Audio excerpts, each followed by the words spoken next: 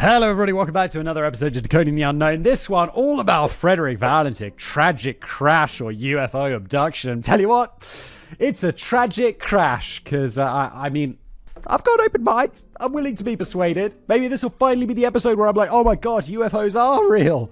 I've been wrong this whole time, these hundreds of episodes. I mean, maybe. I could also be less of a sarcastic douchebag. Thank you, Ilza, who wrote today's script. Let's just jump into it. The format of the show, by the way. Ilza writes things for me. I've read them. I've never read them before. Maybe I'll be persuaded about UFOs. Let's go. Beloved author Douglas Adams once made a deeply profound observation. Space is big. You just won't believe how vastly, hugely, mind-bogglingly big it is. I mean, you may think it's a long way down the road to the chemists, but that's just peanuts to space. Considering the vastness of space, the idea that we aren't the only intelligent form of life in this great universe is really not that absurd. In fact, while I don't believe that UFOs are abducting people and probing their bottoms, I absolutely believe there's intelligent life out there in the universe, and probably quite a lot of it. Because, like Mr. Adams says, it's really big out there. Admittedly, the intelligent part might be debatable from the point of view of an intergalactic species, like dolphins, but humankind has been to the moon. We've sent robots into space, and at any given time, at least 7 people are not living on planet Earth. So, if we can do all of that with our limited technology, why wouldn't beings from another world be capable of doing the same and more? Of course, back when young Fred Valentich and his close friends were knocking around ideas about space travel and UFOs, probably over a cool beer on a warm Australian summer's evening, it had only been about 10 years since Neil Armstrong made history by walking on the moon, and it would be another 20 years before the first rover landed on Mars. I'm really looking forward to seeing people walk on the moon again, because it would have been dope to be able to, in 1969, watching Neil Armstrong step onto the moon for the first time. I think that's really cool. Quite sad I missed that. Although I'm glad I'm glad I'm younger than that, because I'll be able to see the next one, which is cool. However, it was the 1970s, and the love and peace movement was in full swing, and young Frederick's life lay ahead of him, full of promise. He had a dream, and he had every intention of making it a reality. Sadly, Fred Valentich wouldn't see the 80s, and he never got to fulfill that dream. Instead, he disappeared into thin air over the dark waters of the Bass Strait, his name forever associated with UFOs. And the reason I know that this guy is quite notable is because I looked up the pronunciation of Valentich, his surname, and Frederick Valentich came up as the pronunciation. So he's notable enough for someone to have bothered pronouncing his name and uploading it to my favorite pronunciation site, forvo.com. Shout out. Frederick Valentich. In October of 1978, Frederick Valentich was a young man of 20 with a passion for flying. Born in Australia to Italian parents, Fred was by all accounts a stand-up guy, well-liked by his family, peers and superiors. He had only one dream.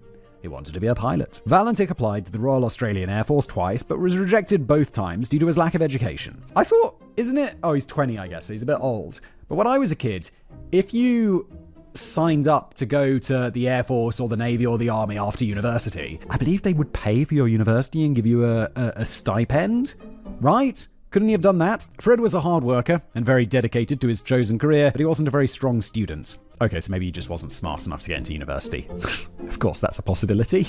There are plenty of people who are not. He failed maths and barely passed science and geography on his leaving exam, his final exams in school. The RAAF also claimed that he failed all the application exams, suggesting he had a low IQ. However, Fred was undeterred. He wanted to fly, and if the Air Force wouldn't have him, he would do it all on his own. I feel to be a pilot, to pass, I've studied, I didn't finish my pilot's license because I had kids, but I intend to. And I did the theory side of things. It's not super easy. I mean, it's not the most complicated thing in the world, but I think if you're below average intelligence, I'd say you need slightly above average intelligence to be able to get through that stuff. And I imagine even more so if you want to be an Air Force pilot or a commercial pilot. In September 1977, Valentich obtained his private pilot's license on his first step into pursuing a career of flying. Studying part-time, he started working towards his commercial pilot's license. According to his father, Fred really wanted to show everyone, especially the RAAF, that he could do it. They don't care, dude. You've been rejected, and this is something that is living in your head, and they don't care. They're a giant organization, and they reject plenty of people. You're not going to be able to them later, hey, look, you rejected me, and now I'm a pilot. They're going to be like, who are you? Wait a minute. Who are you? By May 1978, he obtained his Class 4 instrument rating, basically meaning that he could fly in conditions clear enough for him to see potential hazards like mountains and other planes with the naked eye instead of relying on instrumentation. He poured all of his time and energy into realizing his dream, but sadly it wasn't going too well. Wait, I feel like Ilza got that the wrong way round. If I remember anything about flying, he got the instruments. His class 4, I think that would mean that he is allowed to fly only, although then he's flying clear weather. But then he wouldn't be relying on instruments.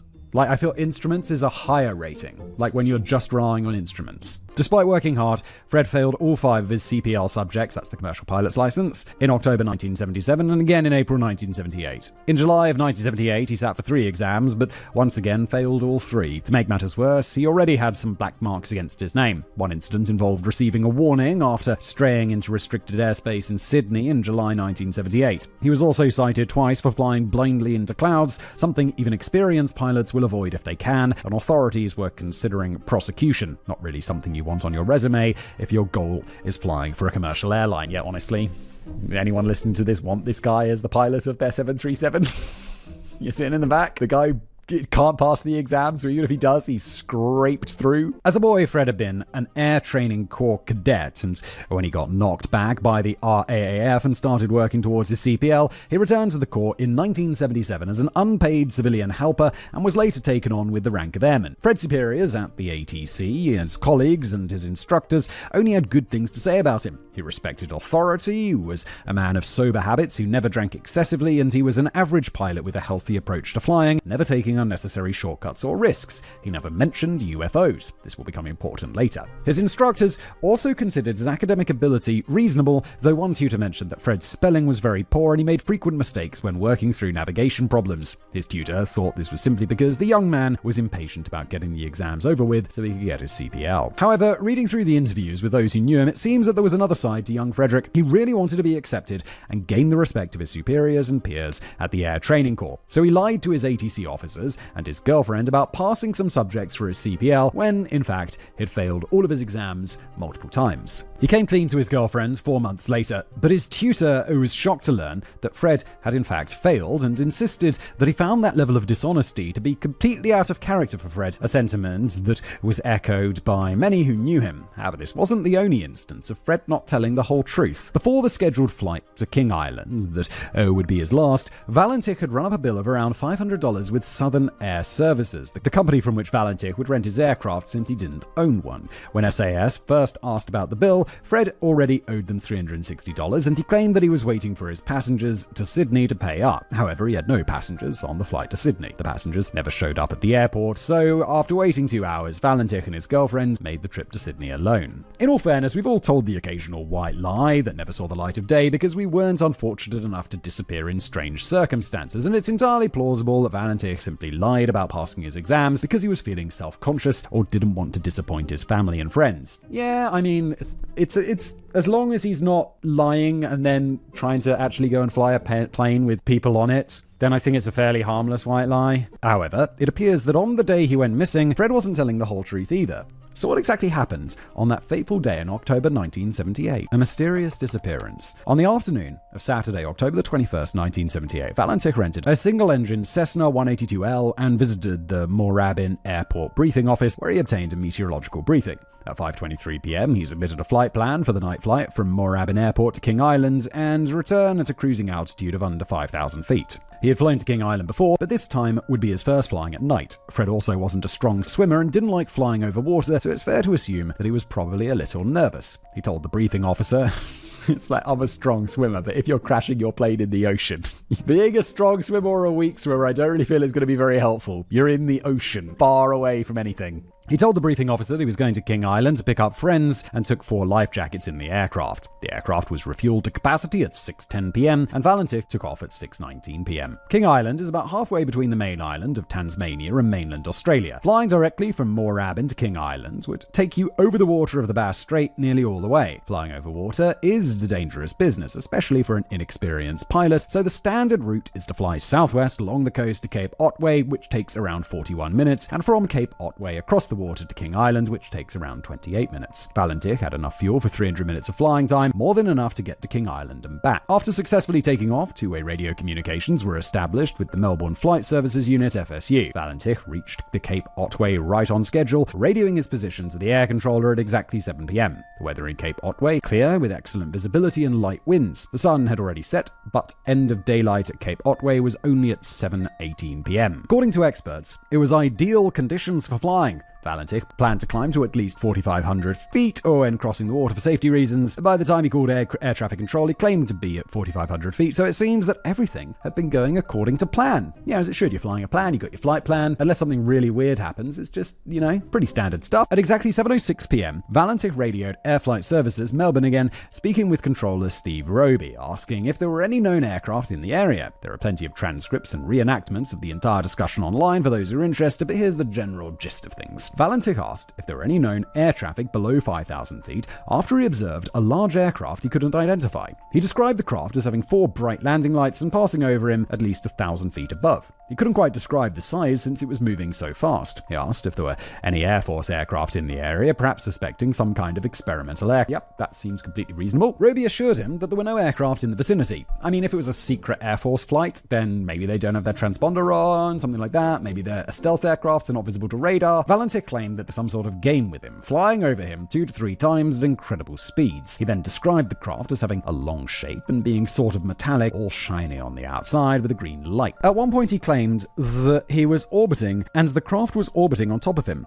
For a moment, the craft seemed to vanish, but then it returned, approaching from the southwest. At this stage, Valentich started experiencing engine trouble, claiming the engine was rough idling and coughing. He told Roby that he intended to continue to King Islands before mentioning that the craft was hovering on top of him again. The exchange finally ended with the chilling words, "It is hovering and it's not an aircraft." This is followed by 17 seconds of open microphone with a metallic sound like scraping or scratching. The communication ended at 7:12 p.m. The conversation only lasted about 5 minutes, but it was the last time that anyone would hear the voice of Fred Valentich. The search for Frederick. Valentich's final transmission was concerning. So the alert phase, the second emergency phase imposed by the Convention of International Civil Aviation, was declared at 7:12 p.m. when air traffic control lost contact with Valentich and his aircraft. When the plane hadn't arrived at King Island at 7:33 p.m., the distress phase was declared and search and rescue efforts started immediately. According to the officer in charge of the King Island airfield, Brian Jones, no flights were expected and no request was made for lights, an important detail that we'll get back to later. He had closed down the airfield and left by 3 p.m. He returned to the airfield at 7:35 p.m. to turn the lights on when he received word that an aircraft might have been lost at sea. 2 aircraft were available at that time, and both were in the air by 8 p.m. to start looking for the missing Cessna. The weather was clear with unlimited visibility.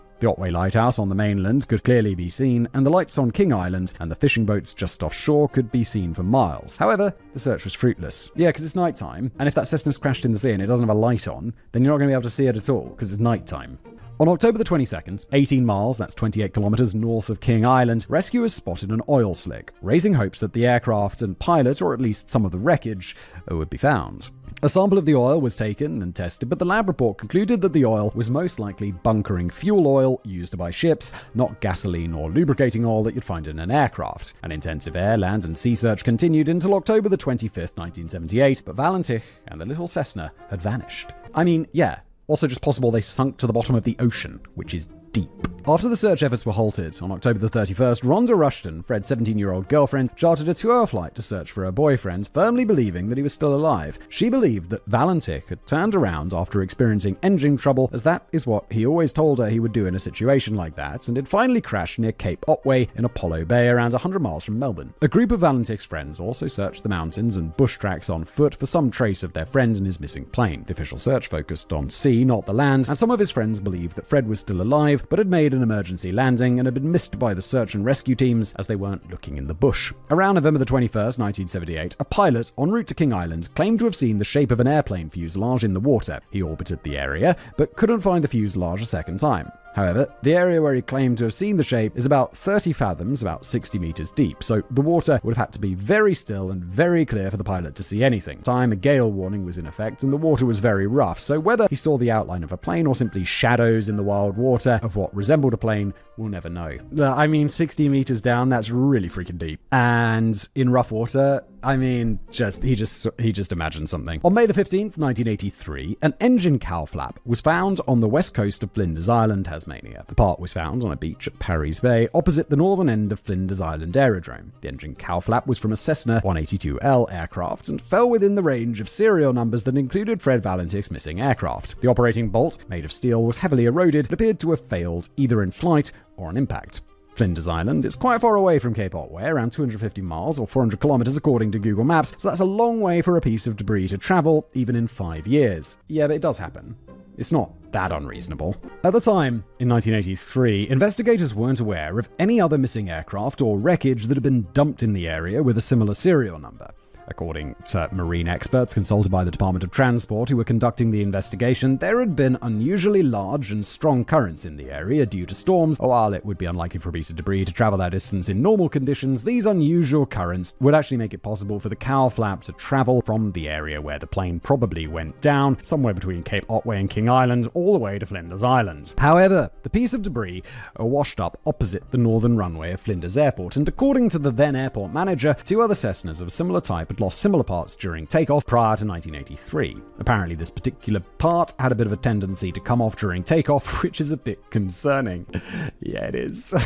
Planes are scary. So, private planes. Like flying on a commercial plane, super safe. Flying on a private plane, less safe. So while the debris could have made its way to Flinders Island, it's far more likely that the origin of the debris was much closer to home. Apparently, modern tests on the part might determine whether it had been in the Bass Strait for 5 years, but when Valentich's brother asked local authorities to look into that possibility, they found that the part had been lost or possibly scrapped. The Bureau of Air Safety Investigation released its findings in May 1982. Officially, the reason for the disappearance of Fred Valentich and his small Cessna over the Bass Strait between Cape Otway and King Island was never determined, but whatever happened, it was presumed to be fatal. Yeah, you could be pretty damn sure it's been 5 years. Valentich was only 20 years old with a little over 150 hours of flying time, so he wasn't particularly experienced. He was also described as an average pilot, and his tutor mentioned that he struggled with solving navigation problems. A whole lot of things can go wrong up in the skies, and even experienced pilots who are excellent navigators can crash, but not all of them report unidentified flying aircraft. Technically, Valentich did see a UFO. He saw a flying object he couldn't identify. But was it real? And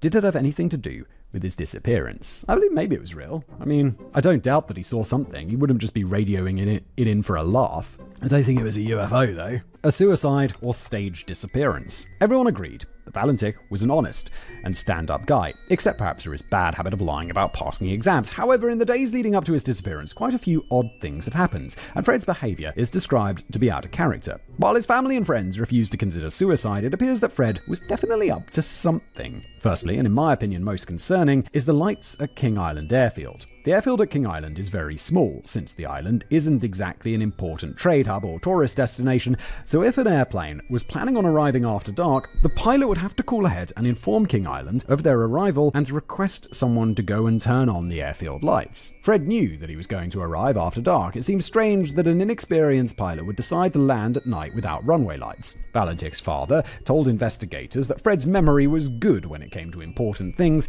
but he sometimes forgot less important things, and his friend and girlfriend both claimed that Fred was the kind of person who really thought things through. Calling the airfield to make sure the lights were on is a pretty important detail, so it seems odd that Fred never called to arrange it. Secondly, we actually have no idea why Fred was flying to King Island that night. He told the briefing officer at Moorabbin that he was planning to pick up passengers and even loaded extra life jackets into the plane. However, he told his family and friends that he was going to King Island to pick up crayfish. When investigators looked into this, they found neither passengers nor crayfish. Southern Air Services doesn't allow the transport of crayfish on their aircraft. I'm guessing that's because no one wants to rent an airplane that smells like crayfish. That might explain why Fred lied to airport officials and loaded the life jackets, very useful for hiding crayfish. However, there were no crayfish available on King Island. The fishermen had sold all their stock that afternoon, and one fisherman told authorities it would be very unlikely for crayfish to be available that time of night without an order. Maybe he's going to pick them up the next day? I don't know. Since none of the fishermen had ever heard of Fred Valentich, it's clear he didn't place an order. I imagine that someone who is known for planning carefully would think to phone ahead and ask to place an order instead of just flying to an island on a whim, hoping to buy some crayfish at night, with no obvious reason to fly all the way to King Island and no landing lights waiting for him. Despite Fred knowing full well that King Island Flight Service unit had closed for the night, it seems to me that wherever Fred was heading, King Island was not his final destination. Ooh, Ilza really thinks he's up to something. I'm less convinced. I think he might have just forgotten. I know he's described as a non-forgetful guy, but it just, like, Occam's razor just says that he forgot, right? Not only did Fred not give a clear reason why he was going all the way to King Island at night, he also made conflicting arrangements for after his return. He was supposed to pick up his girlfriend for a date at 7:30 p.m. Oh, I'm sorry, he's flying back that night. I totally missed that. However, considering that he only took off at 6:19 p.m. and the flight was a 3-hour round trip, it's obvious that he wouldn't have been able to keep that appointment. His father later claimed that Fred had been running late and initially intended to leave at least 40 minutes earlier. Make it, is he? He'd be back at 8:30 even if he just touched and goed. However, even if he left at 5:30, he still wouldn't be back in time for a date at 7:30. According to his close friend, it was very unlike Fred not to call and explain that he was going to be late. Fred told his father that he would be coming home after his trip to King Island and to expect him home at around 10 p.m. Once again, making dual arrangements was very uncharacteristic of Fred. According to Rhonda, something strange also happened a week before the flight. The couple celebrated monthly anniversaries, as you do when you're young and innocent and in the first months of a brand new relationship. Their 5th anniversary would have been on October the 20th, which is probably why they intended to go out on Saturday, October the 21st. However, Fred gave her an anniversary gift, a friendship ring, on the 13th, a week before their anniversary. When she protested, since it was still a week and they were planning on going out and all, he insisted on giving it to her a week early. Rhonda also mentioned that the last time she saw him, the Friday night before the trip, he wasn't quite himself. He was usually cheerful and outwardly happy, but underneath on Friday night, he wasn't quite in the spirit of things. Friends and family of Valentich insisted that he would never have taken his own life. He was a well-adjusted young man who was close to his family and friends. He was excited about his future, showed no signs of depression despite multiple setbacks, and according to his girlfriend, they'd even been talking about getting married, suggesting that Fred was planning for his future. However, one of the first things that many people say after a loved one commits suicide is that I never saw it coming. Fred was desperate to fly. That was all he ever wanted to do, and it didn't seem like he had any backup plan in case the flying thing didn't work out for him. He was determined to show the world that he could do it. But what if he began to doubt himself, even wondering if the RAAF was right all along? Despite working really hard, he had failed his exams multiple times. Friends claimed that he was disappointed, but not discouraged by the setbacks. However, the fact that he lied about passing exams makes me think that it affected him more than he let on. He was also facing possible prosecution for flying into clouds and had a warning for flying into restricted airspace. The truth is that his dream of becoming an airline pilot was slipping away. His friend also mentioned that there was a family argument shortly before the disappearance. Valentich's father never mentioned an argument, but from interviews it seemed to me that he didn't really approve of Fred's relationship with Rhonda, saying that it was of no consequence while she was talking about marriage. The Valentich family was Catholic, though Fred only attended on Easter, Christmas and special occasions, something that was a bit disappointing to his father, and Fred's girlfriend was a Methodist. Oh no, God forbid.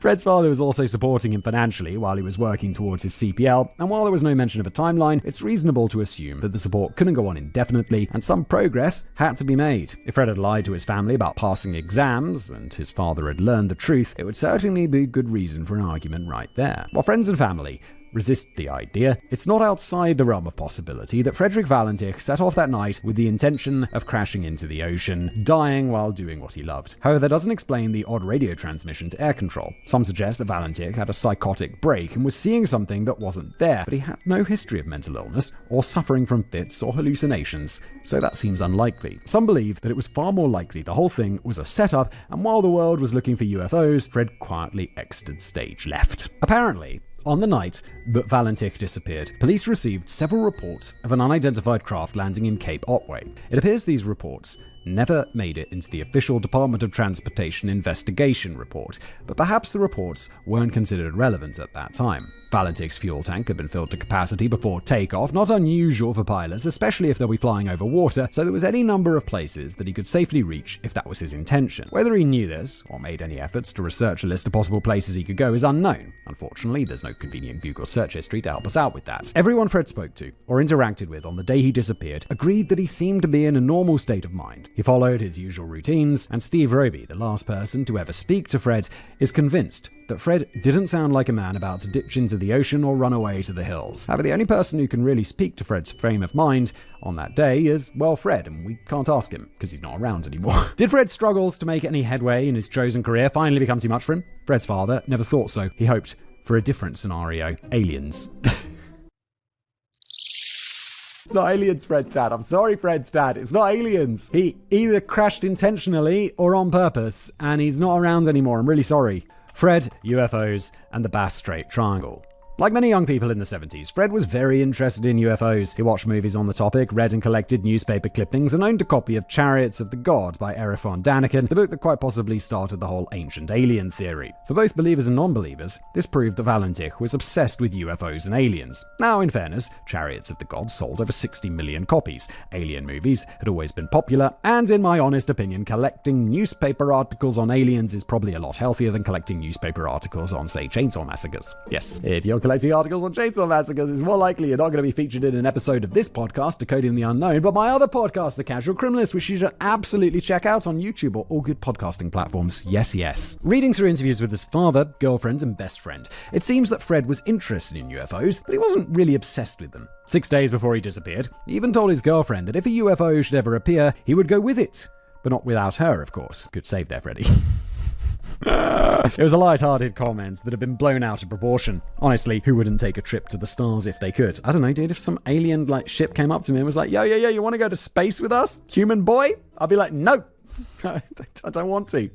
I'm going to save up and go with Jeff Bezos. Fred's father seemed more obsessed with aliens than Fred, telling newspapers that he believed his son had been kidnapped by people from another world, and Fred would be returned once the aliens were done with him. Still waiting, aren't we, though? He believed his lack of a wreck was a proof that UFOs could be involved. In fairness, imagining your child alive and, well, traveling with UFOs is probably better than the alternative. Absolutely. It's very easy to be delusional about this sort of thing. Fred's father also told the media that Fred had seen a UFO earlier that year. Apparently, Fred's mother saw a UFO about 8 months before her son vanished. She called Fred to come and see the UFO, and he described it to be a large light 10 times larger than a star, which was stationary for a while and then moved away at great speed. Apparently after this, Fred became very worried about what would happen if a UFO ever attacked. However, if that was a real concern for Fred, he never mentioned it to his girlfriend, best friend, or instructors and colleagues. In fact, telling his girlfriend that he would go with the UFO suggested to me that he wasn't really afraid of UFOs attacking at all. No, he's like dreaming about it. He's like, they're going to take me away and probe my bottom. According to Fred's dad, his son had also been given access to some confidential RAF files on UFOs, which I wasn't able to confirm. Since the files were confidential, Fred never discussed the contents with anyone. However, the idea that Valentich was studying confidential files on UFOs months before he vanished must be proof that he knew too much, and the aliens, or perhaps the government, decided to silence him. Oh, please. We're slipping into ridiculous conspiracy theories now. Why the government would do that after giving him the files in the first place has not been explained. However, confidential UFO files and strange transmissions. Of course, Fred had a UFO encounter, and he wasn't the only one running into UFOs. The 1970s, particularly 1978, was a great time to find UFOs in Australian and Tasmanian skies. Apparently, some aliens had taken a particular interest in our friends down under. For 2 months prior to October, when Fred disappeared, cigar-shaped objects and lights in the sky were seen from King Island. Other witnesses described strange, bright and trailing lights at least 6 weeks prior to Valentich's disappearance. Witnesses in Tasmania have claimed to see a craft 15 minutes before Valentich went missing. UFO sightings were reported from Tasmania all the way to South Australia, the coast of Western Australia, and up the coast of New South Wales. Yeah, when one person spots a UFO, more people are likely to come forward spotting UFOs because that's just how these things work. The radio transcript of the last communication between Fred and air traffic control was released and printed in newspapers within days of Valentich's disappearance. UFO sightings poured in. Some were incoherent ramblings, and others were almost identical to what Valentich described, almost like those who made them had a radio transcript to use as a handy guideline. This doesn't mean that all the sightings were made up. Personally, I have no doubt that UFOs swing by on the odd occasion. Okay then. I don't. But confirmation bias is very real, and if you're outside in your garden looking for a UFO with green lights, odds are you're going to find one. Around 20 eyewitnesses, all travelling or living in the region along the Great Ocean Road, which runs through Apollo Bay, came forward in the years following the event, describing an erratically moving green light in the sky around the time of Valentich's doomed flight. One eyewitness had a very detailed story to tell and 2 convenient nieces to back it up. In the late afternoon of October 21st, 1978, the witness and his nieces were on their way home when one of the girls spotted coloured lights in the sky. At first inspection, the witness thought it was a plane, but then spotted the large green light above what was possibly a plane. Since they live near a small airstrip just south of Apollo Bay, it seems fair share of small aircraft lights, and insisted that some of the lights definitely belonged to a small aircraft, a white navigation light and a red wingtip light. However, the large green light was unusual. He also saw a second large greenish circular light that almost looked like it was riding on top of the airplane. The color was similar to the aircraft's navigation lights, which are green and kept a constant distance above and slightly behind the aircraft lights.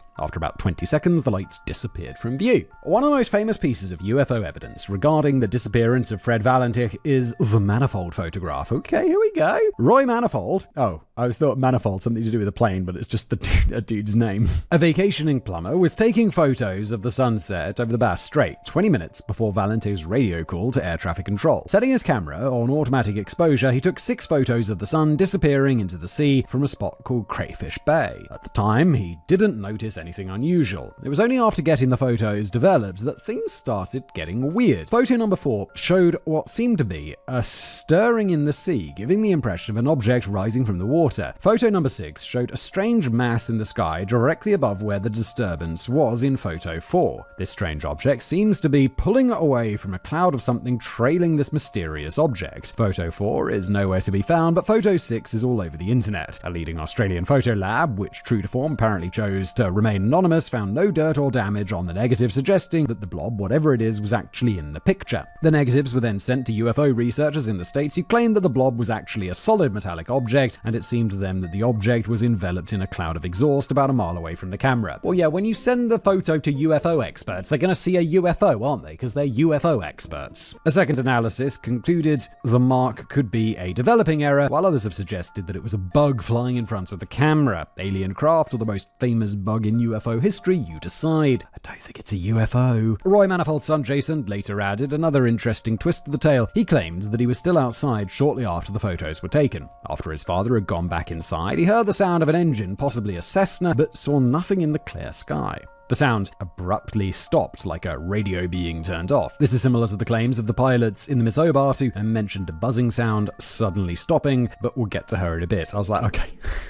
I heard that, and then I was like, who's Miss Hobart? Did I not pay attention to a bit of the script? But no, it just hasn't been mentioned yet. One eyewitness account claimed that a farmer near Adelaide, though other reports placed the farmer in Cape Otway, witnessed a craft around 30 meters across hovering over his property in the morning after Valentich disappeared. A Cessna was stuck to the side of the mysterious craft, leaking oil. The farmer, understandably awed by what he was seeing, scratched the plane's registration number into his tractor, which of course matched Valentich's missing Cessna, and he told some friends about the incident who mocked him for it. So he decided to keep the story quiet and never told another soul. However, he must have told someone who told someone until the story eventually made its way to some UFO investigators who asked for the farmer to come forward because, as with all wonderful UFO tales, the source is always anonymous. To my knowledge, no farmer ever did. Yeah, because he doesn't exist.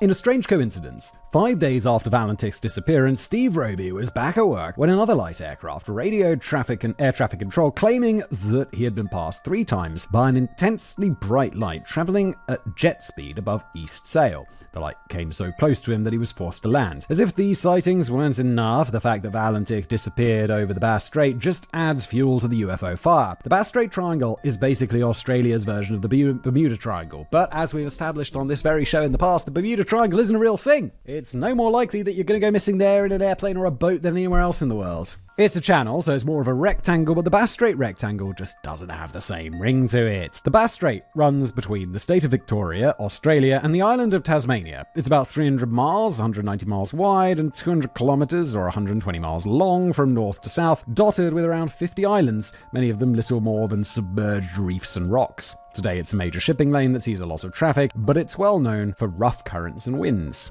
One of the first disappearances occurred in 1797 when the Sydney Cove, one of the first ships to visit the east coast of Australia, wrecked on Preservation Island while delivering goods from Calcutta to Port Jackson. During the salvage operation, one of the rescue ships, Eliza, vanished never to be seen again. I'm going to chalk this up to uncharted waters rather than UFOs, but every legend has to start somewhere. Since then, many ships and airplanes have gone missing in the Bass Strait Triangle. I'm like, sure, but statistically, is it any more so than anywhere else?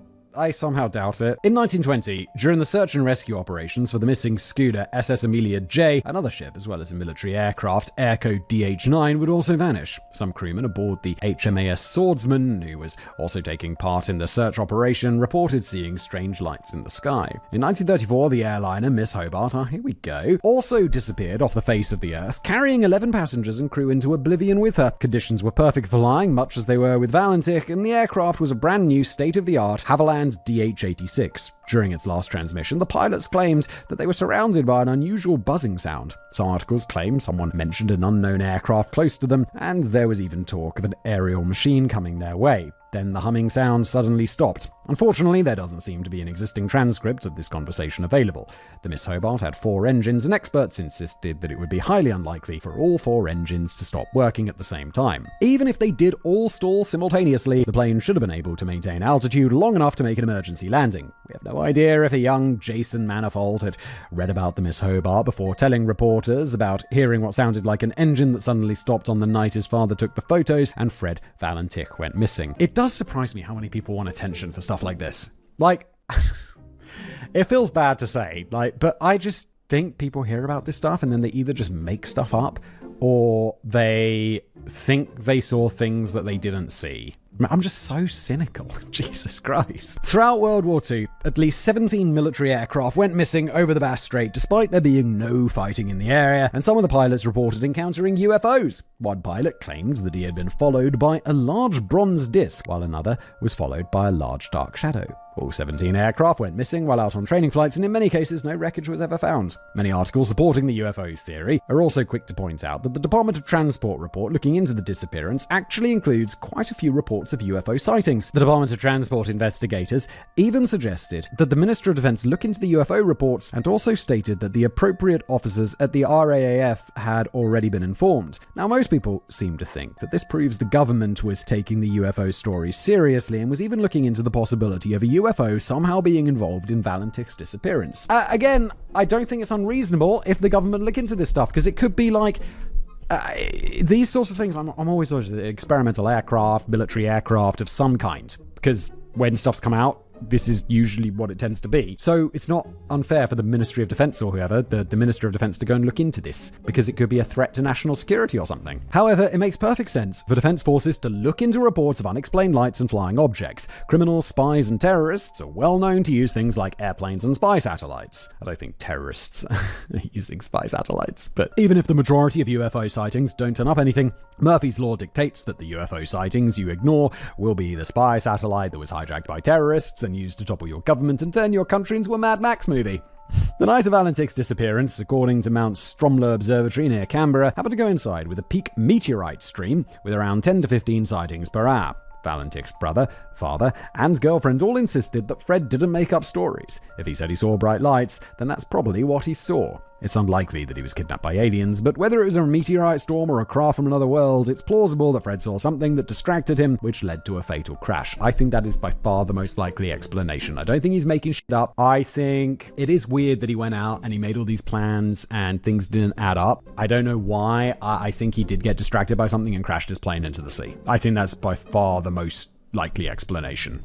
And by see something, it wasn't a UFO, it was meteorites or an experimental craft or something like that. Fred became disoriented and crashed. We know that Fred was an inexperienced pilot on his first night flight and had trouble with navigation. If he got distracted by something, it's very possible that he simply crashed. Search and rescue efforts started immediately and didn't turn up anything, but by then it was already dark, and a Cessna isn't a particularly large aircraft, while the ocean is a very large expanse of water, so it's very possible that the first rescuers missed the wreckage in the dark and it sank before it could be found. So, did Fred become disoriented and crash into the sea? Many years after the disappearance, James McGaha, an astronomer and pilot himself, believes he knows what happened that night. Some people have suggested that it's possible Valentich went looking for UFOs, which put him in a very suggestible state of mind. If he encountered anything out of the ordinary, which he apparently did, his own belief in UFOs and confirmation bias would have probably led him to identify whatever he was seeing as a UFO. Now, that's the word I was looking for earlier, confirmation bias.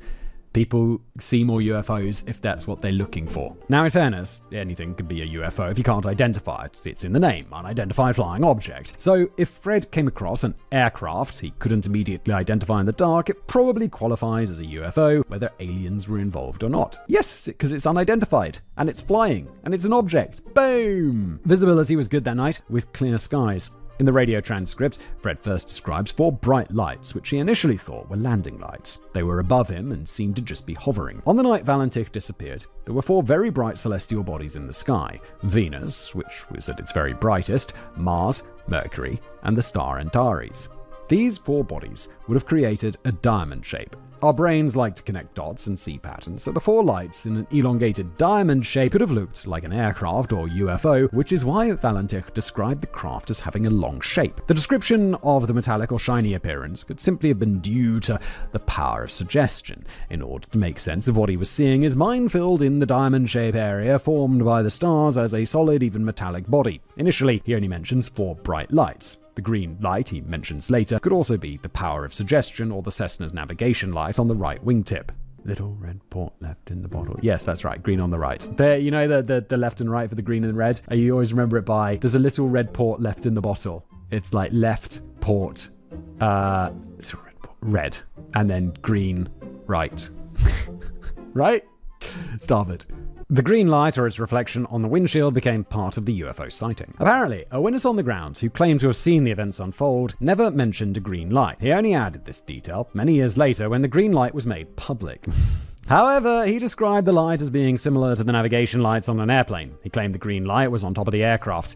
If all of this happened close enough to land for the witness to see it, it's very possible that the airplane was banking at a steep angle, in which case the wingtip would be up and it would seem like the light is hovering above the plane. However, one problem with the witness's description is that his recollection of the size of the airplane's lights is too large. I also think that if this happened close enough to land for a witness to see, some wreckage would have been found. Valentich also described the lights as moving at incredible speeds. Magaha believes that the stars weren't the ones moving, the plane was moving in relation to the stationary lights. At one point, Valentich says that he was just orbiting and the craft was orbiting on top of him, so were the lights standing still but seemed to be orbiting because Valentich was orbiting. Yeah, he could be in a spin or something, and he's like, they're moving so fast, and it's like, no dude, you're just moving fast and it's night.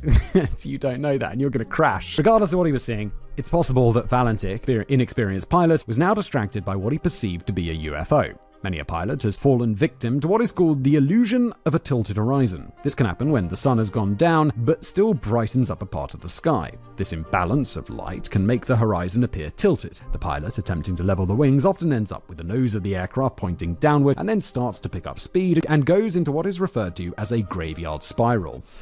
Oh God. At a moment when he should have been paying attention to the instruments, Fred was focusing on what he might have thought was a UFO. Valentich reported that his engine was rough idling before losing contact with air traffic control. The tightening circle of a graveyard spiral would increase the G-forces and decrease the fuel flow, which would explain the rough running of the engine. It's also possible that the plane was already inverted by that point, which would produce the same effect since the Cessna 182 has a gravity-fed fuel system. Thus, disorientated and distracted, Valentich went into a spiral and crashed into the ocean. Now, this sounds very reasonable, and usually I would be the first person to accept the most reasonable explanation. I am accepting it already, Ilza, so what's coming next? However, to me, it feels like much of this explanation hinges on Fred being obsessed with UFOs, possibly even looking for UFOs, and in his excitement was incapable of telling the difference between a stationary star and a moving light. Filling in the space formed by the stars as a solid metallic and seeing his navigation light's reflection and assuming it was from a different craft all rely on Fred being obsessed with UFOs. No, it doesn't.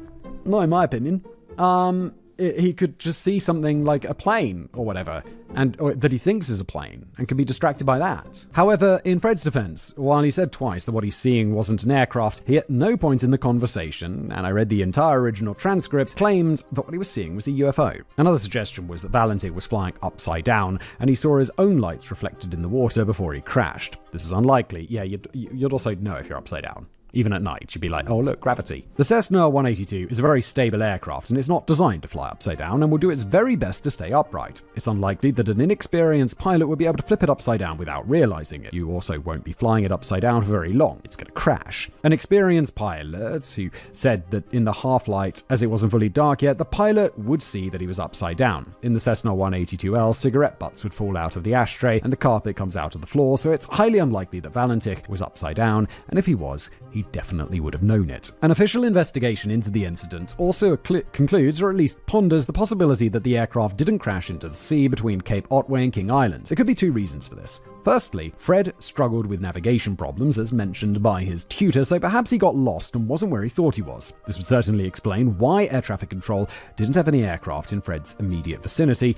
They were looking for low-flying traffic in the wrong place. A second alternative is that Fred lied about where he was going that night and wasn't where he said he was when he encountered the strange craft. In this case, it becomes more probable that Fred simply encountered another aircraft, perhaps a military aircraft, that he wasn't familiar with. And that would also tie in with the explanation about, he fully topped it up with fuel, which wasn't super unusual, but that he planned to be back early, and then he did all these other things. He was going somewhere up to something that was not what he said it was. Getting disorientated and lost and crashing into the ocean, or even crash landing on one of the islands in the Bass Strait, is very reasonable, but admittedly far less exciting. It seems likely that Valentich crashed between Cape Otway and King Island. Without wreckage, it's impossible to know for sure. If Fred had gone off course, whether intentionally or accidentally, it certainly would explain why no wreckage was ever found. The ocean's very big, and rescuers were looking in the wrong place. A hoax gone terribly wrong. Without a UFO angle, the disappearance of Fred Valentich would have been chalked up to an inexperienced pilot running into engine problems and going down over the Bass Strait.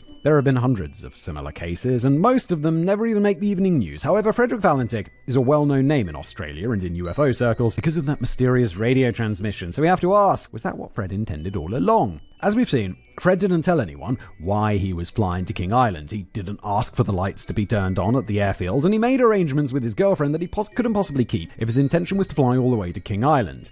But what if that was never the actual plan? Fred was trying to get his CPL, so just taking out a plane to get some practice and flight hours would have been a perfectly good reason to hire a plane and take off. He had no reason to lie, yet he clearly chose to. Fred's brother, friends, and girlfriend all insisted that Fred wasn't obsessed with UFOs and aliens, but his father made a comment that sort of stuck with me as I read through the many interviews. He said that Fred was worried, even paranoid, about what would happen if he came across a UFO or if UFOs attacked Earth. His father also mentioned that Fred didn't actually share his flying goals and plans with everyone because he believed that there were people out to stop him. He wasn't clear about what exactly they were stopping him from, but it seems to me that Fred might have had a bit of a paranoid side. How much of this is an accurate reflection of Fred and how much is a projection of his father's own beliefs onto his son is unclear. However, considering how well Fred lied about passing his exams, he could clearly be deceptive if he wanted to be. Considering all of this, it has been suggested that Fred set out that night to find UFOs, and failing that, invented an encounter. If he had no plans to fly all the way to King Island, but only fly out just past the lighthouse, over water, where there wouldn't be too many eyewitnesses, encounter the UFO and then return to Moorabbin, he wouldn't need lights at the airfield. Returning without crayfish or passengers wouldn't be questioned if he returned to Moorabbin after experiencing engine trouble while encountering a UFO. He only left at 6:19 p.m. and contacted air traffic control at 7:06 p.m, so he still would have been late for his date. But if he had managed to leave 40 minutes earlier as father claims was the plan initially, he would have been back with time to spare. He could have gone on his date at 7:30, possibly even be home by 10, like he told his dad, and his name would be remembered for eternity. In interviews with those who knew him, Fred didn't come across as the kind of person who would seek out the limelight intentionally, but if he genuinely believed that UFOs pose a threat, perhaps his goal was to make the world more aware of what he thought was a real danger to pilots or humankind as a whole. There's even a suggestion that Valentich might have been inspired by Steven Spielberg's alien classic Close Encounters of the Third Kind, released less than a year before Valentich vanished. The movie portrays a very similar incident, with a pilot coming across a UFO complete with bright landing lights, hovering, descending towards the pilot, and a pilot unable to properly identify or describe the aircraft. If it was just a hoax, perhaps Valentich fully intended to return home from his flight with an important story to share. As one commentator pointed out, it's possible for more than one thing to be true at the same time, so perhaps the hoax went fatally wrong. After calling in his encounter, real or invented, Valentich got disorientated, went into a graveyard spiral, and crashed. If he had turned around, he probably would have crashed closer to Cape Otway than King Island, and since the first searches launched from King Island, it's possible that the Cessna wreckage had sunk before anyone could spot it. Alternatively, after setting up his hoax, perhaps Fred crashed into the ocean intentionally or disappeared voluntarily into the midst of the Tasmanian bush. No, they'd have found him by now. He's not just going to disappear forever. Live in the bush. Valentich's father always strongly denied any implication that the sighting was a hoax, and Stephen Roby, the air traffic controller talking to Fred, also insisted that the man he spoke to was clearly stressed by what he was seeing. The tape had been analysed by the Department of Transport, who claims that Valentich's voice is very matter-of-fact, which seems odd considering what he was describing. However, an analysis by NASA disagrees, stating that the pilot seemed to be under genuine stress. It's not clear if Roby believed Fred encountered a UFO as such, but he firmly believed that Fred was experiencing something, in his opinion, whatever was happening up there. Valentich was genuinely confused and stressed, and he wasn't faking anything. Much like the theory about Fred seeing 4 bright stars and assuming they were landing lights, this theory relies solely on the idea that Valentich was obsessed with UFOs, something we have no proof for except for the comments of a grieving father. Conspiracy. As with any good UFO story, there is of course a conspiracy afoot. Yes, one news story claimed that the radio transcripts presented to the public, and apparently the one in the official report as well, since that's the one I read, had been edited, and a vivid description of the UFO had been cut. Please. The story goes that the break in transmission and 17 seconds of open mic and static was actually Valentich giving the air traffic controller a detailed description of the craft he was seeing. The source for this story was only stated to be an anonymous source at the Department of Transport. Of course it's anonymous. Of course, none of this has ever been proven, but if that anonymous source could give up their anonymity and give us the original tape, that would be much appreciated, but they can't because it doesn't exist and it's not real. None of this is real. Conclusion. In 1998, the Valentich family erected a memorial plaque to Frederick on Cape Otway, the place where the family gathered once a year on the day of his disappearance to hold a vigil and remember their son, brother, and friend. This plaque was unveiled by Steve Roby, the air traffic controller who took Fred's call and the last man to ever speak to the young pilot. It's been almost 50 years since Fred vanished, and the family is no closer to getting any answers to what happened on that night. The stories of UFO sightings and Fred's final transmission cemented his story in the minds of UFO researchers around the world. But I think the truth of what happened to Fred that night doesn't lie in the realm of UFOs or the supernatural, but rather in the mysterious trip. Why was Fred flying to King Island, if that was his final destination at all? And why was he behaving so out of character? Still a person who left behind a family and friends who loved him and still miss him. And we shouldn't lose sight of the fact that what might be an exciting story of UFOs to the rest of the world is also a story of tragedy and loss. I think Frederick Valentich should be remembered not for his encounter with a UFO, but as a passionate young pilot, working hard to follow his dream, no matter the obstacles life put in his way. Yeah, I agree. This was a nice episode. Just like a classic UFO story, and yeah, sad that the guy died. I don't believe there was anything weird afoot on his part. I don't think he intentionally did anything weird. But it wasn't UFOs. It wasn't aliens. And that's where we end today's episode. Thanks for being here.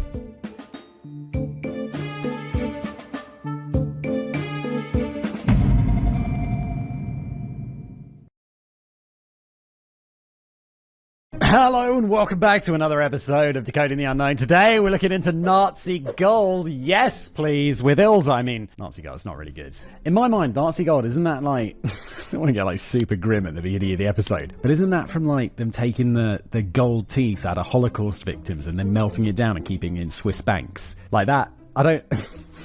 I imagine this is more to do with like missing trains full of gold, but that's what I always think of when I think of Nazi gold, which... It's not... I don't like it. I don't like it at all. Let's carry on. The format of the show, if you're new here, I've never read this before. We're going to read it together, friend, and explore. On September the 1st, 1939, the Third Reich kicked off World War II as the German war machine started its push east. First stop, Poland. What followed was a war that would leave millions dead, millions homeless, and redraw the map of Europe. But nothing lasts forever, and by July 1943, the tide of war was turning. Yes, it was. The Second World War, kind of surprisingly short, right? Like 5 years? 5 years? 1939 to 1944? 1945? Okay, maybe not that short. When spring 1945 finally rolled around, it was obvious to everyone that 1945, there we go. Germany was on the losing side. The Third Reich was falling. Soviet forces were bombing Berlin, and by April, Hitler would be dead by his own hand. However, not everyone was eager to follow their Führer's example, and many high-ranking officials were scrambling to save their own skins. German forces had looted their way across Europe, so the plan was simple. Go find the nearest stash, load up with whatever you could carry, and get the hell out of Europe. Argentina seemed particularly lovely that time of year. Yeah, gold. The amount of value in gold compared to the weight is very small. Like 1 kilogram of gold is like 80 grand. So you could fit, and it's very small. It's like smaller than the size of a phone. So you could just get like, 20 kilos of gold, shove that shit in a suitcase. That's like, that you could get away with taking that on an airplane, like 20 kilos in like luggage. I mean, this is one of the Nazis. They're not going to be flying on a modern commercial plane from Germany to Argentina. But that's like 1.6 million in modern money in a suitcase. It's a lot. Maybe cash is...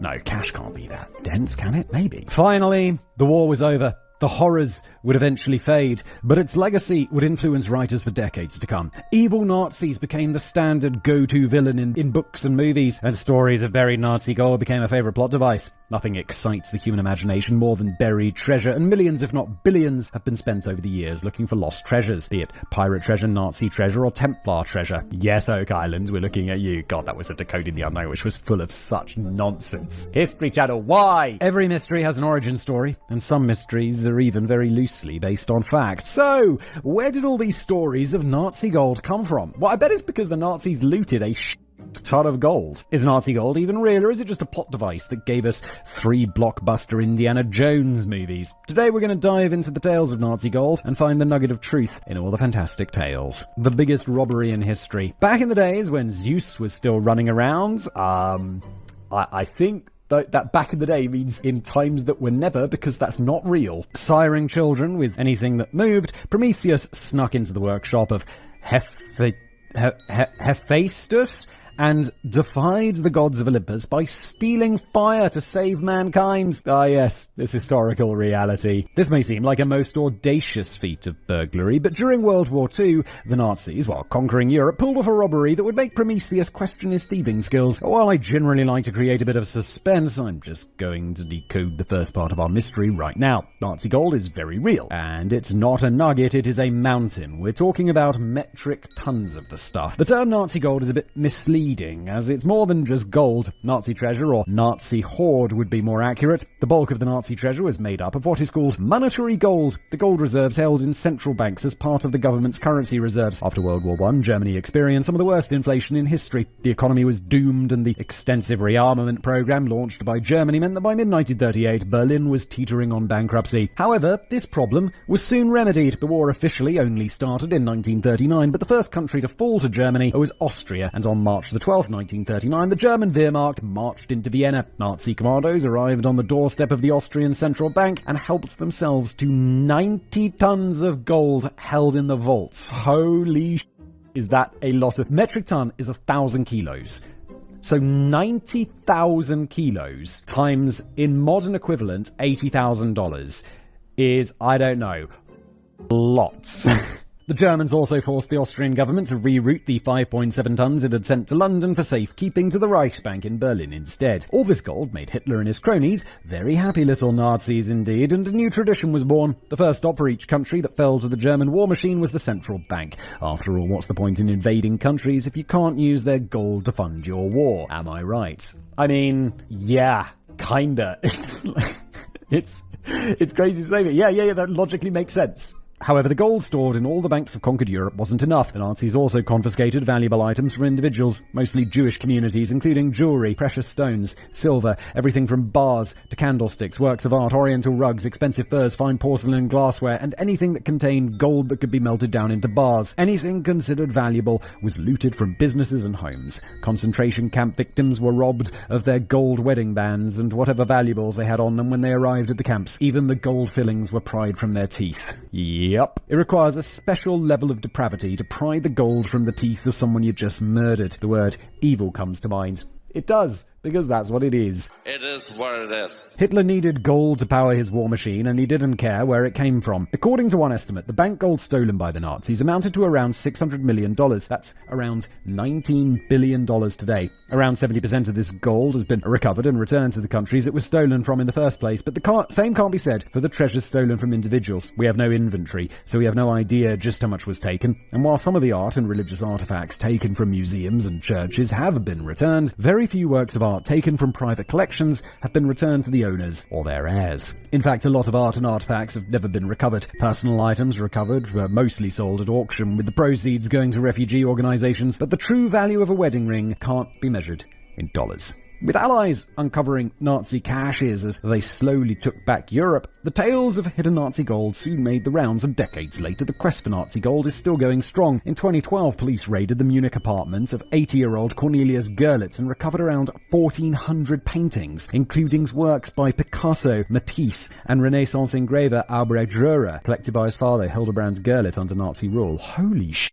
Dude, you're just sitting in a museum's worth of paintings. I vaguely remember this. For treasure hunters around the globe, this was further proof that there is still Nazi loot out there just waiting to be found. And this is not something we say often on this channel, but they're not wrong. Nazi gold is apparently everywhere. Yeah, of course it is. Only 70% was recovered and sent back, and that's just the governmental gold. There's a lot of Nazi gold out there somewhere. The origin story. So, the end of the war is at hand, and the Nazis find themselves with a whole lot of loot to hide. So, where did they stash it all? Well, wherever a bar of gold could fit.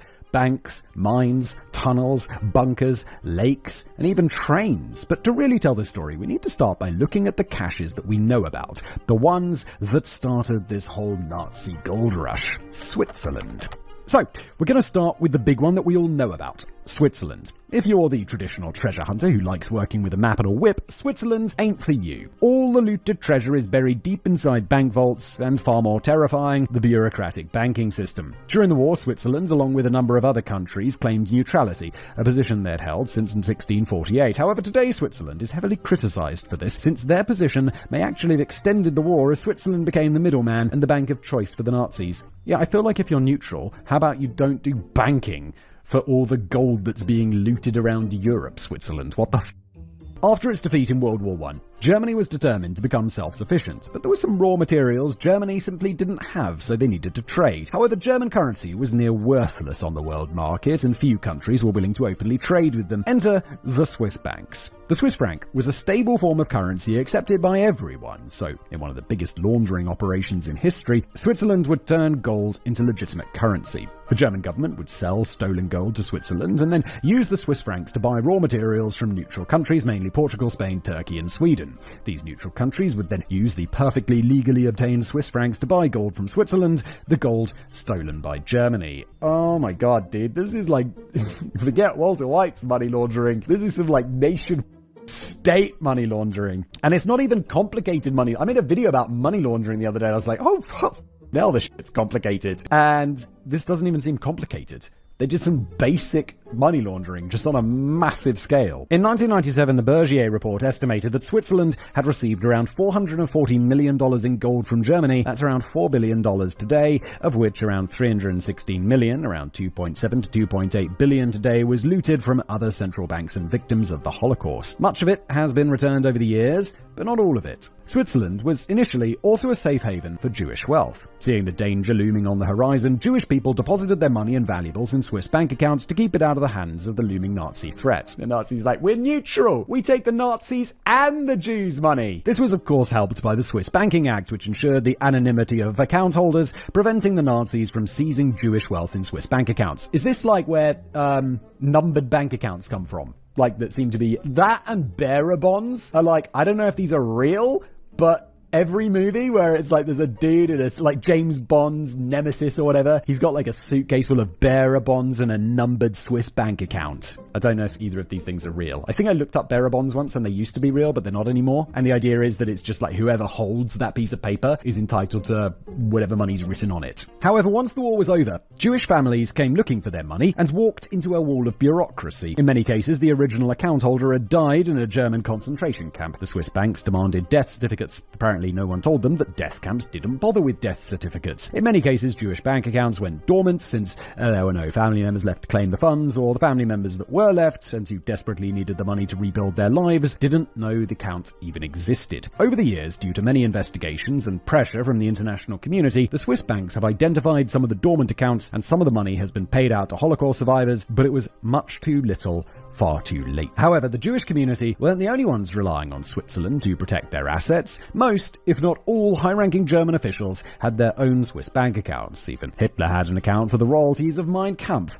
Apparently, SS chief and German Interior Minister Heinrich Himmler even sent a special train loaded with hundreds of millions of dollars worth of gold, jewelry, and art to Switzerland in 1944. This wasn't just any gold, though. At a meeting with some powerful German industrialists in November 1944, the decision was made to start a fund to build the Fourth Reich, since the Third Reich wasn't doing so well once the war was over. Those of you who read Frederick Forsyth's Odessa File are probably familiar with this plot, but the World Jewish Congress uncovered documents confirming that such a meeting actually did take place. What happened to all that gold and art after the war is unclear. Germany's foreign minister, Joachim von Ribbentrop, who also smuggled 15 tons of gold out of Berlin before the city fell to the Red Army. Apparently 6.5 tons were surrendered to US forces and 2 tons wound up in the hands of the British Army in the German province of Schleswig-Holstein. This balance was smuggled out to various neutral countries, including Switzerland, Portugal, and Spain, and has apparently vanished. Switzerland might have a lot of gold, but scouring bank records isn't anyone's idea of a treasure hunt. So while, I don't know, it sounds like an easy treasure hunt. I don't want to go in the jungle looking for treasure, there's mosquitoes in. Someone be like, yeah, just go to the Swiss bank, there's loads of dormant accounts, no one knows who they are.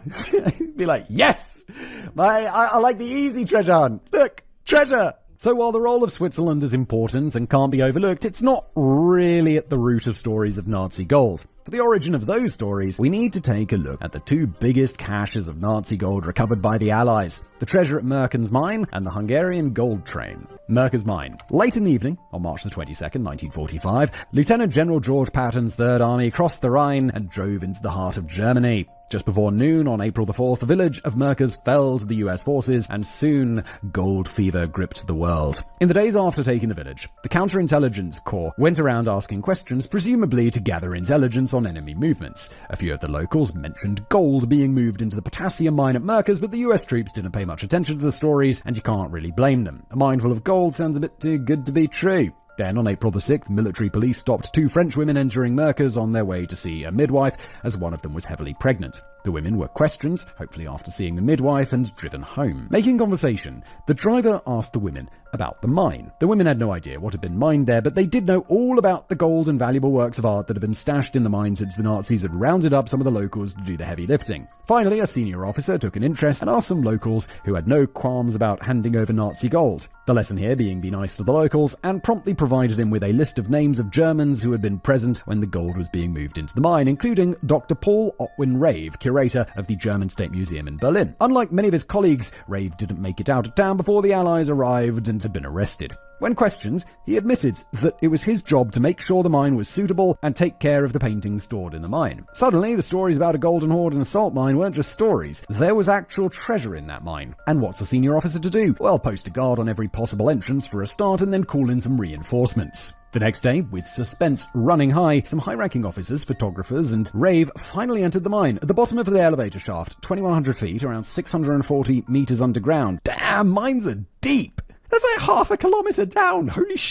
They found 550 bags of Reichsmarks, and that was just the beginning. The vault, simply named Room Number 8, was a bricked-up room with a large steel safe door, complete with a combination lock and a timing mechanism. The man with the key for the door was long gone, so army engineers were given the task of getting into the room, which they did by ignoring the door and blasting through the wall. The room was approximately 75 feet, around 22 meters wide, 150 feet, around 45 meters long, with a 12-foot, 3.6 meter high ceiling, and a tram railway track which ran down the center of the room. Stacked on either side of the track, in 20 tidy rows, were 7,000 bags, stacked knee-high. German efficiency being what it is, all the bags and containers were clearly marked, and the gold bags were sealed. You don't want your gold to walk away, after all. Baled currency was stacked along one side of the vault, along with gold balancers and other Reichsmarks equipment. At the back of the cabin were 18 bags, and 189 suitcases, trunks and boxes, each with a packing slip that included the contents and tagged with the name Melmer, the account used by the SS for loot taken from concentration camp victims. The confiscated property consisted of gold and silver bars, gold from dental work, cigarette cases, diamonds, gold and silver coins, and foreign currencies. The local tales of Nazi treasure in the mine were not exaggerated. Initially, the reinforcements guarding the mine had been ordered onwards. There was a war going on after all, but when the higher-ups realized the magnitude of the treasure tucked away in the mine, the reinforcements were rerouted back to Merkers for guard duty. The war, it seemed, could wait. Can you imagine the temptation of just being one of those? It's like, have you seen that movie Three Kings with George Clooney and some others, where they go after Saddam Hussein's gold? Can you imagine the temptation of just being an army dude and there's like a gold bar just right there, and you're like, that's more than I make in like a long time, and you're just like, yeah, I'll just pop that in my pocket. No one will know. The decision was made to move the loot to Frankfurt Reichsbank, but the clock was ticking. The Merkers part of Germany, today part of Poland, would go to the Soviet Union, and rightly guessing that the loot would disappear into Russia never to be seen again, everything had to be moved before the Red Army arrived. The loot was inventoried as it left the mine, and the final inventory reads as follows: 3,682 bags and cartons of German currency, 80 bags of foreign currency, 4,173 bags containing 8,307 gold bars, 55 boxes of gold bullion, 3,326 bags of gold coins, 63 bags of silver, 1 bag of platinum bars, 8 bags of gold rings, 207 bags and containers of SS loot, and around 400 tons of art. 1/4 of the major holdings of the 14 Prussian art museums in Germany. Final inventory showed that the value of the gold, silver, and currency was over $520 million. The bulk of the German gold reserves moved from Berlin after bombing raids basically destroyed the Reichsbank. So, what happened to it all? The The foreign currency was returned to the country of issue. The gold was turned over to the Tripartite Commission for the Restitution of Monetary Gold and divvied up between the central banks from which it had been stolen in the first place. It wasn't everything that was stolen, but it was a good chunk of it. This took a couple of years. The commission only officially finished its work in 1996. The art and non-monetary gold, especially the SS loot, was a bit of a bigger problem. How do you identify the owners of the dental gold? I'm gonna guess that those owners are not around anymore. These items were given to organizations for auction, and the proceeds were used to support refugees. The art was mostly returned to museums. However, hundreds of people were involved in moving the loot from Berlin to the mine and from the mine to Frankfurt. The locals knew all about the treasure well before any troops were stationed at the entrances, and even then, not all of the entrances were guarded immediately. So, was all the loot removed, or did a few people help themselves to a coin here or there or a bar of gold while moving, storing, and sorting through the piles of treasure? I feel like the answer is unquestionably yes.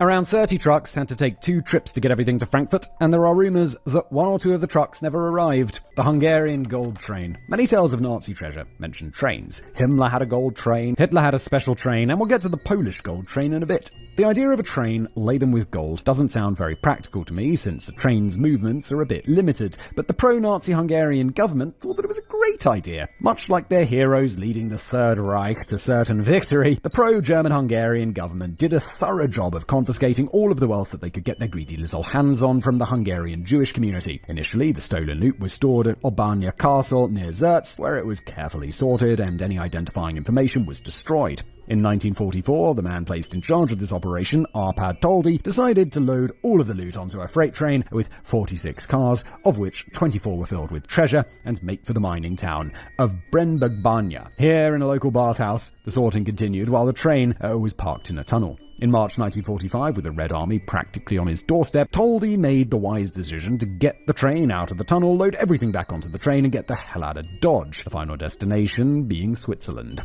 However, Toldi had no desire to get caught, and a train, it's kind of obvious, so he packed the most valuable loot into 44 crates, loaded it into trucks, and after telling his second-in-command to make for the Swiss border, he took his family and left with the trucks. He tried crossing the border into Switzerland with his loot, but the weather wouldn't cooperate, blocking the mountain passes, so he was forced to bury his treasure in various villages in the Tyrol region of Western Austria and in a brick factory in Feldkirch. By August 1945, around 40 crates of this loot had been recovered by the French occupation authorities, with Toldi's help, though whether it was voluntary or not is a little unclear. For those of you keeping score, that means at least 4 crates are still unaccounted for. But what happened to the train? Well, by mid-May, the train had arrived in Werfen, where it ran straight into the waiting arms of the US Army. From Werfen, the train was sent to an American military warehouse in Salzburg, where the loot was stored for 2 years, while the Americans were trying to decide what to do with all of it. The Soviet Union demanded the train be turned over to them, but that was not going to happen. The now pro-Allied Hungarian government and Hungarian Jewish community made a heartfelt plea to the US government to get their stuff back. Of the 600,000 Hungarian Jews that were sent to concentration camps, only 20,000 survived the war, and they had been left with absolutely nothing. According to the Jewish organizations, the haul on the train was worth around $350 million. However, an inventory of the loot at Salzburg, conducted by the heroic Allies, estimated the haul to only be worth $3 million. The final inventory of the gold train consisted of 10 cases of gold weighing around 45 kilograms each. There was also 1 case of golden coins, 18 cases of jewelry weighing about 35 kilos, 32 cases containing golden watches, a trunk with foreign currency, 1,560 cases of silver items, 1 case of silver bricks, around 1,000 paintings, and 3,000 Persian and Oriental carpets, an assortment of fur coats, stamp collections, cameras, gramophones, silver jewels, porcelain, pocket and wrist watches, and 2 train cars of random loot that hadn't yet been sorted. Apparently, Toldi and his men ran out of time. The art wasn't necessarily work done by the masters, but this still sounds like it was worth more than $3 million in my humble opinion. Yeah, no sh**. The Hungarian Jewish organization tried to get some of their leaders onto the train to see if they could find a way to identify the owners of at least some of the valuables, but the US refused to let them enter. It was finally decided that it would be impossible to identify what belonged to who, so the items were sorted, weighed, appraised, and shipped off for sale, with the proceeds given to the international community for refugees. The items may not have been identifiable, according to the US troops in charge, but they clearly thought the stuff was valuable, since quite a few officers used the train as their personal shopping website, ordering valuables off the train, including rugs, paintings, silverware, candlesticks, fine china, glassware, linens, sheets, and even bath towels for their officers, villas, and in one case a personal train car. bizarre. Items from the gold train also ended up in army exchange stores. On top of this, there were also several burglaries while the haul was sitting around the warehouse in Salzburg. A few paintings also vanished, while the rest, over 1,000 paintings, were given to the Austrian government supposedly for safekeeping until the owners could be found. However, to my knowledge, this never happened. It's generally agreed today that the Hungarian gold train was very poorly handled by US authorities. Anyone who doesn't accept that it was poorly handled, like, who says, oh, this was a smooth operation? And since it would now be impossible to identify any of the items, the treasure of the gold train is basically lost. If you're in New York, where most of the items were auctioned off, you might even own a few items from the train and you wouldn't even know it. Time for a treasure hunt. A lot of Nazi treasure had been found over the years, but not all of it. There's still a lot of gold and art that's unaccounted for. So, where exactly can an enterprising young lass or lad armed with a brand new shovel, a fedora, and a faded map go looking for Nazi gold? Lower Silesia and the Polish gold train. Today, the region of Lower Silesia is in southwestern Poland, but during the days of World War II, Lower Silesia was still a part of Germany and considered safe ground by the Nazis. This all changed in the early months of 1945, and soon the German army and many German civilians were retreating in the face of the oncoming Red Army. Unable to take everything with them, so the rumors go, those fleeing buried their treasures, from gold and art to futuristic weapons, depending on who you're talking to, making Lower Silesia a magnet for treasure hunters. However, what may sound like the fever dreams of the treasure-obsessed is not entirely without precedent. As the Red Army descended on Lower Silesia, many German civilians were killed, and those who survived were evicted and sent west. By the end of 1947, around 2 million Germans had been removed, so the new Polish government decided to repopulate the region. Hundreds of Poles from the east arrived to find vacant towns with fully furnished empty houses, as the Germans fled with what valuables they could carry. What they couldn't take with them, they often buried in jars and chests, or hid behind walls and other secret nooks and crannies in their homes. Some people later returned for their property, but most didn't, so finding a small fortune while digging up your vegetable patch to plant potatoes wasn't that uncommon. Lower Silesia truly was a land of buried treasure. One famous story of buried treasure is that of Herbert Kloos, a high-level police official in the city of Wrocław who was arrested by the Polish secret police after the war. According to Kloos, around mid-November of 1944, the city's chief of police asked him to help residents secure their valuables. Going from house to house, Kloos and his colleagues collected gold, jewelry, and other valuables which were then stored at the police headquarters in chests made of iron and hermetically sealed with rubber. The chests were numbered but unmarked, so no one would know what was inside. Plans were made to hide the chests outside the city, and while Kloos claimed that he wasn't part of that operation due to being sick that day, some of the officers buried the chests or hid them in tunnels and concealed the entrances. Thus far, no trace of Kloos's treasure has ever been found, but it's hardly the biggest prize. That honor belongs to the Polish gold train, a freight train loaded with all kinds of treasure, priceless works of art, around 300 tons of gold from the Reichsbank in Wrocław, and a host of other valuable cultural treasures, mostly taken from Jewish communities. The treasure mysteriously disappeared between the Freiburg station in Schlesien, today Świebodzice, and Woldenberg, today Wolbrich, and is estimated to be worth billions if it's real. Tadeusz Słowakowski, a retired coal miner, has been looking for the gold train for decades. Słowakowski and his fellow treasure seekers believe that the gold train is hidden in a secret collapsed tunnel on the outskirts of the town of Wolbrich, around the 65th kilometer marker of the railway. Słowakowski claimed that a German railroad engineer he worked with once claimed to have seen a secured, fenced-off area, possibly the location of the entrance to the secret tunnel, at the 65th kilometer. However, the secret tunnel, supposedly hiding the glorious train, forms part of a much larger complex for the tunnel and is not just dug into any old mountain. The tunnel is dug into the Al Mountains. If you want to know more about that, we just did a video about, specifically on this. I don't know when it came out. Maybe it'll even come out of this one, but because that's how it works. But, yeah, done this in depth on this channel. A beautiful place to go hiking, biking, and cross-country skiing. The Al Mountains. There's absolutely a reference to the other script. The Al Mountains is also home to a vast complex of tunnels codenamed Project Rice. What exactly it was supposed to be, no one knows, and the project was never finished. Some of the tunnels have been found and excavated, and some are even open to tourists, but the majority of the complex is totally inaccessible. We still have a lot of ground to cover and gold to find, so I'm going to direct anyone who wants to learn more about the Al Mountains, Project Rice, and futuristic Nazi weapons to Danny's brilliant video on the subject. Yes, there we go. That was it. Danny wrote it. It was a good one. For the purposes of our story, suffice to say that since Project Rice was never finished and therefore couldn't be used as a bunker, many believed it became a depository of Nazi wealth instead, and there are many stories floating around to back up this idea. One such story came from a number of former German residents of the nearby town of Wahlem. Early in 1945, German soldiers arrived, emptied the streets, and threatened to shoot anyone who looked out a window. Moments later, a convoy of trucks rumbled through the town, headed up to the Voldars complex, which makes up part of the larger Rice complex. In a letter, a Polish partisan living near Wahlem at the time recalls a meeting with a local forest warden, who described a convoy of trucks driving into a tunnel near Wahlem and never coming out. Not long after that, the German soldiers blew the entranceway and camouflaged it with vegetation. The partisan and warden made plans to visit the site, but before they could, the warden was murdered. Did you know too much? Did the convoy of trucks contain some of class's gold or some other valuable treasures? I mean, it's not too much of a stretch, is it?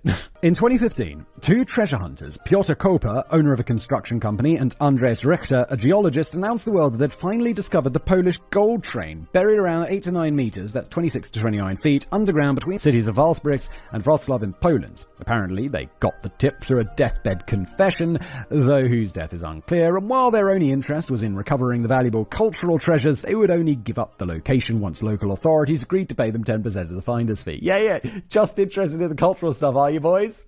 Not interested in the money? Except you want 10% of it, it's probably billions. Treasure hunting is an expensive hobby, but apparently it pays well if you find something. Using ground-penetrating radar to confirm the tip received by the unknown deathbed confession, the duo believed the train had several carriages, measuring a total of 98 meters, 320 feet, and was carrying weapons and ammunition, as well as looted Nazi treasure, including gold, jewelry, and precious works of art. However, not everyone was convinced. Researchers from AGH University of Science and Technology in Krakow did their own survey of the area, and they came up with nothing, stating that what the two hobbyists found was merely natural rock formations that resemble a train. One researcher admitted that it's possible they did find a tunnel, but even if they did, there was no sign of a train, and considering the complex labyrinth of tunnels under Owl Mountains, tunnel isn't exactly a groundbreaking discovery. The duo was undeterred though, and excavations continued well into 2016, but by August, the treasure hunters finally had to admit that their images were of natural rock formations created by underground ice. Yeah, I knew this already.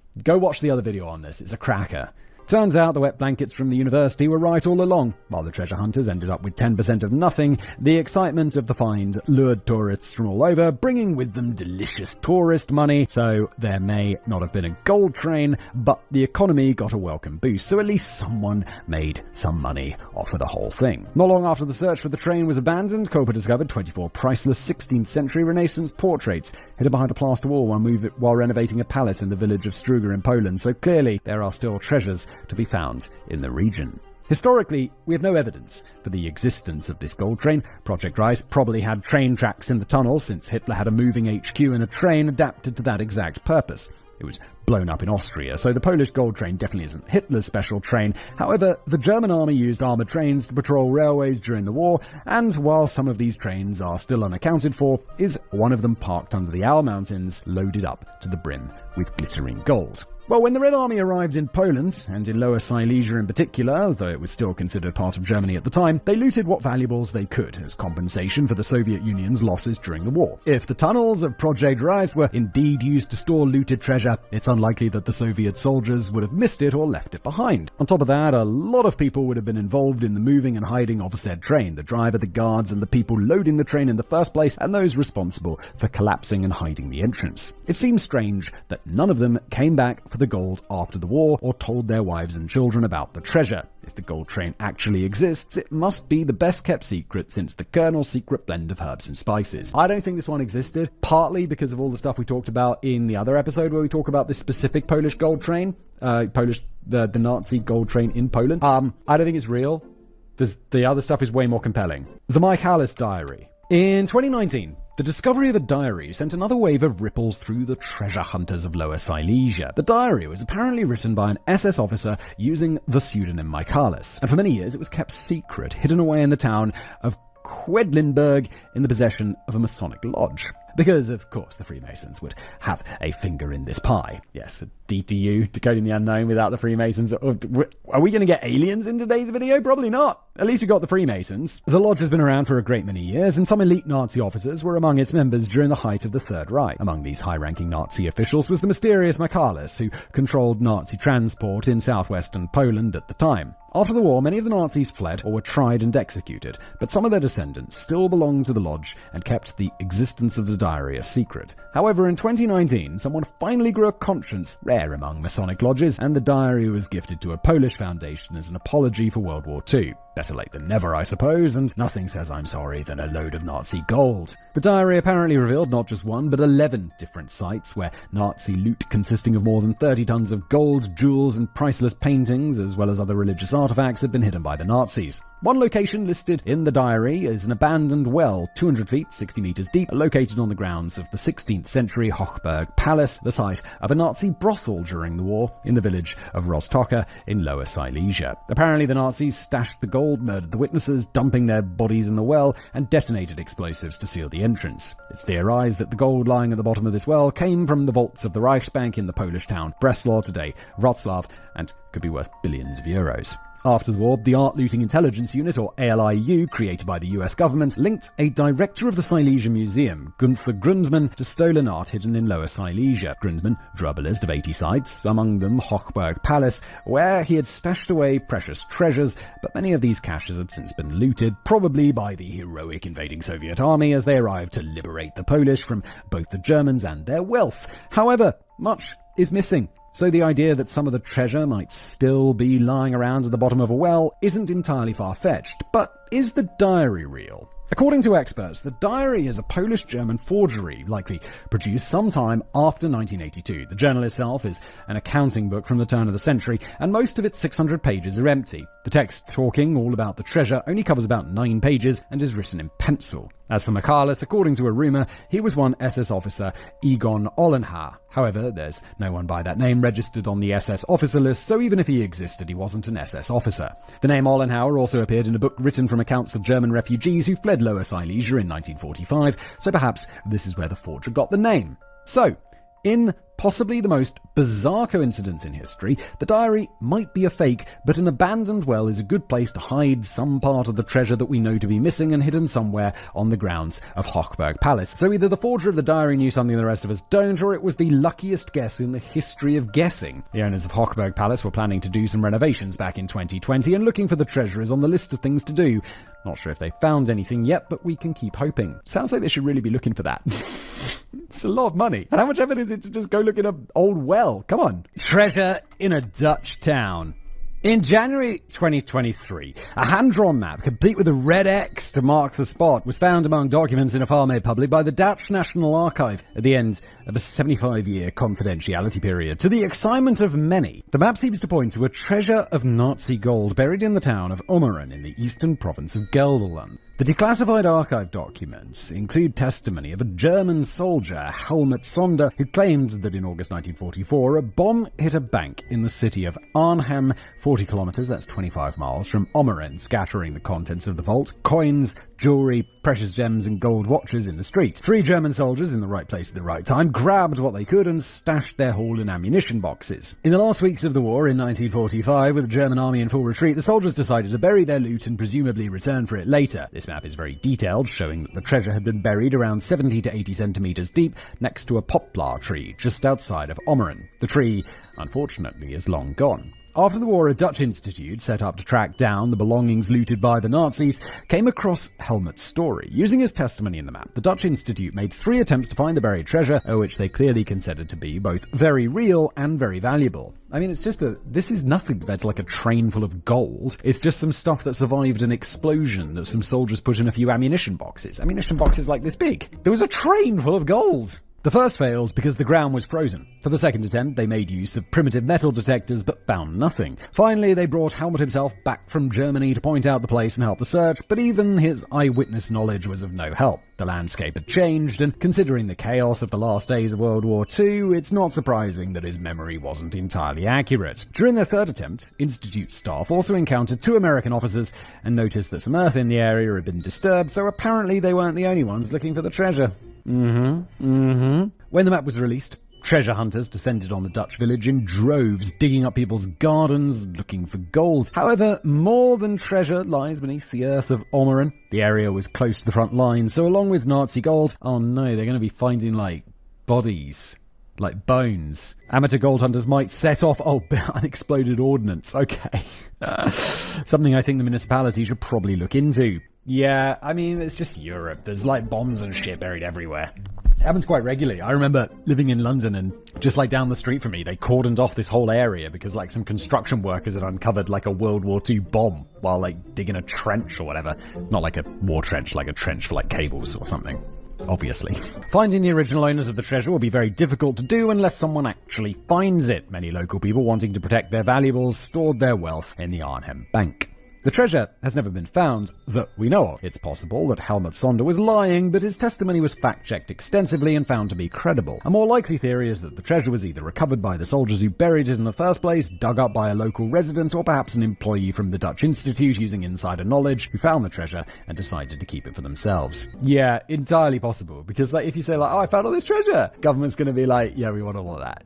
We'll give you like a slice, but it's going to be very little. A great many soldiers also trooped through the village, and any one of them could have spotted some disturbed earth, dug around a little, and literally struck gold. Regardless, if the treasure was ever real, then it's worth around £15 million today, as investigators estimated. Authorities believe the treasure is long gone, but who knows? Maybe one day it'll turn up. Lake Toplitz. Located around 40 miles southeast of the city of Salzburg, tucked away in a narrow, steep-sided valley high in the Austrian Alps, lies a small but very deep lake. It's frozen solid for about 5 months of the year. Surrounded by lush green forest, the lake can't be reached by road and can only be accessed via a mile-long private dirt track. It's beautiful, quiet, charming, and blessed with a most fascinating ecology. It might also be cursed. It's definitely not cursed, Ilse. You know why? Curses aren't real. The lake is around a mile long and 300 feet deep, around 90 meters at its deepest point, but only about the upper 60 feet or 18 meters of the lake is fresh water.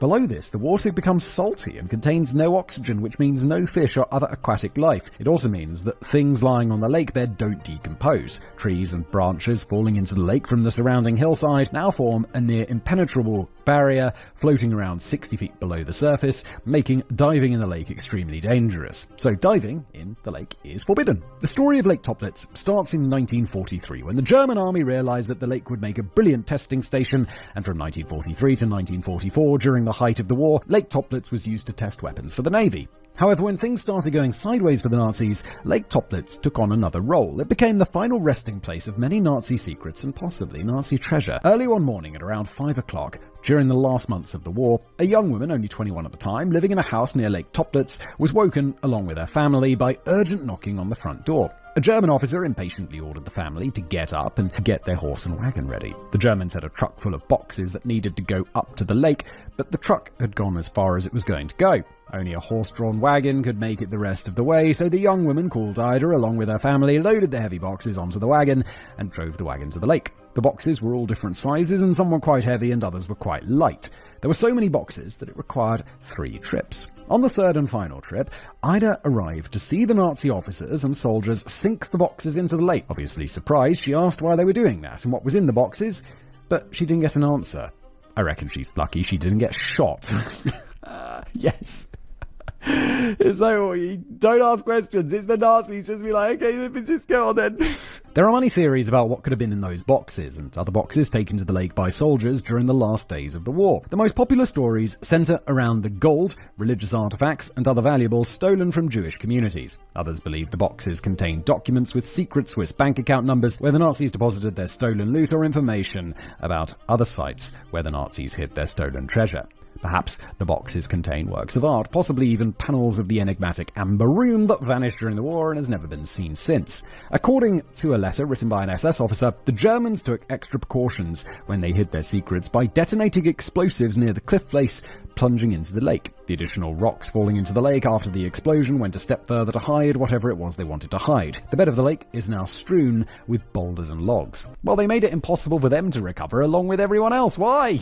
It's going to be a nightmare. Lake Toplitz isn't the only lake considered to contain Nazi treasures. However, it remains the most mysterious, partly due to all the deaths, hence the story of a curse. Compared to most other countries, Austria doesn't exactly have what you'd call a soaring crime rate, so the number of mysterious deaths around the lake does seem very strange. In February 1946, 2 Austrian engineers and experienced climbers, Helmut Mayer and Ludwig Pichler, pitched a tent on the shores of the lake. They intended to climb Mount Rafang above the lake. About a month later, their bodies were discovered in a snow hut on the mountain. Both men had been murdered. It later turns out that the men had worked at the naval testing station at the lake in 1943 and 1944. Had they returned to the lake to find something buried or hidden in or near the lake? In 1950, a German engineer, only named Keller in the articles I found, arrived at the lake to do some climbing and hired a local guide, Gert Gerens. Just to talk about those two previous dudes who were working at the lake, I would absolutely assume that there were 3 of them initially, and they all went to the lake together, and then they recovered their treasure, and then one dude murdered the other 2, made it look like there were only ever 2 of them, and then took the treasure and off. Isn't that the most obvious thing that happens? Anyway, back to Gert. Gert Gerens died in a climbing accident soon after, and when the family investigated, they found that Keller had also worked at the Toplitz testing station. In the summer of 1952, the body of a visiting French geography teacher, Jean de Saz, was found at his campsite close to the shores of the lake. There were signs of digging, but nothing was found. While looking into the death of the French teacher, Austrian police also discovered 2 more bodies on the opposite side of the lake. Both had been shot in the head, and neither has ever been identified. On October 6, 1963, 19-year-old diver Alfred Egner was hired by a couple of former SS men for a dive in Lake Toplitz. Egner was a relatively experienced diver from Munich and had apparently dived in the lake before. The group rowed out onto the lake, presumably with the former SS men directing Egner to a specific spot. Egner descended to 60 meters, attached to a safety line, but he never surfaced and sadly drowned. Whether he got disorientated, ran out of air, or had an equipment malfunction has never been determined. I mean, scuba diving is a dangerous sport, so yeah, it's not unreasonable that he'd die. They also made it illegal later to dive in this lake because it was dangerous. His companions, the 3 former SS men, only reported the accident 20 hours later after returning to Munich. They were eventually sentenced to 5 months parole for involuntary manslaughter. What? But they never revealed what it was they'd been looking for. After the death of young Egner, Austrian authorities banned diving in Lake Toplitz. Why did they why are they responsible for manslaughter? He just had a diving accident. I'm not one to defend the SS people, but it seems a bit unreasonable. In 1959, a team financed by German magazine Der Stern did come across a fortune in Lake Toplitz. Unfortunately, it was all forged. Hidden in boxes found sunk in the lake, the team recovered £72 million of forged sterling currency, as well as the printing press used to make the banknotes. It was part of Operation Bernhard, a plan authorized by Hitler to weaken the British economy by flooding it with forged currency. Around 130 million English banknotes were printed, a third of the British currency supply at the time. The forgeries were so good, even employees at the Bank of England had trouble identifying them. After getting special permission to dive in the lake, a German biologist, Professor Hans Fricke, arrived at Lake Toplitz in 1983. The professor was interested in studying the fauna and flora of the lake and planned to dive with a small capsule to take samples and observe the mysterious waters. Fricke used his capsule to penetrate the layer of trees and found the lake bed littered with debris, parts of torpedoes, and remains of a seaplane and prototype rockets designed to launch from U-boats. He also found some more forged banknotes. This is so super cool. Over the next 3 years, he would take photos of a box showing Russian script, leading to speculation that some of the boxes in the lake contained treasure plundered from the Soviet Union. He also discovered a previously unknown worm, though this discovery has been called into question by people who know more about worms than I do. Fascinating to discover a new series, but I'd be so much more interested in all the cool down there that's not worms. In 1985, during one of his expeditions, Professor Fricke's cameras picked up what seemed to be the entrance to an underwater bunker, but this was never explored. In the 1990s, the remains of an above-ground bunker were found less than 200 feet or 60 meters from the shore of Lake Toplitz. The interior tunnel had collapsed or been destroyed at the end of the war. A local man claimed that it helped soldiers load a large number of boxes into a cavern accessed through this bunker, but no official attempt to excavate or explore the bunker has ever been made. 2 American expeditions in 2000 and 2005 didn't turn up much. Officially, the expedition in 2000 found nothing other than some more forged banknotes and a box filled with the tops of beer bottles. Apparently, Austrians enjoy beer and pranks. However, some spectators at the lake claimed that several galvanized boxes were retrieved from the lake, loaded onto armored trucks under police supervision, and driven off to who knows where. Yeah, again, because finding treasure, you're disincentivized from telling everyone, because they're going to want a slice of it. Like, however it works with the government, they're like, oh, it's treasure that's found. So I don't know, there's something in the UK, like they take 90% of it or whatever. So there's a pretty strong incentive to be a bit of a criminal and not tell anyone. Many attempts have been made to recover the treasure from Lake Toplitz, but other than forged banknotes, it seems that no one has had much success. Skeptics would say that's because there's nothing to find, but I'm not convinced. Lake Toplitz formed part of the Alpine Fortress, a mountainous region in Austria and southern Germany, where the Nazis, according to rumour, were planning to make a last stand. Riddled with existing salt mines, it was further excavated, adding extra tunnels and bunkers, and the Alpine Fortress's crumbling remains exist today, though much of it is well hidden. During the last days of World War II, the Nazis transported much of what they considered valuable looted wealth, gold from the Reichsbank and an assortment of incriminating records of dastardly deeds, to their mighty Alpine Fortress, and many believe these treasures are still lying around tunnels, bunkers, and the bottom of lakes, waiting to be found. I mean, there's so much stuff still missing that it is obviously somewhere. Considering the number of credible eyewitness accounts of SS activity around the lake in the last months of the war and the discovery of the forged money, not to mention all the suspicious deaths in the years after the war, it's clear that something was going on at the now quiet lake. With the thick carpet of logs lying at the bottom of the lake, it's very possible that whatever was dumped into the lake over 80 years ago is now stuck or buried in the mud under a near impenetrable layer of logs. It seems that the Nazis chose well, and the secrets entrusted to Lake Toplitz will remain secrets at the bottom of the deep blue sea. If the Alpine lakes are too cold for your liking, perhaps consider taking up deep sea diving. I get the feeling that's going to be even colder. Stories of ships and U-boats ferrying gold and Nazis across the ocean crop up every time a German wreck is found. It seems that Nazi gold isn't just spread across Europe, it's strewn across the ocean floor as well. One shipwreck that may or may not contain a dragon's hoarding gold is the German ship MV Wilhelm Gustloff. I feel like we've done a video about this. I feel like I know about this. Some legends claim that the ship carried £100 million worth of gold and even the Amber Room when it was sunk nearly 80 years ago by the Soviets on January the 3rd, 1945. Apparently, eyewitness accounts from survivors on the night before she set sail reported a fleet of trucks turning up and transferring high-security cargo onto the ship. One survivor, then a 17-year-old radio operator, claimed to have seen crates loaded onto the ship in Poland.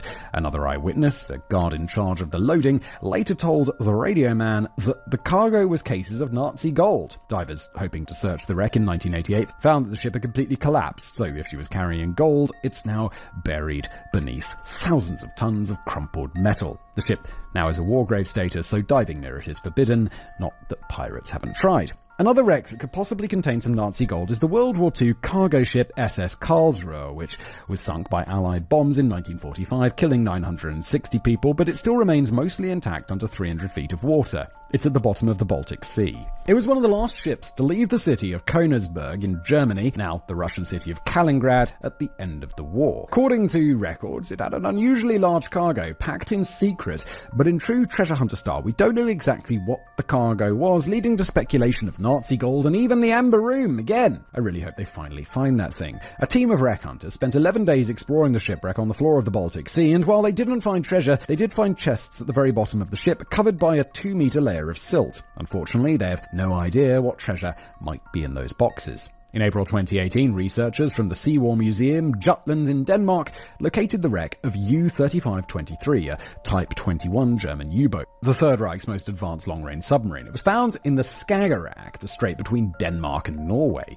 The wreck sits under 404 feet, 120 meters of water, with its nose buried in the seabed. The sub was bombed by a British Liberator bomber, dropping depth charges on her on May the 6th, 1945, killing 58 crew and whatever additional passengers may have been on board. For a long time, it was speculated that she'd escaped to Argentina carrying a whole lot of Nazi gold, as well as some high-ranking Nazis, maybe even Hitler himself.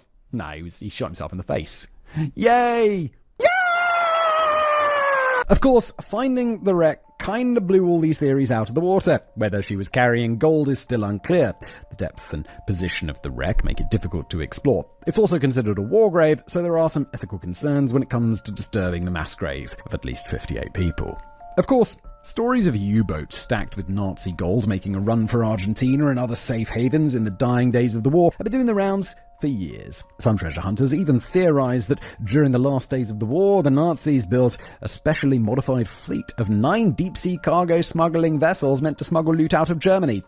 What, just last-minute building some incredibly advanced ships, please? However, if this fleet ever existed, not a single one of the ships has ever been found. However, we know that some U-boats made it to Argentina, so while a fleet seems unlikely, a single boat carrying treasure isn't that far-fetched. No, that almost seems likely, doesn't it? U-977, captained by Heinz Schaffer, set out 3 days before the U-boat fleet was ordered to stand down. His orders had been to enter the port in Southampton in England. However, with the war ending, he wasn't particularly interested in facing the music. After dropping off 16 crew members who wanted to go home, he set off for Argentina, but he didn't arrive until August, making it a journey of 4 months, raising some questions about what took him so long to get there.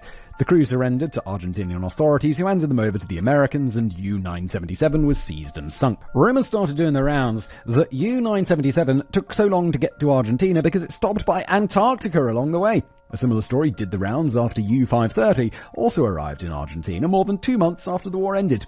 Like U-977, stories did the rounds that the U-boats actually transported senior Nazis and their loot to Antarctica, or more likely South America, and the crew only turned themselves in after dropping off their precious cargo. Yeah, why would they drop it in Antarctica? It's like the least hospitable place on Earth. It's a good place to hide gold, but you're also going to be hiding it from yourself, and also your Nazi boss. It's going to be like, okay, here you go, boss, Sergeant, Antarctica. He's like, no, I wanted to go somewhere warm. We were supposed to go to South America, you... However, some loot didn't even need a shipwreck to end up at the bottom of the ocean. During the German occupation of Tunisia, Rommel's men apparently collected up their own bounty, confiscated from the Jewish citizens on the island of Djerba. The treasure, known as Rommel's gold, was apparently shipped to Corsica, but the ship carrying the loot and other spoils of war sank on its way from Corsica to Germany, so it never arrived. However, according to a different account, the ship didn't sink. The treasure never made it onto a ship to start with. For some reason, the convoy supposed to ship the hoard to Germany left without the treasure, so instead the crates were dropped off into the ocean off the coast of Corsica with a plan to return for the loot after the war. Coordinates written on the back of a family photo of an SS officer imprisoned in Dachau after the war indicate a spot less than half a mile off the beach, close to Bastia. Odds are that the boxes holding the loot may have disintegrated by now, so the cargo is probably hidden under the seabed. But if you happen to be in Corsica and fancy some diving, who knows what you might find? Argentina. Alright, by now it's common knowledge for anyone with even a passing interest in history that many Nazis fled to South America, especially Argentina after the war. The president at the time, Juan Domingo Perón, was pro-fascist and a Nazi sympathizer and personally oversaw the safe passage of hundreds, though some sources claim thousands, of SS members into Argentina towards the end of World War II. However, the big question is, did the Nazis bring any gold with them? After the war, the Nazis escaping to South America needed money, and most of them had Swiss bank accounts where they deposited their looted gold. The Swiss banks decided to honor these bank accounts, and according to an Argentinian report, at least 12,000 Nazis living in Argentina maintained accounts at Credit Suisse, and many of them were quite eager to invest in their new home country, so everyone's happy except for the people from whom the money was stolen in the first place. Yeah, also, these banks are like, yeah, sure, no, we know it's your gold, Nazi, we'll send it to you in Argentina, it's no problem. And there's some guys like, I think that's my dad's gold who got killed in a concentration camp. Can I have it? And they're like, oh, don't know about that. I'm going to need that death certificate. What the... One investigation showed that the Swiss bankers and businessmen also used diplomatic pouches to smuggle Nazi assets, like gold, to Argentina, including the $20 million belonging to Hermann Goering. Banking records turned up 400 gold shipments between 1938 and 1951 from Portugal, Spain, Switzerland, Hungary and Japan, all countries that were either allied with Germany or neutral countries happy to trade with Germany and get paid in stolen gold. There could have been more, but many of the books had been lost or destroyed. According to US documents, Goebbels deposited nearly $2 million in a Buenos Aires bank account under a friend's name. Joachim von Ribbentrop deposited a hefty sum under a cousin's name, and Robert Ley, Nazi Labour Party leader, bought a large farm near Bahia Blanca under the name of Franz Borsman. A 2004 documentary also discovered that millions of pounds worth of Nazi gold made it across the Atlantic to the coast of Patagonia via submarine in the last days of World War II. While many Nazis managed to get to Argentina with only a suitcase or two, it appears that many of them planned ahead and were well stocked in gold, but, well, where is it all now? Well, probably just absorbed into the Argentine economy, I would imagine. Every once in a while, a stash of Nazi memorabilia is found, and one of the largest caches was discovered in June 2017, when police raided a house near Buenos Aires and discovered a secret passageway behind a bookcase leading to a secret room. I'm pretty sure I've seen this movie. The collection included a bust relief of Hitler, magnifying glasses in boxes with swastikas on them, and even toys used to indoctrinate children. Initially, investigators believed that officials close to Hitler himself had brought the items to Argentina with them when they fled the hangman. After all, both Joseph Mengele and Adolf Eichmann once lived in houses near Becker and the suburb where the trove of artifacts was found. However, in 2019, an investigative team from Germany invited the Argentine Federal Police to evaluate the haul and determined that everything in the collection was counterfeits and falsifications, items that date back to the 1930s, but the swastikas, engravings, and other party paraphernalia were only added much later by an experienced forger. However, despite this, many believers still adamantly insist that there are Nazi artifacts and treasures floating around Argentina. While I'm sure many Nazis did bring in money, I'd have to agree with the historians on this one. It wouldn't make much sense that a fleeing SS officer escaping via the rat lines with his family and whatever they can carry is going to stuff a bust of Hitler into his suitcase. No, that's daft. Definitely not doing that. It's also like, if you get caught with that, they'll be like, hey! The senior Nazis, who lived in wealth and comfort in Argentina after Perón was ousted from power, didn't go around wearing swastikas on their sleeves or decorate their homes with Nazi artifacts. They knew that they had to keep a low profile, and the smart ones made sure to distance themselves as much as possible from their past. While I have no doubt that there are looted Nazi treasures in Argentina, I don't think it came in the suitcases of fleeing Nazis. Much like Switzerland, if you're looking for Nazi gold in Argentina, you need to look in the banks. It's also doubtful that any Nazis who fled to Argentina had the luxury of burying chests full of gold. They needed the money to survive, so it's probably all been used by now. Yeah, it's just in the Argentine economy. The Real Kelly's Heroes. Classic war movie from the 1970s, set in the final days of World War II. The plot follows a group of American soldiers using the general chaos that is war to go after a cache of stolen Nazi gold. Our heroes have many problems to deal with. The gold is far behind enemy lines, the Germans making a big push against the Allies, and last but not least, the gold is locked in a bank guarded by a team of feared tiger tanks. Hollywood being Hollywood, our motley crew of heroes, bravely led by Clint Eastwood, is successful in the end, but my favourite bit about the movie is that it's based on something that really happened. Sounds pretty exciting. On February the 3rd, 1945, a massive Allied air campaign over Berlin caused a staggering amount of damage to some of the city's most important government buildings. Among them, the Reichsbank, home of Germany's gold reserves, most of it looted by now. With the bank blown to bits and the vault left exposed, the bulk of the reserves were taken to the potassium mine at Merkers. However, not all of the reserves were sent to Merkers. Some of it was sent off to distant branches of the Reichsbank across Germany. Around $151 million worth of gold was sent to Bavaria and the resort town of Mittenwald. US troops knew that there was gold in the Mittenwald area and were actively looking for it, and with the help of some captured and very cooperative German informants, the cache was discovered buried in the mountains near Lake Walchen under a false tree stump. 9 tons of gold, consisting of 728 bars, worth $15,000 each. Yeah, back in the day. The Americans collected the whole lot of it and took the gold to a depository in Frankfurt. However, 25 crates containing around 100 gold bars each were still missing, so what happened to it?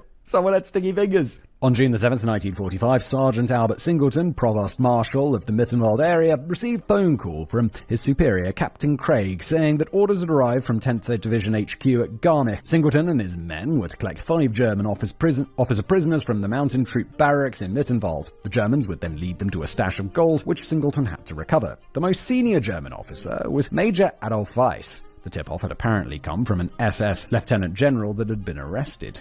The next morning, on the 8th, Singleton and his men left and met up with 2 individuals Singleton thought were from the US Office of Strategic Services, a precursor to the CIA just outside of Mittenwald. The OSS agents had come armed with 2 2.5-ton trucks and drivers. Singleton and his men followed the trucks to Krun, where they stopped beside a creek. They climbed around 600 feet up a sharp incline where Major Weiss revealed a trapdoor leading to an underground 12-square-foot bunker. Inside, they found German infantry weapons and 3 stacks of gold bars around 3 foot high and 3 square feet, around 100 bars in total. The gold was taken to the trucks waiting below, so helpfully provided by the OSS agents, and placed into burlap sacks. Singleton claimed later that he felt uneasy about the whole thing. It was a lot of gold, and there weren't nearly enough guards to protect it. But the OSS agents said that they didn't want to attract attention, so off they went. Singleton returned to Mittenwald, and the next day he received a telegram from divisional headquarters in Garmisch that the gold had arrived safe and sound in Munich. He even wrote his wife a letter describing the cache and sent her a photo he'd taken at the bunker. A successful operation it would seem, but there's one problem. There's no official record of it, and the 1.25 tons of gold was never seen again. Yeah, these guys were not with the OSS, or if they were crooked. Someone's taken that shit. 1.25 tons of gold is an absolutely extraordinary amount of money. Some armchair investigators have wondered why the OSS agents would need 2 2.5-ton trucks for 100 bars of gold. Perhaps Singleton wasn't telling the whole story. Regardless, the gold bars has never been found, and there are quite a few other stories of gold supposedly found by US troops never being seen again. Von Ribbentrop's 6.5 tons of gold comes to mind. Is the gold hidden in the countryside of Austria, or was it carried off by US troops who saw an opportunity and took it? Clearly, those who know ain't telling. Oh my god, definitely. So much gold was just nicked. No question. Because in the fog of war, it's gold, it's basically untraceable. Of course lots of it was just stolen by soldiers. March impromptu. The cash found at Lake Valken was a decent stash, but there might be more. In 2013, Leon Geisen, a Dutch filmmaker and musician, believed that he had deciphered some clues pointing to a treasure of gold in Hitler's personal collection of diamonds known as the Tears of the Wolf, lying buried under the roads in the Bavarian town of Mittenwald on the Austrian border. He believed he'd cracked a code written on a musical score. Bavaria was a former Nazi stronghold, so it would make sense that they had hidden some loot there at the end of the war. The possible treasure map in question is an annotated score of the March Impromptu, composed by Gottfried Federlein. According to legend, in the final days of World War II, Hitler's private secretary, Martin Bormann, scribbled some letters, figures, and runes on the score that form a code giving the coordinates to a hidden Nazi cache. A military chaplain was supposed to deliver the score to a party accountant, Franz Xaver Schwarz, in Munich, but Schwarz was arrested and never received it. Instead, it surfaced many years later in the possession of Dutch journalist Karl Hammer Katie. After spending years trying to crack the code and having no luck with it, Katie finally made the score public in the hopes that someone else might have more luck. Geisen believes that the line added to the score that reads, "Where Matthew plucks the strings," refers to Mittenwald and Matthias Klotz, who founded the town's violin-making tradition. He also claims that the score contains a schematic diagram of the train tracks that ran through Mittenwald in the 1940s, and the fragmented sentence, "end of the dance," at the end of the score, means the location for the treasure is the former site of the buffer stops. Searching and drilling commenced, and nothing was found, but that didn't deter anyone. In 2015, a violin maker claimed to have solved the riddle, but once again nothing came of it.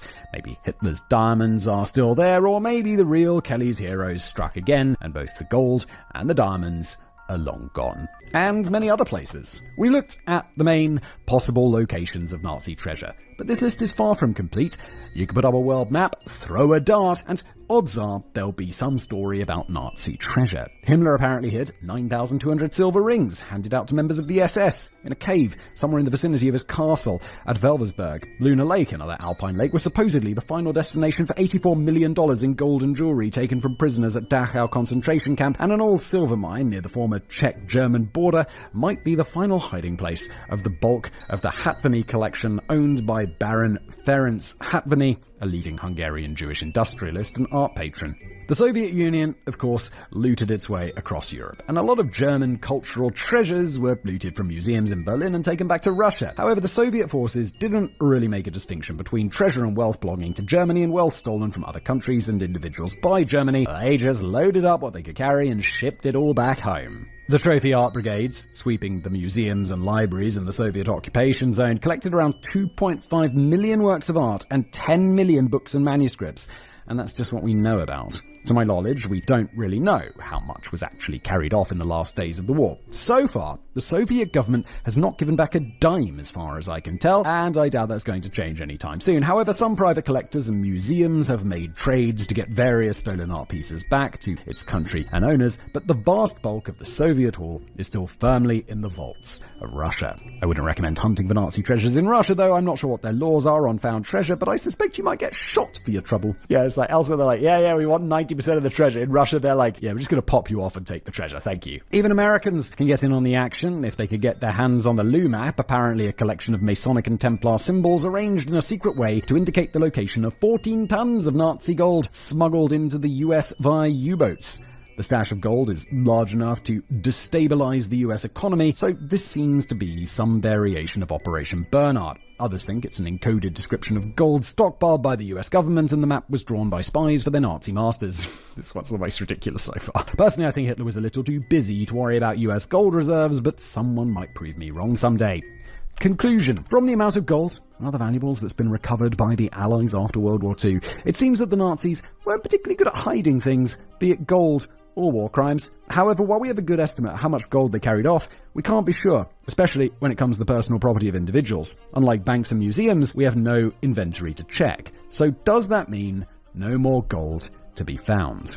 Well, I very rarely say this when I write about unsolved mysteries, but for once the answer to the question is yes, there is definitely some treasure that's never been recovered, especially art. But the question is where to start looking.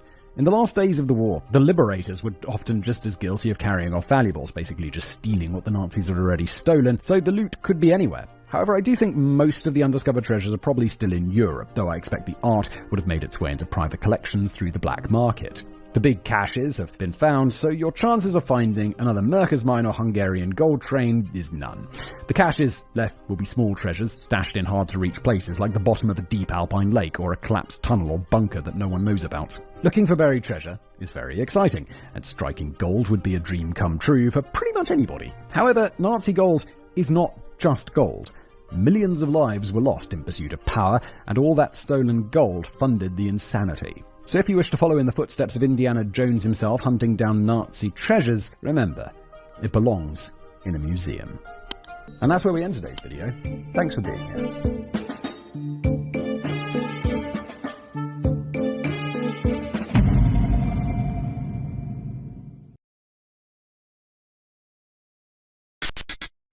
Hello everybody, welcome back to another episode of Decoding the Unknown. Today's episode, The Flying Dutchman.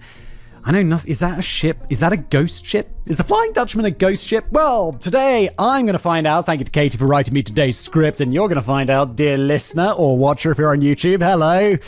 Because we're going to read it together and discover all about the Flying Dutchman. Avast, me hearties! 'Tis time for another yard of vast deeps. I'm going to stop because I don't want to do a pirate accent anymore. It was really bad.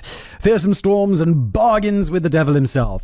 Batten down the hatches and prepare to have your timbers shivered and set sail with us on another ghost ship adventure. Today's story is about the most famous ghost ship around, the Flying Dutchman. No. What's that one? The Mary Celeste. It's like, if someone said, name a ghost ship, I'd be like, Mary Celeste. Mary Celeste. It's the Mary Celeste. Flying Dutchman, I guess second on my list because I couldn't name a single other ghost ship. As this was a Dutch ship, it would be better known as De Vliegende Hollander. Oh my god, the Dutch people are definitely going to be in the comments being like, it's actually pronounced like this, Simon. It's like, okay guys, I'm so sorry. Also, in case you've been confused about this in the past and you're a SpongeBob fan, in the legend, the Flying Dutchman is actually the name of the ship, not the captain. I'm getting into SpongeBob now because my kids are watching SpongeBob and I'm like, it's pretty good. It's a pretty good show. I get why adults actually enjoy this. It's they put those like adult jokes in. You're like, yes, not like adult jokes, but like, jokes for adults. Sponge me, boy. Maybe a bit more of that secret formula. Which is nice because they don't do that in Paw Patrol. So that's nice. So that we all know what we're talking about, let's hear the legend first. We'll get into the more fleshed out versions later, but this is the main gist of the story. Sometime back in the 1600s, the Dutch East India Company, or VOC as it was known in Dutch, was setting up a monopoly on the spice trade between Asia and Europe. Insert Dune meme here. Well, did you hear about the Atreides? Atreides nuts! Uh-oh, I've not seen Dune. I don't know the reference, but all of you Dune fans hopefully will enjoy that. One day, a ship called the Flying Dutchman was caught up in a terrible storm as it tried to round the Cape of Good Hope. The captain pressed on, even as the crew begged him to turn around.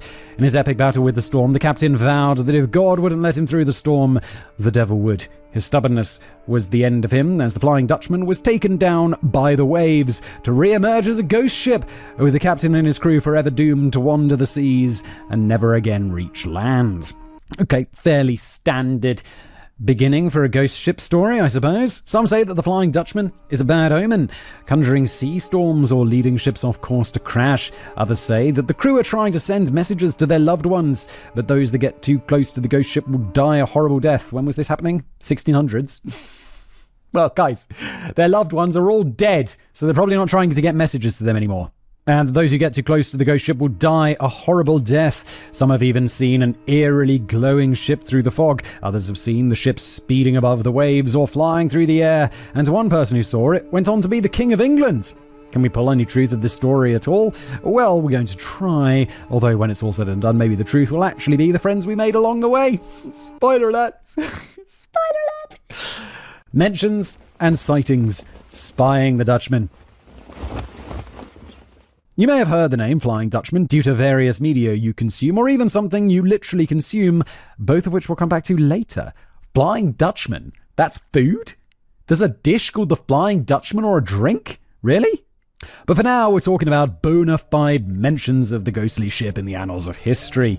The first written mention anyone's found was in a book called, rather prosaically, Travels in Various Parts of Europe, Asia and Africa during a series of 30 years and upwards. Yeah, back in the day, books, like the name of that Robinson Crusoe book, the original one, really super long, because back in the day, people were like, yeah, title of the book.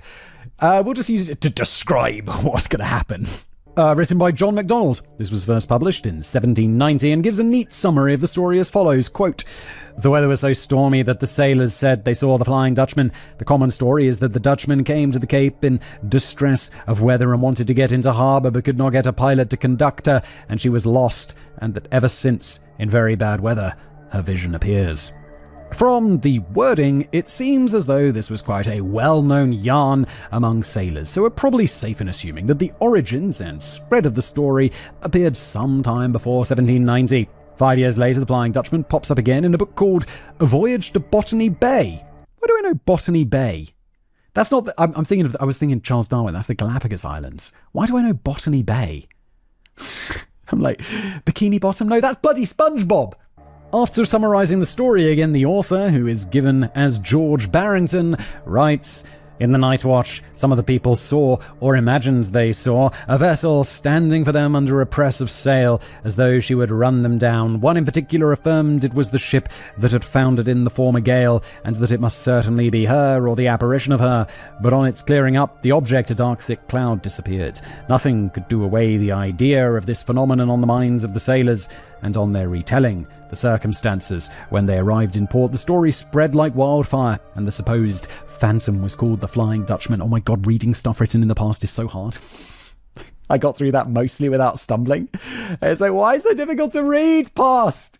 Why? Why does language have to evolve? There have been many sightings of the Flying Dutchman, but as they happen in the middle of the ocean, usually without anyone important being around, they're just lumped together. So people like me can write not particularly helpful sentences like there have been many sightings of the Flying Dutchman. Yeah, it's like, okay, thanks. It's like one of these things where it's like, oh, we know it's not true because it's just so vague. It's only when people of note are around that anyone seems to pay attention, because while we apparently don't care what 100 sailors say they saw, we do care when one future king says what he saw. Well, there's a reason for that, I think. It's because those people actually have something to lose. If some random sailor who is just going to be forgotten to the annals of history is like, oh yeah, I saw the Flying Dutchman dinner, it was a brilliant sight. Absolutely, that's the only thing he's ever going to be known for. He's not famous, he's like, or nothing. But if a king says it, he's the king. Like, he's got shit to lose, and he's already famous, and he doesn't have much to gain by saying this. So that's why we take that more seriously, I think, in my opinion. In 1881, future King George V, who was merely Prince George of Wales at the time, bore witness to the Flying Dutchman off the coast of Australia. He was Elizabeth II's grandfather, by the way. Oh, wow! How about that? That's a connection. That's the Queen who just died like 2 years ago. I saw on Wikipedia that he saw the Flying Dutchman while on a boat called HMS Inconstant, which seems like a weird name for a warship to me. It was also a screw frigate, which seems like part of a list of muttered swear words that you say after stubbing your toe. Screw frigate! Especially if your kids are around. I have to tell something like, oh shoot! Oh, anyway, while on board, George and his brother Albert saw the ghost ship. I wrote about it in his royal diary, although we're not sure which prince it was. Quote, July the 11th. At 4 a.m, the Flying Dutchman crossed our bows. A strange red light, as of a phantom ship all aglow, in the midst of which lights the masts, spars and sails of a... Oh, my God's sake, language of the past, why? Spars and sails of a brig 200 yards distant stood out in strong relief as she came up on the port bow, where also the officer of the watch from the bridge clearly saw her, as did the quarterdeck midshipmen, who were sent forward at once to the forecastle. But on arriving, there was no vestige nor any sign whatsoever of any material ship was to be seen, either near or right away to the horizon, the night being clear and the sea calm. 13 persons altogether saw her. At 10:45 a.m., the ordinary seaman who had this morning reported the Flying Dutchman fell from the four topmost. One word. Four topmost. Cross trees to the top gallant forecastle and was smashed to atoms. Oh, so to translate a little, thank you so much, because that was a nightmare. 13 people saw a strange red glowing ship which then disappeared. The sea was calm and there was no cloud or fog. Later that day, the sailor who had originally spotted the Flying Dutchman fell to his death from the front mast. In this case, there was no bad weather or storm warnings, but it sure did bring bad luck to the man who'd seen it. Even more recently, there was tell of sightings of the Flying Dutchman from German U-boats during World War II. While I wasn't able to find actual reports, there were references to sightings of mysterious ghostly ships being logged and even investigations being carried out. I saw U-28 and U-116 specifically mentioned, but couldn't find any corroborating information. Going back to the literary references again, while the earliest couple we mentioned reported the sighting somewhat factually, later ones referencing the Flying Dutchman as a legend or superstitious omen rather than people saying they actually saw a ghostly ship. It also starts appearing in works of fiction such as poems and short stories, oh my god, which are definitely going to be misinterpreted later by people who love ghost stories being real, either directly or name-checked, or as an obvious influence. This includes writer and poet Thomas More's 1804 poem with the, again, prosaic title of, oh my god, this is the title, it's like 5 lines long. Written on passing Dead Man's Island in the Gulf of St. Lawrence late in the evening, September 1804. Oh, I'm sorry, it's only 2 lines. Then the poem contains... It's still ridiculous for a title, The Past. The poem contains the lines, fast gliding along a gloomy bark, her sails are full, though the wind is still, and there blows not a breath her sails to fill. Poetry from that's really nice. It's like writing in the past, just people writing in their diaries like, what the fuck? And then poems, it's like, wow. It feels so meaningful. This could refer to anything, but he also included a footnote which says, the above lines were suggested by a superstition very common amongst sailors who call this ghost ship, I think, the Flying Dutchman. There's also a fast-moving ghost ship mentioned in the 18th century poem The Rime of the Ancient Mariner by Samuel Taylor Coleridge, which is often linked to the Flying Dutchman. So 18th century rolls around, titles getting a little bit more manageable. While it might as well have been an influence for the Spectre Bark, as it's called in the poem, there's a female captain figure on board in Coleridge's version who definitely doesn't appear anywhere else in the well-known lore, so they may not be linked at all. And speaking of captains, let's see if we can splice any sort of truth to this ghostly main brace. The real story. The Relying Dutchman? Yeah, so the big question is, is there a ghost ship called the Flying Dutchman? No, because ghosts aren't real. We know that. You're watching Decoding the Unknown. What we do is shit all over ghosts. I mean, not really, because ghosts are real. We can't shit all over them. So it can't be literal. But was there actually a ship called this that did sail around the Cape of Good Hope? Did it sink? Curious. I don't think so, because I feel like Katie said at the beginning, it's not likely that we're going to uncover any truths here, but let's carry on and see what happens. The first question we should probably tackle is whether or not the Flying Dutchman was a real ship. Excellent! Sightings and other written mentions generally describe it as a fluit style of ship, which was a Dutch vessel from the 16th century. Fluit sounds like the most Dutch word that I've ever heard. Specifically designed as a cargo ship, the fluit's look was based on the Spanish galleons of the time, and they would have either 2 or 3 masts, so the look of the ship is based upon real Dutch vessels of the 17th century. As for the obvious question of whether there was any real Dutch ship with the name Die Wilgende Hollander, the answer is, unfortunately, no. What a surprise! Now that this has been established, we might be able to find out something about the real things that it might have been based on. The legend says that the ship was wrecked while trying to sail around the Cape of Good Hope, and this certainly happened to many ships. In fact, I saw it as many as 3,000 ships have been wrecked off the Cape over the last 500 years. Holy shit. I knew it was a lot, because the Cape of Good Hope is famously, choppy, right? It's why the Panama Canal was so awesome. But here it is, 3,000 ships in 500 years. That's like 6 ships a year. Wait, is that right? Yeah. My maths is so bad. It's a dangerous place for sailors, but during the 17th century, it was the only real way for ships to get from Europe to Asia. The Suez Canal hadn't been constructed, and the northern routes were blocked by ice. Katie definitely means Panama Canal. Suez Canal is not the one. Right? Pretty sure. Hadn't been constructed, and the northern routes were blocked by ice most of the time, so sailing around the bottom of Africa was the only choice.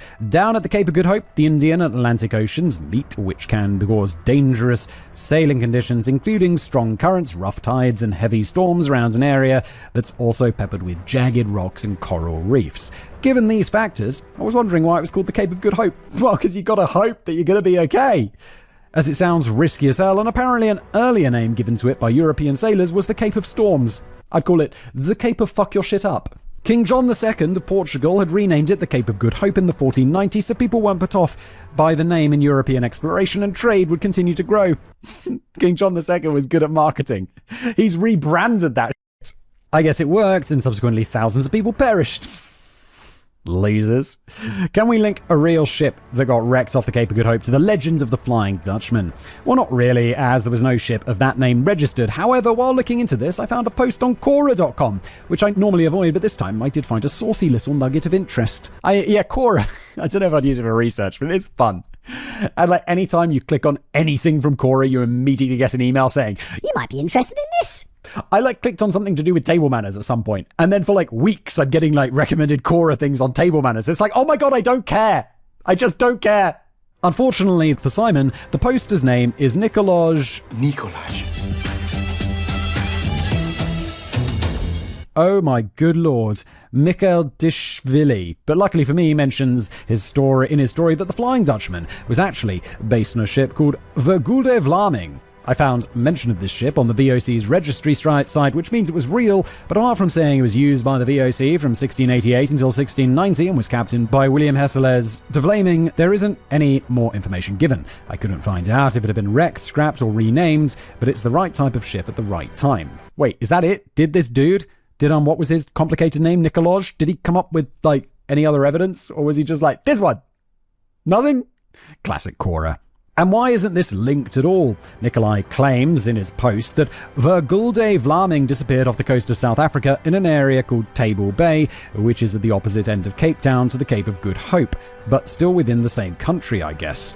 Wait, am I insane? Where's the Pacific and Atlantic? No, we're talking about different continents, Katie, aren't we? Am I insane? Am I losing my mind? Cape Town or the Cape of Good Hope? That's shit. I gotta look this up. 1 hour later. I know I'm confused, because Katie said it was between the Atlantic and the Pacific Oceans. So I'm that's the one at the end of South America.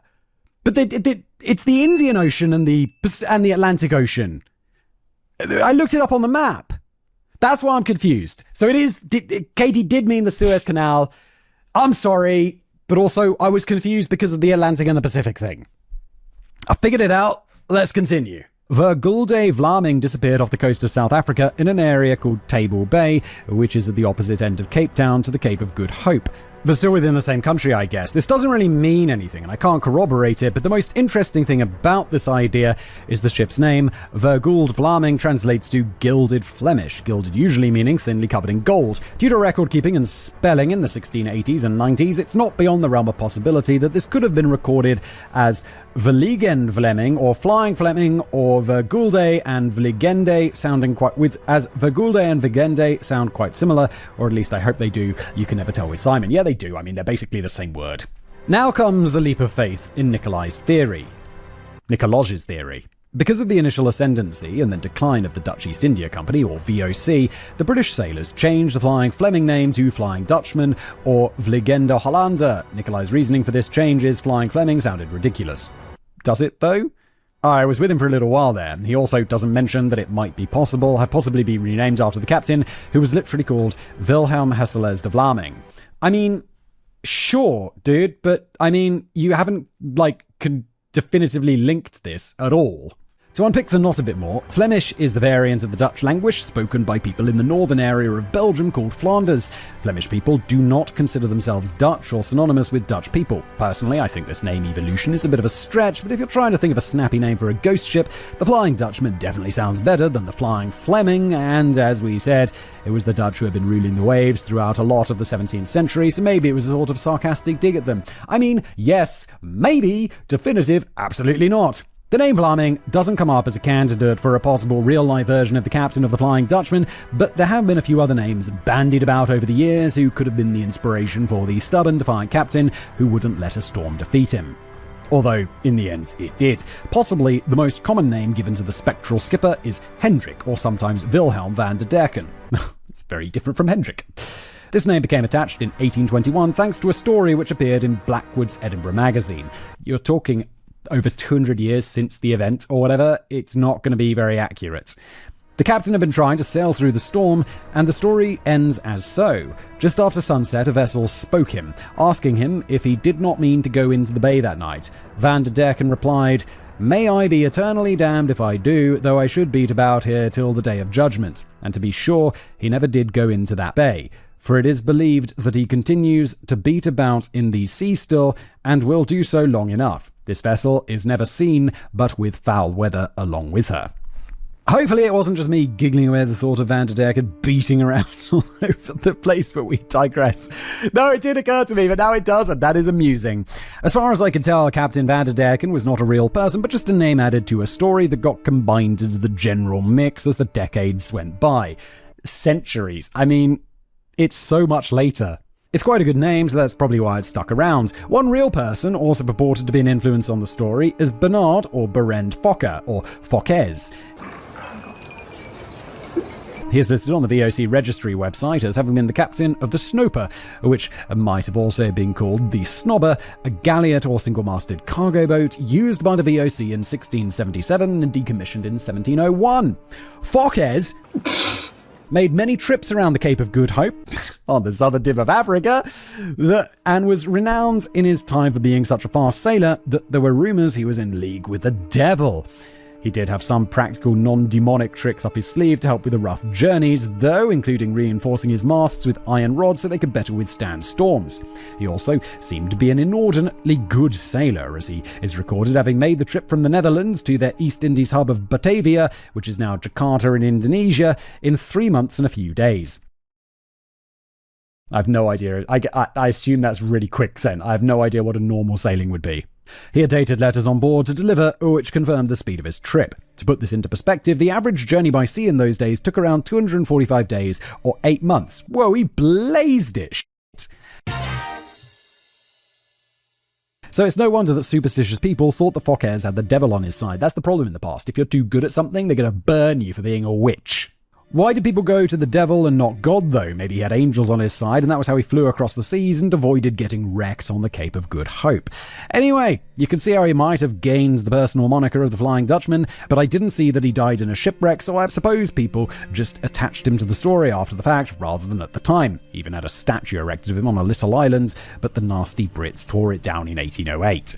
Another name that comes up is Captain Falkenberg, another cool name, but unfortunately he does not appear in the VOC registry. I think his appearance in relation to the Flying Dutchman is a conflation with another sea legend originating from Germany, where a man, in this case the aforementioned Falkenberg, kills his brother and the brother's new bride at their wedding and then flees the scene. He ends up on a beach where it appears he's expected and taken out by rowboat to a waiting ghost ship. Once on the ship, he is cursed to stay on it for 600 years, gambling with the devil by playing dice every night for his soul. This is about the only link I can find between the name Falkenberg and the Flying Dutchman, but as is usually the case with legends, there are many different variations and some catch on better than others. And by the way, I did do a little further digging into the U-boat angle, but the only thing I could come up with was from Secret Diary of a U-Boat, written by Wolfgang Hirschfeld and Jeffrey Brooks.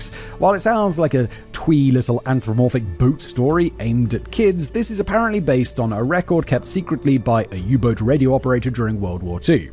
Sounds pretty awesome, to be honest. There is a reference to the Flying Dutchman in the English language translation, which says, "That vessel's headed straight for us, and you can't hear it. How can you report that your equipment is functioning properly? I cleaned the set and replaced all 96 tubes. The result was the same. I could hear the sea, but not machinery or propeller noise. Keller arrived and asked me what was wrong. I don't know, Lieutenant. Either the captain's hallucinating, or that's a sailing ship.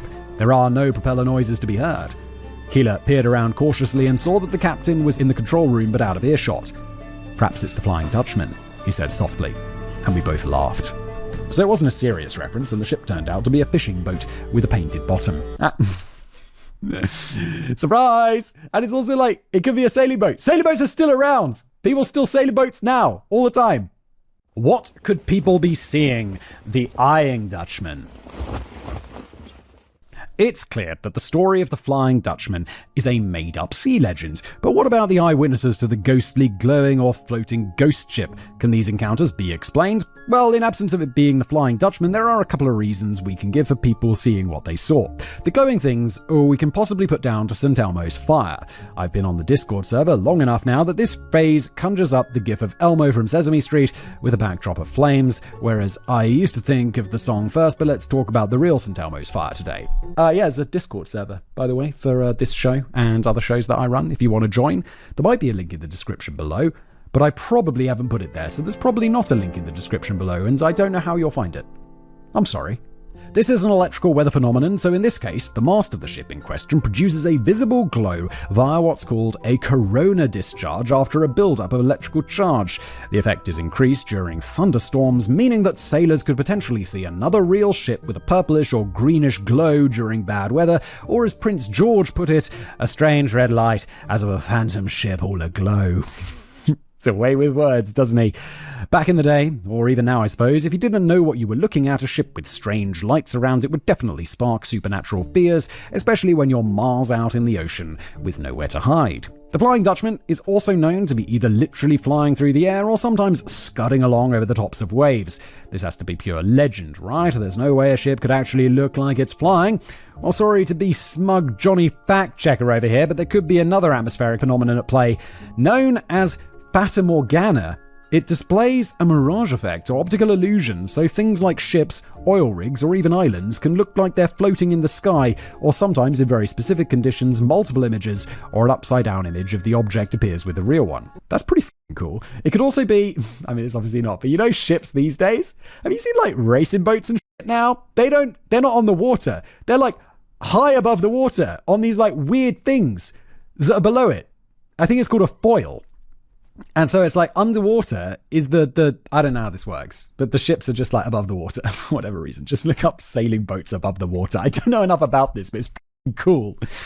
Fata Morgana is the Italian name for Morgan Le Fay of King Arthur fame, and apparently these mirages were named after her as they appeared in the Strait of Messina between Italy and Sicily at some point a long time ago. The confusing optical illusions were thought to be fairy castles, made to lure unsuspecting sailors to their lusty doom, so because of her fairy heritage, Morgan got the bragging rights to the name. An article by Monica Danielle on AccuWeather.com states, essentially, a Fata Morgana is a superior mirage that occurs because of the weather condition known as a temperature inversion. Cold air lies close to the sea with the warmer air above. Since cold air is denser than warmer air, it bends light towards the eyes of someone standing in the distance, making the image appear. Usually the mirage is based on a real object like a ship off in the distance.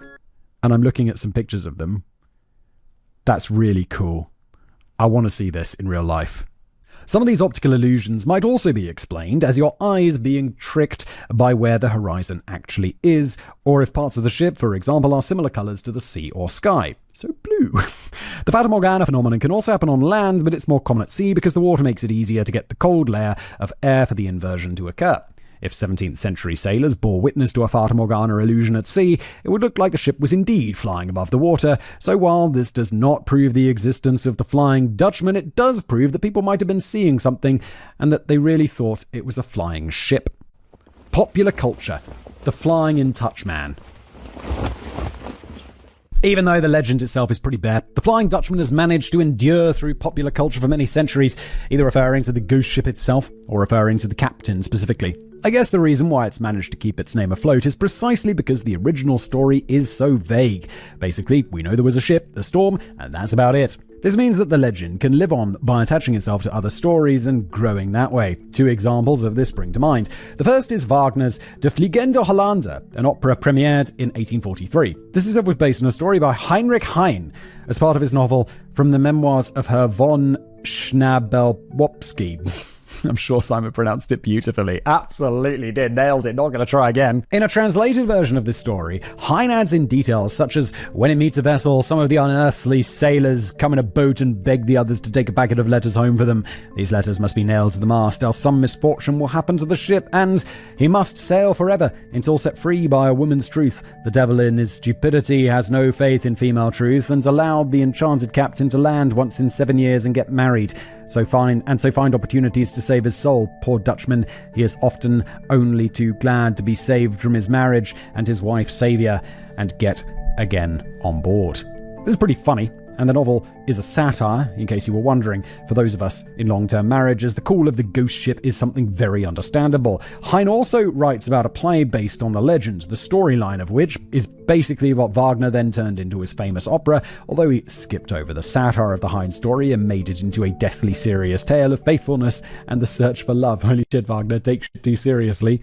Because the narrative of the Dutchman periodically being allowed ashore to check if his women's being faithful has now been made public, this is a common part of the story in more modern versions of the legend, which brings us to the second example, the Pirates of the Caribbean movies. Oh, wow, I think I saw one of these. I think I saw the first Pirates of the Caribbean and was like, this isn't for me. And I've seen none of the following 19. Or there could be 19. I don't know how many there are. There's so many.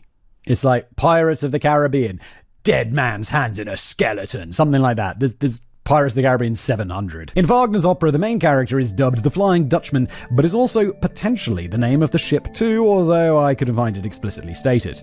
In the Pirates of the Caribbean films, the Flying Dutchman is a ghost ship that bursts from the depths and has its tendrils knotted around all other kinds of mythology and folklore, such as the characters of Calypso and Davy Jones, and also the Kraken, which we covered on an earlier episode of this channel, in case you're interested. Yes! After this, of course. In this version, which thanks to blockbuster popularity has been seen by millions of people, the Flying Dutchman is helmed by the aforementioned Davy Jones, the owner of Davy Jones's Locker, which basically means the bottom of the ocean where ships and people go to drown.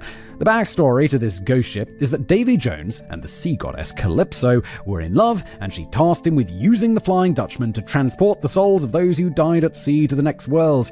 He was going merrily back and forth on the understanding that after doing this for 10 years, he could then come ashore with Calypso.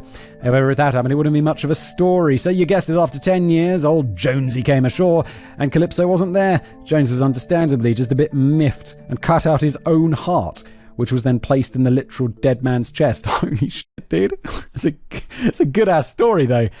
He then became a renegade, terrorizing the seas, forcing sailors to join his crew and calling up the Kraken to dispatch his enemies. None of this is part of the original legend, but you have to admit, it does all mesh together quite nicely. Does it ever? Probably one of the reasons why the Pirates of the Caribbean movies are so popular.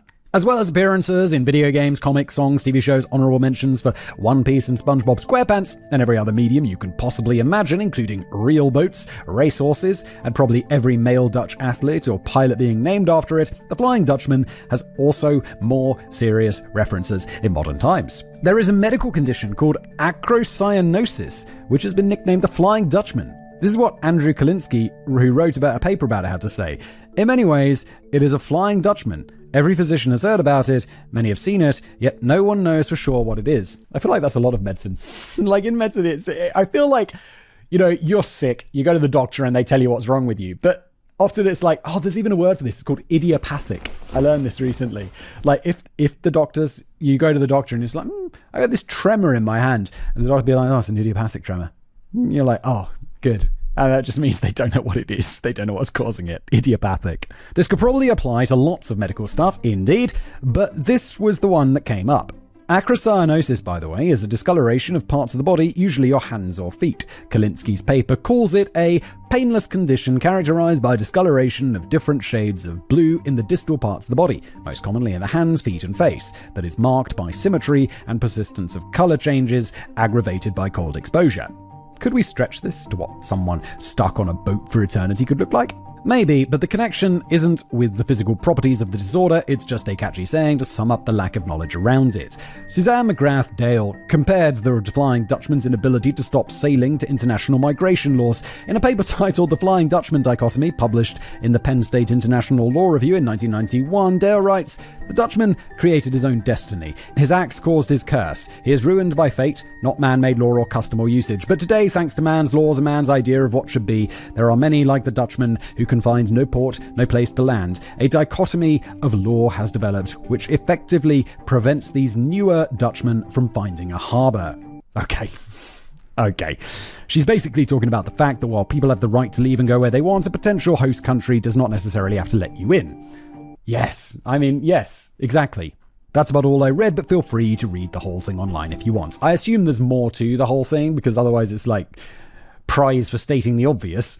If you've been wondering about the something you literally consume line, yes, I have. From the beginning of this story, here's where your patience is rewarded. If you've got all about it, I forgive you and will tell you anyway. The California institution that is In-N-Out Burger has an item on its menu called the Flying Dutchman, but it's kind of weird and not related to the legend in any way that I can work out. It's just 2 beef patties with 2 slices of cheese in between.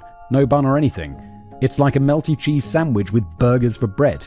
Maybe they should call it the Frying Dutchman. Or maybe not. I haven't tried it because I don't think it will beat my preferred double-double with grilled onions. That's double meat, double cheese, by the way, but I thought it was worth mentioning.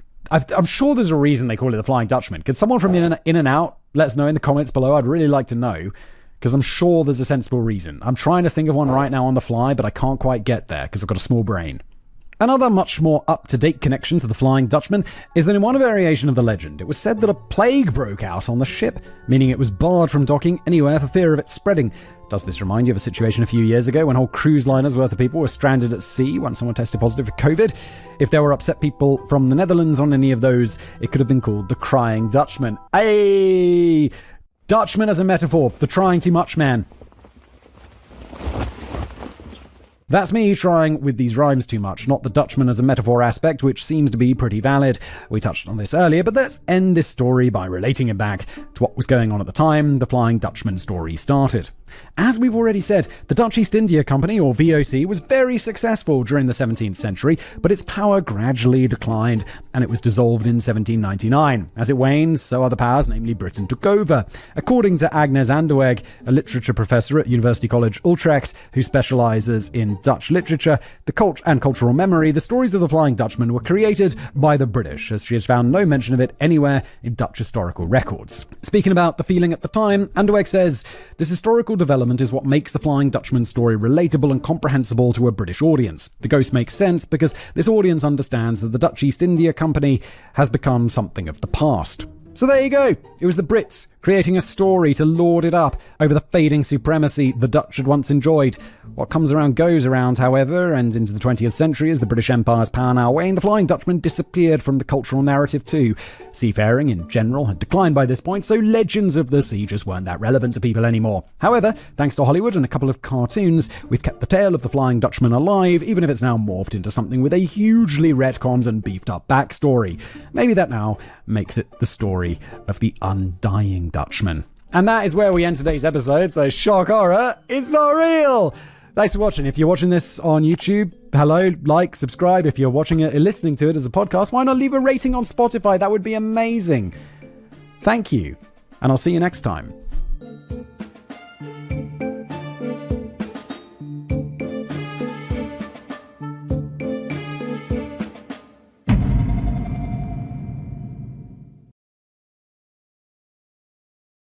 Hello everybody, welcome back to another episode of Decoding the Unknown. I, as always, am your host, Simon. Welcome. I'm here, one of my writers. In this case, Danny writes me a script. It's a message from the stars. Who sent the wow signal? Aliens. For sure it was aliens. Or it was like a pigeon on the chimney or something, just confusing the sensors or whatever. Well, we're going to find out, aren't we?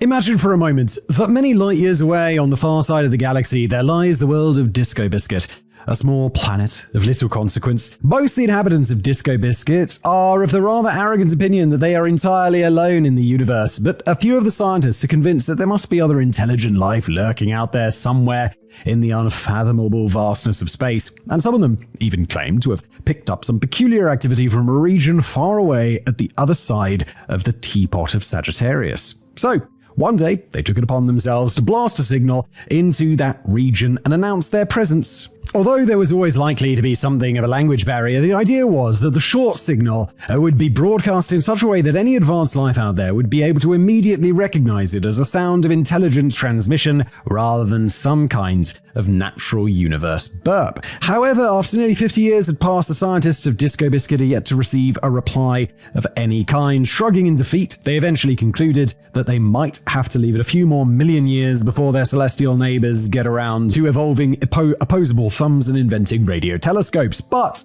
what the inhabitants of Disco Biscuit could never have known is that their signal had indeed been picked up by a small team of astronomers from Earth, a small, mostly harmless blue-green planet of little consequence. The signal was identified during a period that the primitive Earthlings referred to as the year of 1977, the very night before one of the most infamous of their species met an untimely end in his own bathroom. Wait, who is this? Is it Elvis? That feels like it would tie up with Elvis, maybe. But the problem is that the Earthlings didn't really know what to do with it and wasted the next 50 years attempting to find a follow-up message which was never sent. The planet of Disco Biscuit may be fictional, but the strong narrowband signal picked up in 1977 by the Big Ear Telescope in Delaware, Ohio, was very real. And the fascinating thing about the WOW signal, so called because of the excited one-word reaction from the astronomer who first detected it, is that it really does tick most of the boxes for potential extraterrestrial origin and is often considered to be the strongest candidate yet for a genuine communication from the stars. Whilst the exact origins may be destined to remain a frustrating mystery, this does make for a pretty unusual video for Decoding the Unknown. Yeah, this is not usually the sort of thing we cover on here. We're talking normally about ghosts and shit, which aren't real. This could be real. On which we regularly dismiss the wackier theories about UFOs and alien abductions and anal probes before moving on to more reasonable and admittedly far less exciting explanations involving weather balloons and experimental aircraft and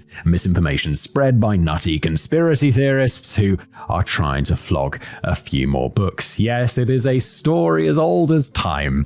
There's absolutely no hint of a conspiracy theory here. We're dealing purely with the cold, hard scientific facts, but many of the more crushingly down-to-earth explanations can be ruled out in this case, leaving many to conclude that the idea of an unanswered alien message might just be one of the more credible options that we have left on the table. Stay tuned to this broadcast for imminent further information.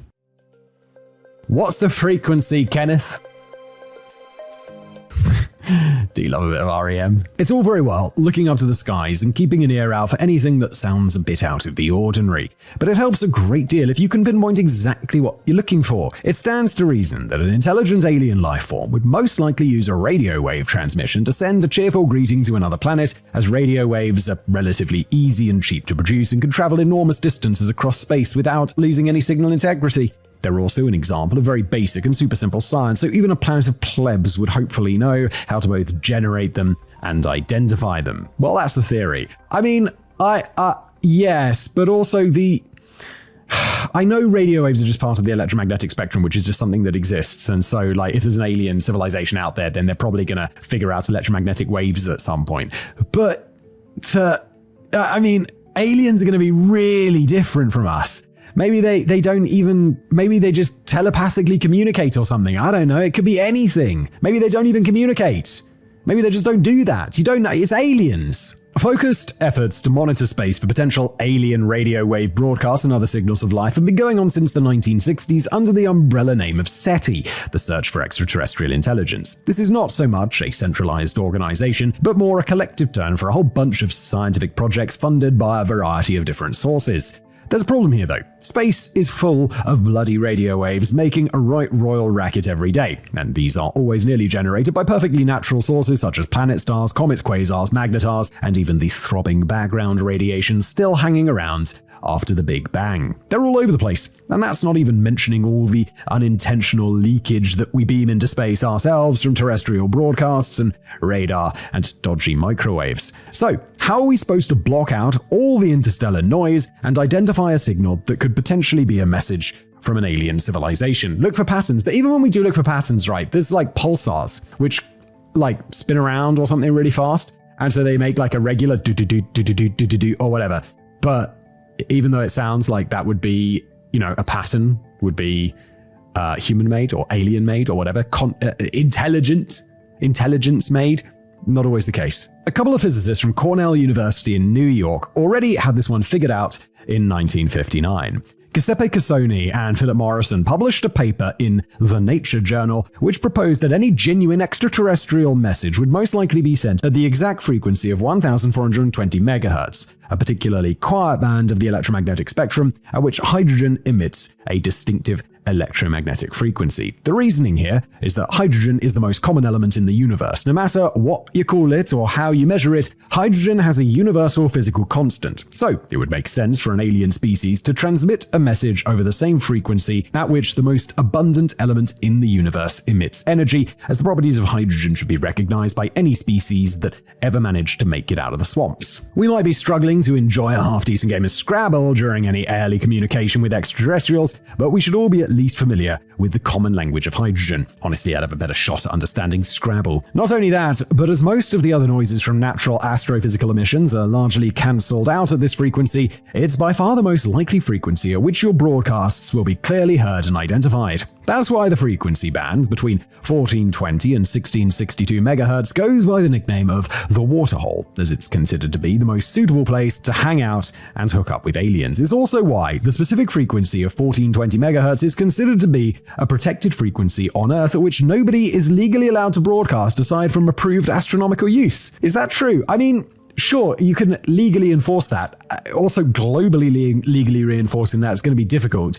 And you might just have some kid who's like the police and is just broadcasting at 1420 like, I am an alien or whatever, just because fuck science. We don't want any Earth-based jibber-jabber drowning out the channel that we're trying to keep free purely for potential extraterrestrial messages. Giuseppe Cassoni and Philip Morrison had another point to make in their paper, which would help narrow down the search even further. Any potential message from the stars would most likely be extremely narrowband. In other words, it would be concentrated on a tiny range of frequencies instead of randomly drifting about all over the place, as with most cosmic radio sources. This would help indicate that the signal was a techno-signature, intentionally caused by intelligent life and purposefully targeted at a specific frequency, rather than just a natural scattershot occurrence. The conclusions of Cassoni and Morrison would help future astronomers save a lot of time and effort. Instead of engaging in the practically impossible task of attempting to monitor the entire electromagnetic spectrum at all times, we should tune out from all the background crap and focus our efforts on monitoring the waterhole frequency, or more specifically, the exact protected frequency of 1420 megahertz, which I'll refer to from now on as the soup machine frequency, as it rolls off the tongue more smoothly than the repeated references to 1420 megahertz. Okay. So bearing all this in mind, the kind of discovery that would really make the astronomers start feeling all fizzy with excitement would be the detection of a strong narrowband signal of any significant length emanating from the depths of space at the soup machine frequency, as this would bear all the hallmarks of a genuine message from intelligent life getting purposefully beamed into our general direction. And that's exactly what was found by the bigger telescope in 1977. I guess it makes sense, but it does seem a bit of a stretch that the aliens out there are going to think like us enough to think, oh yeah, hydrogen, let's broadcast a freak on that signal. And I know it's going to be the most abundant element for them and all of that stuff, but what maybe most abundant doesn't really even mean anything in their culture. Like maybe we can't possibly begin to wonder how they think. Right? I'm sure the scientists are smarter than me. It just seems like such a stretch. Some people seem to be under the mistaken impression that the WOW signal was some kind of captured audio recording of a message from space, which lasted for exactly 72 seconds. In fact, that is wrong on all counts, but before we dive into the details, let's first take a look at the radio telescope that detected it. The Big Ear telescope was parked for 37 years on the campus of the Perkins Observatory at Ohio Wesleyan University in Delaware, Ohio. Designed in 1956 by award-winning American physicist and electrical engineer Dr. John D. Krauss, construction of the telescope took 7 years to complete, and as there wasn't much money in the pot to fund the project, the university professor managed to rope in his own students to help out with all the heavy lifting in their spare time. Hands-on science. In that sense, it's a good job that Dr. Krauss didn't leave it until a few years later, when all the students would have been spending their spare time dropping acid and finding hidden meanings in the lyrics of the Velvet Underground and Strawberry Alarm Clock. After construction was completed in 1961, it then appeared to take Dr. Krauss another 2 years to find the power switch, as Big Ear wasn't officially turned on until 1963. The initial purpose of the radio telescope, officially known as the Ohio State University Radio Observatory, Big Ear's a lot catchier, isn't it? Had nothing at all to do with listening for little green men. Big Ear's original task was to undertake an astronomical survey of cosmic radio signals, the results of which formed the world's most accurate and comprehensive sky map for many years to follow. After this project was finally wrapped up in 1971, Big Ear was left twiddling its thumbs for a couple of years before it was given another job to crack on with, and it was at this point that Big Ear jumped on board with the program of searching for extraterrestrial intelligence, tuning in exclusively to the soup machine frequency to listen out for any signals which were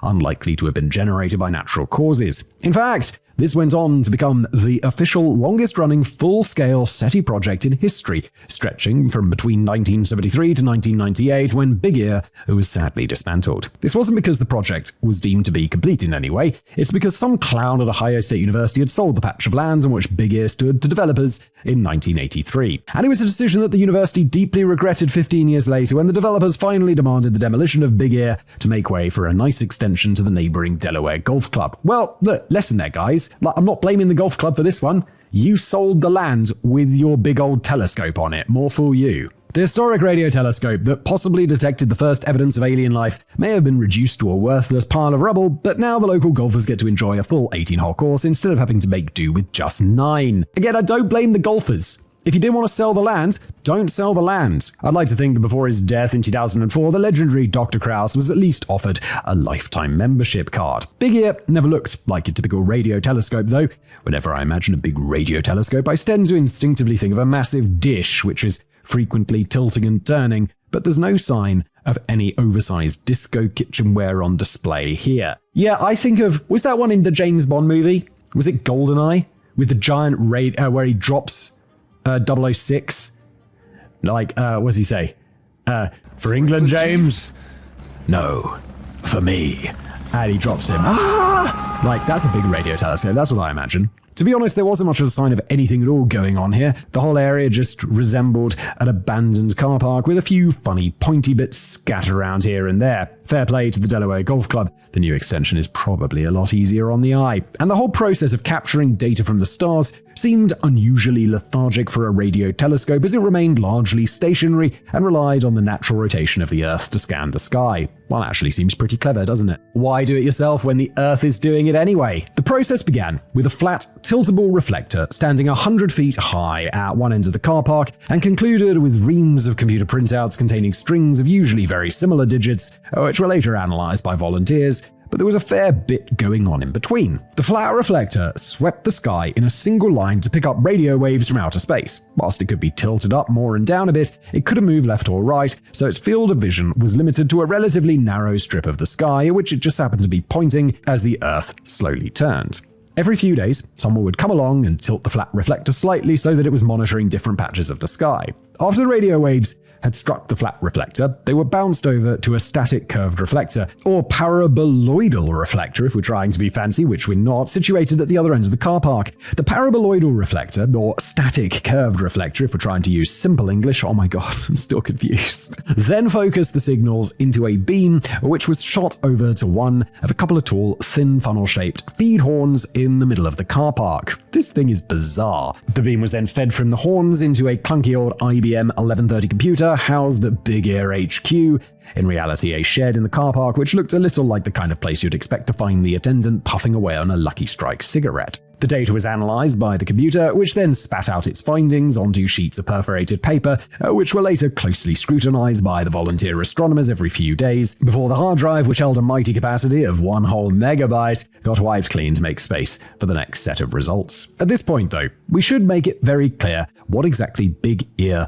was picking up and analyzing. It's often wrongly assumed that the radio telescope was attempting to pick up an actual audio recording of messages or signals. Some websites have even posted audio clips of the noise supposedly made by the WOW signal, but they're all completely bogus. One particular audio clip, which was doing the rounds on YouTube for a while and racking up some serious views, was later revealed to be a dramatically sped up recording of a police officer saying 1061, the police radio code usually deployed when about to stop a suspicious vehicle.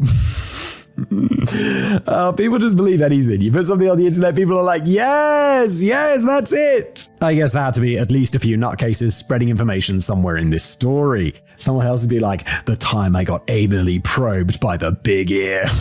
The truth is that the big ear simply didn't have the capacity to record audio at this time. The equipment was essentially just taking notes of any fluctuations in the intensity of the noise within the particularly quiet soup machine frequency, and then expressing the result as a single digit. In that sense, it was a bit like watching a record player without ever actually knowing or hearing what was being played on it. All the attention is instead focused on the volume dial, on the off chance that it suddenly starts rapidly turning up the noise that you can't hear to a level that's considered highly irregular. Every digit printed out by the IBM 1130 would represent the intensity of the sound picked up over a period of 12 seconds. The scale began with a blank space to represent 0, which indicated that nothing was going on here aside from the constant, gentle background hum of the universe. Then the scale rose from the numbers 1 to 9, the latter of which would indicate a tenfold increase in the intensity of noise that you'd usually expect to hear in the soup machine frequency. Things got really serious when the numbers changed into letters, as the scale then moved from A to Z,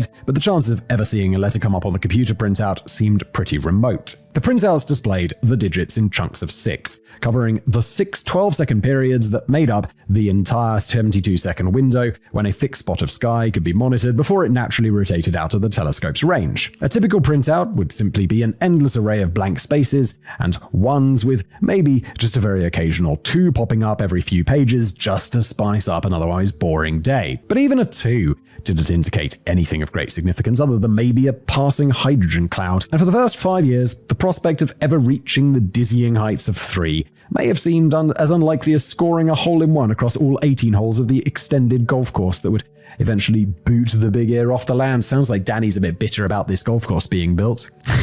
It's like, no, big ear, I miss you. But all that was to change on the night of August the 15th, 1977. Well, to be more accurate, it would all change a few days later, when a volunteer astronomer first had the opportunity to take a good nosy at the most recent results the big ear had collected. Fall on me. The handy thing about the Big Ear telescope is that it practically ran itself in a way. Every now and then, somebody might have to come along and make a slight adjustment to the flat, tiltable reflector, and I suspect they occasionally had to turn away unwelcome drivers who were trying to find the ticket machine. But then you could pretty much just leave it running on its own as Big Ear got busy bouncing around the signals from the flat reflector to the static reflector to the feed horns and finally into the IBM 1130. It's a good job, really, as aside from the odd few crumbs thrown at the project by NASA, there was never really enough funding to employ many workers down at Big Ear, and the 25-year SETI project was largely kept alive by the generosity and dedication of unpaid volunteers. Every few days, someone would pop into the shed to wipe the hard drive and pick up the latest computer printouts, which would be given to a bike messenger who would then deliver them to the home of the guy who had kindly agreed to study all the data. That guy's name was Jerry R. Emmon. This radio astronomer and later university professor used to enjoy a salaried position on the Big Ear project in the early days, but he had been laid off after the National Science Foundation cut their annual funding in 1972. But Jerry had continued to support the project on a voluntary basis for several years afterwards, and he was sifting through all the data at home in 1977. Now, to be honest, doesn't sound like the most exciting way to spend your spare time. Tell you what would be, playing a round of golf on the new golf course. Jerry would just sit at his kitchen table and scrutinize hundreds of sheets of perforated paper, which would contain endless rows of blank spaces and ones. He probably trusted himself to a cigarette break and a shot of whiskey every time he came across something as exciting as a 2. But then he suddenly came across a single string of 6 digits, which would have totally blown his mind and prompted him to sit down on a chair for a while if he hadn't been doing so already. The 6 digits read 6EQUJ5. This represents a 72-second period of time in which Big Ear had picked up a radio signal which is around 7 times louder than the baseline background noise, and then rapidly increased as it rotated closer into Big Ear's view, reaching a peak of U, just over 30 times more intense than usual, before it died down again and the source gradually spun away from Big Ear's field of vision. And this meant something huge. Big Ear had picked up a continuous radio signal which was way louder than anything else heard before or since. Jerry R. Emmon was so enthused about this that he immediately picked up a red pen and circled the 6 astonishing digits, scribbling the word "wow" in big letters right next to them, unwittingly giving the signal its name.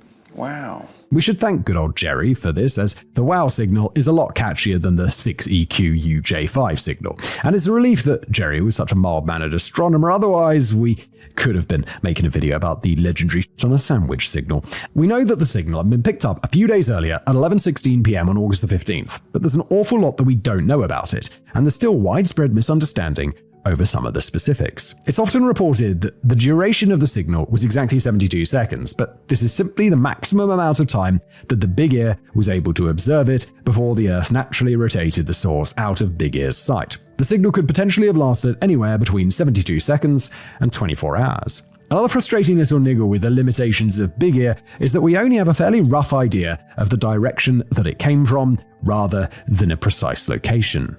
The signal only made it to one of the two feed horns, which itself was pretty surprising. The feed horns would have been collecting data from just a few minutes apart, so after the signal had been beamed to the first feed horn, you would have expected the second horn to collect the very same signal shortly afterwards. The fact that it was only picked up by one of them indicates that the signal either started or stopped at some point during this tiny gap, but it was impossible to tell which of the feed horns had picked it up, which made it trickier to ascertain the location of the source. We do know that it came from the general direction of the M55 globular cluster in the south of the constellation of Sagittarius near the core of the Milky Way, but that's a pretty wide area to go looking for a needle in a cosmic haystack of around 100,000 stars. Also, it's going to be from thousands of years ago. Like, we're on the edge of the Milky Way. Like, we're on one of those little taily bits, right? Like, the bits that flip off. And then the center, the Milky Way is what, 100,000 light years across? Even like 20,000 light years. That's 20,000 years for the signal to reach. And we're none the wiser as to how far the signal traveled or how long ago it was sent. The closest to the Earth from which it could possibly have originated is the distance from here to the Moon, but it could potentially have been carried from thousands of light years away. It may have even been a pretty weak and lame signal, which just happened to experience the effects of gravitational microlensing, a phenomenon not discovered until 1989, in which an object or radio wave can be massively magnified by a passing star or galaxy or black hole, which would serve as a kind of temporary magnifying glass and heat up the intensity of the signal, which is fascinating. I recently learned about this, how like you point a signal at the sun or whatever, at like the right angle, it comes out the other side like massively amplified by the sun. Now, how cool is that? Scientists reckon that this is probably a bit unlikely though, as the visible and audible effects of gravitational microlensing would have been more likely to last for weeks and months rather than just popping up once in a 24-hour period. As we don't know the distance traveled, we also can't even begin to figure out the age of the signal. It could potentially have been a fairly recent message from an extraterrestrial neighbor asking us to keep the noise down a bit, or it could have been a message sent 66 million years ago, which was meant to warn the dinosaurs of a nasty-looking asteroid headed their way. It's actually a bit of a shame that the WOW signal wasn't detected just 3 years later, by which time the telescope had been kitted out with some more advanced tech, which would allow Big Ear to stay focused on the spot in which it found something interesting. But all that Dr. Krauss, Jerry R. Ammon, and the Big Ear team could do back in 1977 was to try and have another look for it. After confirming that no comets or planets or satellites matched up to the area on which the signal had been detected, the team decided to fix Big Ear's focus on the same batch of stars that had spawned those 6 incredible digits in the hope of finding it again. Right. Obviously, so they go back, they look for it again, and they don't find anything there. Otherwise, there would be a lot more history about the WOW signal too. They did detect it again. But a whole month went by without generating anything higher than a boring old 2. Big Ear eventually returned to its normal duties, sweeping the whole sky for the subsequent 20 years, but it never detected the WOW signal ever again. A few other people rolled up their sleeves and had a good go at finding it over the years. One man in particular, data analyst Robert Gray, known to his friends as Bob, excellent, developed a long-running fascination with the WOW signal and probably spent more hours trying to find it again than anyone else on Earth. A keen amateur astronomer himself, Bob originally scanned the skies from his backyard in Chicago with his own titchy telescope for many years until he eventually persuaded the right people to let him have a go with something a little bit bigger. In 1987 and 1989, he made a couple of attempts at locating the signal with the Meta Array at the Oak Ridge Observatory in Harvard, Massachusetts. This 84-foot or 26-meter radio telescope, a little bit bigger than the one he had in his backyard, isn't it? Which looks like a traditional wobbling dish design, was part of what was considered to be one of the largest working observational systems in the world at the time. The construction had been helped along by a very generous donation from Steven Spielberg. the director most famous for the inspiring 1988 classic Mac and Me. Daddy, I love that. Mac and Me is such a disaster of a movie.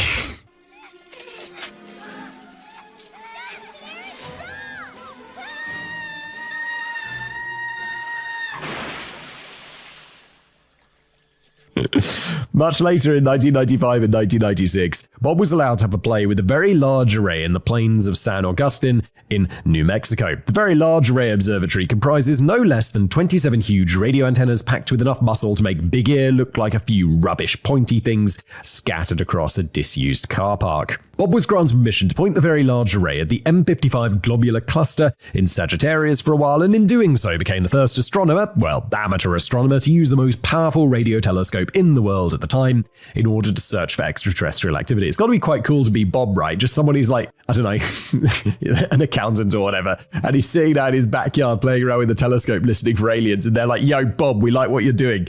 Come have a go with this bad boy. But sadly, neither Bob Gray nor any of the other tiny pockets of people to take an interest in the WOW signal have ever come across anything like it since that single transmission in 1977.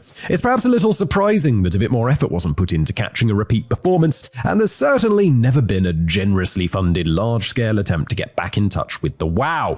It's largely been left to amateurs like Bob Gray to keep on the search. Yeah, because, as important and interesting as it would be to try and find this again, I still think chances are it's just like a signal from Earth, or it's a mistake, or it's an error in reading. And then assigning like this New Mexico Very Large Array or whatever, the satellite time, the radio telescope time or whatever it's called on that is really big and expensive. And there's a whole lot of other things that it could be doing. So you can see why it's not done more. It's a shame. Sure, if unlimited resources was a thing, sure, I'd be like, yeah, scan that M55 globular mega cluster or whatever. But when there's other things that it can be doing, there's other things it's got to do. Big Ear itself may have made way for a golf course extension in 1998, but the observatory could have been in trouble even if the developers hadn't moved onto the land, as NASA had recently cut what little annual funding it was giving to Big Ear. And in fact, SETI projects in general have been hit pretty hard since 1993, when Congress abruptly terminated any financial support to the ongoing search for extraterrestrial life on the grounds that spending tax dollars trying to find mushroom men from outer space was an embarrassing waste of money. It's like one of those things. Do I think that it's like do I believe that aliens are out there? Yes, absolutely. Do I think that we're going to discover them? Yes, at some point, probably in the quite far future. I hope in my lifetime, but I am not thinking it's going to be very likely. But yeah, it's just there's money has to go to other places. But it's also a little surprising how the WOW signal doesn't get talked about quite as often as you'd imagine. It got a brief name check in a 1994 episode of The X-Files, and it's just cropped up as a pretty big plot point in the 2024 Netflix series Three Body Problem. Three Body Problem is outrageously good. If you haven't seen that, it is a fucking cracker of a TV show. I'm not saying you should stop watching this video or listening to this podcast right now and watch Three Body Problem on Netflix, but you could if you wanted to, and you probably wouldn't regret it. But please keep listening. I recently finished watching this new show, co-developed by the makers of Game of Thrones, in which it suggested that the WOW signal was also picked up by a base in Inner Mongolia in China, where it was secretly verified as a genuine communication from aliens who were later invited to Earth with disastrous consequences. I totally missed that. I didn't realize that they also picked up the WOW signal. This is a problem. Like, I was really into this TV show, but I don't know, maybe I was checking my emails at that time. They can't make TV shows too complicated these days, because people are always on their phones. That's a joke. I should have just been paying more attention. I'd recommend giving it a watch if you haven't already. Although the dizzying narrative was a lot more complicated than I imagined, it was probably a mistake to try and make sense of what was going on whilst consuming several bottles of toilet wine. Yeah, it was really complicated. You'd just be watching it. If you've had a little bit too much to drink, you're like, what is happening?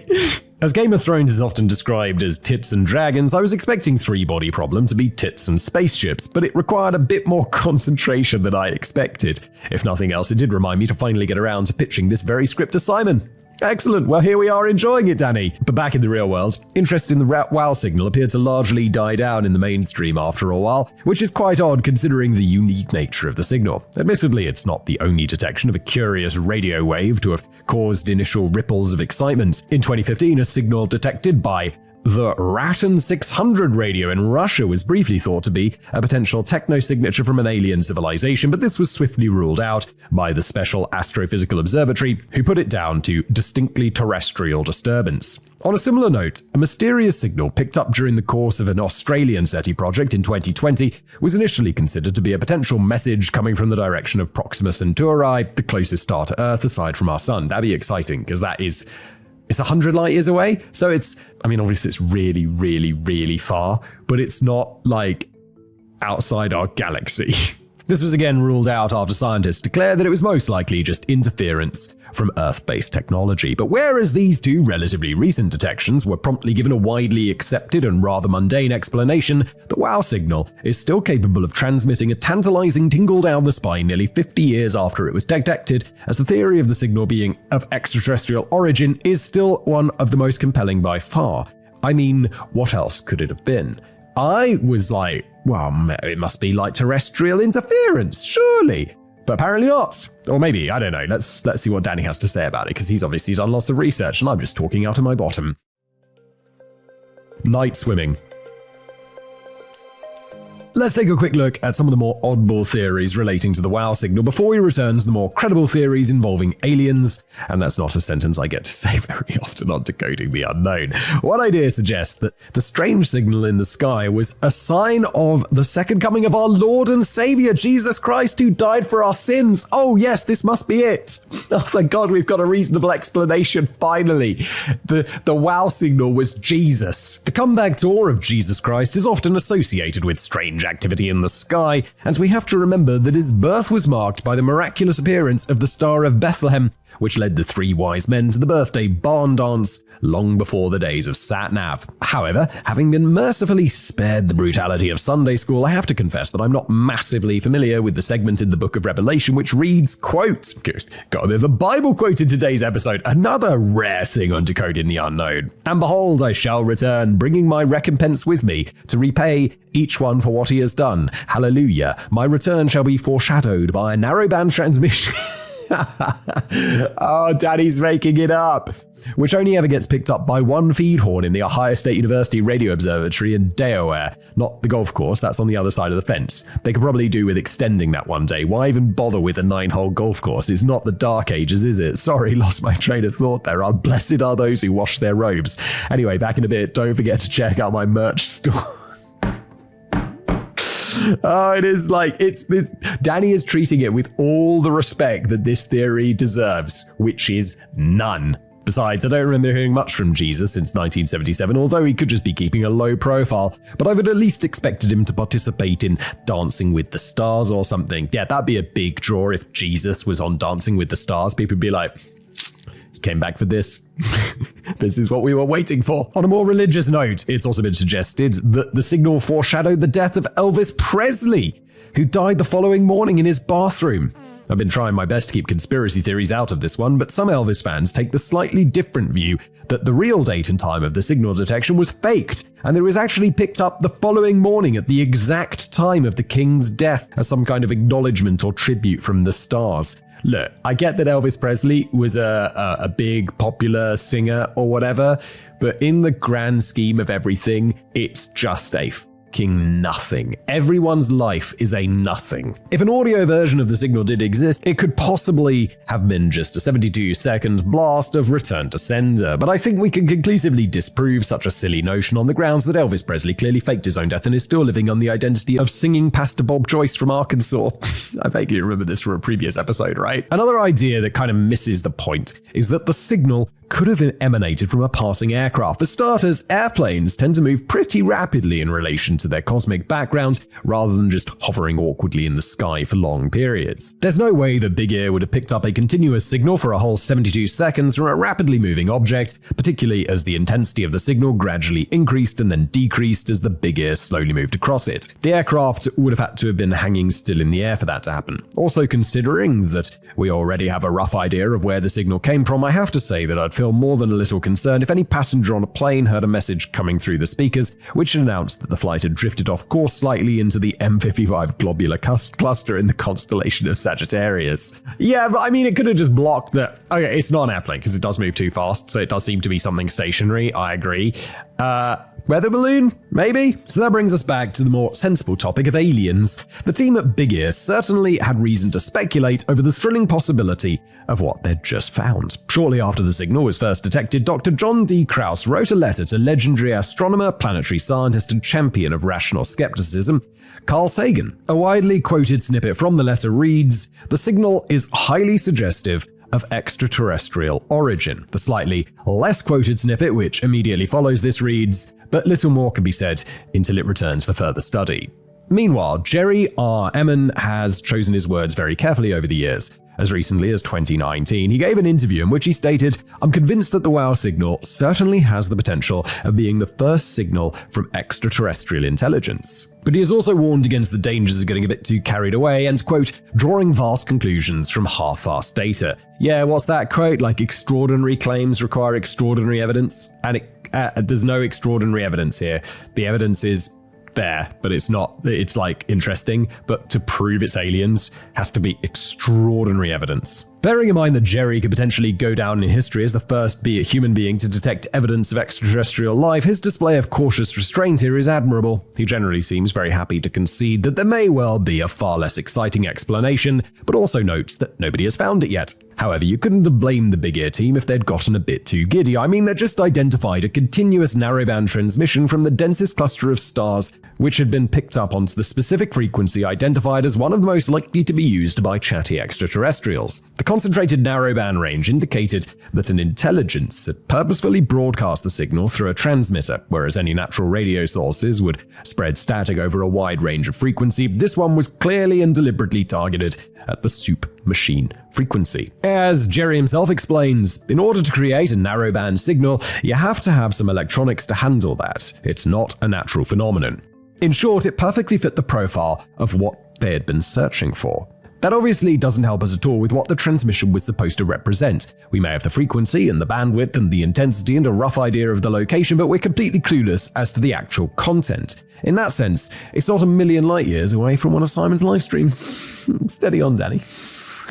Yo, I have no idea if this is gonna work.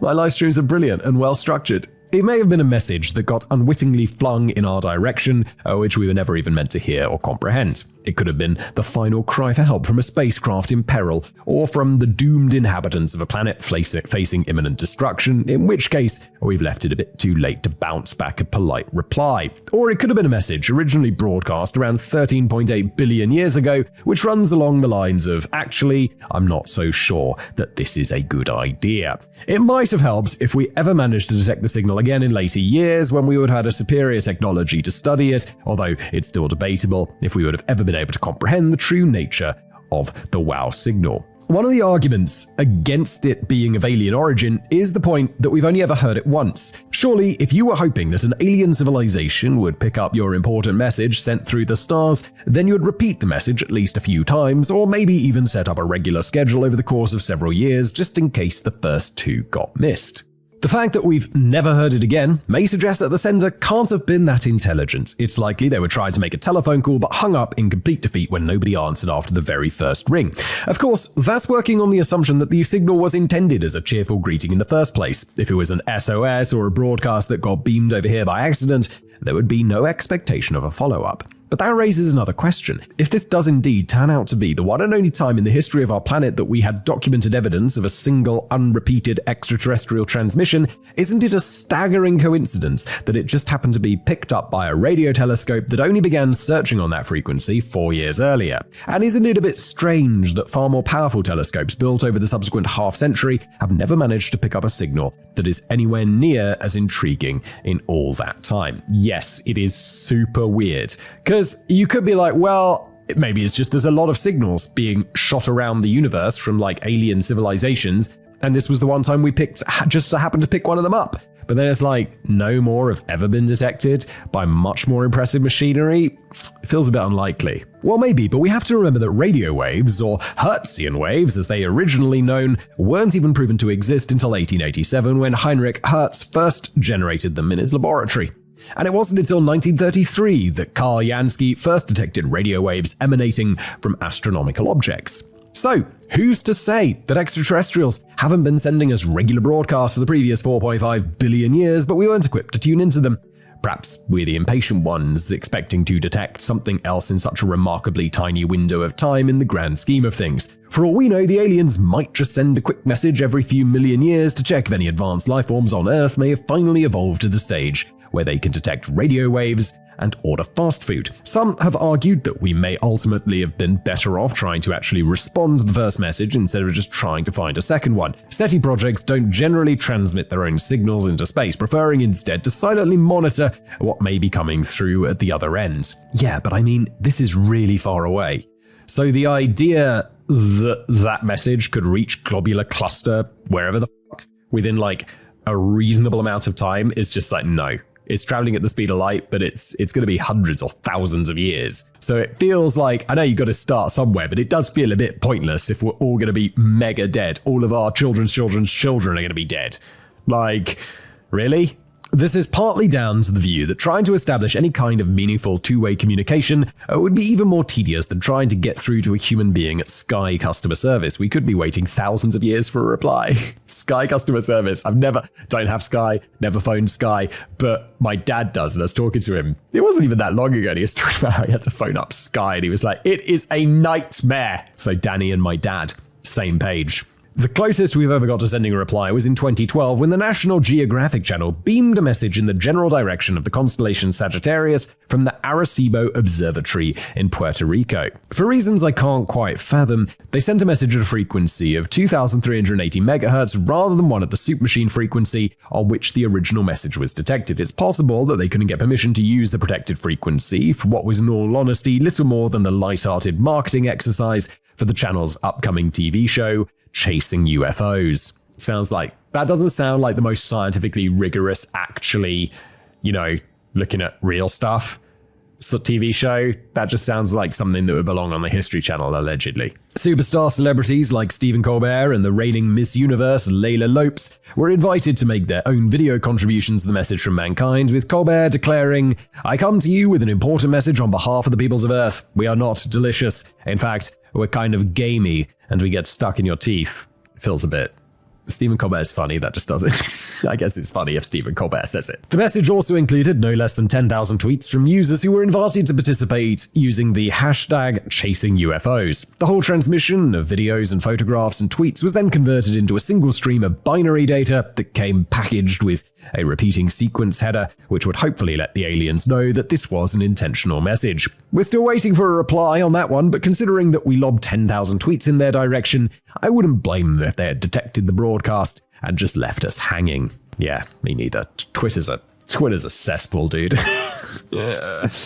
I can't help wondering if it's such a good idea to even attempt to communicate with extraterrestrials in the first place, considering that the human race often has great difficulty in just trying to get along with ourselves. At the time of writing this script, England and Northern Ireland had just been hit by a wave of riots fueled by anti-immigration Islamophobia and the spread of misinformation on social media. Whenever you hear Rotherham, which is where Danny's from, mentioned in the national headlines, you know it's not going to be good news.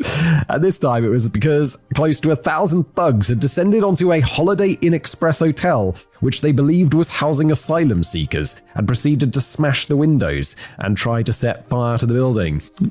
God, it makes me slightly embarrassed to be English, doesn't it?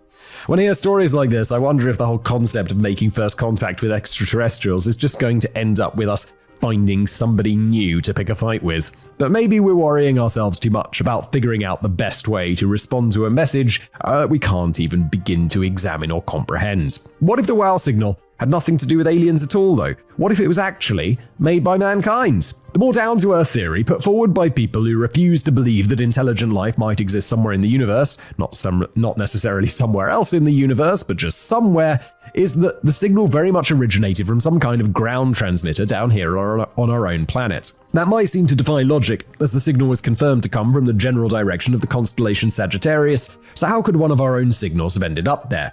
Maybe something, look, I don't know about this stuff, but like a signal, someone was broadcasting at that special hydrogen soup machine frequency and like they weren't supposed to be, and it bounced off the atmosphere and came down into Big Ear, something like that.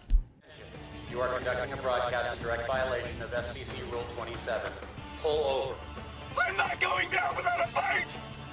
I'm the voice of the Well, the idea is that a perfectly regular and non-mysterious transmission got beamed into the stars from Earth, but then got deflected from a piece of metallic space debris hanging around in the Sagittarius constellation and got boomeranged right back at us. That sounds quite reasonable, doesn't it?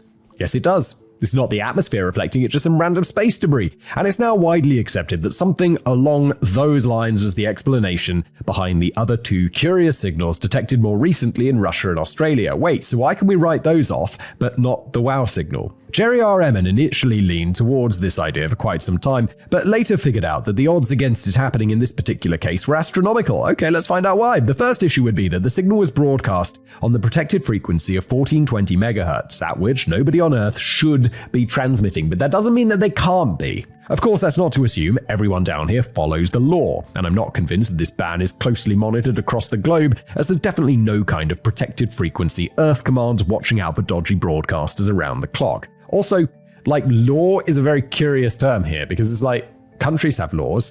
I don't think this is an international law that can be enforced, because there's countries that just might not sign up to it. But even so, it's the frequency at which you'd at least expect to hear a transmission from Earth. Incidentally, now that I think about it, there's surely some flawed logic at work with this whole concept of a protected frequency. If we've concluded that the soup machine frequency is the one most likely to be used for messages from friendly extraterrestrials, wouldn't they have reached a similar conclusion? In which case, doesn't it mean that every advanced race in the universe is keeping this frequency clear for monitoring, and that nobody at all is actually broadcasting transmissions at the one frequency that everyone is tuned into? We've really got no hope of ever making friends in outer space, haven't we? Yeah, everyone's just not picking up the phone. Back in the day, you couldn't, if you're on the phone, a phone call can't come in. So everyone's just got the phone down and they're just waiting for it to ring, but no one's ringing anyone because it would block the... Yeah, it's a stupid situation. I think it's very unlikely. Anyway, the other point which casts serious doubt over the space debris idea is that in order for Big Ear to have picked up a continuous signal for 72 seconds, the piece of metallic debris would have had to have been either completely static or barely moving at all with respect to the celestial sphere, as this is the only way that it could have bounced the signal back with enough intensity to last for any significant length of time. The problem here is that space debris tends to rapidly tumble through space with respect to the celestial sphere, and this has led Jerry to conclude that there's a very low probability that the answer lies here. Whilst it's not utterly impossible that such a freakish event could have occurred, it does seem incredibly unlikely that a signal broadcast at the frequency least likely to be used on Earth just happened to bump into a piece of space debris which did not in any way share the characteristics of a piece of space debris. The alien theory is actually far more credible and logical than this. Okay then. Okay, but looking at it from a different perspective, what if the signal was man-made but didn't originate from Earth? What if it was a message broadcast from a top-secret military satellite lurking somewhere in space? The Big Ear team were quick to dismiss this theory on the grounds that no known satellites were in the vicinity at the time. Well, yes. But then they wouldn't be very secret military satellites, would they? But I feel like this kind of misses the point of top-secret military satellites that nobody's supposed to know about. Exactly. Could there be any chance that a military satellite was in orbit in 1977, but has managed to keep its secrets for all this time? I mean, likely? Maybe no. Possible? Of course, yes! Well, possibly, but the issue here is that the secretive souls running the whole operation must have been quite remarkably stupid. Again, we have to come back to the fact that the narrowband signal was broadcast on the protected frequency. In this case, it doesn't really matter if the people involved may have been naughtily violating an international agreement. Maybe they're all punk Soviet scientists who just didn't follow the rules. But the point is that it would have been very silly for a top-secret satellite, which has still yet to be identified, to broadcast a message over the frequency that is the most monitored of all. It would be a bit like a secret spy sending a highly sensitive message to a colleague via the medium of a full-page advertisement in the New York Times. We perhaps shouldn't be too quick to dismiss the immensity of human stupidity, and in fairness, if it was a secret Soviet signal, then it never got decoded, but I'm again thinking that aliens are a safer bet at this stage. Or it could be the Soviets messing with the Americans, zap that Big Ear thing that they're looking for aliens with the alien signal, just to have them waste some money looking for aliens to distract their scientists from making whatever the Soviets didn't want them to make, maybe more bombs. New adventures in hi-fi. A couple of more complex ideas have been put forward over the years, but the problem with them is that they still leave most of the main question unanswered. One suggestion is that the signal experienced the effects of interstellar scintillation. This is similar in a way to the effect of visibly twinkling stars in the night sky caused by the passing of light through different layers of a choppy atmosphere. But it's kind of an invisible radio version of twinkling in which a relatively weak signal could in theory be given a random boost in intensity by passing through strong fluctuations of the solar wind.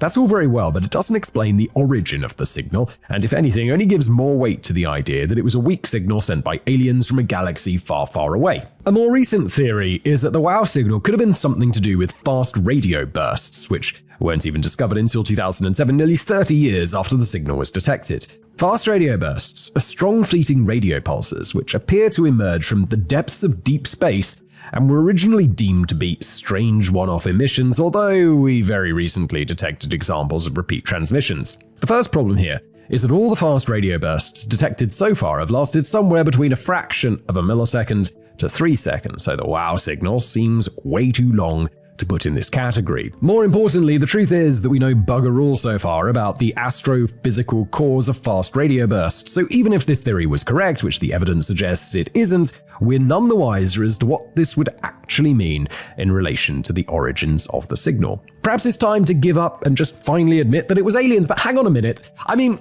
we can't admit that it's aliens because there's just nowhere near enough evidence. We've just ruled out a bunch of stuff. But hang on a minute. According to several news headlines from 2016, the mystery of the WOW signal had finally been solved once and for all by a Florida University professor. I must have missed this one. Who would have thought that we'd ever see a headline that run along the lines of clever Florida man cracks the WOW signal?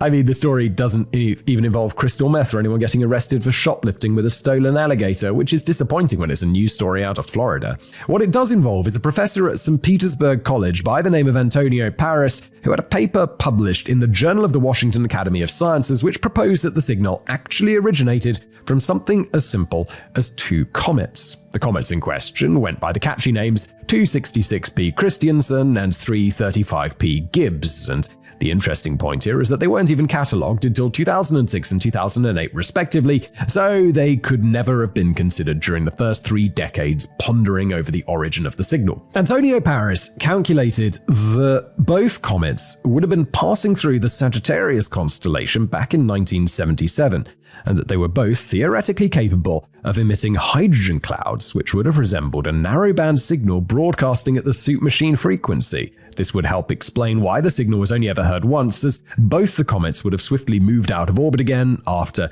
spitting out the hydrogen clouds that had got everyone so confused down here on Earth. Antonio's findings got everyone quite excited for a little while, including such websites as Popular Mechanics and Futurism, who declared with some confidence that Antonio Paris had finally solved the puzzle. But the confidence wasn't shared by everyone, and indeed there were some who felt quite annoyed by how much mainstream publicity had been given to Antonio's paper. Whilst Antonio Paris was indeed an assistant professor at St. Petersburg College, he did have a tendency to overinflate his credentials and make out that he was the world's leading authority on astronomy and astrophysics. The Washington Academy of Sciences doesn't even seem to be a particularly well-respected academic journal, and the astronomers have pointed out serious flaws in Antonio's calculations and the misguided manner in which he collected his data. Yeah, this is why peer review is a thing. Like, this guy just seems to be, allegedly a bit of a self-promoter. He's come up with an idea, he's got it published in a second-rate journal, and then the bigger scientists with bigger brains come along and they're like, hold on a second, Mr. Paris. Not so sure about that Washington Journal. Maybe we need to look at this. It's also been suggested that all Antonio really wanted to do was raise awareness for his Kickstarter campaign, in which he was trying to raise new funds to buy a fancy new telescope, possibly to replace his cheap binoculars.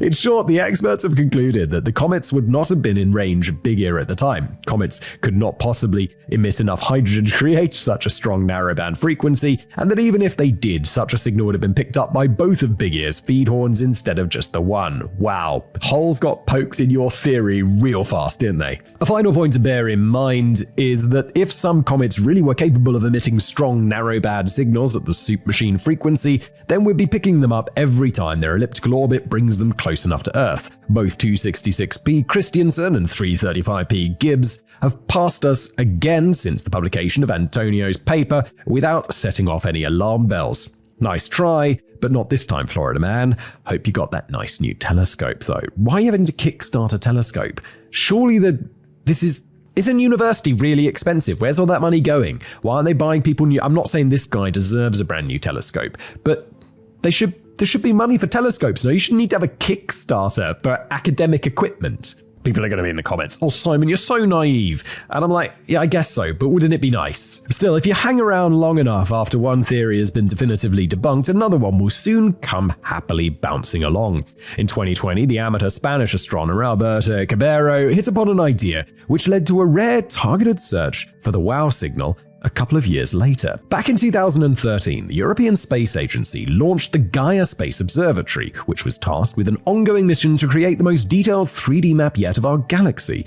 This is not a million light years away from Big Ear's original task in 1973, but on a far mightier scale and using some slightly more advanced technology than a knackered old IBM computer and a dot matrix printer. Alberto went sifting through this new vast catalogue of close to 1 billion stars to see if he could shed any fresh light on the mystery.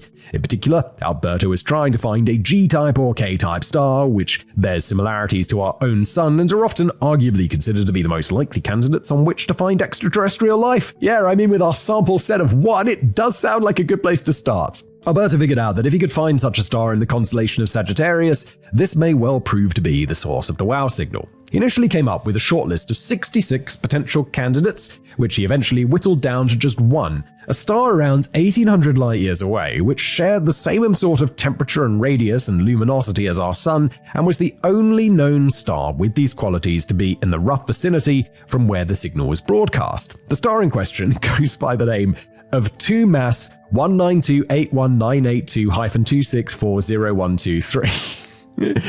Daddy asked seriously who names these things, and the answer is there's a lot of them, which is, no one's going to. This one's called Peter, because very quickly you're going to run out of names if you don't have like Peter 12986. But we'll call it Big Mass from now on to save Simon having to read out all those numbers again. Yes, thank you, Danny. Whilst Alberto was never trying to suggest that the signal definitely originated from Big Mass, pointing out the potential number of dimmer stars in the same region which are not bright enough to have been catalogued by the Gaia project, he did suggest that it was the best known candidate that we have so far. In 2022, a team from Breakthrough Listen, a particularly well-funded SETI project based in Berkeley, California, yeah, I've heard of Breakthrough Listen, so it must be very well-funded, managed to orchestrate the first ever collaboration between the Green Bank Telescope in Virginia and the Allen Telescope Array in California to conduct a targeted search at Big Mass on the Soup Machine frequency. It sounds like a pretty big event, but I was a little disappointed to hear how much valuable telescope time was given over the project. 2 30-minute observations were carried out by Green Bank,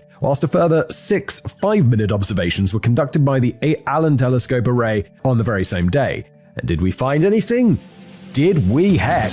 There was no trace of a techno signature to be found during the search, leading Alberto Cabero to conclude that this exhaustive search had completely ruled out the idea of Big Mass being a candidate for the source. Well, but doesn't necessarily. I mean, it's just maybe they're just not broadcasting right now. Do I think it's extremely unlikely and that it didn't come from there? Yes, I do. But maybe they just weren't broadcasting that day. I'm a little surprised by that, not just because of the very limited telescope time, but also because nobody seems to be considering that the signal may have been coming from Big Mass in 1977, but not necessarily today. Still, the report from the Breakthrough Listen project concludes that whilst the results may seem disappointing, their work has paved the way for further targeted searches on other sun-like stars in the future. But it's difficult to get too optimistic about how much time in the future will be spent on searching for the definitive answer. The man who spent more time on looking into the puzzle than anyone else, amateur astronomer Bob Gray, continued to seek the solution right up until his recent death in December 2021. After writing a book on the matter,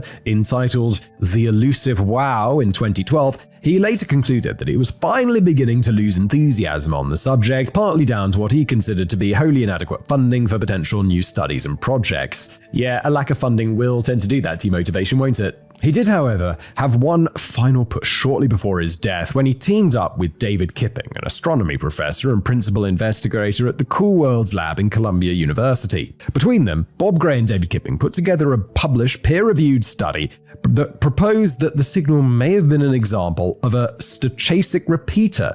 Yes, I'm sure that's what most of us were thinking right from the start. Yes, as I said at the beginning of this episode, probably a stochastic repeater, isn't it, Danny? Problem solved. Mystery over. A stochastic process is essentially something that involves a random... Oh, Danny, you don't need to tell me what a stochastic purpose is. I'm just going to do this to humor you, dear audience, even though I'm sure you also know what a stochastic process is. It's essentially something that involves a random variable for which you can't really make specific predictions, but you can have a go at modeling patterns to predict the next likely event.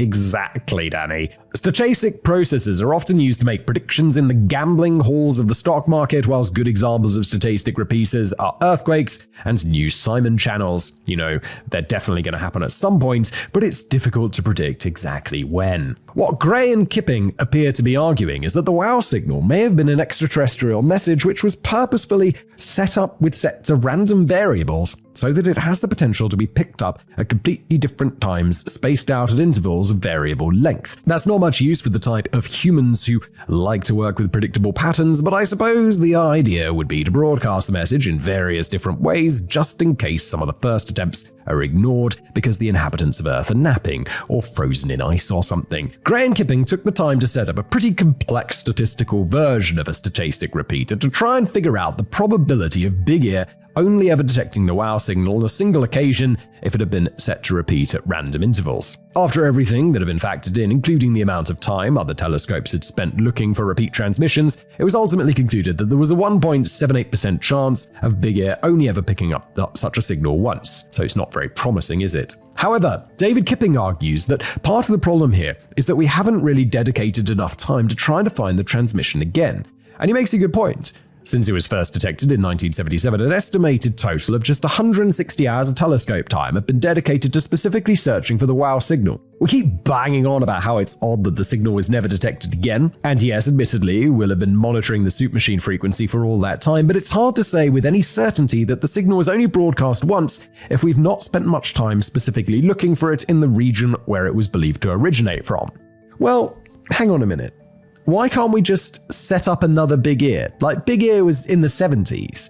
Surely we can just find like a car park somewhere and set up a version of Big Ear which is cheap because technology's got cheaper, or, you know, cheap in a grand scale of things, and just have it constantly pointed at that bit of sky to see if anything comes up. Surely that seems like a pretty decent and cheap idea. But it's hard to say with any certainty that the signal was only broadcast once if we've not spent much time specifically looking for it in the region where it was believed to originate. As Bob Gray put it, the signal was a tug on the cosmic fishing line. It doesn't prove that you have a fish on the line, but it does suggest that you keep your line in the water at that spot. Great, so just build a cheap new version of Big Ear that just looks at that one bit of the sky. Boom! Now that Bob Gray has passed on, let's do a kickstart. It's not clear if anyone has really had the desire to chase up that matter with conviction. There doesn't appear to be any great appetite at the moment for funding fresh searches or indeed for SETI projects in general. Telescope time doesn't come cheap. The kind of long-term project that some astronomers have in mind would quickly run into the millions of dollars, and there's the slightly awkward question of how much we could do with it even if we did find it again. David Kipping concedes that we might not necessarily learn anything of value from a second broadcast in itself, but it may improve the chances of tuning into the signal more often in the future and eventually leading to a deeper understanding of what exactly it might be. Yeah, if we get more data from it, if we get more readings from this signal, let's say we do find it, we tune into it, then maybe we can figure out what the data being sent means, because we'll have a bigger data set. Grumpier folk have declared that we've spent far too much time on it already, and that the mystery wouldn't even generate that much public attention in the first place if Jerry R. Emmett hadn't scribbled the words "wow" right next to that sequence of 6EQUJ5 and given a cool name to a cosmic riddle. Incidentally, Big Ear may be long gone, but that particular piece of perforated paper is now stored safely in the archives of the Ohio Historical Society, whilst a reproduction of the printout is displayed on a nice historical marker dedicated to the former observatory, which has been solemnly planted near the entrance to the Delaware Golf Club. But it does seem as if the mystery is likely to remain unsolved for a good while yet. Rightly or wrongly, not enough time is being devoted to tracking it down again, which is probably the only thing that is ever going to lead us to the answer. So what conclusions can we reach from the half-vast data, as Jerry Emmon put it, at our disposal? Reckoning. Well, You might not necessarily agree with me, and you're obviously welcome to take your pick from the theories we've mentioned so far. You might even have one of your own, but please leave both Jesus and Elvis out of this one. But my own feeling is that some of the more mundane explanations, such as a broadcast from a secret satellite or a signal from Earth getting boomeranged back after colliding with space debris, are possibly the least likely in this highly unusual case. I mean, I'm not so quick to write off the mundane in this case. Yeah, they're infinitely or extremely unlikely, but so's aliens.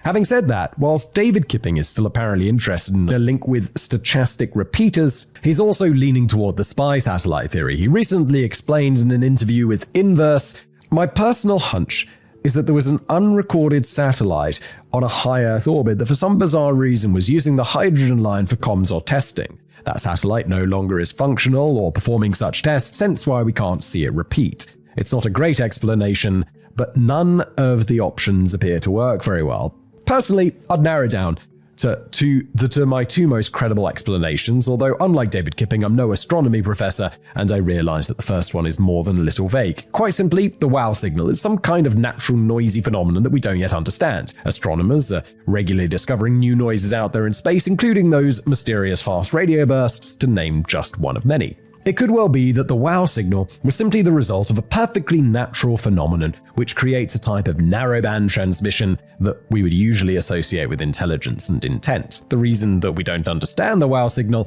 is because we're not as clever as we think we are, and we still don't understand enough about the universe. But my favorite, that is a solid theory. I think that's a solid theory. But my favorite theory is one we haven't even mentioned yet, and one that rarely gets discussed in detail at all. Okay then, the whole thing was just a cock-up a big ear. Sorry, I meant to say the whole thing was just a big ear cock-up. Skeptics have often voiced their suspicion over how Big Ear was the only radio telescope in the world to have detected the signal, even though other more powerful radio telescopes were in operation at the time. Yeah, well, those things called bitlips, where it's like cosmic rays or whatever, make computers go wrong and crash and maybe come up with extraneous data, something like that. If the signal was missed by superior technology, then this surely suggests that there was some kind of malfunction that occurred within the more primitive workings of Big Ear. That's not entirely fair though. Big Ear was the only telescope to be scanning different strips of the whole sky as its view was pushed along by the rotation of the Earth. Other telescopes were monitoring fixed regions of the sky for longer periods, and there's no evidence to indicate that any other radio telescope in the world was monitoring that specific region of the sky on the Soup Machine frequency on the night of August the 15th, 1977. So, the reason that Big Ear was the only telescope in the world to have picked up the signal is because it was the only telescope in the world looking at the right place on the right frequency. Meanwhile, the Big Ear team have always dismissed the notion of a technical glitch, insisting that all the equipment was thoroughly checked over afterwards and no anomalies were ever found. Yeah, but that doesn't mean there wasn't an anomaly just because you didn't find it. Computers are complicated. But I still reckon there was plenty of scope for even a tiny gremlin in the works somewhere in all that 1970s technology which was missed. It could have been a problem with one of the reflectors, one of the feed horns, or perhaps most likely of all that clunky old IBM computer. I still have weird problems with my PC in the year 2024. Just the other week, it randomly spat out an entire Decoding the Unknown script on whether or not Avril Lavigne faked her own death and was replaced with a lookalike imposter, and I have still no idea what happened. Wow, Danny, your computer delivered a great script then, thank you, and for free? You gotta tell me about this, Danny. I'm very much drawn toward the idea that the wow signal was nothing more than a quirky tech spasm which made it appear as if one of the two feed horns had picked up something out of the ordinary. That's not to completely rule out the possibility of an alien message sent from the stars, which is still widely considered to be a very strong possibility. The universe is a pretty enormous place, and it would be quite preposterous in a way to assume that the creatures of Earth are the only ones to have ever made it out of the primordial soup. The main question really is not whether aliens are likely to exist, but whether or not we're ever likely to make contact with extraterrestrials, who are potentially quite some considerable distance away, to put it mildly. And of course, nobody's really helping to improve the chances, as every advanced race in the universe could well be keeping silent on the same frequency that every advanced race in the universe is monitoring for extraterrestrial broadcasts. But here's another thing. The main argument against the idea of an alien broadcast from the stars is the fact that we've only heard it once. What kind of idiotic species would attempt to communicate with aliens by just sending a single message? Wait, didn't we do that with that one in Puerto Rico with all the tweets? Again, we have to take into account the possibility that we've only managed to pick up a message that had been broadcast several times. But I have a definitive answer as the question of what kind of idiotic species would just broadcast a one-off message. The human race. The majority of our rare attempts to beam messages into the stars have in fact just been single one-time broadcasts. Most notably, in 1974, a radio message was broadcast from the Arecibo telescope in Puerto Rico into the general direction of globular cluster Messier 13. The message consisted of 1,679 binary digits, which, when decoded, reveal graphics and characters relating to ourselves and our place in the solar system, although weirdly the average human male is depicted as a matchstick man with red skin. Okay, this was never really intended as a super serious attempt to communicate with aliens. It was more of a demonstration to the rest of Earth to show off what crazy shit we can do these days. But it was sent only once, and it does seem remarkable that the experts are casting doubt over whether a genuine message for extraterrestrials would only be sent once, when that's exactly the kind of thing we do ourselves. Somewhere beyond the other side of the teapot of Sagittarius, a bearded guy called Simon Blower has just released a new video for the enjoyment of the inhabitants of Disco Biscuit, a small planet of little consequence. Simon Blower is something of a celebrity on Disco Biscuit and presents regular videos on a long list of popular channels, including the slightly laid-back detective Mindfire and Unraveling the Unfamiliar. What great names for channels, Danny. This particular video takes a look back at the year 1974, in which a broadcast known as the Gee-Whiz signal was picked up by the radio telescope Big Jugs. The source of the broadcast has always remained a mystery, and it was never detected again. If the inhabitants of Disco Biscuit had been able to translate the message, they would have known that it came from a small, mostly harmless planet called Earth, which was apparently populated by red-skinned matchstick men. Whilst the Gee-Whiz signal is still considered by the people of Disco Biscuit to be the strongest candidate yet for genuine communication for extraterrestrials, Simon Blower seems a little more doubtful and suggests that it was just the result of a local individual burning a pizza pocket in a microwave which sent radio waves into space that later got bounced back by a slab of space cheese. You can't blame the aliens for harboring a few doubts over this one, though, particularly as the signal was only detected once. I'd probably have put it down to a Big Jugs malfunction. Yes, completely agree. It was either a malfunction or it was a space satellite that people didn't know existed. In my opinion, maybe it's aliens, probably not. That's the end of the episode. Thanks for being here.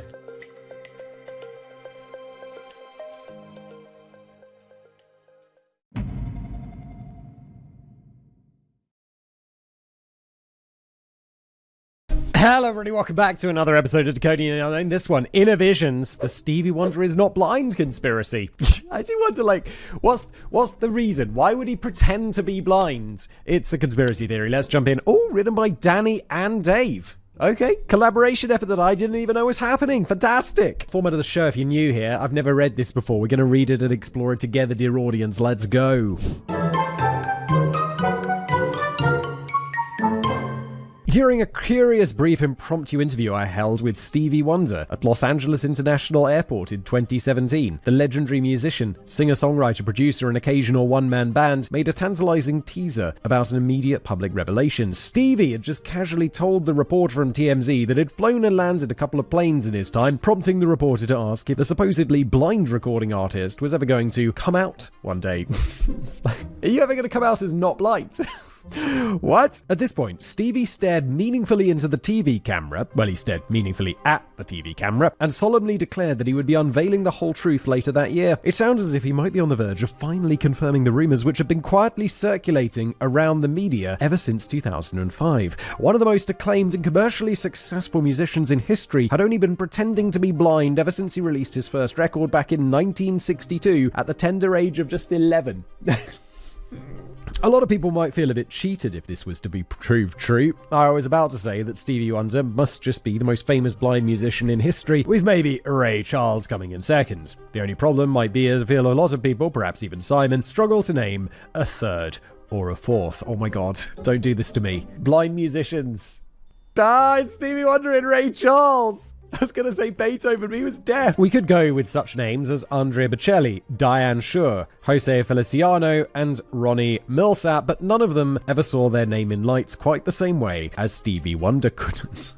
Yes, I've also not heard of any of those people. It might be easier to suggest that Stevie Wonder is simply the most famous blind person in history. I can't think of many others who'd give him a run for his money aside from maybe Helen Keller and Daredevil, the latter of whom often gets ruled out for being a fictional comic strip character. And it would feel like a crushing blow if the most famous blind person in history had actually just pulling the wool over our eyes all this time. Famous blind people. I feel like there must be more famous, like super famous blind people. The prosecution in this case will be led by myself, Danny, a reasonably sighted writer who only experiences temporary cases of near blindness whenever somebody punches me in the face and breaks my glasses.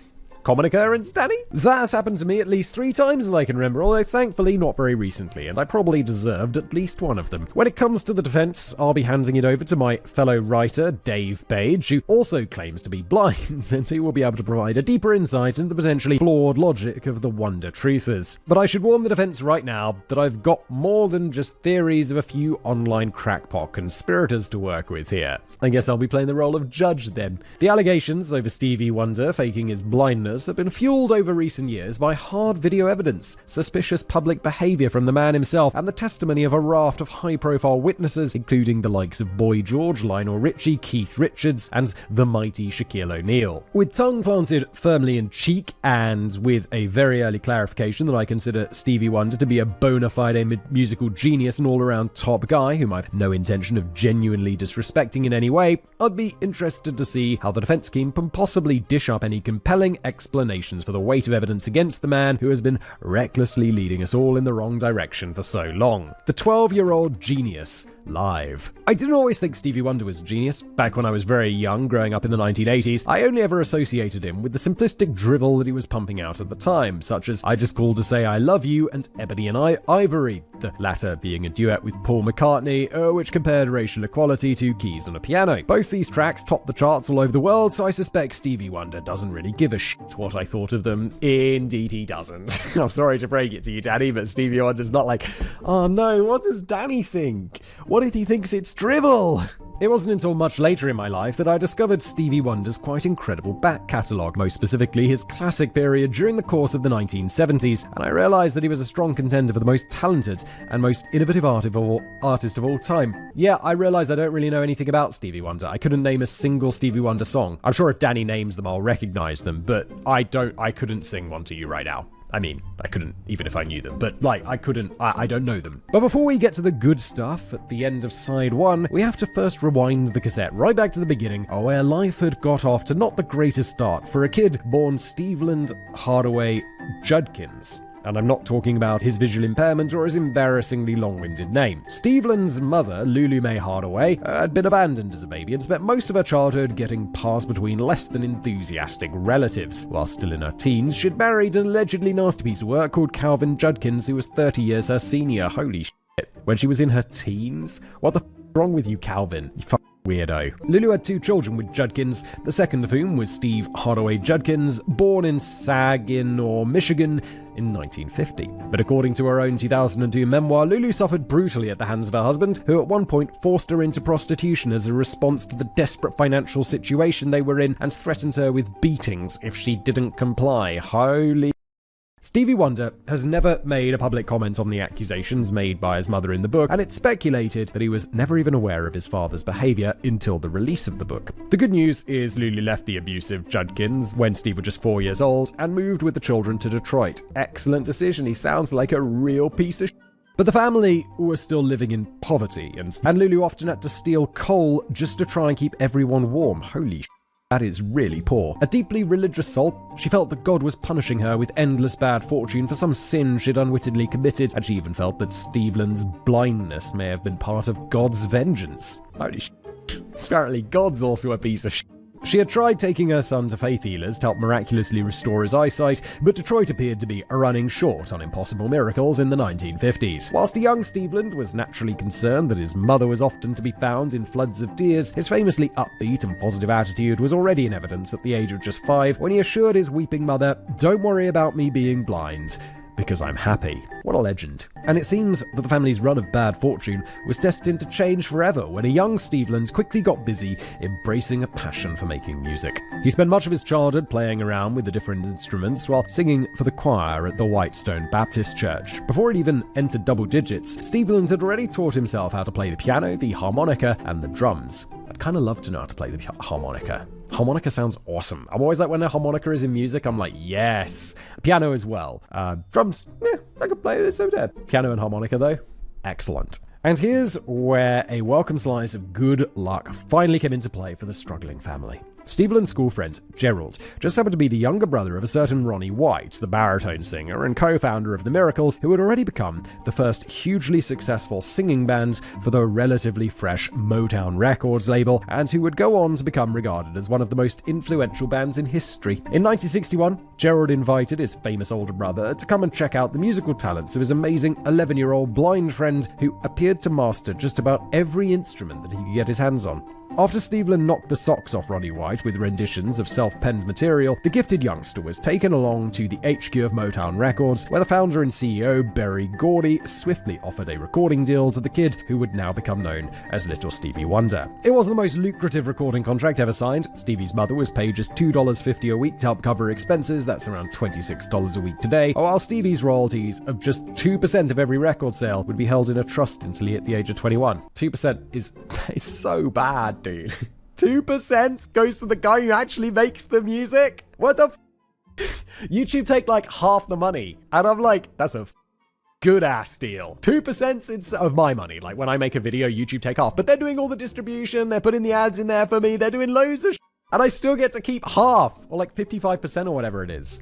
2%'s insane. Such a lousy deal wasn't uncommon at the time. For a fresh signing, even the Beatles had to share between them a royalty rate of just a penny on the sale of their early singles. But the boy wonder probably wasn't getting too excited about the prospect of cashing in his wealth anyway. His early material, consisting largely of instrumental covers, failed to set the world alight, and it wasn't until the release of a live rendition of the instrumental Fingertips in 1963 that he first hit the big time. The track topped the US singles chart, making Little Stevie Wonder the youngest ever artist to hit a #1 on the Billboard Hot 100 at the age of just 13, a record he still holds today. That's incredible. And with an instrumental track? It would be nice to think that he eventually made at least enough money from this to treat the whole family to a slap-up meal at McDonald's. His mother, Lulu Mae Hardaway, may have also been able to contribute to a happy meal, as she'd go on to become a regular co-writer of her son's teenage material and picked up a nomination for a Grammy along the way. Well, good for you. It's often thought today that everything was plain sailing from here on in, but in fact, the 60s were generally a bit of a patchy period for the child prodigy.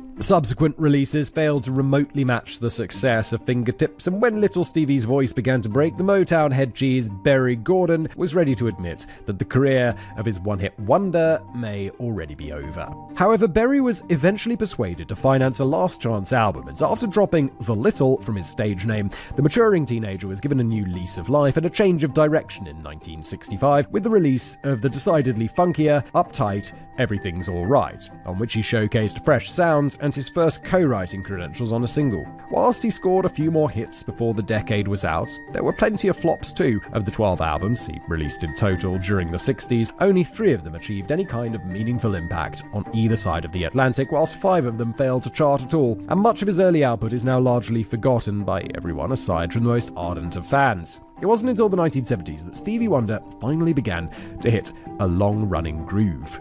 When Stevie asked to have far more creative freedom over his future works, his request was initially denied by Berry Gordy. However, as the contract was up for renewal, Stevie decided to make it clear that he was in no rush to sign a new deal with Motown, and he allowed the contract to expire. This appeared to inspire a dramatic change of heart for Berry Gordy, who came chasing after Stevie with a pen and paper which presumably contained Braille text, otherwise it would have been a bit useless. Well, I'm sure his mum would read it to him, right? Not only was Stevie granted the creative freedom he'd long desired, he also negotiated a much healthier deal in which he now received 14% of all royalties. That's a 7 times jump. That's not bad. Like 14%? Doesn't sound like a joke. 2% does. Along with an advance of close to $1 million and several other juicy financial perks. Oh my lord, $1 million. That's like $10 million today. That's crazy. He wasn't even that successful. And this paved the way for the celebrated classic period of Stevie Wonder, which really was the proper Stevie is one of the major artists credited with ushering in the new era of the album. Up until this point, many record labels, including Motown, still focused largely on the singles market, whilst the accompanying albums were often just quickly padded out with B-sides and crap cover versions. Stevie now insisted that his own compositions should appear on much more cohesive and thematic long-form pieces of work, on which he began to play around with the electronic sounds and overdubs, whilst taking on most of the instruments himself to effectively become a one-man band. This resulted in a long chain of groundbreaking, massively successful, and critically lauded albums throughout the 1970s, including Music of My Mind, Talking Book, Inner Visions, and Songs in the Key of Life. The artwork on the album sleeves was usually a bit pants, and I presume that Stevie Wonder wasn't responsible for giving final approval on that kind of thing. But each and every one of these albums was a masterpiece, passionately crafted by a genius at the height of his powers. I know the word genius gets bandied around far too liberally these days, but Stevie Wonder is most definitely the genuine article, right up there with Lennon and McCartney, Prince, Brian Wilson, and Nick Kershaw. Of course, that couldn't last forever. His material was widely considered to have gone off the boil during the 80s and beyond, leading to his deeply underwhelming last album to date in 2005. But he continued to pack out arenas during these subsequent decades and is still undoubtedly one of the most successful and acclaimed musicians ever, clocking up over 100 million album sales worldwide and picking up a record 25 Grammy Awards. God damn, dude. That's a lot of Grammys.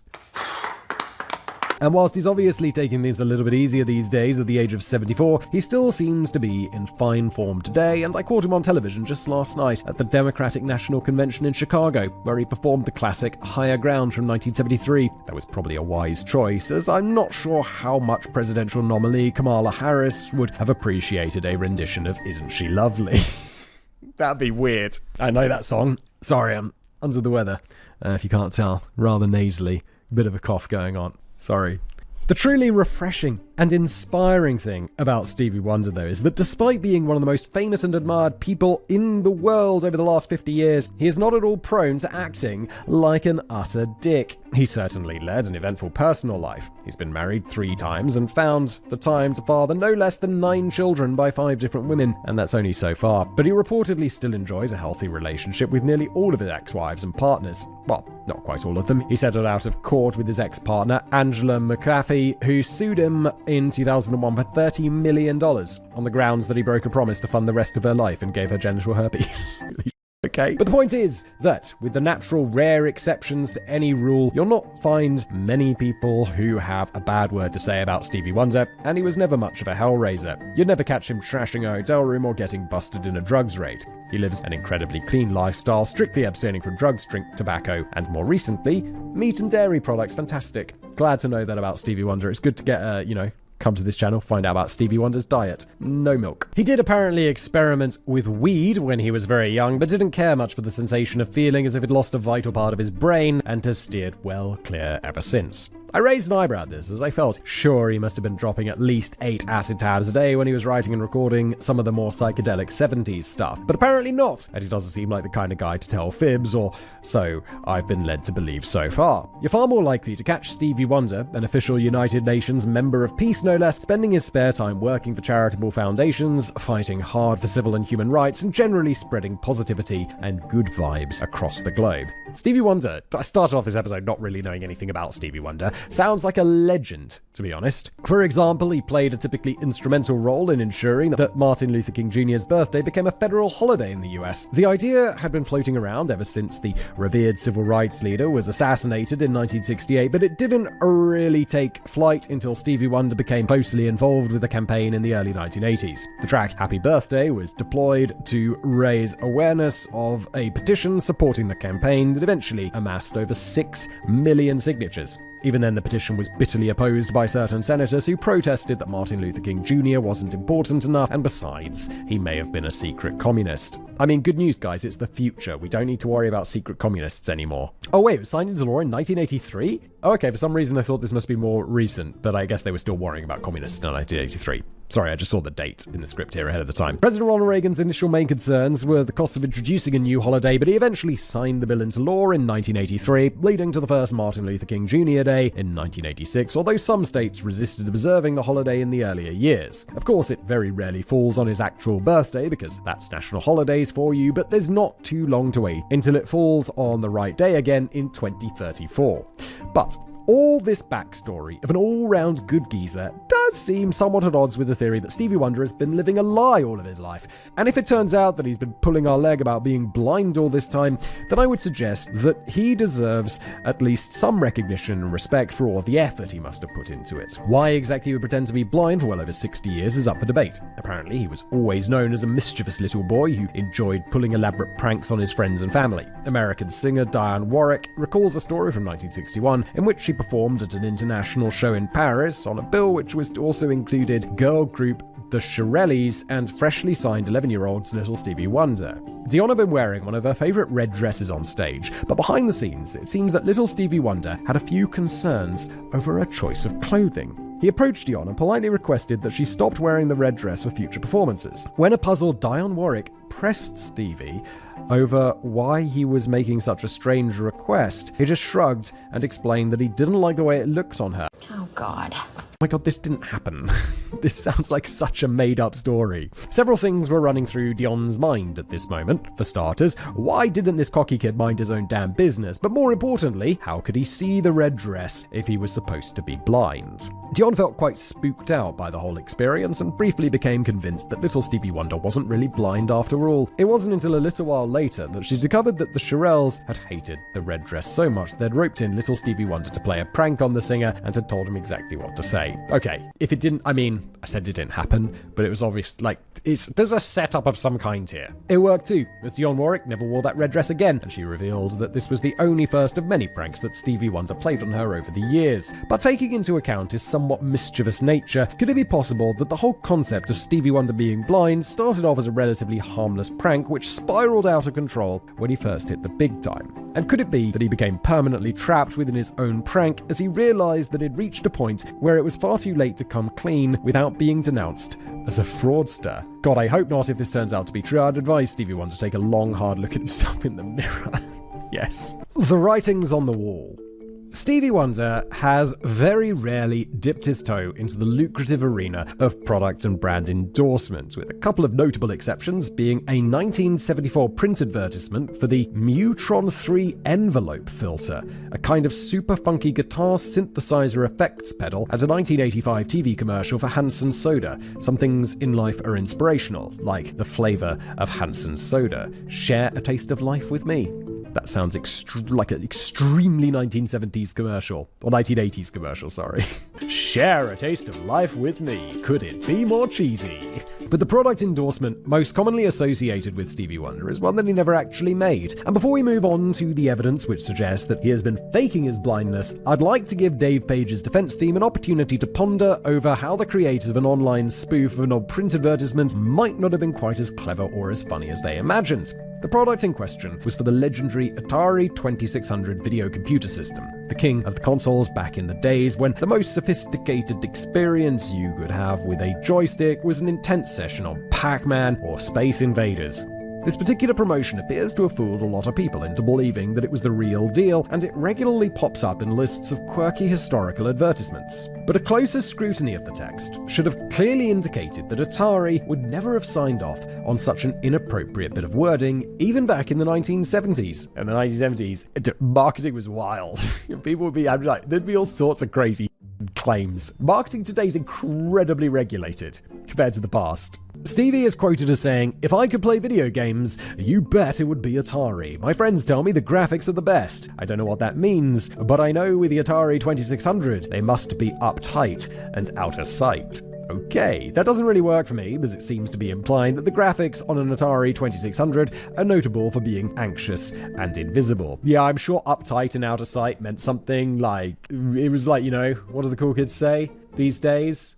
I don't know, I don't even know.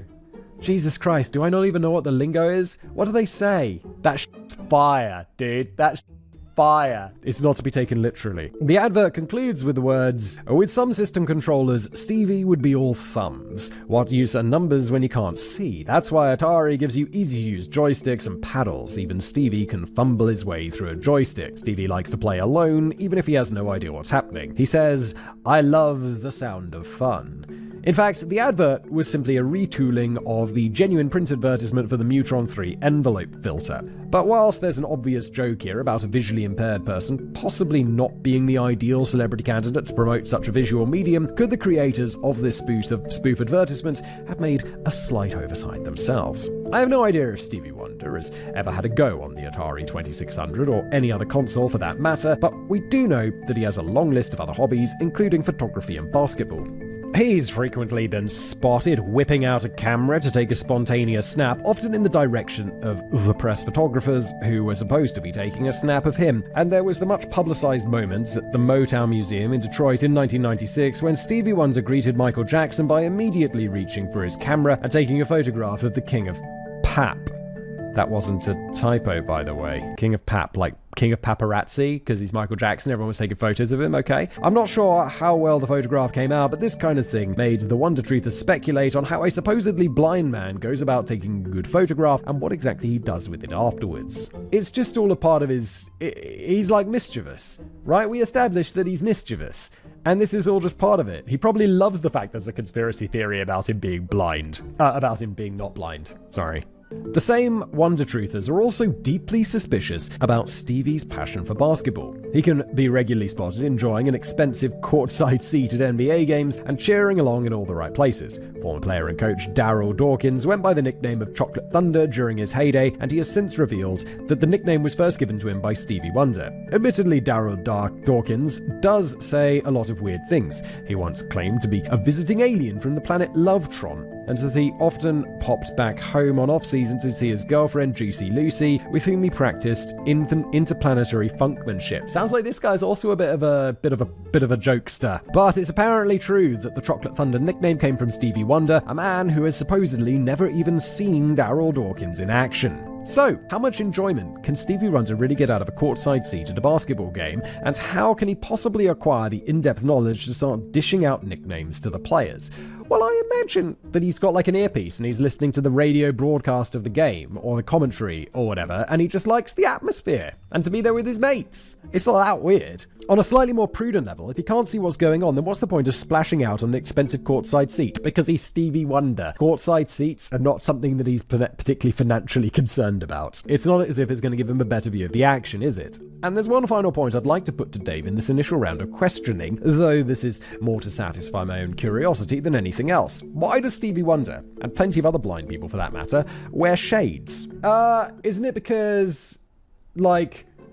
Well, one, if you've had physical damage to your eyes, and that's the reason you're blind, then maybe you just don't want people to see your eyes, like an eye patch or whatever. I'm watching that TV show on Apple TV, the Bad Sisters TV show, and there's the woman with one eye, and she wears the eye patch because I guess she doesn't want people looking at her disfigured eye. But also, blind people, like, they're not always sure where to look. Right? This is my speculation. I don't know the fixed answer. So the shades, like, make it so... Right? I don't know. I don't know. We'll find out. When I was a young kid, I was under the mistaken impression for a while that sunglasses were only ever worn by blind people. I was briefly convinced that Roy Orbison, Elton John, and Jeff Lynne from the Electric Light Orchestra were all blind. But it's kind of strange how an accessory which is meant to protect your eyes from the harmful effects of ultraviolet rays has become so synonymous with exactly the sort of people who surely don't need to wear shades. Dave's view. Before we begin, I would like to say what an honour and a privilege it is to be invited here today. Many years ago, I stumbled across a little channel called Business Blaze and was blown away by the sheer talent displayed.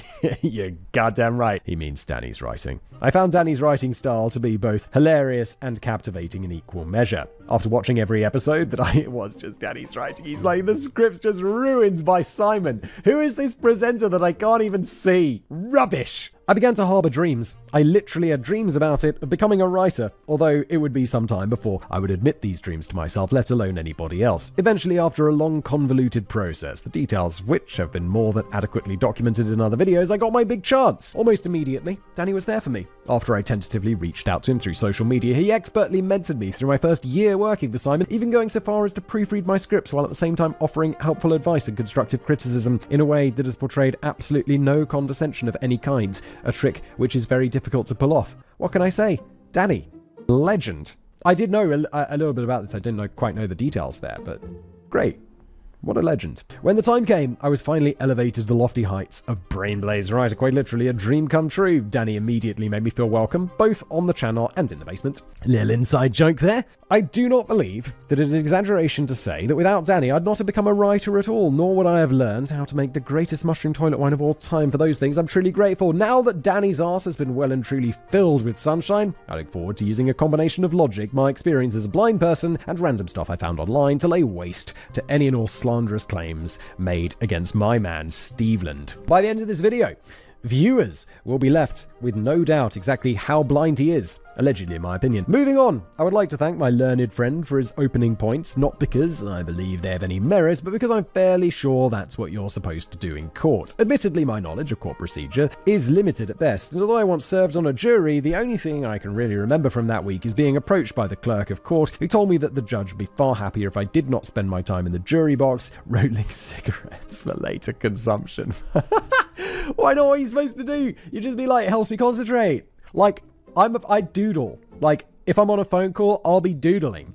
And it just helps me concentrate. I don't know why. It just helps me concentrate. I will, if I may, start with the last point that was raised, because although I believe the prosecution may have included it as a somewhat light-hearted afterthought, it is a question that even I, as a blind person who hardly ever wears sunglasses, gets asked on a regular basis. The reasons that a lot of people wear sunglasses are largely twofold. One, being self-conscious. Although I'm personally fortunate enough to have a visual condition that doesn't really affect the appearance of my eyes, although this, in and of itself, can present problems from time to time, many others are not so fortunate. Lots of visual conditions, such as the one with which Mr. Wonder is afflicted, are very noticeable indeed. Given the trappings of blindness naturally draws attentions to you, bumping into things, falling downstairs, talking to people who left several minutes ago, etc. Many people simply choose to conceal this extra abnormality.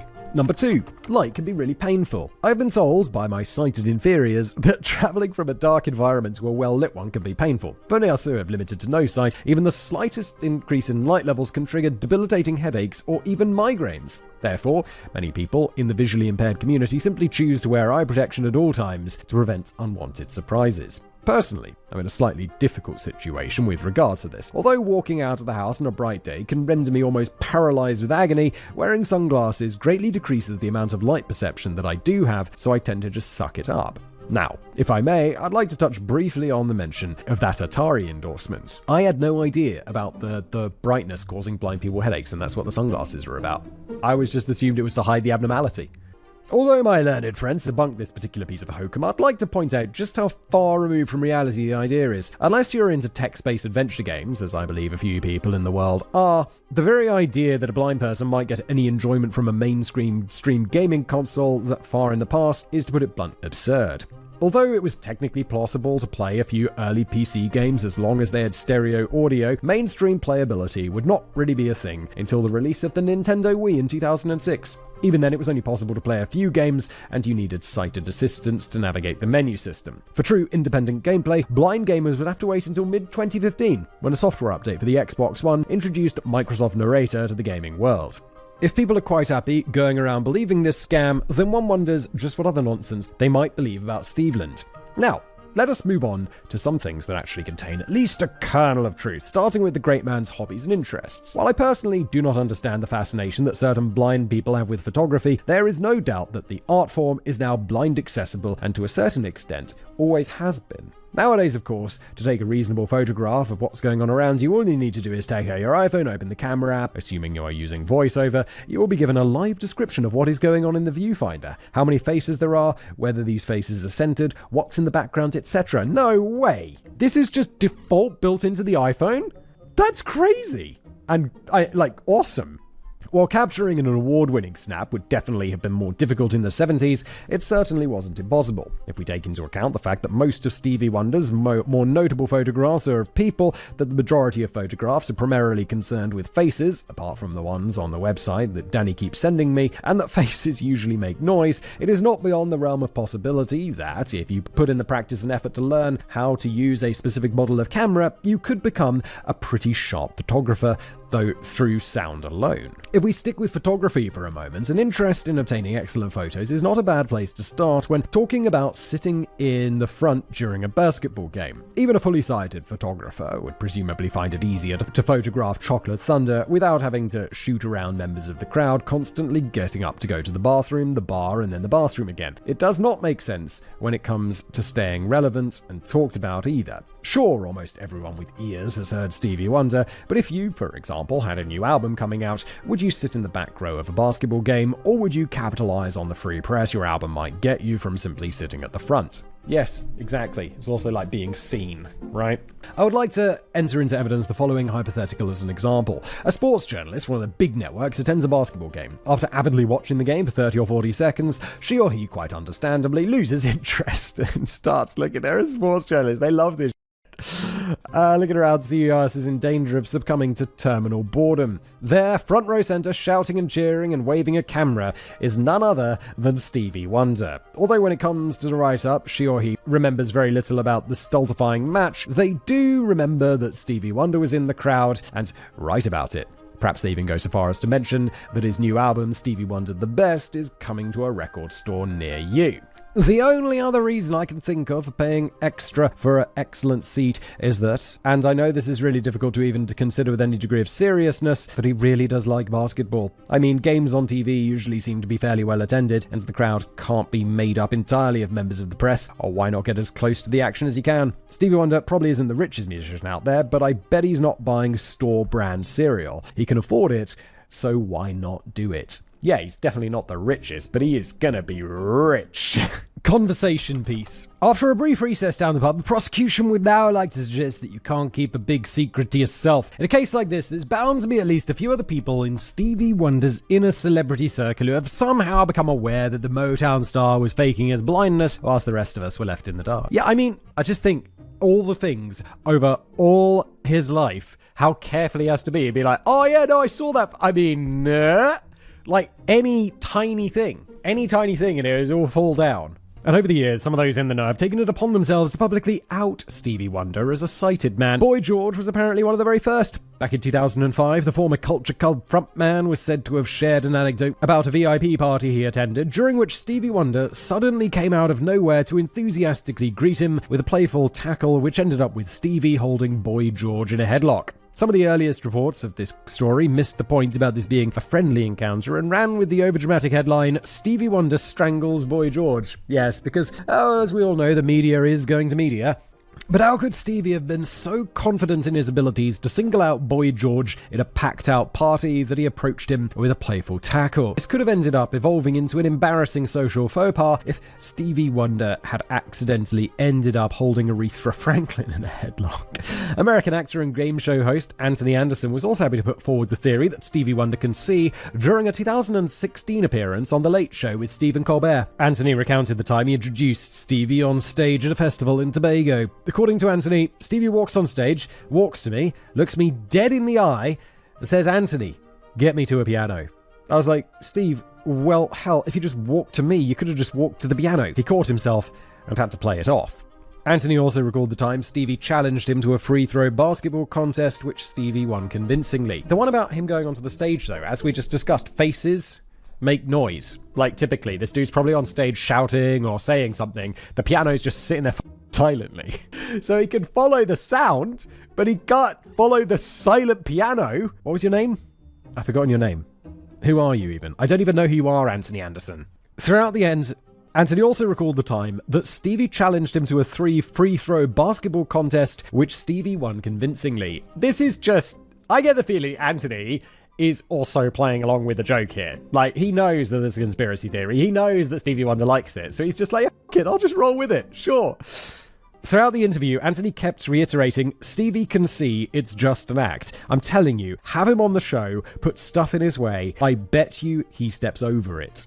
Former ESPN commentator Bomani Jones has banged on at length about how he believes Stevie Wonder is faking it, pointing out that he knows someone who once sold the singer no less than 3 high-end plasma TVs, and that he heard reports that Stevie once aggressively lobbied without success to appear on Dancing with the Stars. Well, 2 things there. Blind people can want TVs to listen to, have family, friends round, there's going to be sighted people in their lives who might want to watch on a really big TV. And he's super rich. He's Stevie Wonder, so he can definitely afford a high-end plasma TV. Why not? Why wouldn't he? And also, blind people can dance. And the 172-year-old Rolling Stone Keith Richards revealed something of interest in his autobiography. He says, I remember stories about Stevie when we were on tours in Europe with his great band. They'd say, the motherfucker can see. We walk into a brand new hotel, he picks up his key, heads straight for the elevator. Other celebrities have allegedly spilled the beans over the years, including Chaka Khan, British singer and songwriter, Marsha Ambrosius, and Lionel Richie, who shared a startling encounter involving a car on the Kelly Clarkson show in 2019. It seems that Stevie Wonder likes his cars, and it was once falsely claimed that Oprah Winfrey gifted him a Rolls-Royce as a thank you for performing at her 50th birthday bash. Completely untrue, of course. Even if it was true, a Rolls-Royce is a fancy car that you might very well have a chauffeur for. So it'd just be, if you're Stevie Wonder, definitely. So it'd just be sitting in the back. Kind of what a Rolls-Royce is designed for. This reminds me of the infamous 2004 episode of The Oprah Winfrey Show, in which the legend of daytime TV surprised all 276 members of the audience by giving them all a free Pontiac G6 sedan. The event was soured somewhat by the revelation that each audience member, specifically screened beforehand in a bid to try and fill up the studio with poor people who couldn't afford a car, was then landed with a bill of around $7,000 to cover federal and state income taxes on their new vehicles. So they've screened it for a whole bunch of people who can't afford $7,000, and now they all have a $7,000 bill that they have to pay. Still, the TV moment was great while it lasted, as Oprah happily bounced around the studio, pointing at everyone and shrieking, "You get a car! You get a car!" You do wonder what she would have done if she'd come across a blind person in the audience, though. "You get a car! You get a..." Maybe that's not such a great idea. I wasn't pointing at you anyway. Well, seeing as they screened them for being poor, you can also imagine that they screened them for being blind. That whole story about gifting Stevie Wonder a Rolls-Royce after he performed on her 50th birthday, it wasn't a Rolls-Royce. It was a Mercedes Maybach. Again, okay, very clever. But again, a Mercedes Maybach is a car that's probably mostly designed to be sitting in the back of, not driving. Oprah later revealed that Stevie had specifically requested the vehicle, but Oprah had advised caution against him actually driving it. Shortly after he received the expensive gift, Stevie messaged Oprah with a video of him cheerfully driving the vehicle. It was probably a very different vehicle that Lionel Richie was invited to climb into with Stevie Wonder, as it transpires that Stevie has something of a collection of them. Lionel had turned up to Stevie's house to find him clearly buzzing about a new track that had just recorded and wanted Lionel to hear. Stevie suggested that they go and listen to it together on the cassette player in his car parked on the driveway. Lionel was invited to sit on the passenger side while Stevie got in the driver's side. After Stevie started up the car and shoved the cassette in the player, he then proceeded to turn his head around and slowly reverse the car down the driveway as if he was getting ready to take Lionel out for a jolly old spin in the neighborhood. Lionel didn't appreciate this turn of events and started screaming, "Stevie, what are you doing?" A chuckling Stevie stopped the car and said, "I got you, didn't I?" It's safe to say that you might not feel entirely comfortable being driven around town by a blind man, but Lionel didn't seem convinced that this would have been the case. He told Kelly Clarkson, quote, "I've been spending my whole life with him thinking he can see. I know he can see." If Stevie really is blind, it's a good job that nobody was wandering up the drive when he was reversing down it. But then again, if he really is blind, what's he going to do with so many cars in the first place, and who taught him to drive? I'm hoping it wasn't Ray Charles. Well, he doesn't know how to drive necessarily, he just knows how to stick a car in reverse. Gonna go ahead and assume it's an automatic. One final celebrity testimony comes from NBA legend Shaquille O'Neal, more commonly known to you and I as Shaq. Here's a man who you wouldn't want to accuse of lying. Not to his face anyway. No, he's massive. You see those images where it's like Shaq using regular objects, but they look like objects for dolls because they're just so tiny in his giant body. Shaq was hosting a 2022 episode of Inside the NBA on TNT when he recalled an incident from a few years earlier where he and Stevie used to have rooms in the same hotel in Wilshire Boulevard. Shaq was alone in the elevator one morning when it stopped on the first floor, and Stevie Wonder wandered in. Shaq didn't say a word and felt quite taken aback when Stevie reached out to press the elevator button before spinning around and greeting the NBA star with, "What's up, Shaq? How you doing, big dog?" Shaq was apparently left speechless as the elevator reached the next floor and Stevie breezily wandered back out again. This circles round to the Boy George story and raises the question of how on earth Stevie Wonder could have recognized a fellow celebrity if he couldn't see them. I imagine this is all part of a prank. I mean, either Shaq's got a very distinctive odor, or someone was like, in Stevie Wonder's entourage, be like, "Yo, Shaq's in the elevator, Stevie. Just go up there and pretend that you didn't see him, and then just turn around. It'll be funny." And Stevie would be like, "This is exactly the kind of joke I like. Let's go." And also, reaching the button's not a surprise to go to his floor at the hotel, because didn't we say he stays at the hotel, where he lives at the hotel? So he knows where it is. One popular suggestion, in this case, is that even a blind person can see Shaq on account of him being so utterly enormous, but I'm not convinced that theory would hold up in court. And while silly conspiracy theories like this are often driven forward by clueless, isolated individuals who've never even met their subject, it does seem odd in this case that so many high-profile names and genuine friends of Stevie Wonder seem happy to jump on the bandwagon and let the cat out of the bag, because he encourages it, because he loves this. Because he's enjoying taking the prank so far. Dave's view. Once again, the rules of the court require me to thank my learned friend for his further input. However, with that out of the way, I can say, dude, you call that evidence? I put it to the jury that this man has been smoking the good stuff that Rudy Giuliani smokes. I didn't realize Rudy Giuliani smokes green. Or maybe crack. Allegedly, in my opinion. I don't know. Don't know much about Rudy Giuliani. I mean, he's a bit weird. So, where shall we begin? Perhaps we should start with the defendant's alleged actions at the alleged party provided by the alleged musician Boy George. Even if I don't know anything about Boy George either. Who is Boy George? I've heard of him. I don't know what he sings. Even if the story is true and the evidence appears to be, shall we say, somewhat flaky, if you know anything at all about the hidden talents of the blind, the story is perfectly believable. So let's break it down. As a man who, for all intents and purposes, has been blind his entire life, so has, been navigating the world through touch and sound alone, arrives at a busy party. Whilst at that party, presumably after sinking a few adult beverages, he hears the voice of somebody he recognizes and decides that it might be fun to greet them with a friendly tackle. Even assuming that he's not with at least one of the person he knows, for the record, I'm not suggesting that blind people can't attend parties on their own, just that Stevie Wonder seems like an awesome dude and probably doesn't have to. Does the prosecution seriously expect us to believe that he would be incapable of navigating his way through a room full of people, homing in on the recognized voice and executing his prank? Oh please. My hearing's pretty bad for a blind person, and even I can home in on a discreet whisper of someone who owes me money from the other side of a packed bar with a live band. Dave's hearing's not particularly good for a blind person. It's kind of amazing. Dave's like, yeah, blind people who are good at hearing, they could do that Daredevil, like where he whacks the cane, or he can he can picture things through a phone call. Is that Daredevil? I don't even remember. So let's now move on to the claims of Anthony Anderson, a famous person I've never heard of, talking about one that I have. Yeah, maybe Anthony Anderson's one of those people who you recognize but just don't know the name of. I'm not on my iPad, I'm on my little e-reader, so I can't look it up. Whilst it is perhaps a little unusual for a sighted person to lose a free throw basketball contest to a blind person, there are a couple of reasonable explanations. Firstly, as we previously mentioned, Stevie is a big fan of the game, and therefore it is not unreasonable to assume that he may have spent more than the average blind person practicing it. Assuming they had their competition on a standard basketball court, as long as he knew roughly where he was, let his sighted opponent go first, and his opponent didn't miss, then Stevie would immediately have known where the hoop was and should have been able to adjust his throw accordingly. I'm not judging, because Dave's the blind one here, but that seems crazy that he could do that. The second, far more simple explanation is that Anthony Anderson is just really at basketball. Before we move on, I'd like to relay to the court a sports-related story that I once heard, which involves the defendant. As the story goes, Stevie Wonder was at some sort of posh charity dinner along with a number of other obscenely rich celebrities. When everyone was finally seated, he quickly discovered that sitting on his left-hand side was golf legend and legend of sexual promiscuity. The two things Tiger Woods is famous for: golf and sexual promiscuity. Tiger Woods. Apparently, Stevie is really into golf as well as basketball, and he quickly struck up a conversation with the player, who would at that point in time have been the greatest in the world. After exchanging his usual pleasantries, Stevie told Tiger that he was a pretty avid golfer himself and that they should play around against each other one day. Tiger Woods would wipe the floor with a regular person, let alone a blind person. Apparently, Tiger laughed this off and changed the subject, only to have his blind dinner companion return to it over and over again. Eventually, after reportedly becoming a little exasperated, Tiger Tina said something along the lines of, "Fine, when do you want to play?" To which Stevie replied, "Any night you like."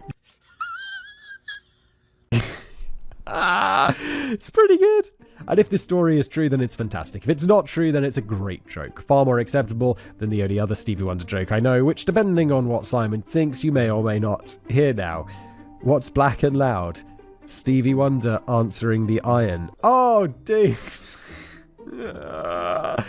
Dude, it took me a minute. Anyway, apologies for the tangent. Very unprofessional for a courtroom, I know. Where were we? Oh yes, Bomani Jones and the mystery of a blind person buying large televisions. Believe it or not, when furnishing our houses, we don't just consider ourselves. Some of us have friends who come to visit, and if we're really lucky, we might even have a family of our own. If any of these friends, family members, or other loved ones enjoy watching television, then we have been known to purchase these peculiar devices. Can you imagine, like, after months, your friend comes around and you're like, okay, we'll watch the game together. Turn on the TV and it's just, the visual part of the TV is just not working. It's like, mate, your TV's broken. News to me. In addition to this incredibly altruistic reason, there is, in fact, a self-serving reason for a blind person to buy a massive television. Quite simply, the smaller the television, the smaller the internal speakers, and the smaller the internal speakers, the greater the inferiority of the sound. As for whether or not he has lobbied, aggressively or otherwise, to appear on Dancing with the Stars, the comedian Chris McCausland, completely blind and one of the most rude public relations people that I've ever had the misfortune of speaking with, allegedly in my opinion, will compete in Strictly Come Dancing this year, so it's possible they might have just missed a trick. Yeah, blind people can dance. It doesn't require sight. So let's move on to the words of Keith Richards. In other circumstances, his testimony could potentially shed an interesting light on the behaviour of the defendant, but the defence moves that due to his absurdly advanced age and the fact that he is, or certainly was, a self-confessed drug addict and alcoholic, two occupations that have been irrefutably proven to mess with memories, his testimony should be discounted and the jury instructed to forget it during their final deliberations. So basically what you're saying is anything in Keith Richards' past cannot be trusted. Any memory he has is dodgy. His entire past, as he remembers it, is wrong. Having said that, the jury could still perhaps take into account Keith's subsequent explanation for how Stevie Wonder was able to navigate his way around a new hotel with ease, which can be found in the very same memoir. He writes, "I found out later that he'd memorized the plan of the Four Seasons Hotel. 5 steps up here, 2 steps to the elevator. It was no big deal to him."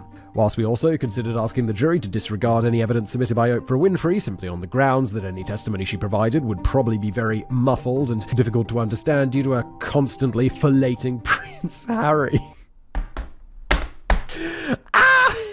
The fact that accusations of confident driving have been made by several other witnesses compelled us to provide counter-arguments, so let's go. Contrary to popular belief, and I had a rather heated argument about this recently in the Brainblaze comment section, it is indeed possible for a blind person to learn to drive. Obviously, if you were born fully sighted, learned to drive, and then lost your sight later, then you're at an advantage here. However, this particular scenario applies neither to myself nor to the defendant. Personally, I don't understand why sighted people find this so hard to believe. Perhaps, and I'm merely speculating here, it's simply due to the fact that passing one's driver's test has become a rite of passage in the Western world.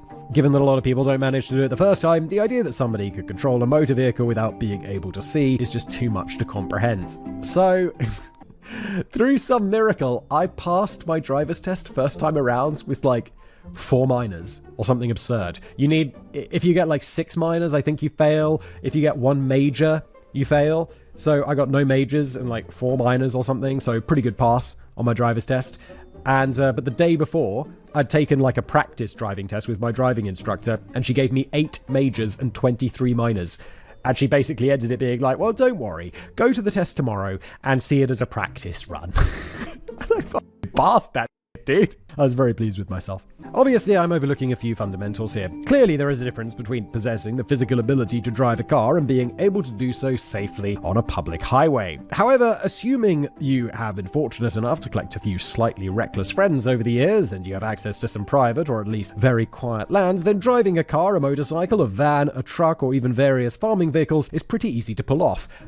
Driving the motorcycle, though, I feel like I could drive my car with my eyes closed in a field, but I feel like driving the bike, don't you need your eyes, don't you need sight to like make sure that you don't like lose your balance and fall off? Taking a quick read back through the testimony of my learned friend, the luxury I have as it was submitted to me in advance, all the instances he mentioned appear to have taken place on private lands, with at least one of them being on the actual driveway of the defendant. Presumably, given that he appears to enjoy scaring the shit out of people with his driving talents, it would not have been the first time that he reversed out his own driveway. If we take this as a given, then it rather easily explains how he was able to do so with such confidence. Honestly, as someone who is fortunate enough to have just such a reckless friend, and as a result was able to drive up to the venue of the biggest gig in my life in my admittedly short music career on a Harley Davidson, I really don't know what all the fuss is about. Now, I suppose we must address the elephant in the room, or to put it more accurately, the mammoth NBA star in the elevator. I must admit that I do not have a concrete explanation for exactly how the defendant was able to correctly identify Shaq, but I do, I believe, have a plausible theory. Firstly, from what I'm able to gather from the interview, both the basketball legend and the musical giant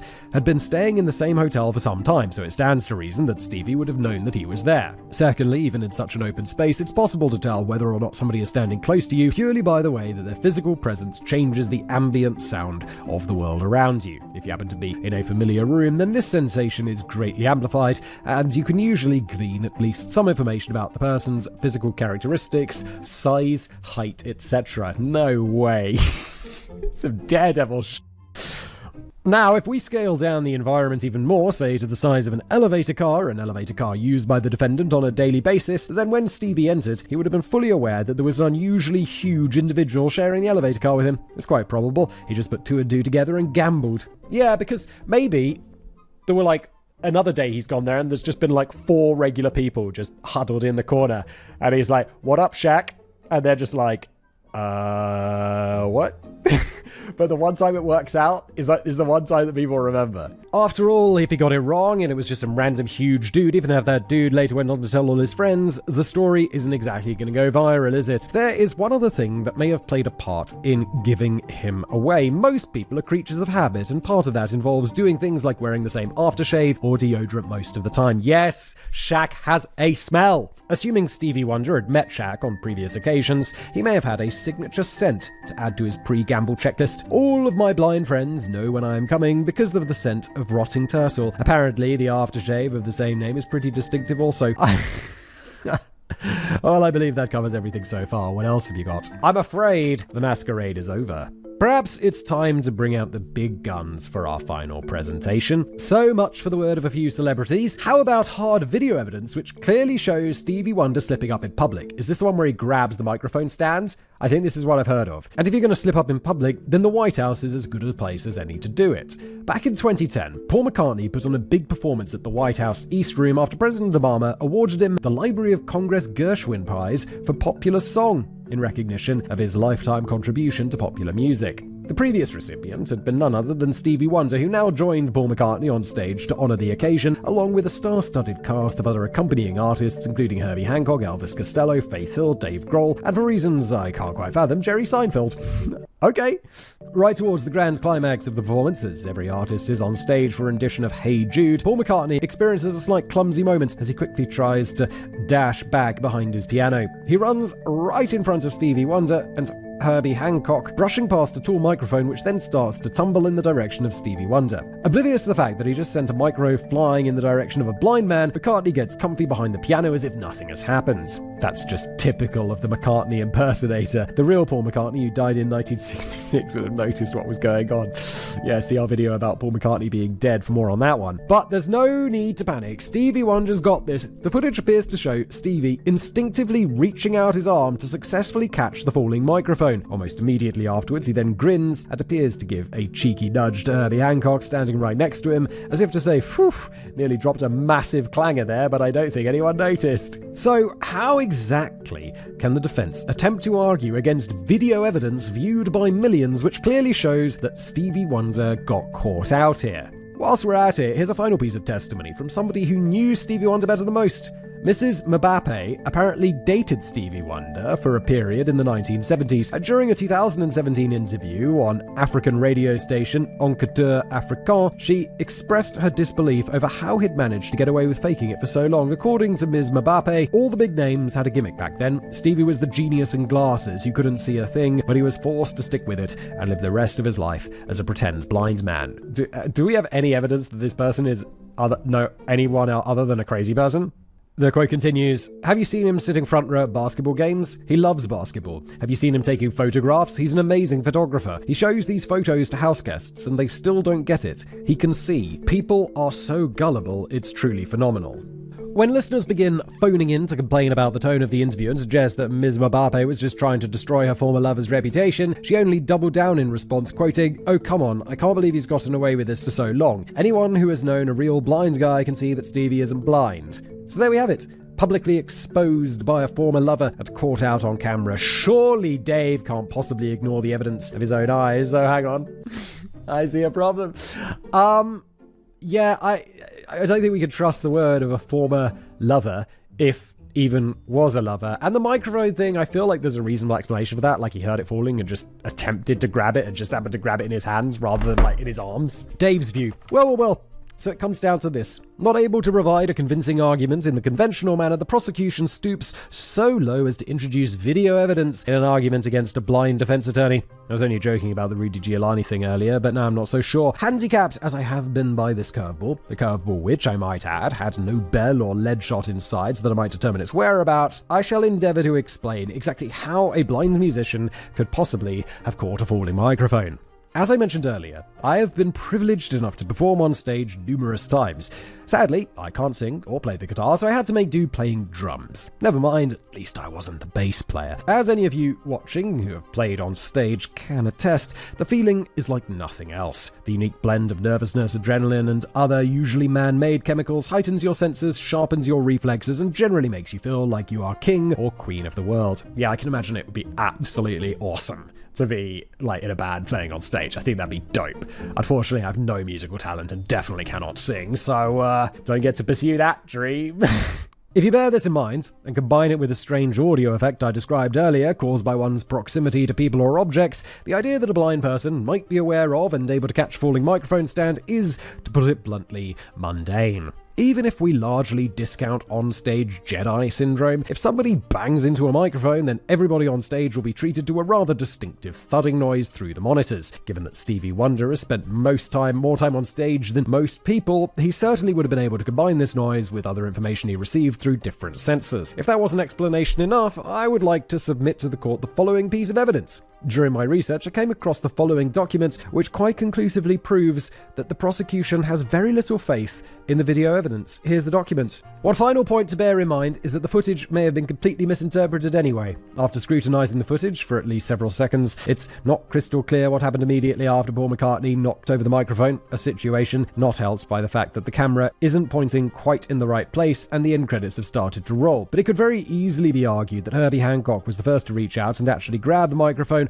while Stevie Wonder does appear to stretch his arm out in broadly the same direction. It could be that he sensed that someone was approaching him and was simply reaching out to touch or even high-five the individual, but got left hanging by McCartney, who was in too much of a rush to get to the piano.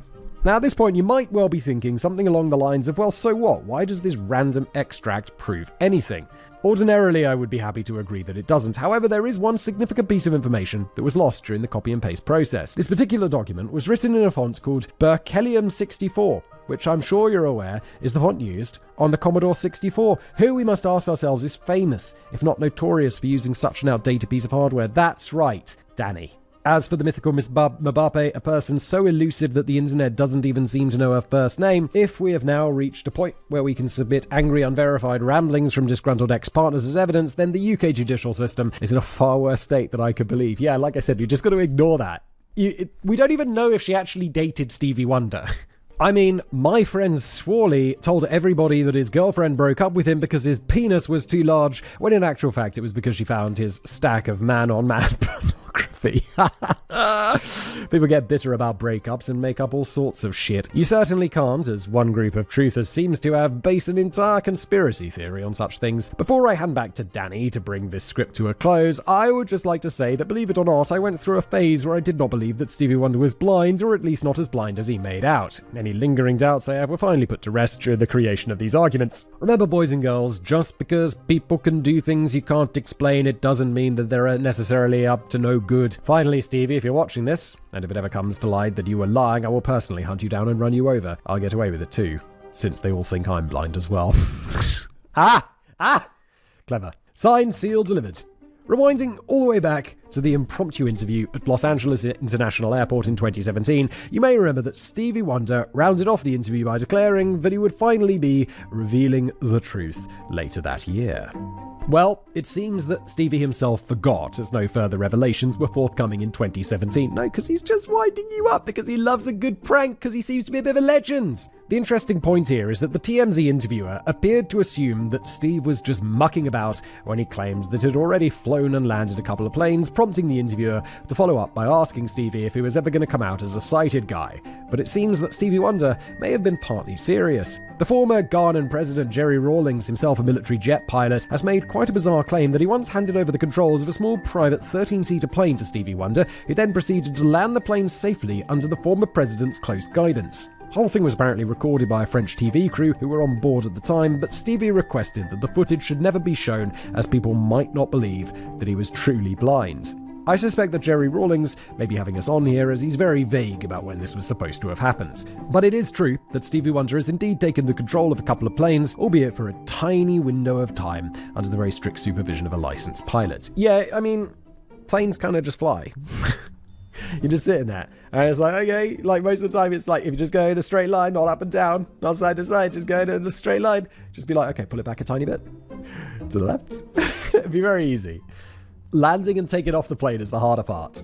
And this was probably what he was alluding to when the TMZ reporter thought that he was just fooling around. However, Stevie was definitely just having a laugh when he declared that he'd be revealing the whole truth later that year. And it seems that quite a lot of this conspiracy theory is simply a case of some people, including his good friends, just enjoying a good chuckle, and I suspect that Stevie himself may often be in on the joke. The theory appeared to take off for the first time back in 2005, when the anecdote of Boy George getting tackled and held in a headlock by Stevie Wonder first appeared online. Whilst all the other tongue-in-cheek anecdotes we've covered from the likes of Shaq and Lionel Richie were very much made in public by the stars themselves, this anecdote involving Boy George looks as if it was completely made up by some guy posting in a forum. And it was from this fictional anecdote that the theory grew over the years as people began to search for more clues which may indicate that Stevie Wonder's blindness may be itself a work of fiction. Of course, the whole concept is fundamentally preposterous. You would first have to ask yourself the point of it all. While some have argued that it could be a crafty marketing gimmick, you have to remember that Stevie Wonder didn't need a gimmick. At the age of 11, he was already a gifted child prodigy who went on to become one of the most talented musicians in history. Pretending to be blind wouldn't have made much of a difference to anything in the grand scheme of things. And it would also have required a monumental effort bordering on the impossible. Just trying to fake blindness in a convincing manner for a whole day would be fiendishly tricky, but imagine trying to keep it up for 60 years. Considering his position in the public spotlight, Stevie would likely have dropped the ball literally hundreds and hundreds of times if he was faking it. According to his own memoir, Steveland Hardaway Judkins wasn't technically born blind, but he did lose his sight before he left the hospital. He was born 6 weeks premature and placed into an incubator to give his organs an opportunity to develop, but unfortunately was given too much oxygen, which led to him developing retinopathy of prematurity, an eye disorder caused by abnormal blood vessels in the retina, which effectively detaches the retina from the eyes. This sadly wasn't an isolated case during the early days of effective incubators, and there was a spike of premature blind babies in the 1940s and 50s. Of course, Stevie Wonder's medical records are a private matter and none of our damn business, so it's not as if we have access to concrete proof that Stevie Wonder is blind. It's possible that he may have slightly more vision than some people imagine. Whilst it's often assumed that blind people live in a world of complete darkness, the overwhelming majority of legally blind people can still perceive light and maintain at least some level of vision. But it's blatantly obvious that Stevie Wonder would struggle with the eyesight section of a driving test.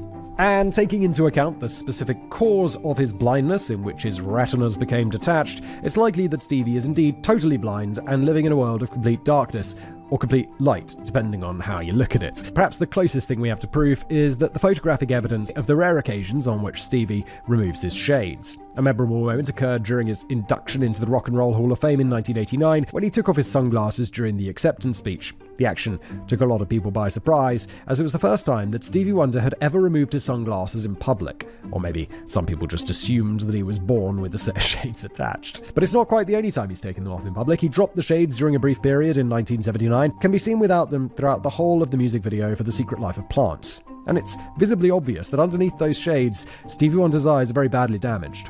The reasons why a conspiracy theory like this has managed to endure for quite so long may be considered faintly depressing. Yes, some people just like to cling on to the idea that we live in a world of barefaced lies and massive deception where you can't trust anyone to tell the truth. But there may also be an unpleasant element of questioning the disability of anyone who proves to have a spectacular talent.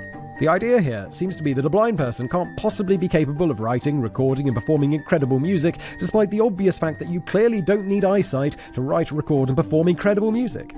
And the wider concept seems to suggest that anyone with a disability who happens to excel at something must be exaggerating their disability. Yeah, it's a weird take, isn't it? I would imagine that people who think along those lines probably didn't tune into the Paralympics in Paris this year. But as my learned friend Dave Page has been able to illustrate throughout this case, the truth is plain for all to see. Stevie Wonder is a musical genius who just happens to be blind. Not only that, but I reckon Stevie Wonder would whoop my ass in a free-throw basketball contest. I still fancy my chances at Pac-Man, though. And that's where we end today's episode. Thank you so much for being here. Hope you enjoyed it. First dual writing thing. That was fun.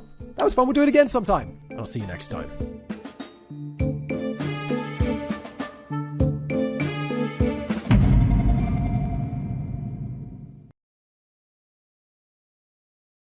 Hello everybody, welcome back to another episode of Decoding the Unknown. As always, I'm your host Simon. I'm one of my writers, in this case Ilza. Thank you, Ilza, has written me a script. Did humans and dinosaurs live together? No! Thank you so much for watching. No, we got 24 pages to go, but we're going to debunk the shit out of this because no matter what the Bible says, humans and dinosaurs did not live together. There was a large amount of time in between. If Jurassic Park has taught us anything, it's that 2 books aren't enough for a 6-movie franchise with a 7th on the way. Are they still making Jurassic Park movies? I know they were making some with Chris Pratt, right? Jurassic World? I think I saw the first one. And then I knew there was a second one, which I didn't see. I didn't realize they were still going with that. I did see the second one. They made like a mutant dinosaur, right? Or was that the first one? I don't remember. But either way, it wasn't very good, and I didn't see any of the others. And humans and dinosaurs should not be sharing the same planet at the same time. If modern humans have so much trouble handling the big lizards, I doubt our ancestors would have stood much of a chance. However, there are many who believe our ancestors not only managed to survive, they thrived. And if you know where to look, the body of evidence proving that dinosaurs and humans coexisted is impressive. I don't really buy Jurassic Park. I mean, I love the movie, fantastic movie, but thinking about it, right, we could dominate the out of dinosaurs. Like, that electric fence doesn't go down, and if it does, just like the dinosaurs escape, there's gonna be, like, you know when you've got a wasp's nest or whatever, and you go with that poison that doesn't poison humans, but it poisons wasps. If you're gonna make dinosaurs, you're gonna come up with some sort of neurotoxin that just affects dinosaurs, and it's like, oh, the dinosaurs are getting out of control? Sorry, dinosaurs, but we're carpet bombing this with whatever neural toxin just kills all the dinosaurs and doesn't kill anything else. Boom, done, easy. I just think we could dominate dinosaurs is essentially what I'm saying here. However, there are many who believe that our ancestors not only managed to survive, they thrived. And if you know where to look, the body of evidence proving that dinosaurs and humans coexisted is impressive. Oh, please. It's not. There's no way. Oh, wait, technically isn't like a crocodile, like a dinosaur or something like that, so technically we did exist with them, but that's not what anyone means. Before we get started, plesiosaurs and pterosaurs aren't technically dinosaurs. They are airborne and sea-loving cousins, but if we get too pedantic about definitions, we won't get past the introduction, so for this script, let's just consider them part of the dinosaur clan. I also found some facts a bit hard to pin down, so my story might be slightly different from the one you know. And with that out of the way, let's see if I can convince anyone, including myself, that humans and dinosaurs lived at the same time. The Bible said so. According to young Earth creationists, and we'll be hearing about them quite a bit as they're the most vocal supporters of this theory, humans and dinosaurs totally walked the Earth together, and all the proof you need can be found in the Bible. This is I understand people with religion. I get religion. Religion's nice. It's comforting. I get why people like it. But to be we literally came from, young Earth creationism, and women are literally the rib of Adam, or whatever nonsense that is. That's just silly. Believe parts of the Bible, but this has been disproven. We know this. Maybe God guided creation. Sure, maybe. Infinitely more likely than the Earth being 3,000 years old, or 6,000 years old, or whatever. But, I mean, it's just silly, isn't it? Just to make sure we don't get sued, creationists and young Earth creationists are two different groups within Christianity with different opinions. Both agree that God was the creator of all, but young Earth creationists are a little more literal in their interpretation of the Bible. What, are you going to sue us for having an opinion? In the book of Genesis, we're told that God created the Earth and everything on it in 7 days. Young Earth creationists believe that means 7 solar days, so 7 24-hour periods. No wonder he needed a day for rest. Dinosaurs, being land animals, were created on the 6th day, with pliosaurs and pterosaurs created on day 5. Of course, this means the Earth is only a few thousand years old, not millions of years old, so dinosaurs couldn't have died out 65 million years ago. The dinosaurs, Adam and Eve, and all other creatures, great and small, lived together peacefully in the Garden of Eden because conveniently all created creatures were herbivores. You see, there was no death. Apparently, plant death doesn't count. In Revelation, the Bible also says that in heaven the lion will lie with the lamb, not eat the lamb, so clearly lions were meant to eat yams, not lambs. It's a sentence and a half, isn't it? This changed when Adam and Eve committed the first sin and God cursed all creation with death as punishment. Bit of an overreaction, if you ask me. Overnight, the animals changed, some becoming meat eaters with sharp claws and teeth. So it seems that sin ruins everything, even dinosaurs. I don't know, sounds like it made the dinosaurs awesome. Like, if it's just like a Tyrannosaurus Rex and it's just wandering around like munching on some fucking grapes or whatever, isn't it? It's pretty boring. Give it some claws. Give it some sharp teeth. Make it eat some cows or whatever. Cursing his creation with death apparently wasn't enough to really drive the point home. Everyone was wiped out by a great flood. Luckily, Noah, being a good and dutiful servant, loaded 2 of every kind of dinosaur onto the ark along with all the other animals. Note, I said kind, not species. Apparently, there are over 1,000 species of dinosaur, but there are only around 50 kinds of dinosaur. Is that really like what's it called? It's not biological, but like, I can't remember the word. There's a word for this. Ethnographical? Ethnographical? Something like that? Really only 50 kinds? 1,000 species? No, I don't understand the reasoning either. Noah was also clever. Instead of taking adults past their prime, he probably took juveniles or even eggs. They take up less space and they all have animals in peak condition to replenish the earth when it's all over. Hand-rearing a bunch of baby dinosaurs would be a full-time job, but it's not like Noah and his family had anywhere else to be. You'd think that a bunch of animals in close quarters would pose a few problems, but Noah was a righteous man, and in the presence of righteous men, even animals are at peace with each other, so luckily for the lambs, the lions went back to eating yams. The dinosaurs who didn't make it onto the ark drowned and were buried in mud before scavengers could get to them, and that, ladies and gentlemen, is why we have fossils. Wait, is this actually what is believed? That the reason that the dinosaurs aren't around today is because Noah didn't have room for them on his ark? I genuinely didn't know that, and it's absurd. After the whole Babel debacle, humans spread across the globe and inevitably ran into the descendants of the dinosaurs that survived on the ark. However, with a changing climate, loss of habitat and food, and humans hunting them for delicious dino steaks, dinosaurs eventually died out. We know humans encountered dinosaurs after the flood because dinosaurs are described in the Bible. Really? There are 3 creatures that could be dinosaurs. First, we have the Tanian, which translates as serpent, sea monster, or most commonly dragon. It might have been some kind of large reptile living on land and in water, but we don't know much more than that. Next up, we have the Leviathan, a large sea monster with scales and terrible teeth. It breathes smoke and spits fire and cannot be killed by man. Only God can slay this fearsome beast. To me, this seems metaphorical, but I'm just a writer, not a biblical scholar. Yeah, because it's metaphorical. The star of the show is the behemoth. In a spectacle example of selective reading, the behemoth is proudly presented as a detailed description of a dinosaur in the Old Testament book of Job. It eats grass like an ox, has strong hips and powerful muscles, bones like beams of bronze, ribs like bars of iron, and a tail that moves like a cedar. Based on this description, it must be a dinosaur, most likely a Apatosaurus, a long-necked dinosaur that could grow up to 23 meters or 75 feet tall. I mean, no, because... No, it's not, though. The Apatosaurus certainly had a tail like a cedar tree. However, the Bible doesn't say anything about the tail looking like a cedar tree, only that it moved like a cedar tree, but this is of course unimportant. If you read the rest of the passage, it also says the behemoth can lie in the shade of a lotus tree and take cover in the reeds, which an Apatosaurus most certainly couldn't do. Didn't they say it was fucking massive? How big are these reeds? Behemoth also had a very large mouth, while Apatosaurus had a fairly small mouth. But sure, the Bible is describing an Apatosaurus, not a hippo, of course. In fairness now, most Christians view the Bible as a piece of literature concerned with the creation of man and his relationship with God, not a field manual listing every animal and insect species that ever crawled the earth. Yes, which is why it's so weird for people to take a literal interpretation of the Bible.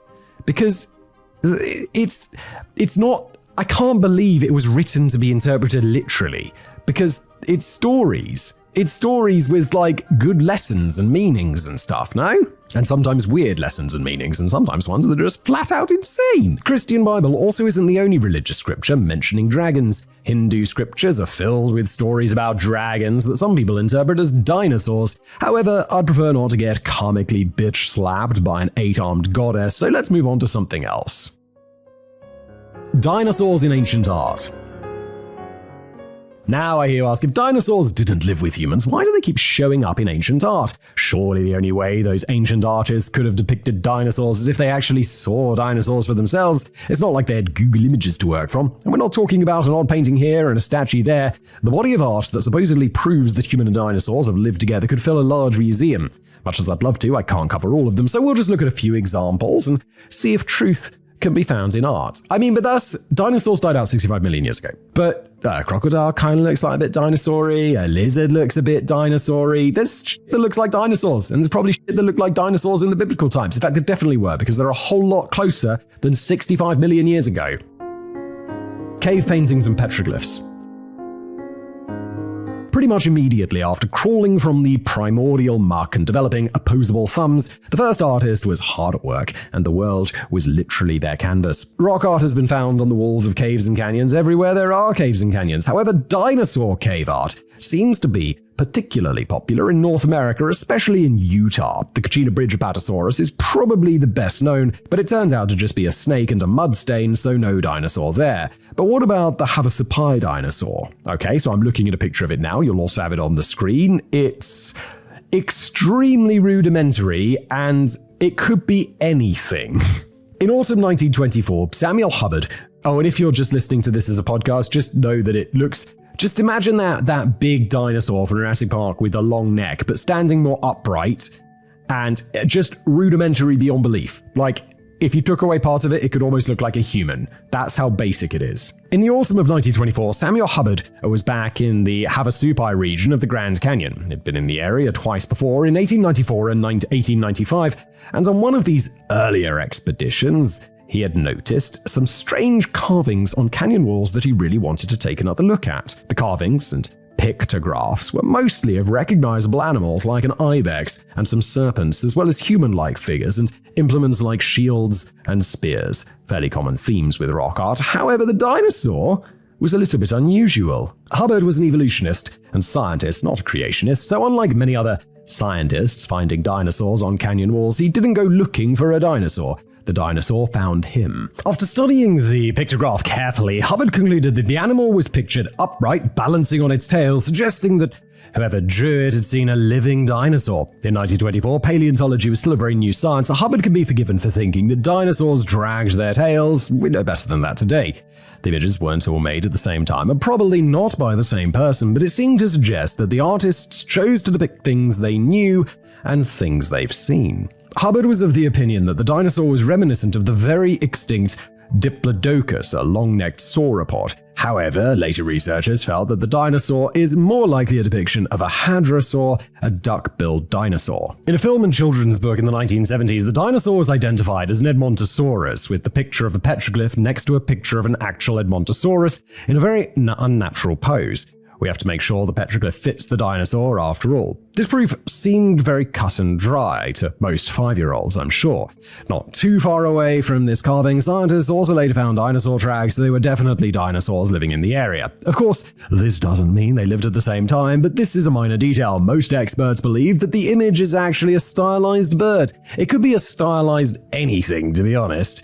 Or perhaps the artist first attempted a bird, but who knows? Perhaps the ancient artists saw sauropods and immortalized the majestic creatures in their art. Pterosaurs also show up quite a bit in cave art. The Black Dragon Canyon pterosaur in Emery County, Utah, and I've got an image of it here. Okay, this is more like, it's a bird. I'm like, that's more like, it looks like a pterodactyl or some shit, but it's a bird. It's clearly a bird.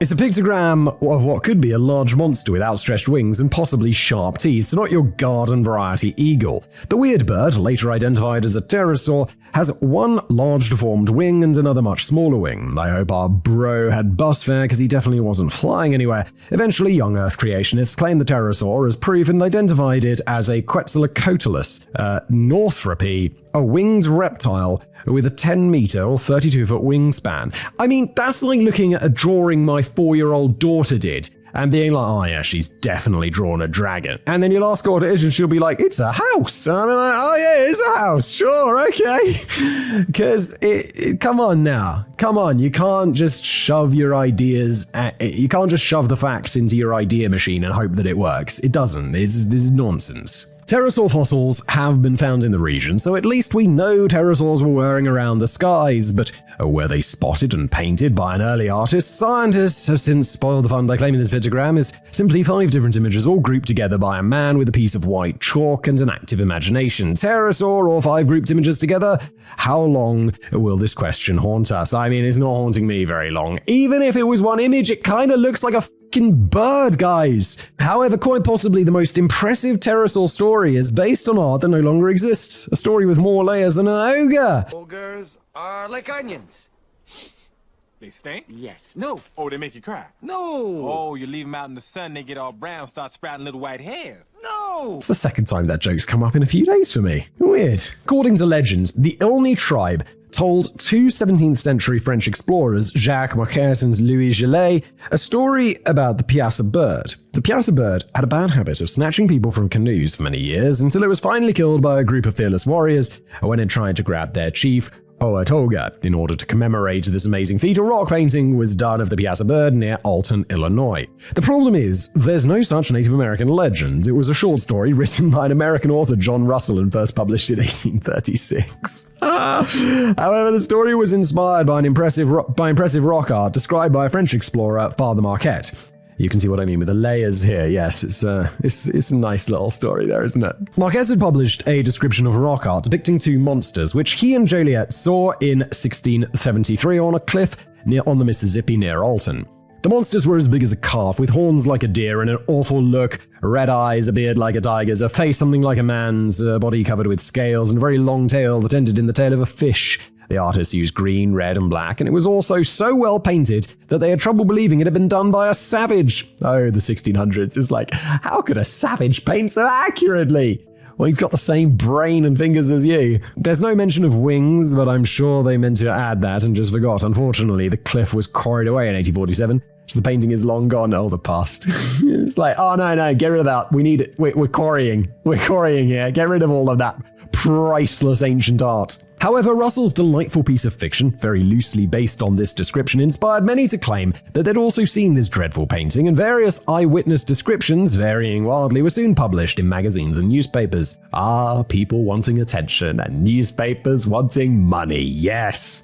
One Canadian missionary mentioned in 1698 that due to weathering, the paintings were practically gone, yet we have credible eyewitness accounts showing up over 100 years later. American author Perry A. Armstrong, 1887, admitted that there were no known photos or images of these monsters. However, he still published a reconstruction of the painting done by an engraver who had not seen the original, working off of paintings made by people who had not seen the original either, but worked off descriptions from people who claimed to be familiar with the painting at the time, when only vague traces of the painting remained, if anything at all.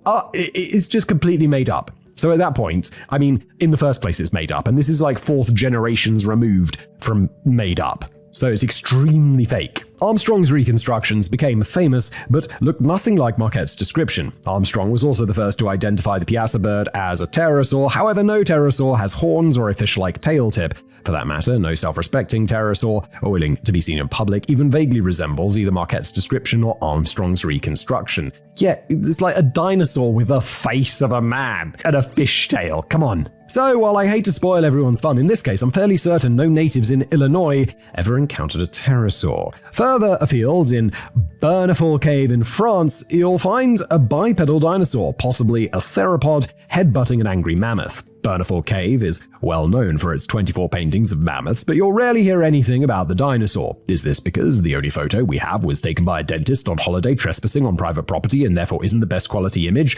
Or is it because evil evolutionists are trying to hide the truth about dinosaurs from impressionable youngsters? If you guessed evil evolutionists, you get a gold star. Oh, please. Taprom Stegosaurus. Okay, so there's a carving of it. It looks like a Stegosaurus, you know? It's got those, for those of you just listening and aren't seeing this on the screen, it's got those, like, pointy bits on its back. It's got the tail. It's got the big ploddy legs. It's also got sort of a face, but it looks like a hippo, and maybe there's a bush behind it. Could be a more rational explanation.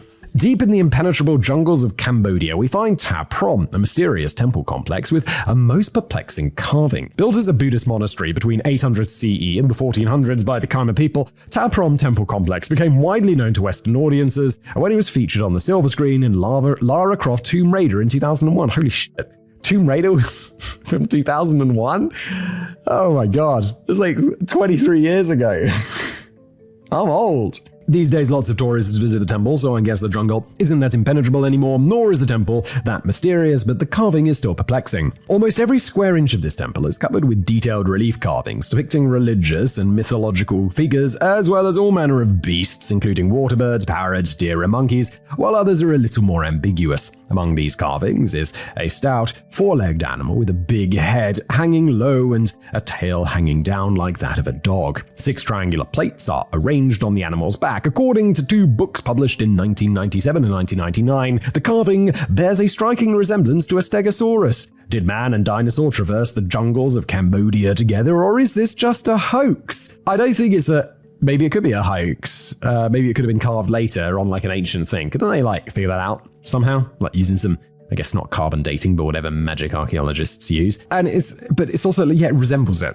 Okay, big deal. The carving of the Stegosaurus is lighter in appearance than those around it, which led to speculation that it's newer or it's been altered more recently. However, it's the most photographed carving in the entire temple, so it's also the cleanest carving in the entire temple, which might explain the color. The depth of the relief carving is similar to those around it, and if the Stegosaur had been carved after another carving had been removed, the recesses of the new carving should be deeper than those around it. Replacing a section of the wall would be very difficult to do and even more difficult to hide. The temple is a very busy and well-guarded tourist attraction, so it's unlikely that anyone would be able to alter a carving without being spotted. I don't know. I've been to Angkor Wat in Cambodia, which is all those temples in the forest, and you can just roll around there. I mean, you got to pay an admission and stuff, and I think there's a fence around it. But once you're in, I was surprised by how they're just oh yeah, you can go around, and you could definitely touch it, and yeah, I was surprised at how non-monitored it was. Personally, I believe the carving is genuine, but is it a dinosaur? Some young Earth creationists have described the carving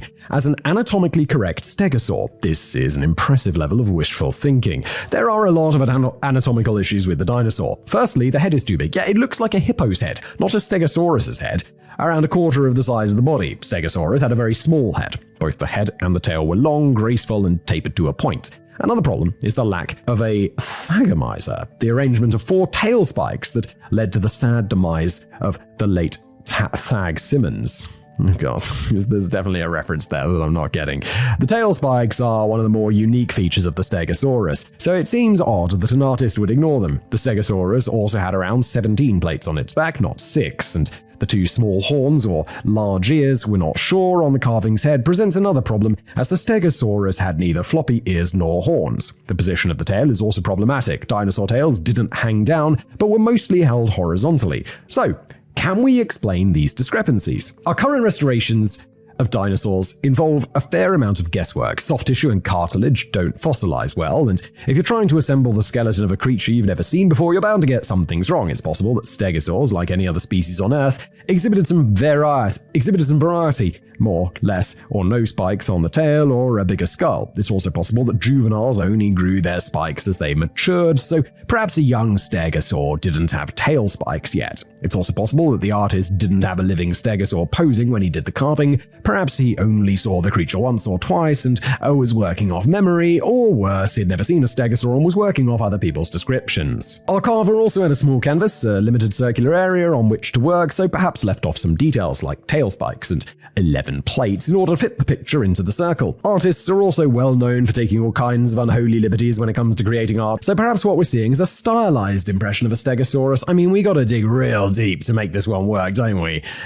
Or it could just be something else, and Stegosaurus didn't roam around with the ancient Khmer people. However, there might be another possibility. The head might seem wide because the animal is muzzled. Yes, you heard that right. Cambodians in the early 1300s were domesticating dinosaurs and slapped a muzzle on a captive Stegosaurus. This oversized muzzle could then double as a bridle to attach reins. I doubt they rode the dinosaur. Those back plates might get in the way, but domestication would certainly explain the lack of tail spikes. If you're domesticating a Stegosaurus, you're probably going to remove the dangerous bits. Domesticating a dinosaur is quite an achievement, so I find it remarkable that no one thought to write that down or depict it in any other artwork except a single carving in a jungle temple in the middle of Cambodia.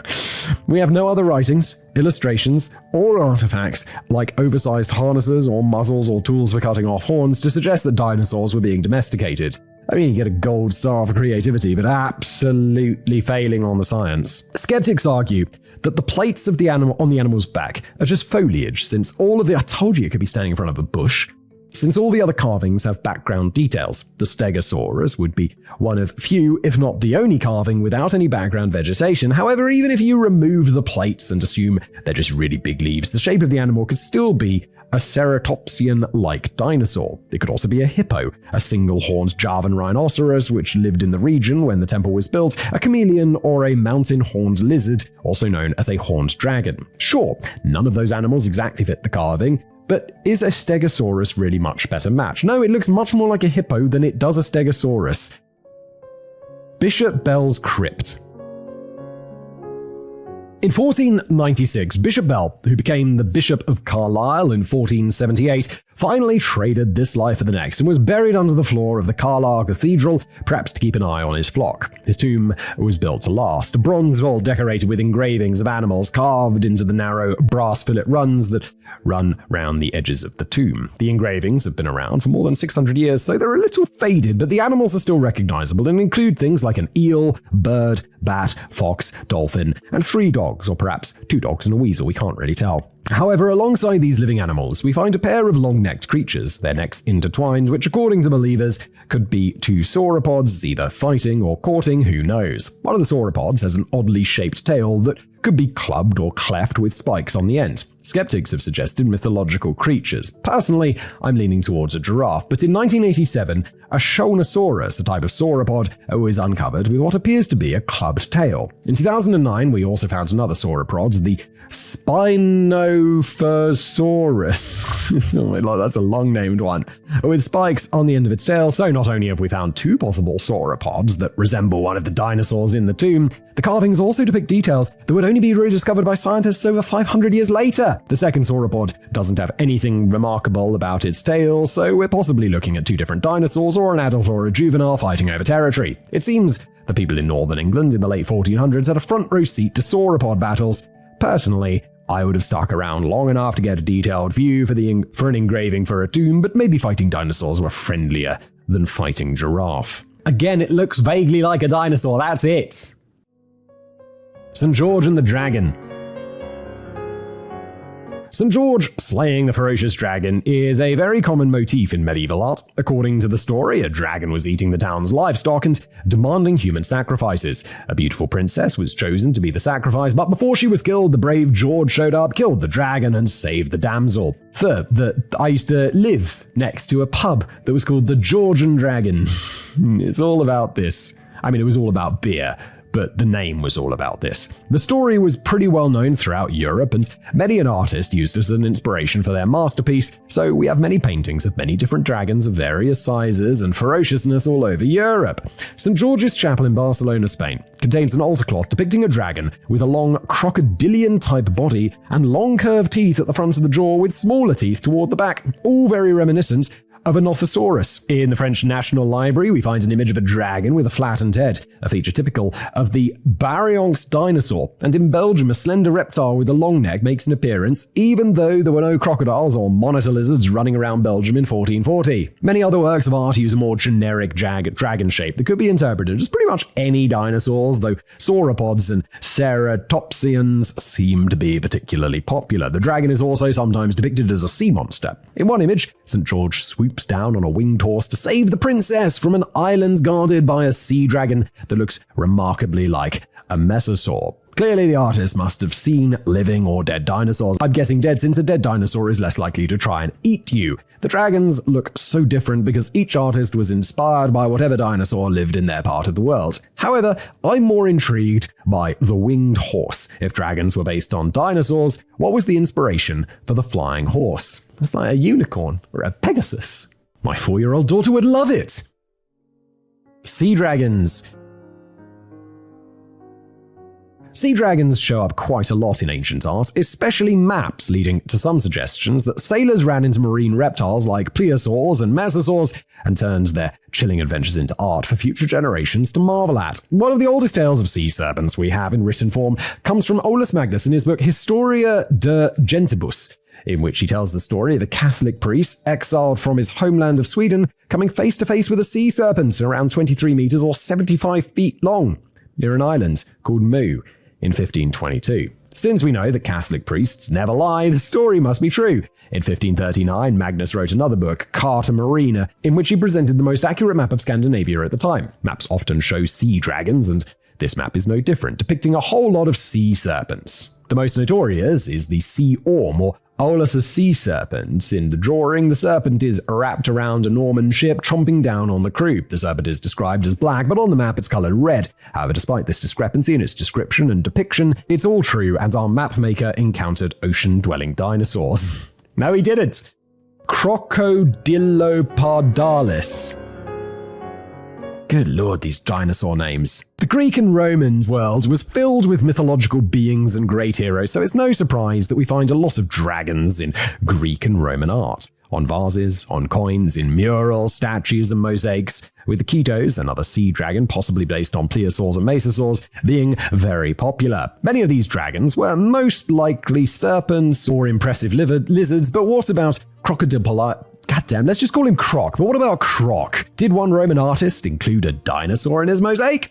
The Nile mosaic of Palestrina can be found in the Palazzo Barberini in Palestrina, just south of Rome, and depicts scenes along the Nile, all the way from ancient Egypt well into Ethiopia. The piece was probably the work of Demetrius the topographer, an artist from Alexandria who worked in Rome and created sometime around the 2nd century BCE. The mosaic is massive. It's 5.85 meters wide and 4.31 meters tall, and gives us an interesting view of the ancient Roman fascination with the mysteries of ancient Egypt. The top half of the mosaic portrays some recognizable African animals being hunted by dark-skinned warriors or hunters.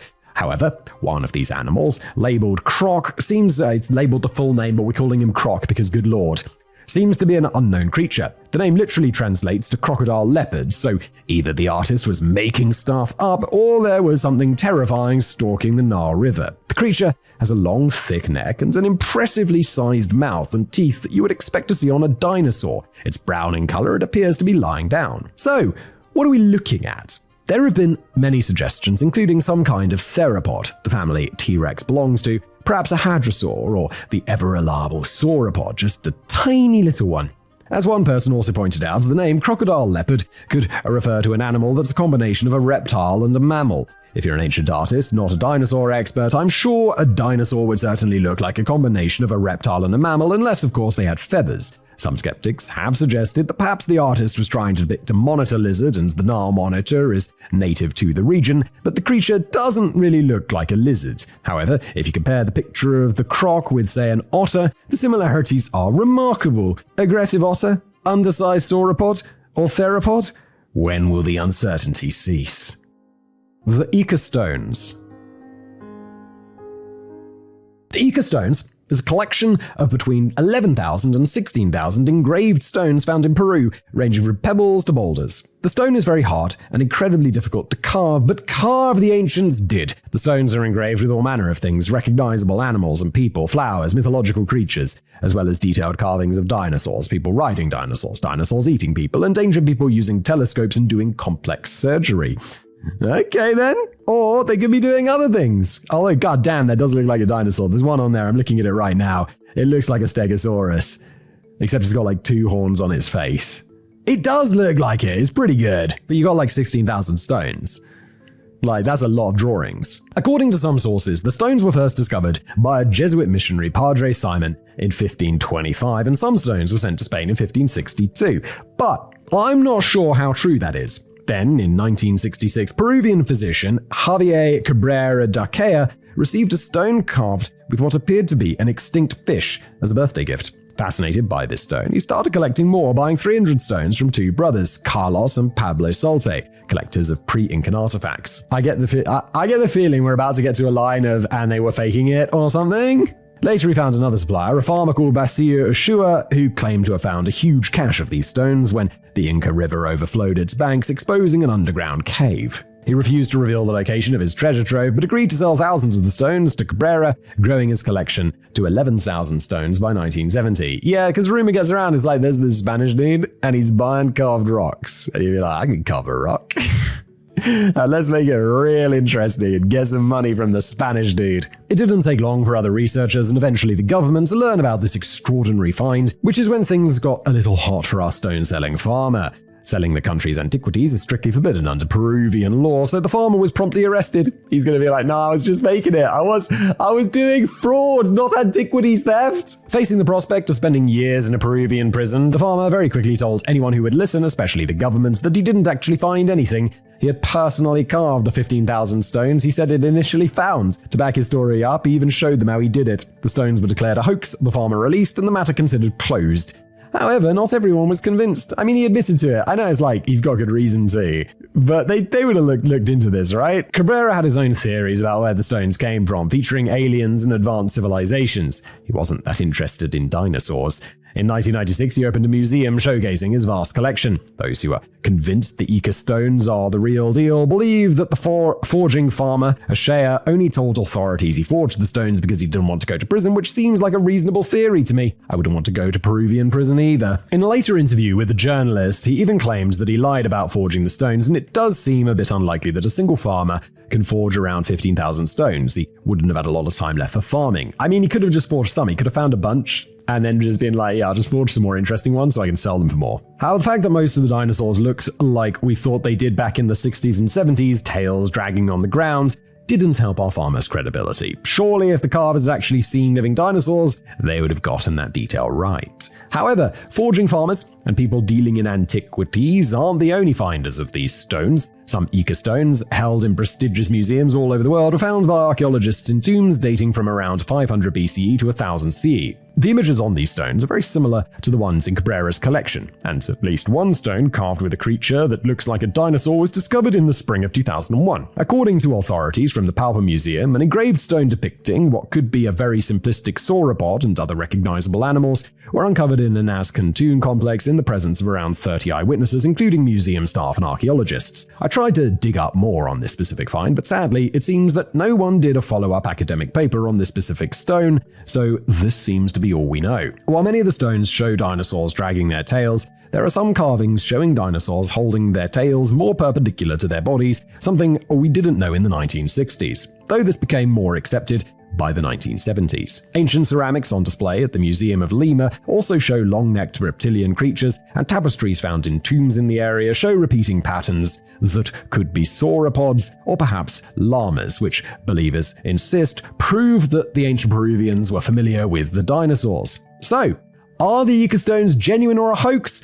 Probably a bit of both. Just like I said, he found a bunch and he carved some more. The stones found by archaeologists are probably genuine artifacts and quite valuable. The local people, many of them very poor, realized that archaeologists and foreigners were getting very excited about these stones, and like any good entrepreneur will tell you, give the people what they want. Our farmer probably found a few of these stones on his property and, using them as an example, carved some more. When he found a market for them, he became creative, experimenting with new designs, and the dinosaur line just really took off. Personally, I don't believe it was an intentional hoax to try and convince the world ancient Peruvians frolicked around the dinosaurs, but who knows, perhaps the stone to break the case is still buried and waiting to be found. Yeah, it's just a dude wanting to make a little bit of money, that's it.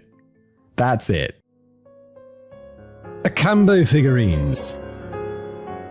In 1950, stories of a large collection of strange ancient figurines hit the American and Mexican press. A German shopkeeper, Waldemar Jolsrud, had bought a collection of over 33,000 clay figurines, some apparently depicting dinosaurs made by an unknown culture from some local excavators. I feel like I know this. This is ringing bells. Maybe I made a video about this before, but these were all turned out to be fake, right? However, another article claimed that the figurines had been found by Jolsrud himself at the foot of El Toro Mountains in 1945.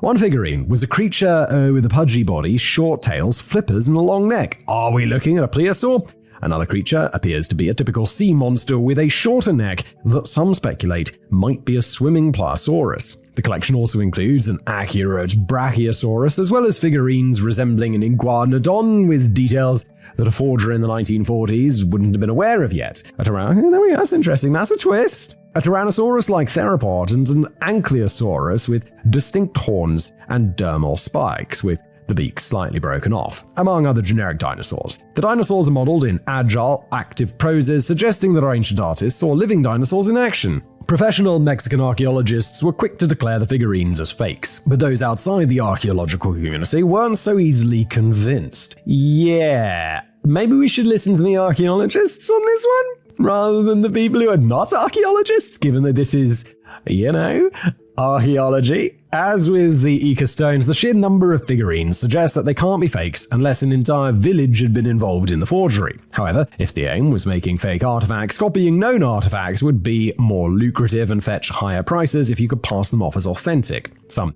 have also suggested that people in a small village in a third world country couldn't possibly be educated enough to know about dinosaurs, but that one's really old now. yes, they can know things. The fact that no fossils had ever been found in the Acambaro region and no other Mexican cultures ever mentioned dinosaurs does present a problem to the creationists, but luckily, they could just choose to ignore those facts. In 1969 and 1972, a new technique for dating artifacts, thermoluminescence, dated the figurines to around 2500 BCE, reigniting the debate about the figure's authenticity. However, when more tests were performed in 1978, when the technique had been refined a bit, no date could be determined with any real certainty, so once again the figurines were considered to be modern fakes. At this point, it's probably worth mentioning that American movies had been playing at Acambaro's cinemas, and villagers had access to local comic books and newspapers back when the figurines were first discovered. So dinosaurs in Mexico, or fans of American movies making some action figurines, who knows? Gonna go with the latter, personally. Da Vinci's Dragon. In 1517 or 1518, Leonardo da Vinci developed a bit of an obsession with cats, leading to detailed figure study of kitties in a variety of poses, today housed in the Royal Collection at Buckingham Palace. Da Vinci did a lot of studies on the movements of various animals like horses, dogs, and even crabs, all based on careful observations of the animal in question. The pen and ink drawings, titled Cats, Lions, and Dragon, contains mostly domesticated felines with the occasional lion or two chucked into the mix, presumably to keep things interesting. Tucked in among all the cats is one little dragon, a precursor to Toothless, perhaps. The lone dragon in the sketch apparently resembles a sauropod dinosaur, which would only be discovered in Europe around 3 centuries later. The tail of the dragon is coiled, which as far as we know wasn't something sauropods could do, but was there perhaps a smaller kind of sauropod in Europe that could coil its tail like a snake? Not so ancient art. Some excitement gripped the world more recently when dinosaurs showed up in a painting done in 1562. In the background, it appears that humans are riding a few brachiosauruses, like big probably very scaly horses. Since we weren't supposed to know about dinosaurs in 1562, does this painting finally reveal the truth? The painting, titled The Suicide of Saul, done by Flemish Renaissance painter Peter Bruegel the Elder, depicts the suicide of King Saul after getting his ass kicked by the Philistines on Mount Gilboa. In the background, you can see riders and odd-looking animals with long necks that some people immediately identified as sauropods. I mean, I'm looking at it now, and it's very far in the background. It does look pretty dinosaur-ish, but it's really far away. A far more likely explanation for these brave souls traveling by sauropod is that Pieter, for all his talents, had never seen a camel before. Camel. Oh, it's like he's been described a camel. It doesn't look like a camel, but it's like someone just described it to him, and this is the best he could do. Camels weren't exactly running around the streets of Europe, and picture references for artists back in 1562 were a bit shoddy. So, time-traveling dinosaurs, an accidental expose of a worldwide conspiracy to hide the fact that humans and dinosaurs lived together, or slightly rubbish camels. Personally, I like time-traveling dinosaurs, but that's probably not it. It seems that Pieter didn't get the memo on keeping human-dinosaur coexistence a secret, or perhaps old Pieter was a bit of a rebel, intentionally painting dinosaurs to prove that the establishment would try and hide hundreds of years later. A true visionary. What about fossils? Is it possible that ancient people didn't actually see dinosaurs, but rather based their drawings of dragons or dinosaurs, depending on your school of thought, on what dinosaurs left behind, their bones? When they first discovered dinosaur fossils, didn't they think it was like they were like giants from the past, like some sort of giant race of people? Ancient art often shows humans and dragons interacting, or at least coexisting, often combined with known animals. So perhaps the artists saw fossils and filled in the blanks on their respective canvases, be it pottery, cave walls, or mosaics. Finally, excavating, correctly assembling, and then drawing what we think the dinosaurs might have looked like is a time-consuming process undertaken by people with specialized training. To date, while some may argue that we have proof of ancient aliens, we've yet to uncover proof of ancient paleontologists, so it's unlikely that ancient people were assembling dinosaurs in their spare time. Sure, they could find ancient bones. In China, dragon bones were considered medicine, and in Europe they were often traded as relics or curiosities, but no one was collecting these bones to reconstruct and draw pictures of the animals they imagined, and paleoartists today don't go and sit in a field next to a fossil bed to draw a dinosaur based on a jumble of bones. Even today, with all we know and reassembled skeletons to work from, paleoartists are still doing a lot of guesswork. I find it unlikely that someone could look at a pile of bones, since we rarely find fossils intact, and draw an animal based on that. Yeah, in my mind, you know that scene in the beginning of Jurassic Park where they're like dusting off that perfectly preserved dinosaur? And all the bones are exactly in place? That's how I imagined it was, and now I'm disappointed that usually they're just in a big pile.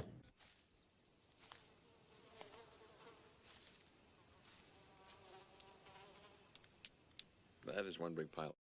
Living alongside dinosaurs, a careful study of fossils, or simply using their imagination, where did our ancestors get their inspiration for dragons from in both art and literature? Now, imagination is probably the most plausible answer, but perhaps some smaller breed of dinosaurs or later descendant of dinosaurs still to be identified survived longer than we initially thought and was finally captured in art and preserved in memory. Yeah, also, there's that looks like dinosaurs. There's those monitor lizards. There's crocodiles. There are creatures that look dinosaur-ish.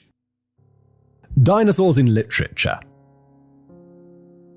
Stories of lizard-like beasts have been told by explorers, historians, scholars, and even kings and saints. The word dinosaur literally means terrible lizard and was coined in 1841, so storytellers had to use a different word to describe their intimidating lizards. That was dragon. I could talk all day about dragon stories, but for the sake of time and sanity, we'll only look at a few dragons that could be dinosaurs. Marco Polo's dragons. Marco Polo, Venetian merchant, explorer, and writer, came back from his travels through China, telling stories of large reptiles, though he used the word serpent, walking on two legs with 3 claws on each, like a tiger, large eyes, a mouth large enough to swallow a man, and large sharp teeth to better eat you with. The creatures lived in caves and caverns, mostly hunting at night. Fearsome as they might have been, the gall was prized as medicine and the meat considered particularly flavorful, so apparently in China they hunted and ate their dragons. Unfortunately, Marco Polo isn't the most credible of witnesses, but we have to wonder, did he see humans hunting dinosaurs, or two-legged crocodiles. Or maybe he just heard stories, local stories from people, and then he was like, wow, and wrote it down. British dragons. According to British Dragons, written in 1980 by Jacqueline Simpson, over 70 villages in Great Britain have various legends and traditions involving dragons. In the county of Somerset, we have the tale of Blue Ben, a dragon living at Kilve, on the north ends of Somerset. The fire-breathing monstrosity lived in caves and built itself a causeway across the mudflats to reach the sea where it could cool off. Unfortunately for Blue Ben, the devil came a-knocking looking for a steed, and an unwilling Blue Ben got the job. The gig was about as much fun as you'd expect, so Blue Ben tried to escape back to his cave, got stuck in the mud and drowned. Poor Ben. Interestingly, Somerset is also very rich in dinosaur fossils, especially ichthyosaur and plesiosaurs, thus suggesting some correlation between the fossils, the dinosaurs, and the stories of dragons. Did the people of Somerset see dinosaurs, or did they see huge bones in a mudflat and make up a story to explain said bones? Beowulf. The tale of Beowulf and his beloved beer hall is one of the earliest poems we have written in the English language, though I don't recommend reading the original. English has come a long way. Oh my god, anytime we get something and it's like, and this quote from the 17th century, I'm like, oh, buckle up, it's going to be a nightmare to read. The manuscript dates to around 1000 CE, but the events of the story take place around the 5th and 6th century in Denmark. According to some young Earth creationists, the character of Beowulf is based on an actual person, and the poem is an eyewitness account of a dinosaur slaying. While some of the characters in the epic are definitely based on historical figures, the question of whether Beowulf himself was a real person or not is still a matter of debate among literary historians. So this argument is already on shaky grounds, but that hasn't stopped us yet. Apparently, by the time Beowulf got around to sending Grendel onto the afterlife, he was already a seasoned hunter of reptilian monsters after clearing the local sea lanes of predatory sea monsters attacking Viking ships. The writer of the poem uses different words to describe different monsters, suggesting that the Saxons were familiar with a wide range of reptilian creatures. In Grendel's lair, a large swampy lake, our heroes come across a race of monsters and serpents, including giant sea drakes sunbathing on the shore of the lake, only to skedaddle at the sound of the battle horn. Pretty smart. However, a few of the slower ones got skewered by Beowulf's men, thus decreasing the population, and with it, our chance of seeing dinosaurs. The very last reptile killed by Beowulf, which ended up killing Beowulf as well, was a flying reptile with bat-like wings, a venomous bite, and breathing fire to boot, hoarding its treasures in a cave. Apparently, this fits the description of a pteranodon, one of the largest known pterosaurs with a wingspan of over 6 meters. I didn't realize pteranodons were venomous, breathed fire, and loved gold. Yeah, they're like keeping its treasures in a cave. It's like, why would a dinosaur value this shit? Although, what are those birds that like silver? They're always like stealing bits of foil and shiny things. Is it magpies? Of course, the monster Beowulf is best known for slaying is Grendel. Grendel wasn't just a nickname. Apparently, it referred to a specific species of animal. The Danes may have viewed it as a demon-like monster and fiend straight from hell, but descriptions of Grendel and his mum indicate that both creatures were bipedal. Grendel had a very tough hide, but its forelimbs, or claws, were small. It had a large, strong jaw and huge teeth and could easily swallow the body of a man. It was also a fierce hunter that preferred to hunt at night. All of this seems to add up to a velociraptor, the cute little guys from the first Jurassic Park movie. Cute and scary as fuck. Though some think Grendel could have been a T-Rex, this definitely puts Beowulf's adventures in a whole new light. The dragons of Herodotus and Regulus. Due to their importance in mythology, it's no surprise to find tales of dragons in the work of ancient Greek and Roman scholars and philosophers. One such writer was Greek historian and geographer Herodotus. Herodotus also pretty famous for making up a lot of stuff. Traveling to a city called Buto, somewhere in the Nile Delta, Herodotus heard tales of winged snakes. According to the locals, they used storax smoke to drive these winged snakes out of the frankincense trees so that they could collect frankincense, an aromatic resin used in perfumes. These winged serpents would also fly towards Egypt each spring, where they were usually killed by ibises, a kind of bird, well before they arrived. You'd think that they would eventually learn and go somewhere else. Investigating the story further, Herodotus came across a pile of bones, too many to count, just outside of the city. He described these winged snakes as small and similar in shape to water snakes, but with wings that resemble those of a bat rather than a bird. Had Herodotus discovered some suicidal pterosaurs based on leathery wings? The description of a water snake doesn't really gel with the image of a pterosaur, but if you're hunting for dinosaurs in ancient sources, it's important to only focus on the details that prove your point and ignore the details that don't. So clearly, Herodotus had encountered pterosaurs. Roman legionnaires also had encounters with dragons. Around 256 BCE, during the First Punic War, Roman general Marcus Regulus and his unit were camped at the Bagradus River near Carthage when they were attacked by a most ferocious creature who managed to eat a few of them before it was finally killed with a catapult and spears. It had glowing eyes, a flickering forked tongue, and large fangs. The creature was about 120 feet, 36 meters long, and crawled on its belly. The animal was skinned, and the skin and jaw was shipped off to Rome, where it was preserved in a temple until it disappeared sometime during the Numidian War, 143 to 133 BCE. This little detail really adds to the authenticity of the tale. Unfortunately, all the tellers of this tale were too young to have seen this remarkable jaw and skin for themselves. So, what did the Roman legionnaires kill that day, if not a dragon? Since it didn't have feet, I'm thinking a really big snake that has since gone extinct because it was killed by Romans intruding on its territory, but I could be wrong. But most likely you're right. Historically, up to the 1500s, you get quite a lot of accounts of encounters with dragons, but they gradually became less and less. Apparently, it was only in 1910 when someone finally claimed that dragons were only a myth. Before that, dragons were accepted to be real animals. Rare perhaps, but still very real. They breathed fire. How do you think that works? So who knows? Perhaps a few dinosaurs did manage to hang on a bit longer. Neo-dinosaurs. Living dinosaurs, also called neo-dinosaurs. What do you know? I thought we just called them crocodiles.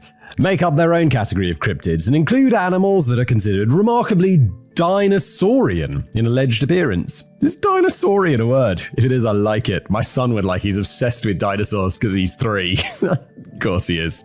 Sauropods seem to be the most common kind of neo-dinosaur cryptid, but ceratopsians, iguanodonts, and theropods also show up in reported sightings. They've been spotted on every continent except Antarctica. Either they don't like the cold or the penguins don't mind them and therefore haven't reported them yet. Falling back on the coelacanth argument, a fish considered to have gone extinct in the Cretaceous era only to be caught off the coast of South Africa in 1938, cryptozoologists argue that if a fish could stay hidden for millions of years, well, why not dinosaurs? Possibly the most famous cryptid to ever not quite walk the earth is the Loch Ness Monster. For a long time, it was believed that Nessie was the last surviving plesiosaur, since pictures of Nessie resemble an Elasmosaurus, as much as a floating log could resemble an Elasmosaurus. Loch Ness is... yeah, we've done videos about this.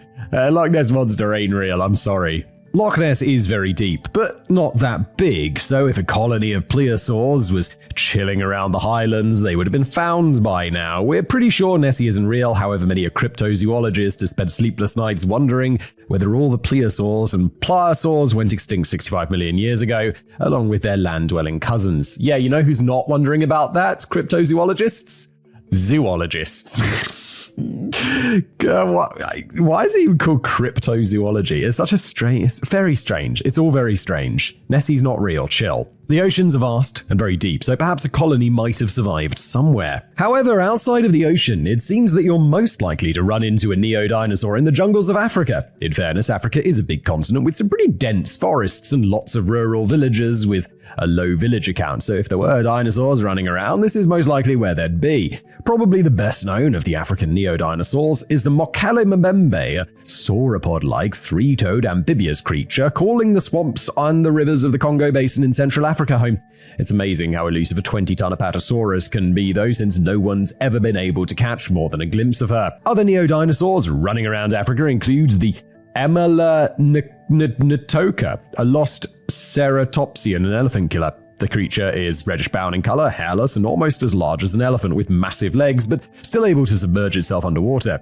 If a hapless elephant should come along and try to cross the swamp, the Emelanatoka will attack the elephant savagely, disemboweling it with the horn on its snout. It doesn't eat the elephant, though. Like the hippo, it's a herbivore that wakes up each morning and chooses violence.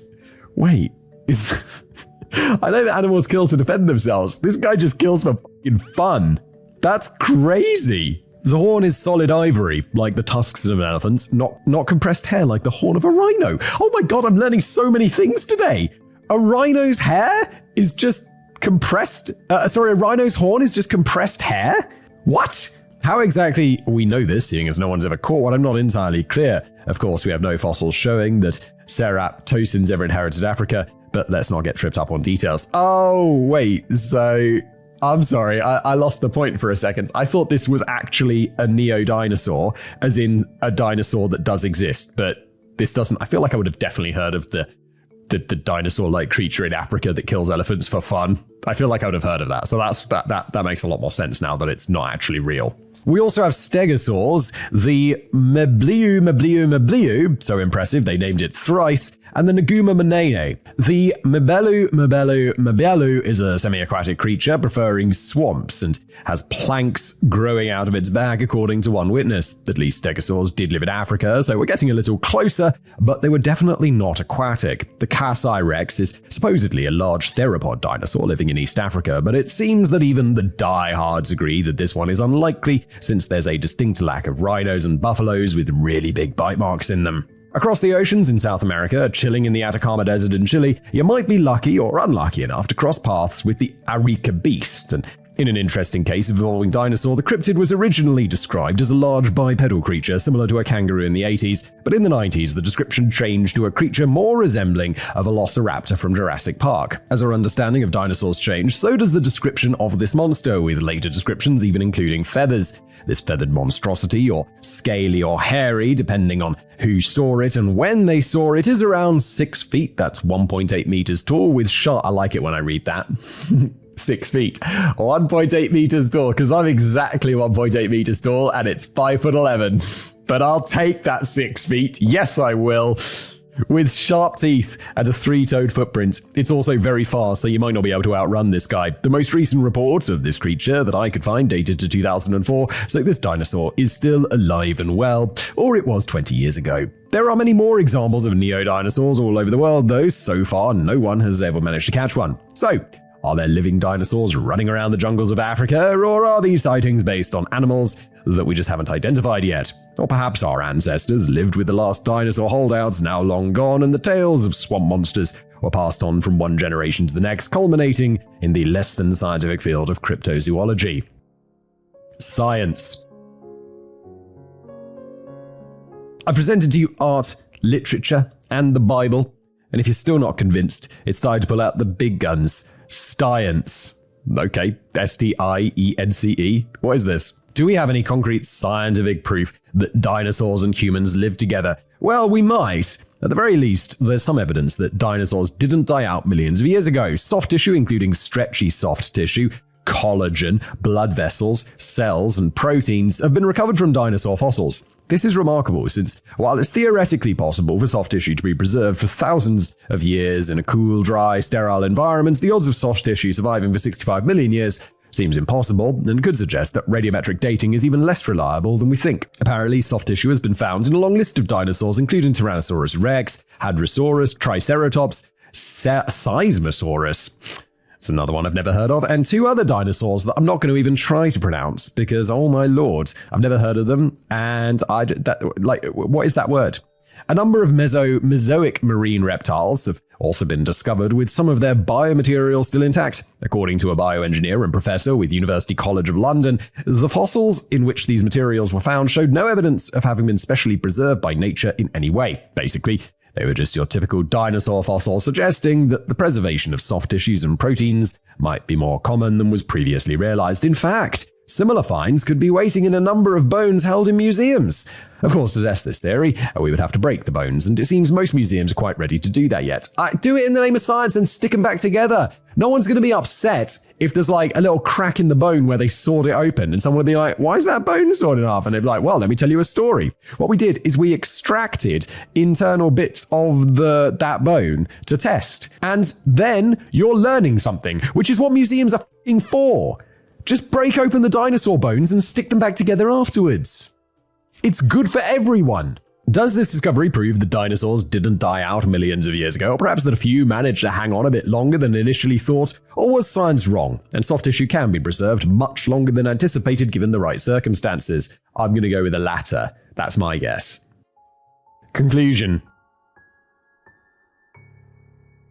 The fact is that we all really want to see a dinosaur, so we're keen on seeing dinosaurs. We like to imagine that our ancestors lived alongside them. However, had they lived together, our human ancestors would probably have been eaten by dinosaurs, which would have left a very distinct print in the archaeological record. Pictures of humans hunting dinosaurs on cave walls, dinosaur teeth and bone ornaments and utensils, ancient human bodies with catastrophic levels of damage as the dinosaurs munched on their bones, and yeah, like at the beginning of this episode, which was actually yesterday in my time because I took a little break, was like, yeah, we'd be able to dominate the shit out of dinosaurs. Yeah, because we got like nerve gas and stuff. But people back in the day, I mean, I'm sure we'd figure it out like eventually because we got much bigger brains than dinosaurs.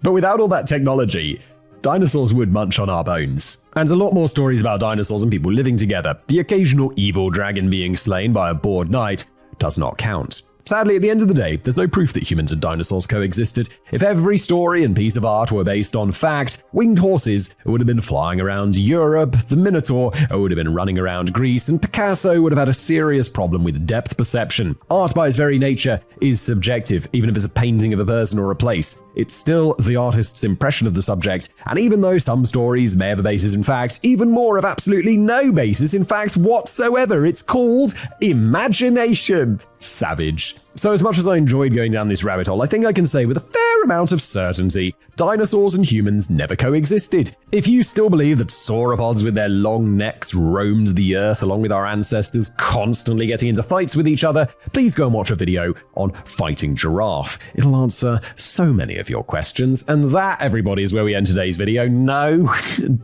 as I said at the beginning, but it took us that to filter it out. No, dinosaurs and humans did not live alongside each other. I'm sorry. Didn't happen. Thanks for watching.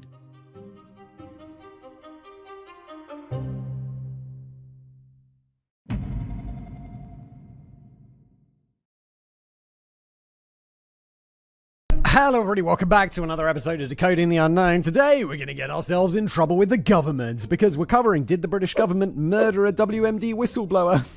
Did the British government murder a YouTuber who blew the whistle on the government murdering a whistleblower? I mean, I hope not. Please don't murder me, British governments. You're the best. I love you. Politics daddy. Thank you to George who wrote it, the format of the show. If you're new here, I've never read this, but we're going to read it together, so let us jump in. There are political scandals, and then there are unmitigated, cataclysmic, and inexorable political disasters so large that they can be seen from space. The swords that, if not properly contained, have potential to not only oust a leader and their closest goons, but to see entire age-old political institutions and machines get destroyed, and whole generations lose their faith in democracy itself. For example, when I say scandal, your mind immediately leads to something like the Watergate scandal. But that was what? A bit of wiretapping and document pinching. Stuff like this has nothing compared to what we're going to be looking at today. Well, I think the difference is Watergate, we know, was true, whereas the British government killing a WMD whistleblower, I mean, if that was proven to be true, would be like majorly intense. Whereas Watergate is like, yeah, we know that happened. And while it would be less intense, it's like, we know it happened. The scandal in question, which occurred in the United Kingdom during Tony Blair's tenure as Prime Minister, saw him blatantly ignore the largest protest movement that the nation has ever seen in order to start an expeditionary war in Iraq with the supposed justification that Saddam Hussein, Iraq's then leader, was building weapons of mass destruction, or WMDs, and as a result posed a significant threat to international security. Unpopular opinion here, but I mean, given the information at the time, and also the fact people seem to forget Saddam Hussein already had weapons of mass destruction in the past and used them, biological, chemical weapons. So, but that's only the beginning of it. Because as the Iraq War, as it came to be known, was in its nascent stages, and the aforementioned protest movement was at the height of its momentum, a whistleblower who had been speaking to the media about Iraq's real WMD capabilities turned up dead. And naturally, given timing like that, many were quick to suspect that he had in fact been assassinated. But was he actually? It's sometimes it's just a coincidence. Like the Boeing thing. That the fact that those Boeing whistleblowers, one of the two of them who died.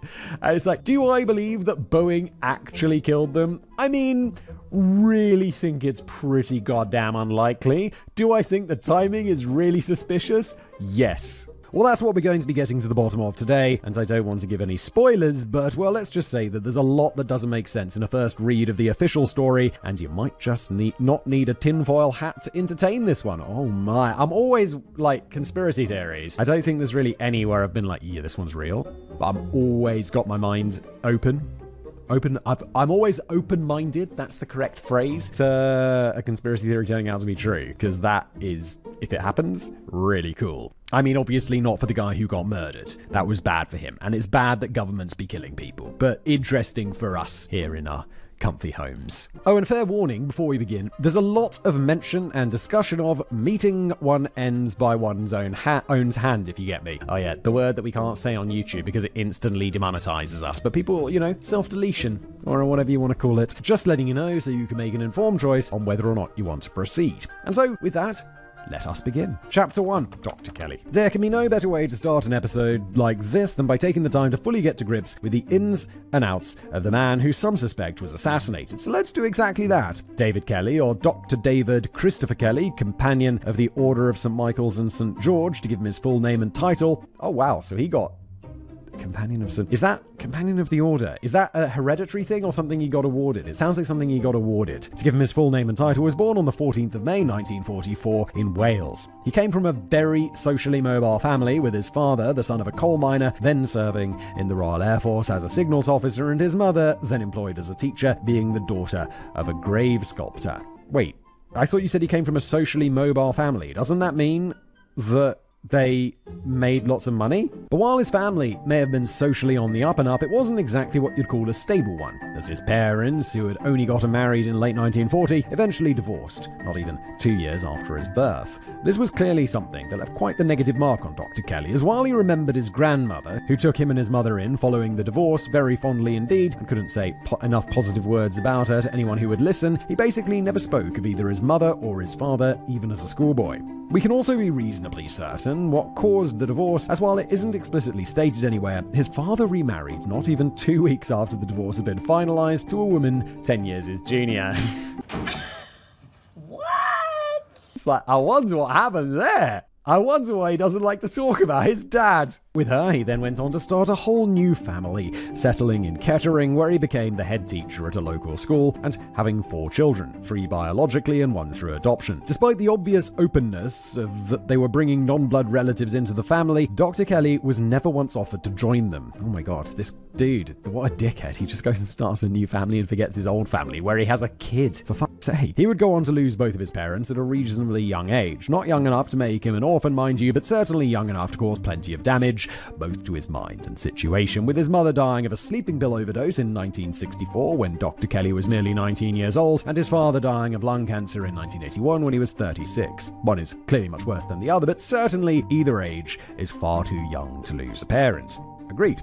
Faced with all of those difficulties, Dr. Kelly chose to deal with it via basically the only productive avenue open to a young man in the late black and white days, hurling himself full pelt into his work. Oh, that's good. I thought George was going to be like, and he hurled himself into a bottle. And you're like, no, Dr. What was his name?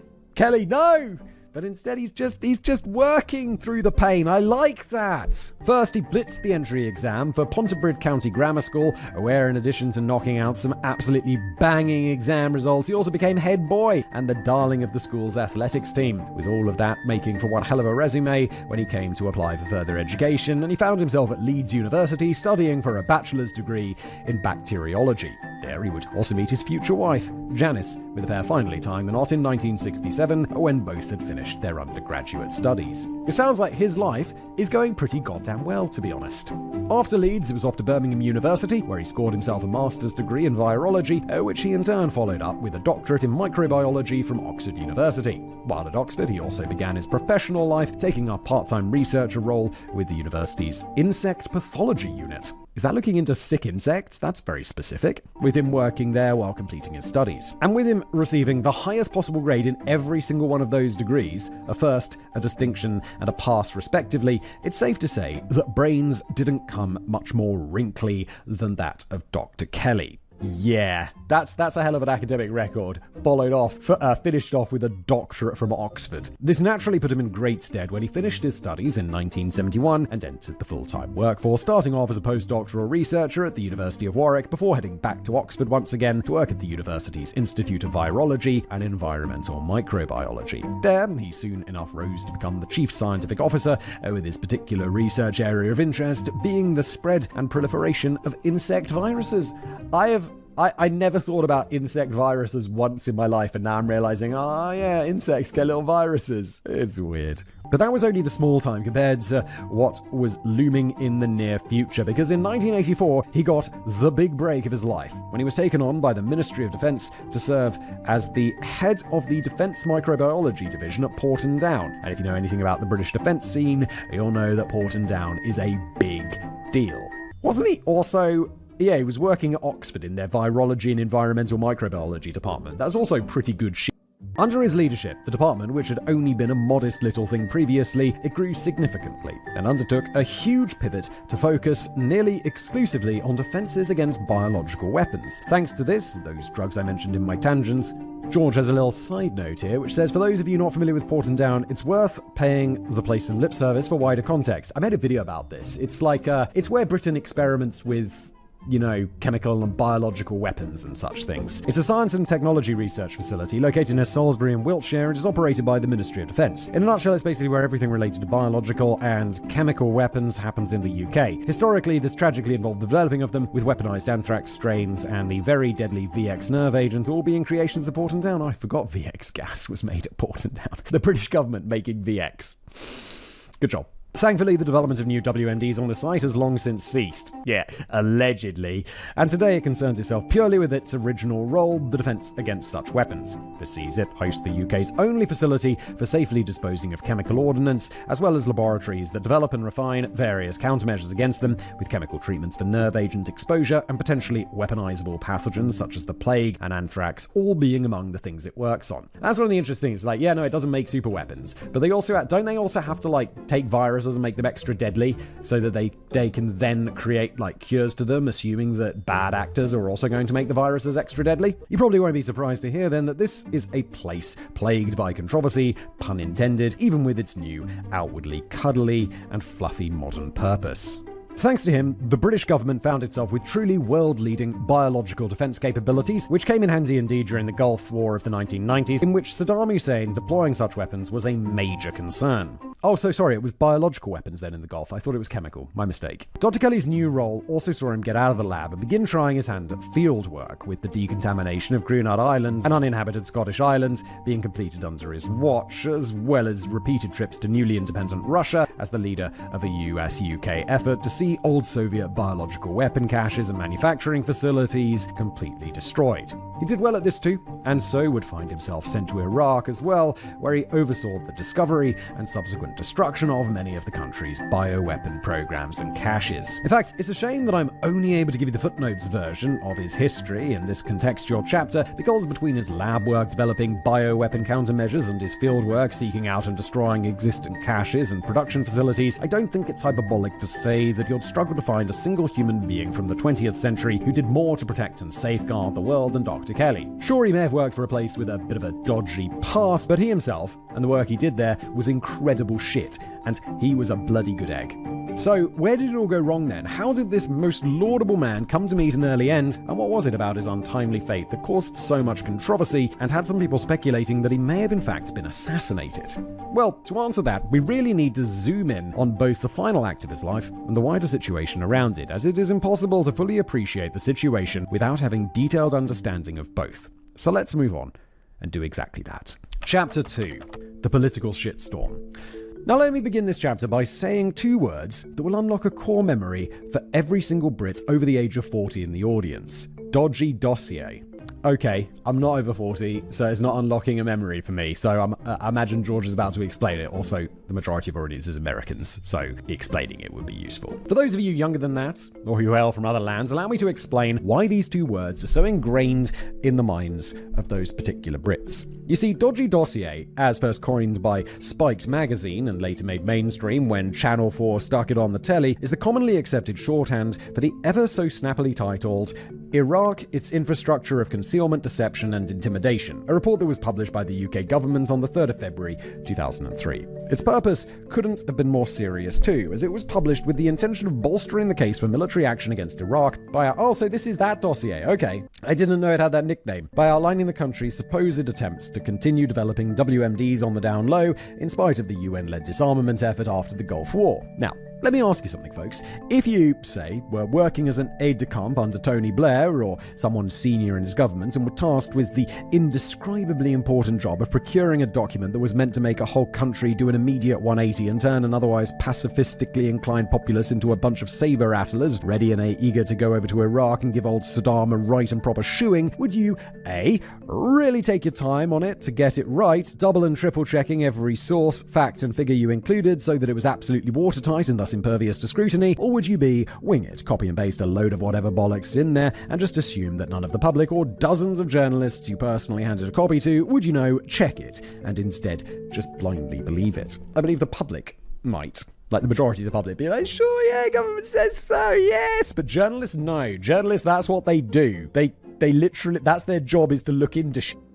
Well, if you chose A, you should consider a career in politics, because already you have displayed far more competence than the actual political minion who compiled the real document, because for some God-only-knows reason, they chose B. And as a result, our tone, Tony Blair, ended up looking like a bit of a tit, to put it mildly. It was almost comically shit, in fact, because despite claiming in its opening paragraph that it drew upon a number of sources, including intelligence material, it was in fact largely copied and pasted from an article written by a graduate student by the name of Ibrahim Marashi, titled Iraq Security and Intelligence Network, A Guide and Analysis. And when I say copy and pasted, this isn't me being hyperbolic, I mean it was literally copy and pasted, as it repeated al-Marashi's typographical errors verbatim. Bro got caught plagiarizing one of the most important documents in the 21st century so far. God damn, dude. They did manage to put their own spin on al-Marashi's words here and there, however, and weirdly, would you believe, said changes always just so happened to massively overhype the information that was originally being presented.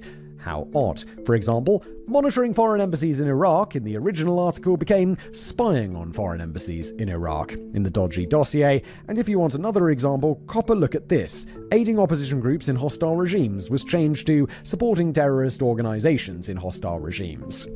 So the guy's being like, the original one's kind of like couching its words, and the guy who wrote the dossier is kind of just like trying to read between the lines and maybe getting it wrong. See what I mean about it being comically shite? Indeed, George, I do. This was a document put out to legitimize starting a war that would go on to cause, according to some sources anyway, over 1 million deaths.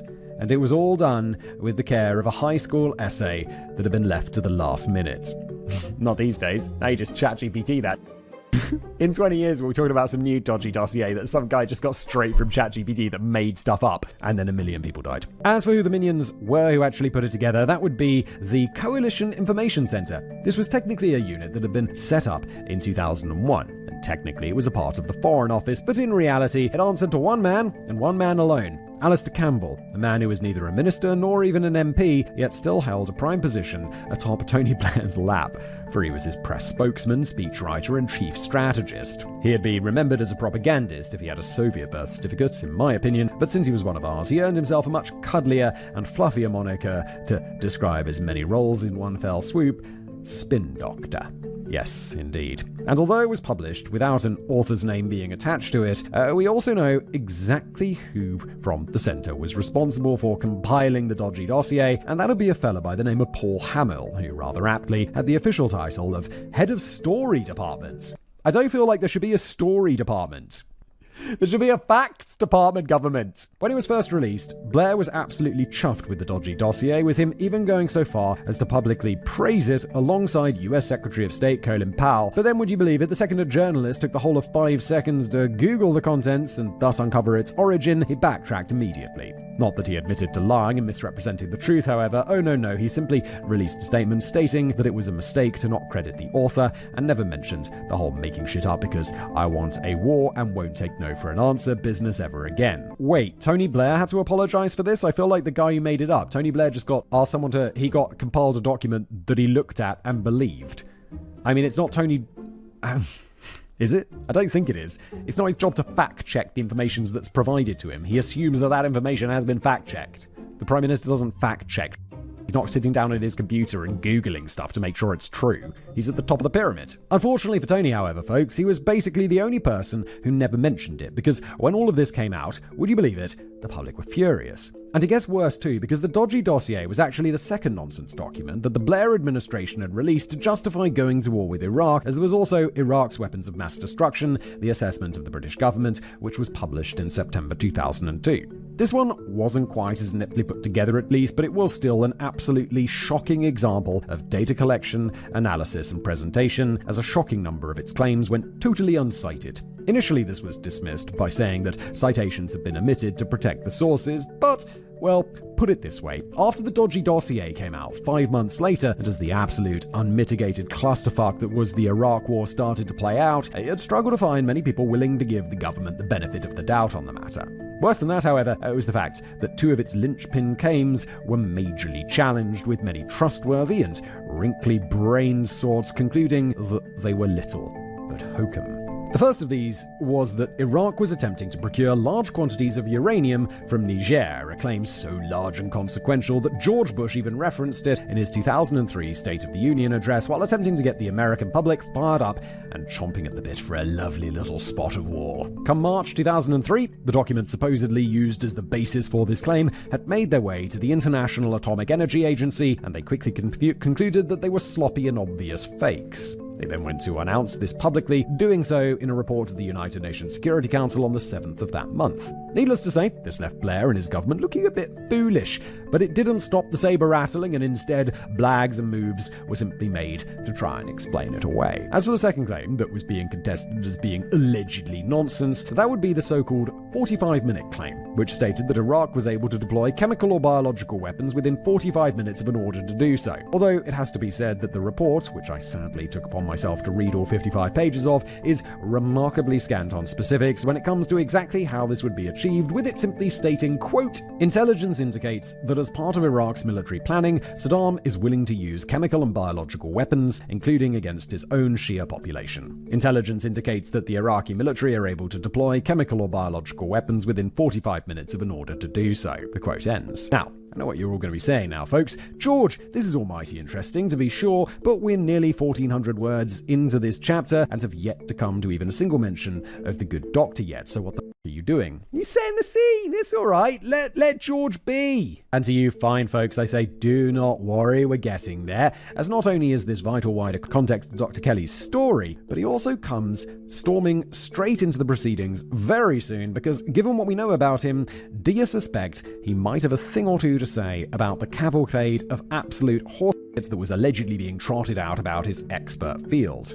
Come the time that all those claims were being made, Dr. Kelly had been in and out of Iraq for over 10 years, firstly as part of a UN Special Commission, and from 2000 as part of the UN Monitoring, Verification and Inspection Commission, and in both capacities he was getting up to exactly what I said in the last chapter, finding Iraqi WMD caches and manufacturing facilities, documenting them, and ultimately overseeing their destruction. And given everything that he'd seen, the words of both dossiers came as quite a shock to him. Sure, Saddam's goons hadn't exactly laid out the red carpet for him, frequently putting unnecessarily difficult hurdles in his way, and even formally barring him from the country between 1998 and 1999, but overall they had begrudgingly played ball, something, seemingly anyway, a fact that he could attest to thanks to the sheer quantity of bioweapons that Dr. Kelly had seen destroyed with his own eyes. But that's not to say, however, and I really need to stress this point, because a lot of discussions about Dr. Kelly completely get this wrong, that he didn't think Iraq might be up to a little something naughty on the side while trying to appear as though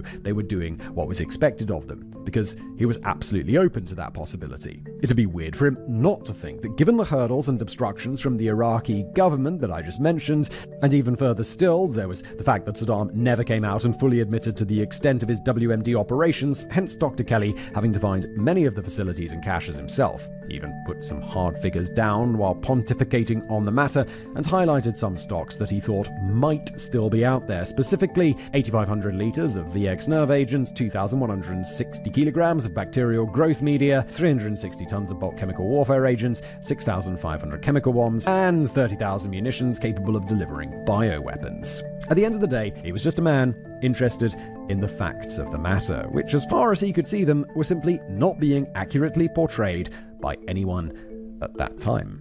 With that in mind, Kelly did the one thing that he could do and try and set the record straight, speak to journalists about the reality as he saw it, all off the record, of course.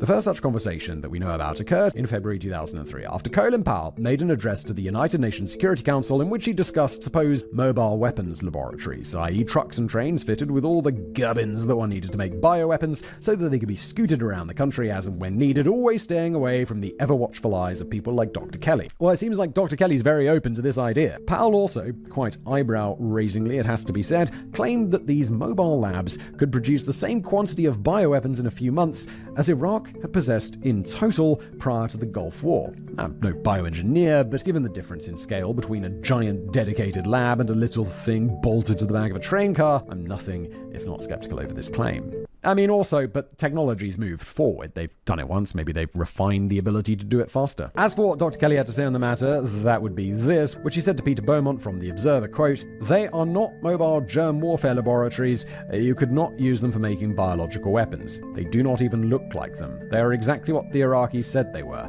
facilities for the production of hydrogen gas to fill balloons." Yeah, okay, well, look, if the good doctor, who seems completely unbiased in this, says that, then I believe him.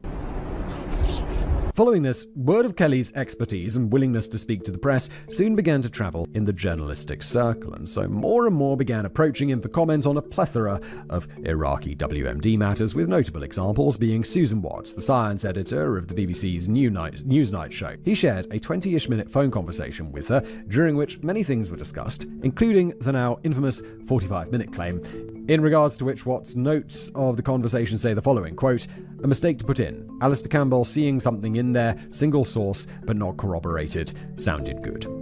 But there was one journalist in particular who Dr. Kelly would speak with that would really cause some waves and rustle many feathers. And that would be Andrew Gilligan, who back in those days was serving as the defense and diplomatic correspondent for BBC Radio 4's Today Show. The pair met up in person several times once the invasion of Iraq began in March 2003. Thus, after all, the never-ending clusterfuck that was that conflict created no shortages of points to go over, but it would really be their third meeting that would go on to be the really significant one, for in it they would discuss the very controversial dossiers we went over earlier in this chapter.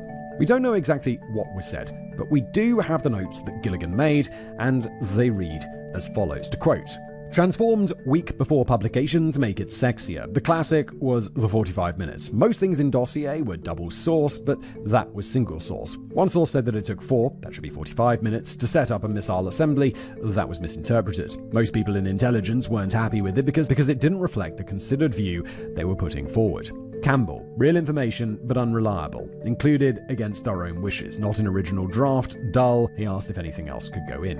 End quote. Gilligan also claimed to have drafted a full script not long after the meeting ended, based on the aforementioned notes and details that he remembered while things were still fresh in his mind, but that script was never published, and nor has it ever surfaced, with Gilligan claiming it had long since been lost by the time the interview became a news story in and of itself. Come the 29th of May, however, he was ready to do something with his notes, and boy, was it going to have some fallout. Come the 29th of May, however, he was ready to do something with his notes, and boy, was it going to have some fallout. It began with him personally going on the Today Show a little after 6 a.m, where he announced that he was going to be discussing something most big later on in the show by saying the following, quoting, "What we've been told by one of the senior officials in charge of drawing up that dossier was that actually the government probably knew that the 45-minute figure was wrong even before it decided to put it in. What this person says is that a week before the publication date of the dossier, it was actually rather a bland production. It didn't. The draft prepared for Mr. Blair by the intelligence agencies actually didn't say very much more than was public knowledge already, and Downing Street, our source says,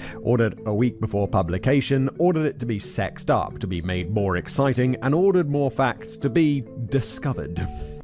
Emphasis my own, but I think we can get on what he's getting at there. Immediately, all underpants in Westminster turned a healthy shade of brown, explosively so in fact. If you're wondering exactly why, you know how I've been implying that the Iraq War was rather unpopular in the UK? Well, such soft language doesn't actually do the true scale of the unpopularity justice. In reality, we're talking more a single rally in London on the 15th of February, attracting between 750,000 and 1.5 million people, which incidentally is also the biggest protest to ever take place on British soil. No way!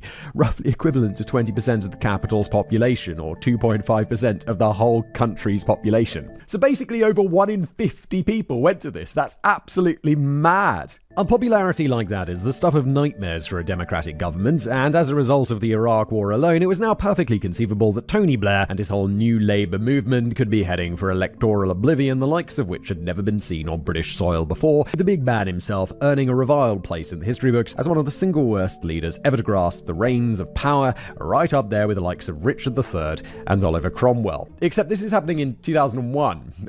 Wasn't Tony Blair in power for many more years after this? As for Gilligan's actual report later on in the show, it was essentially just a more hurdy-wordy version of his initial teaser statement, so we won't stress too much about what he said specifically, but we will pick out a couple of details of note from among it all. For starters, did anything strike you as peculiar about how he described Dr. Kelly, specifically as one of the senior officials in charge of drawing up that dossier? Well, that's just not correct. Is it? We already know full well who drew it up, and it certainly wasn't Dr. Kelly, and yet he'd just been, albeit anonymously, labelled as such in front of millions of listeners. Wait, anonymously? Oh, okay, I get it. What also didn't help things along was the fact that Gilligan, for some reason, rather than making sure to pick his words very carefully, as a journalist should obviously do when breaking such a sensitive story, instead went way off script, resulting in a tirade that, frankly, had little resemblance to reality as Dr. Kelly had described it, outright describing the 45-minute claim as being artificially and intentionally inserted into the dossier in order to manipulate a false perception of reality, rather than being the opinion of a single source that wasn't doubly cited as per others, and that may have been intentionally inserted, knowing it stood upon weaker foundations, but equally likely could have simply slipped through the editorial net thanks to rose-tinted enthusiasm for saber-rattling. Yeah, so basically, it's not one or the other. It does seem that the government fancied up, or somehow this dossier got a bit fancied up, but not to the level that this dude seems to be saying, which seems, I don't know, as someone who makes videos, you gotta couch your words, dude. You can't just be accusing people of that you don't have any proof for, allegedly. It's a small difference, sure, but a very important one when breaking a story like this. The government's initial response came at 7:32 a.m., not even 2 hours after Gilligan's first remarks, the swiftness of which alone shows how seriously they were taking it. Yeah, they're taking it seriously. If they didn't refute this, then people are going to be like, oh my god, they agree with it. As for what they said, they flatly denied the allegations, saying that, quote, not one word of the dossier was not entirely the work of the intelligence agencies. And, in my opinion only, of course, the double negative word soup that is that, quote, screams of Campbellian newspeak. The quality of the quote and the government's denial is ultimately neither here nor there for our discussion today, though. Oh, I see. Not one word of the dossier was not entirely. It's yeah, it is very political speak, isn't it? What is of interest to us, however, is the fact that Gilligan, after having had some time to think on the matter, not only chose to stick to his line, but also escalated the situation even further, as in a subsequent article for the Mail on Sunday titled, I asked my intelligence sources why Blair misled us all over Saddam's weapons. His reply, one word, Campbell. He outright called Alistair Campbell out as a knowing and intentional liar, and Dr. Kelly was his supposed source for it. Bro, you have gone wildly off script. Wildly. How is whoever the lawyers are at Mail on Sunday being like, bro, are you sure? Are you sure we should run this, my dude? As for what Dr. Kelly was doing during all of this, he hadn't even realized at first that he was Gilligan's supposed source, partly due to the description of him being in charge of drawing up that dossier, but also because the situation presented was so different to the one he had dictated, and can you blame him? Not at all. Not at all. This guy's way off script and way beyond what you said. Eventually, however, Dr. Kelly began to suspect that he was in fact Gilligan's supposed source, specifically after he had appeared before the Foreign Affairs Select Committee on the 19th of June and gave a recounting of a meeting with his sources that sounded remarkably reminiscent of their March meeting. Still, however, Dr. Kelly was convinced that there had to be more to the situation and another source involved somehow. After all, the information as described was so unlike that which he was provided that it couldn't be him that Gilligan was referencing. Right? Yeah, dude, Dr. Kelly in this situation, I'll be like, whoa, who is this other source? Because I didn't say about that. Just to be safe, however, when he started to have these suspicions, Dr. Kelly did what he believed was the right thing, and he told his employer, penning a detailed letter to them on the 30th of June, in which he laid out the full nitty-gritty detail of all his interactions with Gilligan. And if you want to know what he said, I'll spare you a giant extract and instead sum it up for you with just the following line. To quote, "The description of that meeting in small part matches my interaction with him, especially my personal evaluation of Iraq's capability, but the overall character is quite different." Yeah, this Dr. Kelly is just completely a reasonable man, making reasonable assumptions and covering his ass just in case. He's probably still thinking, it's not me. This resulted in 2 meetings between Dr. Kelly and his bosses on the 3rd and the 7th of July to get to the bottom of the matter, and to be fair to them, they were actually remarkably understanding and open-minded about the whole affair, eventually deciding that there was indeed every likelihood that Dr. Kelly was the source that Gilligan couldn't shut up about, but that even despite that, no action was to be taken against him because ultimately he had approached the journalist in good faith and hadn't actually lied about anything or pushed any kind of agenda. They did, however, make sure to tell Dr. Kelly to prepare for his name to come out in the media, as ultimately, while they wouldn't be running off to spill the beans, the matter of containing the situation was totally out of their hands now, and that warning was nothing if not prescient. Wait, surely he's done this, like the reason he hasn't been named so far is because he went, it's like, is it called off the record? Where they're like, I don't want my name associated with this. And isn't part of journalistic ethics to protect your source? Like, so this journalist has gone wildly off book, but he could just be like, yeah, no, Dr. Kelly told me all of this. Dr. Kelly be like, bro, you're not supposed to say my name, and I didn't, dude. But as for how that happened, that ended up being a peculiar game of cat and mouse. Dr. Kelly's bosses had been true to their word and not told the media, but had told their superiors as per their professional obligations. So soon enough, Number 10 and everyone working within it were fully aware that Dr. Kelly was the insider that Gilligan had been constantly referring to for the last few months, and equally, so too was much of the media well aware, because it turns out that journalists just love to gossip. How about journalists? You don't gossip with each other about your sources. Especially for something this sensitive. Have some basic manners. Or ethics, whatever you want to call it. And so Dr. Kelly's name soon enough jumped from water cooler to water cooler until a choice number of them were fully aware of who he was. But which camp would be the first to break the news? Was fate to have Dr. Kelly's name enter the public consciousness via a front page headline or via a Downing Street press release? Oh my god, in that situation you'd be praying for that Downing Street press release. You'd be like, can you get ahead of it, please? Please, I did nothing wrong, and I just need you to get ahead of it. Please, I don't want my name to be on the front page of the Daily Mail as the guy. Well, Number 10 took a peculiar approach, as while they didn't outright release the information to the press, they did, via the Ministry of Defense, announce that they may confirm it should the media guess it correctly. What sort of strategy is that? It's a Glomar can neither confirm nor deny, but without the sense. Now, this is all just my opinion, folks, which in full disclosure may be somewhat tainted by the fact that I don't exactly hold Tony Blair's administration in the highest regards, just in case you somehow hadn't twigged that yet. Yeah, George is, I'm no, massive fan of Tony Blair, but this is a controversial statement. I do think Tony Blair gets an unreasonably hard time. But what I did think happened was that the government was desperate to release Dr. Kelly's name for no other reason than the fact they were consumed with pure and blinding rage at the fact that they were losing control of the Iraq War narrative, and thus wanted to lash out at anyone and everyone who had come into their crosshairs as a speed bump on the road to regime change in Iraq. But while saying that, they were still rational enough to know that an all-singing and dancing neon-illuminated arrow pointing squarely at Dr. Kelly wouldn't exactly make for good optics. So instead they opted for a route that allowed them to claim plausible deniability when his name eventually came out. That's just my opinion. I mean, knows what the reality of the matter was. Yeah, it's like, you don't know what's going on in the halls of power, but it's not unreasonable, is it? Eventually, as per that self-imposed rule, the Ministry of Defense and later Downing Street would formally confirm Dr. Kelly's identity, specifically on the 9th of July.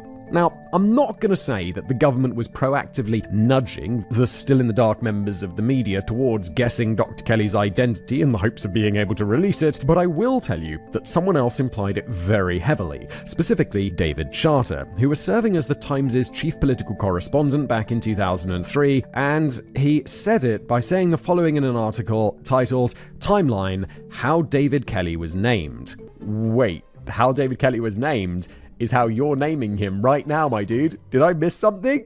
Dude, what? Can we respect people's privacy at all? Like, this guy came forward as an anonymous source. It's gonna make people not want to come forward as sources, guys. You're doing yourself a disservice. To quote the article, 1530. Tom Kelly, the Prime Minister's official spokesman, gives lobby journalists extra details about the official's identity. 16 to 1900 hours. Using the extra details, newspaper journalists came up with names, and Pam Tier, MOD head of news, confirms Dr. Kelly's name. End quote. As for what Dr. Kelly himself was doing during this time, he received a visit at his home from Nick Rufford, a journalist from the Sunday Times and friend who had known for 5 years. And on the 8th of July, and somehow, despite the fact that strictly speaking his name had neither been guessed nor confirmed yet, Rufford was quite adamant that Dr. Kelly's name was going to be published the following day, and that he and his wife should make themselves scarce before a pack of ravenous, headline-hungry vultures descended on his home to pick him apart. No sooner had he heeded this warning than he received a call from the Ministry of Defense that carried both the exact same warning and recommended course of action. Can't he just be like, guys, I didn't say it. The Gilligan guy went completely off script. Like, I'm a scientist. They were out the house in 15 minutes of Rufford's initial warning bound for Cornwall. He managed to find a total of 3 days of peace and escapism from the ever-worsening political storm he sat at the eye of before he was informed that he was being summoned to appear before the Intelligence and Security Foreign Affairs Select Committees. Select Committees, for those not in the know, being a small group of parliamentarians appointed to investigate, scrutinise and report on specific areas of government policy. This makes it sound like a summons, like a court summons, but it's not. I don't think I'm mistaken in saying that going to a select committee is a voluntary thing. Yo, ChatGPT, quick question here. In the UK, there are these things called select committees, right? And people can be summoned to attend a select committee where they get grilled on a bunch of questions. Is it mandatory to go? Like, if I'm summoned to one of these, do I have to show up? Yes, in the UK, if you're summoned to appear before a select committee, it's generally expected that you attend. Select committees have the authority. You said generally expected. Do I have to go? Yes, if you're formally summoned by a UK select committee, you are legally obligated to attend. Ignoring a formal summons. Wow, I was wrong. I thought these things were voluntary. Interesting. He appeared before the Foreign Affairs Committee on the 15th of July and spoke for a little over an hour, with his words being careful and considered, but also clearly anxious, as he spoke so quietly that the room's air conditioning had to be shut off so that he could actually be heard. And just to add to his indignity even further, the whole spectacle was also televised, clips of which video viewers will hopefully be able to see on the screen now. Yeah, it's also possible we might get copyright claims, so maybe they won't be included. Also, if you're in the audio, hearing the audio of this, you also won't be seeing any pictures. But just use your imagination to paint a picture of a scientist dude giving uncomfortable testimony of something that he's been dragged into but really shouldn't be. I'll spare you extensive quotes of what was said, as we're already well aware of most of it. It was mostly just Dr. Kelly standing his ground and affirming that he had not said what Gilligan had claimed he had. Something that is worth paying heed to, however, is his questioning regarding his interactions with Susan Watts, as he was asked if her quotes had come from their only face-to-face meeting in November 2002, to which he truthfully responded that, "I cannot believe that on that occasion I made that statement," as her comments had actually come from a phone discussion that had occurred only a couple of months earlier. As for what he thought of being dragged before the committee, I believe that is best surmised by what he said of Andrew McKinley, the MP who put the bulk of the questions to him. Kelly's daughter said he described him as an utter bastard. He then appeared the following day before the Intelligence and Security Committee. There he appeared much more composed and relaxed, and noticeably towed the government line on things, as for example, when asked to give his opinion on the quality of the September dossier, he said that it was, quote, an accurate document. I think it is a fair reflection of the intelligence that was available, and it's presented in a very sober and factual way. Okay, seems like he's changing a tune a little bit. And with that done, Dr. Kelly headed back home for the last time. The death. Dr. Kelly's lifeless remains were found amidst the bracken of Harrowdown Hill, a small outcrop that stood barely 1 mile from his home in Southmoor, Oxfordshire, at 9:20 a.m. on the 18th of July, 2 days after he had spoken before the Intelligence and Select Committee. The alarm had first been sounded at 11:40 the night before, when Dr. Kelly had failed to return from a walk he had embarked on at a little after 3 p.m. This itself followed a period of extensive searching by Dr. Kelly's family, as his youngest daughter had taken it upon herself to investigate at 6 p.m, beginning with checking out all of his usual walking routes on foot and eventually taking her car to search a wider area no later than 6:30 p.m, and she was eventually joined by Dr. Kelly's eldest daughter and his wife. When the police were eventually called, however, they wasted no time in attending the scene, as 3 officers arrived within 15 minutes and immediately conducted an initial search of Dr. Kelly's home and garden. Finding no sign of him, they called for support and began fanning out, eventually being joined by a search and rescue helicopter, one that was decked out with the latest and greatest thermal imaging equipment, at around 1 a.m. This would then be supplemented by volunteers as time went on, as the modest resources the police had on the books simply proved incapable of searching the vast countryside that surrounded Southmoor at anything like an agreeable pace, and it would be one of those people who would eventually find him. Notably, however, accounts of the position in which he was found differ from person to person, with the 2 that actually discovered him claiming that he was both, quote, at the base of the tree with almost his head and shoulders just slumped back against the tree and, quote, sitting with his back up against a tree. There is no clarity to be found in the opinions of the professionals who attended the scene either, as one of the first officers to do so claimed that he was laying on his back. The body was laying on its back by a large tree, the head towards the trunk of the tree. And the pathologist who was called to conduct a thorough examination of the scene, a man called Nicholas Hunt, who we'll be meeting again in the coming chapters, reporting that, quote, his head was quite close to the branches and so forth, but not actually over the tree. But just how did he die? That is the burning question. And what would you know it, his death turned out to be such a big deal that the government dedicated a whole inquiry to getting to the bottom of the matter. So let's bring this chapter to a close, move on, and have a look at the facts as they saw them. So far, I'm not very suspicious. I'm like, yeah, it's a bit weird that people describe his body as being in sort of different ways, but also kind of similar ways. So maybe it moved, maybe someone moved him, maybe people are just describing the same thing differently. No suspicion for murder so far. Definitely, I'd think I'd be inclined to suicide. Like, his life suddenly became enormously stressful. He was just a quiet scientist going about his nice life, and suddenly he's in the press, and he's in front of select committees, and that's got to be super stressful for someone who's not used to a high-stress situation. Chapter 4.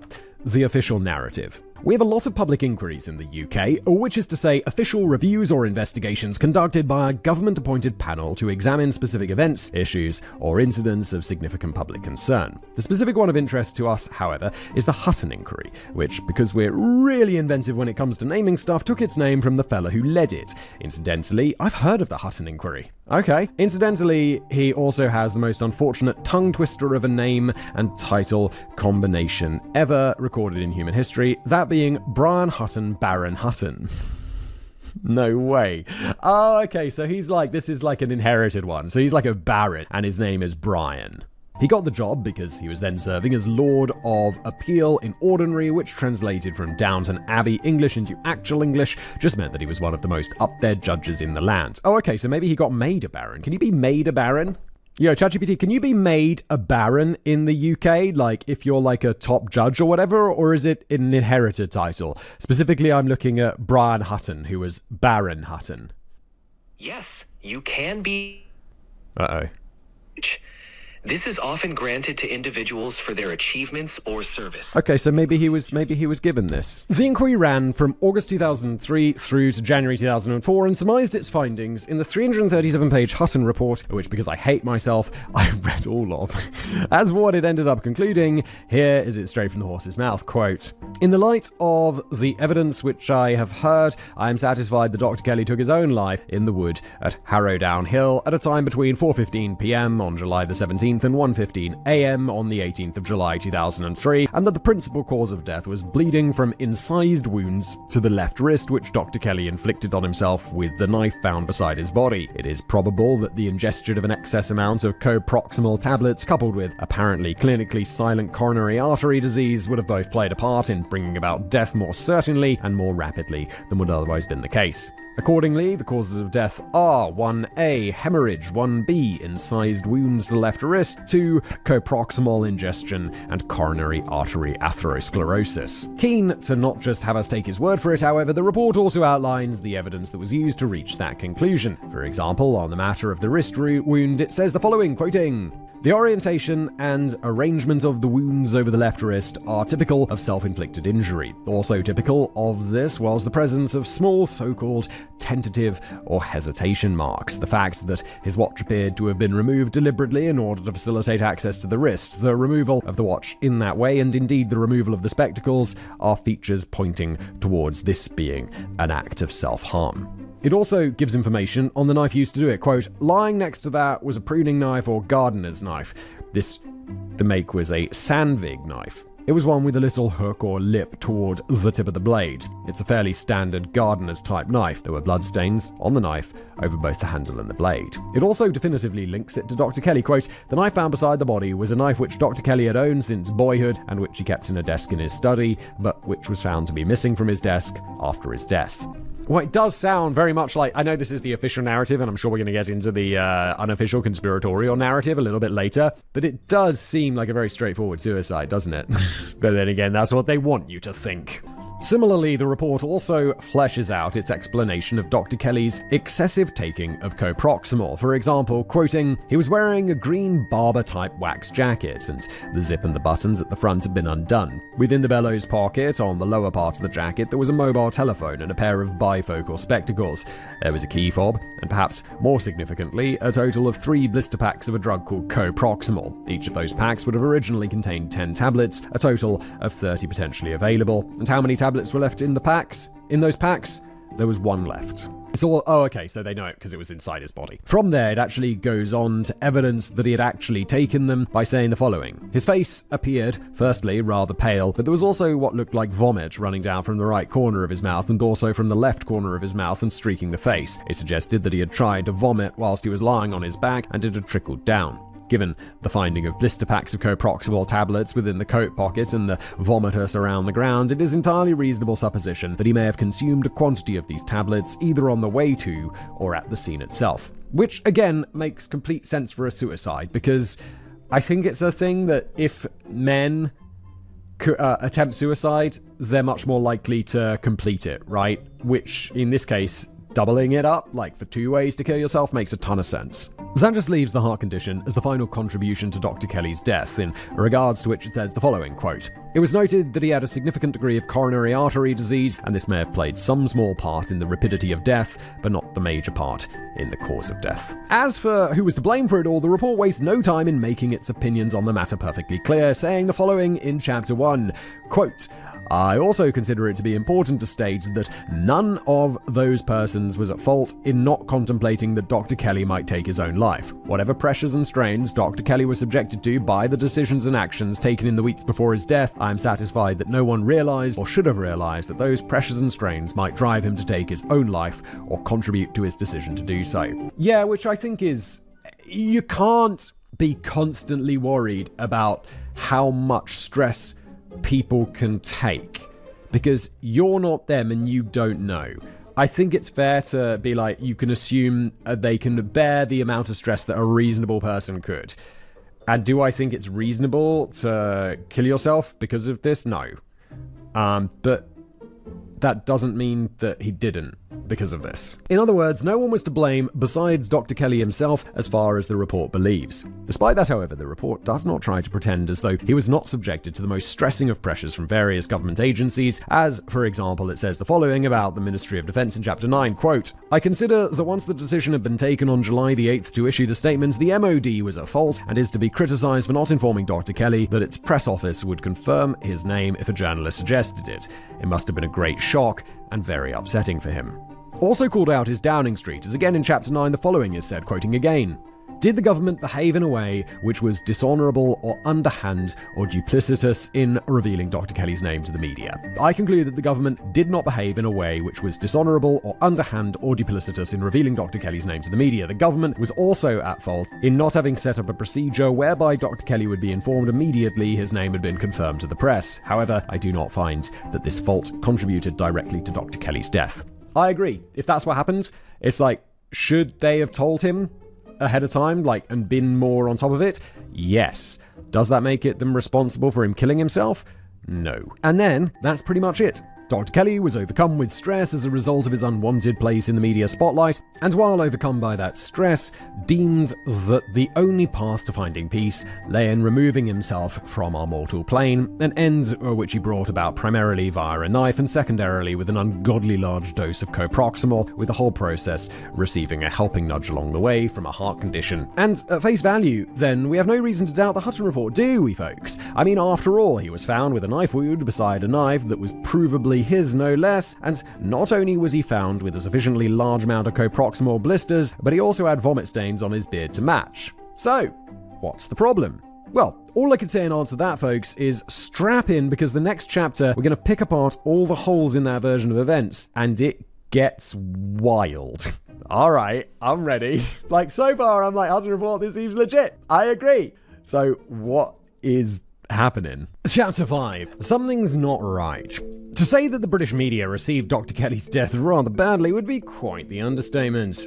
In the days following his death, headlines such as these were printed up and down the land. "Time to pack your bags, Mr. Campbell," which was plastered on the front page of the Wolverhampton Express and Star. "Shaken Blair faces calls to quit over spin suicide," from Sunday Independent, and "Blair must resign over Kelly death," which was printed by the Shropshire Star. But angry though these headlines were, they were ones penned very much in the immediate aftermath of his death, before the journalistic class really had time to sit down and think events over, and the more time rolled ever on, the more they did exactly that, and some really uncomfortable questions and notions started to appear on the front covers. Questions like, was Kelly murdered, from the London Evening Standard on the 27th of January 2004, and, quote, "Are doubts about Dr. Kelly's suicide," from The Guardian on the same date. Such headlines, while certainly not universal across all publications, or even all of the journalists from within the outlet that sent them to print, were indicative of a growing sentiment within the wider populace of the UK, that being that the official narrative of Kelly's death was in fact complete hokum. From both of those headlines, which I chose very specifically, we also see the range of opinions of the doubters. For example, on the softer side of things, we have the Guardian headline, which merely suggests that something wasn't right with the official story and doesn't explicitly ascribe it to foul play. And then on the firmer side, we have the London Evening Standard, which, while it doesn't come right out and say, yes, he was killed, I reckon, it floats the notion that he was as something that should be properly explored and considered. I prefer the Guardian headline. It's it's very much more measured and less about getting people to buy the paper and more about reporting facts, which is nice. I like that in a newspaper. You may be surprised to hear too that the Brits that were starting to entertain this notion in sufficient quantity as to make it profitable for the newspapers to run with weren't all just tinfoil hat wearers hiding in the deepest, darkest corners of the nascent World Wide Web. But make no mistake, these sorts absolutely did exist, but they were far from unique in their beliefs, because actually, a lot of serious people came forward and publicly questioned that official narrative. There was, for example, Doctors David Halpin, Stephen Frost, and Searle Sennett, who were all incredibly experienced medical professionals specializing in trauma and orthopedic surgery, diagnostic radiology, and anesthesiology, respectively. It had actually been them who had sparked that Guardian article, as they had penned a letter to the newspaper that read as follows, and we'll quote here. "As specialist medical professionals, we do not consider the evidence given at the Hutton inquiry has demonstrated that Dr. Kelly committed suicide. We dispute that Dr. Kelly could have died from hemorrhage or from coproximal ingestion or from both. The coroner, Nicholas Gardiner, has spoken recently of resuming the inquest into his death. If it reopens, as in our opinion it should, a clear need exists to scrutinize more closely Dr. Hunt's conclusions as to the cause of death. And they were just the tip of the spear, because as 2004 rolled on, ever more letters from legit medical big brains would find their way to, and subsequently be published in, The Guardian, with other examples including Questions Over Kelly, which was penned in December by a cohort that included Drs. Chris Burns-Cox and John Skerr, both of them specialists in vascular surgery. It read as follows, quoting, "Dr. David Kelly is the first British citizen whose sudden, unexpected and violent death has been denied an inquest. 3 weeks after Dr. Kelly's body was found, Lord Falconer ordered that the inquest into his death be adjourned indefinitely and subsumed into a public inquiry by invoking Section 17A of the Coroner's Act 1988. The law requires a verdict of suicide to be proved beyond all reasonable doubt. Why should Dr. Kelly's death receive less scrutiny than any other sudden, unexpected, and violent death? As things stand, suicide has not been proved, and we still do not know how he died." Come the close of 2004, 11 of these legitimate wrinkle brains had come together to form the Kelly Investigation Group, a loose formal association that lobbied for exactly what it said on the tin. As they saw it, proper investigation into the true fate of Dr. Kelly. 10 of them were medical experts, with that surplus digit coming in from someone most interesting, Dr. Michael Powers QC, who had a particular expertise in all matters coronial. After they founded that, there's a note here from George, which says, "For our overseas viewers who have absolutely no idea what the fuck a QC is, and that's why it's important detail to take note of, QC refers to Queen's Counsel, which, to simplify it quite a bit, is basically just a barrister who is really, really good at their job, so good that the Queen has given them her personal rubber stamp of approval. It's the ultimate bit of LinkedIn fodder for a barrister, and as a result, it allows them to send out eye-wateringly large invoices, and thus you'll typically only find them taking on the most complex and best-funded cases. So, the fact that someone with those letters after his name, who had also earned said letters while working as a death lawyer, had thrown their weight behind the effort was a big deal to say the least. Yeah, it's not messing around." After they founded the group, these 11 people and their insights were all that the media could talk about for a while, hence the second batch of more openly doubtful and suspicious articles that I mentioned earlier on. So, now that we've established that some really qualified sorts endorsed the idea that all was not as it seemed with Dr. Kelly's death, let's start diving in to the real meat of this chapter, the actual evidence for such claims, beyond that little bit I've already mentioned in passing anyway. And to begin, let's circle back to Halpin, Frost, and Sennett's article from The Guardian. Quote, "Our doubts about Dr. Kelly's suicide." In it, sandwiched in the middle of the extract we looked at earlier, is the following quote. "The forensic pathologist at the Hutton inquiry concluded that Dr. Kelly bled to death from a self-inflicted wound to his left wrist. We view this as highly improbable. Arteries in the wrist are of matchstick thickness, and severing them does not lead to life-threatening blood loss. Dr. Hunt stated that the only artery that had been cut, the ulnar artery, had been completely transected. Complete transection causes the artery to quickly retract and close down, and this promotes clotting of the blood." Straight away then, in their collective expert opinion anyway, Dr. Kelly's sole external wound was beyond unlikely to cause death, which is interesting.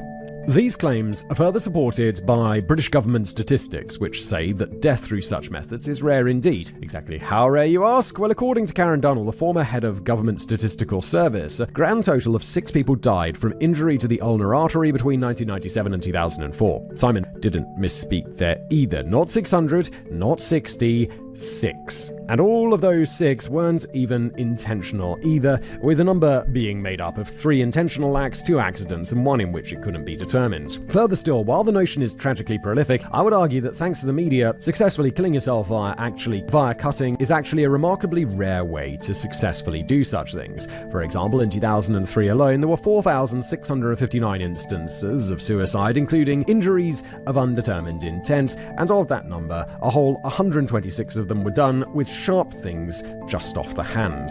We can also consider a 1998 report penned by Jeffrey McKee titled Lethal versus Non-Lethal Suicide Attempts in Jail. And do note that in this article, McKee analysed suicide attempts from all jails in South Carolina between the years 1985 and 1994 and discovered that, exactly in line with what we saw from the British government statistics, the way that Dr. Kelly supposedly did it was again both rare and very unsuccessful, with 28.7 of the attempts being with that method, and from the 275 attempts that were successful overall, only one of them was done that way. Okay, so it's just really a weird way to kill yourself. With all of that, then, we have the first arrow in our argumentative quiver, that Dr. Kelly supposedly died from a wound that is not only unlikely to be inflicted on oneself in the first place, but that is even less likely to be fatal when it is. But this doesn't necessarily support the fact that he was murdered, because if some shady government organization is going to go and murder him, they will know that this is not a particularly effective way to murder someone, more likely than Dr. Kelly is to know that it's an ineffective way to commit suicide, typically. Right?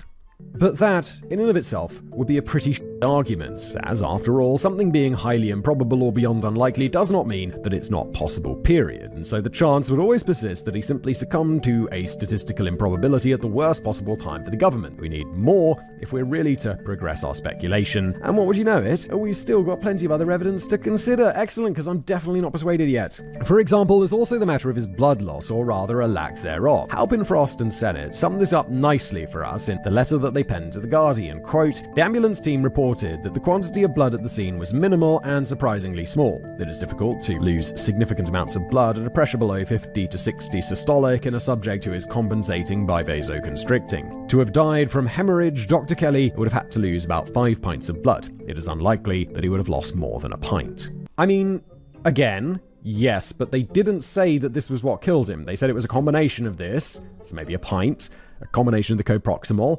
and the underlying heart condition. But while they were just making informed guesstimates, when they posited that claim, as they hadn't actually seen the scene of death, we don't have to. But while they were just making informed guesstimates when they posited that claim, as they hadn't actually seen the scene of his death, we don't have to, because the responding paramedics have actually come out to speak about the scene that they were met with over the years, and yes, he definitely didn't lose 5 pints of blood, that's for sure. As for what they did see, here is it straight from the mouth of Vanessa Hunt, one of the aforementioned paramedics, taken from an interview she gave to The Observer in December 2004, to quote, "There wasn't a puddle of blood around. There was a little bit of blood on the nettles to the left of his left arm, but there was no real blood on the body or the shirt. The only other bit of blood I saw was on his clothing. It was the size of a 50p piece, right above the right knee of his trousers. When somebody cuts an artery, whether accidentally or intentionally, the blood pumps everywhere. I just think it's incredibly unlikely that he died from the wrist wound we saw. I also didn't see any blood on his right hand."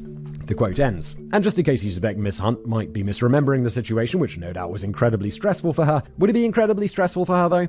She's a paramedic. Like, she's gonna see like this all the time. Her testimony was corroborated by Dave Bartlett, the other paramedic, who also attended that interview and again reported no blood stains on Dr. Kelly's clothes, save for a small 1-inch stain over his right knee. Doesn't exactly sound like 5 pints worth, does it? Nope.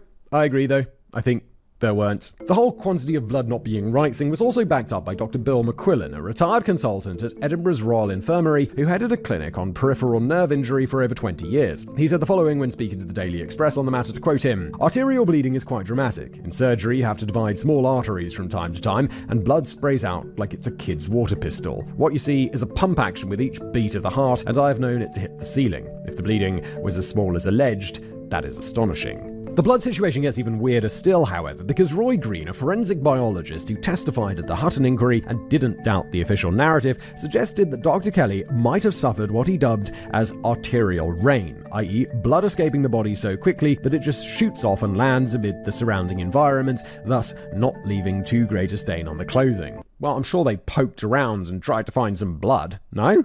There's a glaring problem with this idea, however. Where was the blood then? Because while the police did record some stains around Dr. Kelly's remains and notably failed to give us any indication on exactly how much there was, Vanessa Hunt specifically said that there were no signs of spray or pumps everywhere. So, you can get your head around what the scene should have looked like. Allow me to once again give you the words of Ms. Hunt, because she spoke on the matter during her and Dave's interview with The Observer. Specifically, after noting that she had attended dozens of suicide attempts over the years, she went on to say the following, quote, "That was like a slaughterhouse. Just think what it would be like with 5 or 6 pints of milk splashed everywhere." So not only did he have an injury that one wouldn't normally expect to go squirty, even if he had, by some accursed miracle, managed to wound himself in a manner that would bring about such a bodily response, it appears there just wasn't the blood around to suggest that that had happened.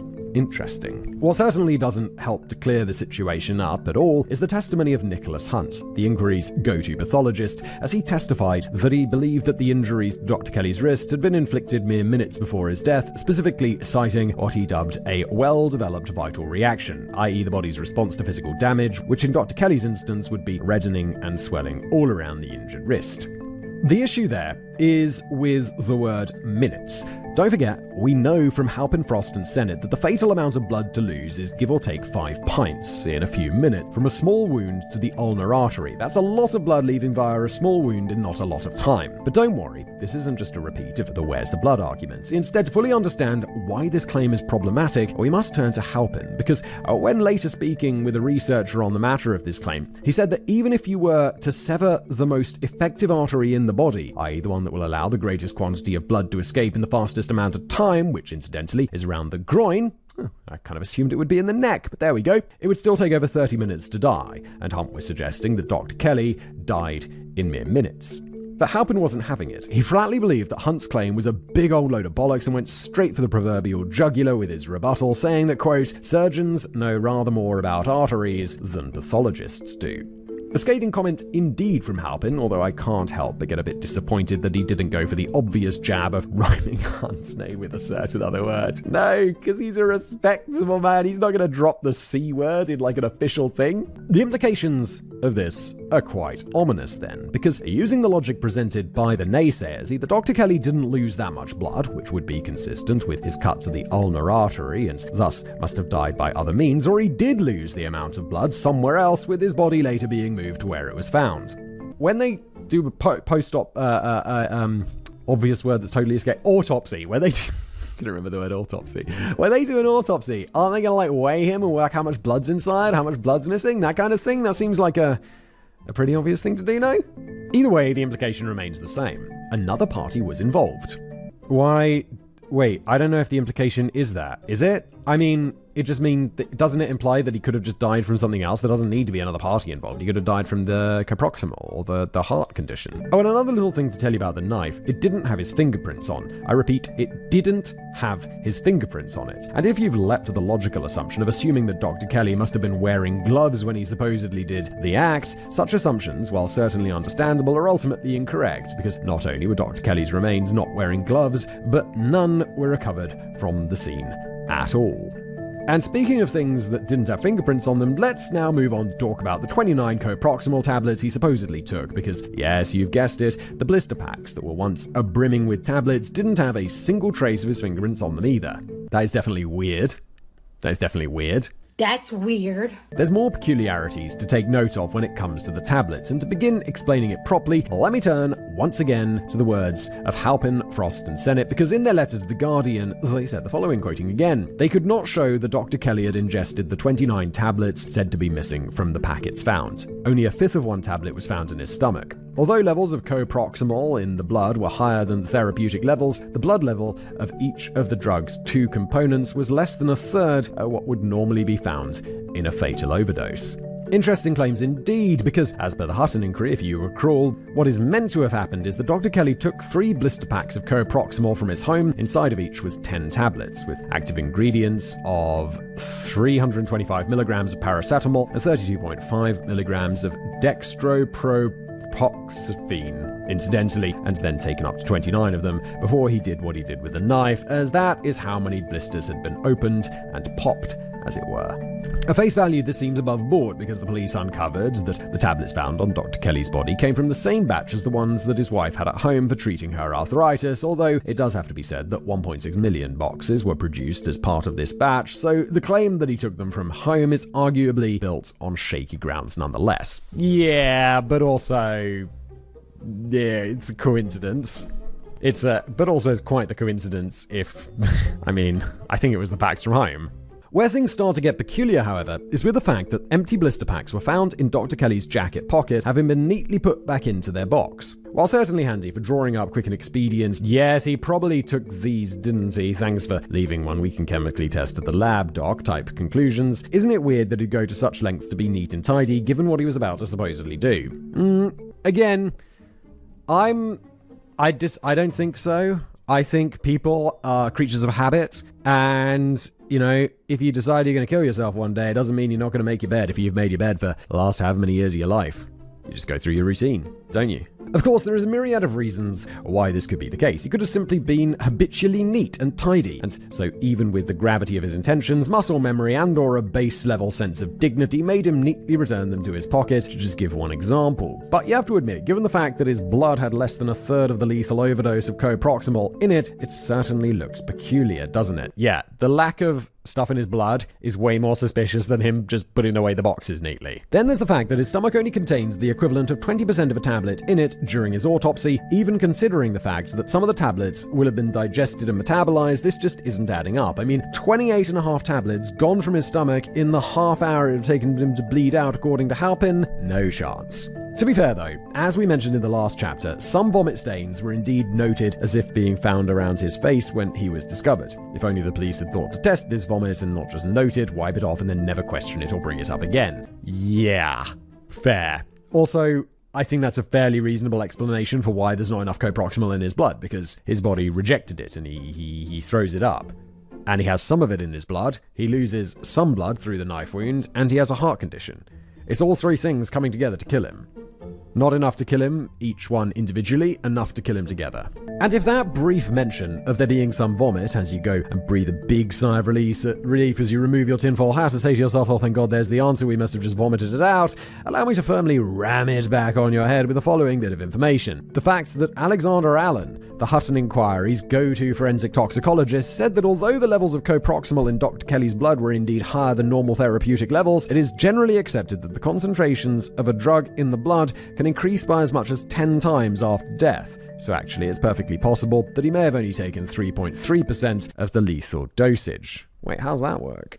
Is that just because it can enter the blood, but the body is dead, so it's not processing it? And just in case you're not mind-fucked enough yet, here's something else to consider. Mai Peterson, a US Army veteran who had among Dr. Kelly's closest friends and confidants since 1999, had said in press interviews that he hated taking tablets and would typically only ever do so if it was something really, really important, and even then he had to pucker himself up and force himself. And yet, despite this, the official story persists that he took the time to put 29 of them down his throat before doing what he did, and thus willingly submitted himself to yet another grossly unpleasant act on his way out. Again, absolutely possible, because after all, people don't exactly tend to be level-headed and straight-thinking when they're killing themselves, but I certainly don't think it's unwarranted to say that a sense of skepticism is deserved. No, I think a healthy sense of skepticism is deserved here, but I also think he could totally just take those tablets.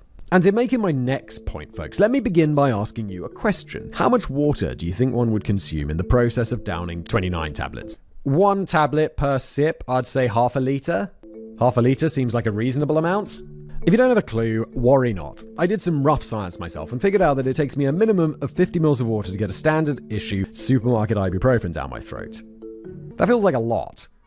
I could do it with a sip or just nothing at all, just with spit. Just like put the ibuprofen in and swallow. I don't think it's that much water. So by that logic, it would take me, and it stands to reason, basically anyone else for that matter, just shy of 1.5 litres of water to take 29 tablets. No, I wouldn't need 1.5 litres of water to take 29 tablets. I take a few different medications in the morning. I think there's maybe 4 or 5 little pills. And I take a sip of water. Boom. Done. Easy. And they're little sips, both by the evidence of my own eyes and according to Google, so a more accurate number could be greater still. And if I take little sips, boy, Dr. Kelly must have swallowed but a pipette full of water when taking his tablets, because the only bottle found anywhere near his remains was 500 mils in size, and it was barely half finished. There's no doubt in my mind that I could take 29 tablets with 250 mils of water. I'd take 2 at a time, maybe 3 at a time, knock them back, 10 sips, boom, 250 mils. I don't think that's a big issue. Oh, and remember when I said that there was some vomit stains around his mouth when he was found? Well, according to a journal article I flicked through titled Coproximal and Preventing the Continuing Toll of Overdose Suicides, again, it takes a few hours for vomiting to begin, and when it begins, there is a lot of it. This just isn't adding up, either in time frame or in the amount of vomit, unless of course the vomiting just began as he drew his last mortal breath. Never say never, I guess. I mean, it's also possible that he was on this walk and just sipping and taking the tablets as he goes and throwing up maybe somewhere on his walk, something like that. I mean, I'm just an Occam's razor guy. I'm not looking for a conspiracy. I'm actively trying to be like, how does this conspiracy fall apart? And I think it's kind of falling apart for me. I don't think it's as locked in. It's not often that I'm on a completely different separate page from my writers, but George and I are kind of on a different page today. Then we have the matter of Dr. Kelly's supposed heart condition. This doesn't raise eyebrows quite as furiously as the questions over the lack of blood or the co-proximal peculiarities, but it's certainly still of note. The doubt first comes when you heed the testimony of Dr. Malcolm Warner, Dr. Kelly's own GP, who was summoned to give evidence at the Hutton inquiry. While there, he was asked a simple question, namely, were you aware of any serious medical condition from which Dr. Kelly suffered? To this, he simply answered, no. Do note, however, that Dr. Kelly hadn't actually been to see Warner since 1999, a whole 4 years before his death. This could be taken in two ways. Firstly, that the heart condition must have simply developed after then, and thus never found its way to both Warner's attention and his medical records. And secondly, that the heart condition may never have existed, or at least been grossly over-exaggerated, because why wouldn't he go and see his doctor over it if it existed and was in any way bad? Well, because not all conditions are... like, they can be bad enough to kill you, but you might not know you have them. I have personal experience with this. Like, someone who, a relation of mine, just suddenly died. And then we found out, they had this condition. And just didn't know. And then they just died. And because it can be a serious condition, but it can have no...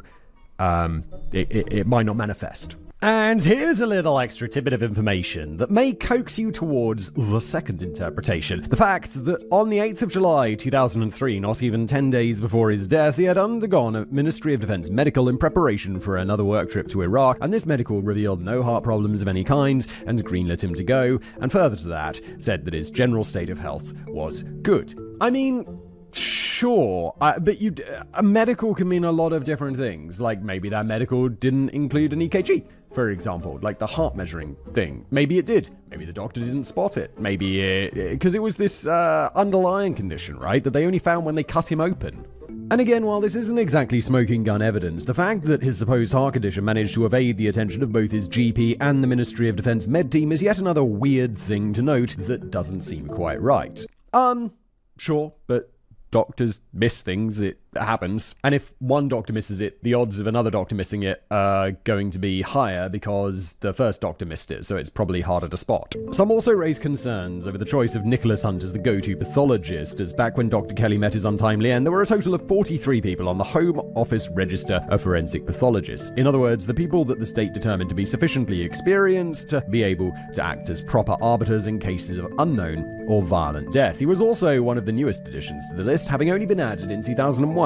This meant that while Hunt was without a doubt a hell of a pathologist to be sure, there were ultimately far more experienced ones than he, with some of them even having been on the register since 1978. And sure, but another way that you could interpret this as he's new to the register, so he's going to do a more thorough job rather than someone who's been on it for like 30 years and is just like, yeah, okay, blah, blah, blah. And it's like, experience, I personally would maybe value more, but the thoroughness of a new doctor being added to this is also he's gonna spot things. And it's this detail that some say makes the situation peculiar, because for a death as high profile, and let's be frank, as catastrophically disastrous public relations-wise as Dr. Kelly's, why wouldn't they want the best of the best on it, and why only one of them? Lest the final report be full of whoops-a-daisies that say, oh, I don't know, led to shitloads of people believing that Dr. Kelly had been murdered. George and I are on a really different page on this one. I just think this is standard government incompetence. Like, government's just not being able to do very well because, I mean, they're kind of famous for it, aren't they? So I just think they were like, yeah, okay, that guy. And they didn't think much of it. I think that it's more likely to be incompetence than conspiracy. Interesting indeed, but as a side note, I'd like to bring up the fact that regardless of whether or not Hunt was involved in some kind of state murder/cover-up conspiracy, I happen to think that he's a colossal helmet. Okay, and that's because of two articles I discovered while researching. Helmet, by the way, unless I'm mistaken, George is meaning he's a bellend, which means he's a bit of a tit. One from the Daily Mail titled Kelly Doctor Caution for Breaking General Medical Council Rules, New Cloud Over Pathologist, and another one in the Western Mail and Echo, now Wales Online, titled Pictures of Mutilated Servicemen Shown to Travel Agents. What the is going on? What is this? In short, Hunt was the pathologist who conducted the autopsies when said dead soldiers were returned to the UK, and he then decided to flash pictures of what was left of them after both he and the Iraqi insurgency had gotten their knives into them, about as part of some sort of seminar or something, or without the consent and knowledge of their surviving family. As for who they were, because I think they deserve a mention and actually dignified pictures being put on screen, sorry audio listeners, that'd be Lance Corporal Tom Keyes, Corporal Simon Miller, and Sergeant Simon Hamilton Jewell. With that, allow me to close off on this tangent by gleefully typing out the slight that Halpin passed on earlier. Dr. Hunt, more like Dr. C-word. Yeah.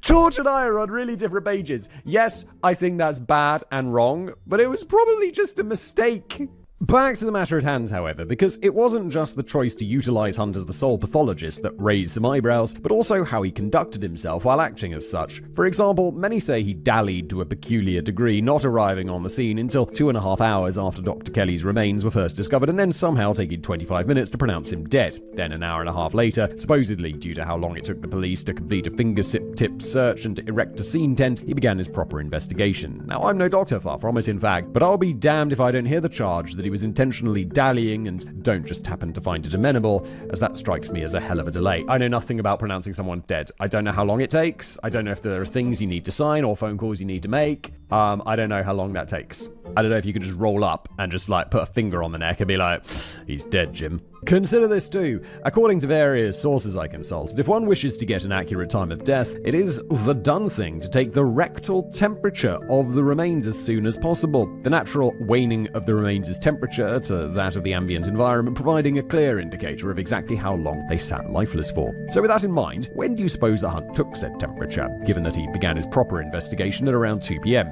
7:15 p.m. would be the answer to that, folks, which also happened to be a mere 4 minutes before he packed up and left the scene. Alright, so, in my opinion, and also in George's opinion, I don't think he's super competent, but he was also competent enough to be on that list, so someone thought highly of him. This naturally begs the question, why? Why did he leave something so vital that had to be done with all due haste at the absolute last minute? And again, I'm going to incompetence rather than conspiracy again, because it's just more likely to be incompetence. As I see it, only two possibilities exist. Either A, he was acting with abject incompetence, which, make no mistake, I'm only too happy to assume, or B, it was done intentionally for some reason. As a result of this delay, when all was said and done on the day, Hunt ended up having to essentially eyeball the estimated time of death, which he put down as being between 18 and 27 hours before he took Dr. Kelly's rectal temperature. He had an explanation for this, however, as he told the Hutton Inquiry that he was attempting to retrieve as much evidence from the scene as possible, with specific points of interest being looking for clothing fibers or trying to find DNA contamination from a third party. It's interesting, too, that he claims such an interest in DNA retrieval. Yeah, is this his job? Isn't he just doing the autopsies? The one he's like, what did he die from? Not going around. He's not a crime scene investigator. Because he also claimed to have found a slight area of bloodstaining to the left of Dr. Kelly's remains, which he, nor anyone else for that fact, ever bothered to have DNA tested. It's a bit weird, isn't it? It's a bit odd. Some more peculiarity can be found from Dr. Kelly's autopsy, too, because again, according to sources I looked up, because I'm not a doctor, livor mortis is a cracking way of determining the time of someone's death. Yeah, I have to say, I've watched so much CSI that I thought they always just stuck that big-ass needle into the liver to tell the time of death. Essentially, when a heart stops pumping, the blood begins to make its way down to the lower parts of the body, courtesy of gravity, which creates a purplesque discoloration to the skin. As for why and how this is useful in determining the time of death, livor mortis begins between 20 minutes and up to 3 hours after one's death. It takes 4 to 5 hours to congeal in the capillaries and reaches its maximum extent within 6 to 12 hours. Oh, okay, so this is something else. I thought this liver thing was what they do on CSI when they stick the big needle into someone's liver, but it seems yet another way of determining time of death. And reaches its maximum within 6 to 12 hours. How far along it is in the process allows a time of death to be deduced. As for how it gets weird, that'd be because Hunt told the Hutton Inquiry that Dr. Kelly's remains had big-time liver morticized. That's an interesting claim, because how was that the case when Dr. Kelly is meant to have lost 5 pints of blood? And that's pretty much all I have to tell. Wait, I don't think he was meant to have lost 5 pints of blood. Didn't they say that he just lost a pint? And I was speculating that it was a pint combined with the underlying condition, combined with the coproximal.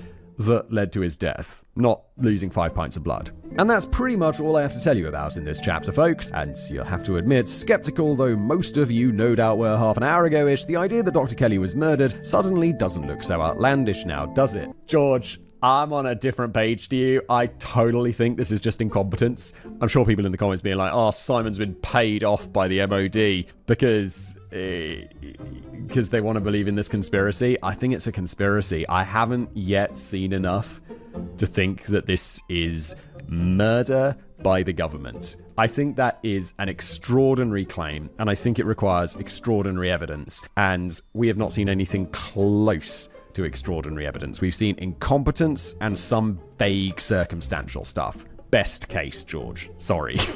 Because while we might not be able to say what did happen with any degree of certainty between the endorsement by legit big brain types, the peculiarities with his chosen method, the weirdness with his blood, the situation with the tablets, the heart condition that everyone somehow missed prior to his death, and everything weird going on with the pathologist, something that feels weird here, doesn't it? Again, I kinda disagree. I think, what have we got there? The weirdness with the blood, I think he only lost a pint. The situation with the tablets, George can't swallow pills properly. The heart condition that everyone seems to have missed, I think we were like, well, it's a latent condition that a doctor missed and then another doctor missed because the first one missed it, so maybe if you show it to a third, they're also going to miss it. And everything weird going on with the pathologist, which I put down to incompetence.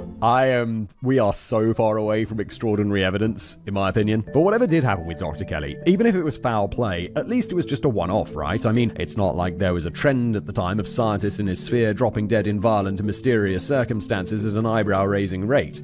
Right? Well, that's certainly what some Dr. Kelly commenters have suggested. So now let's move on to a new chapter and see if there is anything to such claims.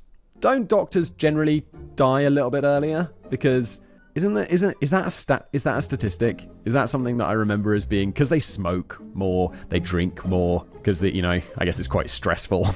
So, if they're dying, if middle-aged people are dying of heart conditions, middle-aged people are dying of heart conditions, it happens. Chapter 6. A series of suspicious deaths. A question to get you thinking. How many deaths among a connected group have to occur before you don your tinfoil hat and start to wonder if foul play might be afoot? I mean, again, requires extraordinary evidence. The fact that those 2 Boeing whistleblowers died?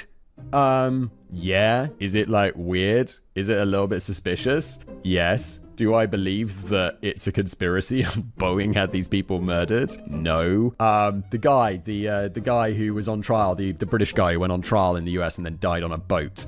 Him and his co-founder or business partner or finance guy or whatever died on the same weekend a few months after being exonerated in accidents. One died from a car crash, got hit on his bike by a car, and the other one's boat sank. And it's that is a hell of a coincidence. But do I believe they were murdered? No, I don't.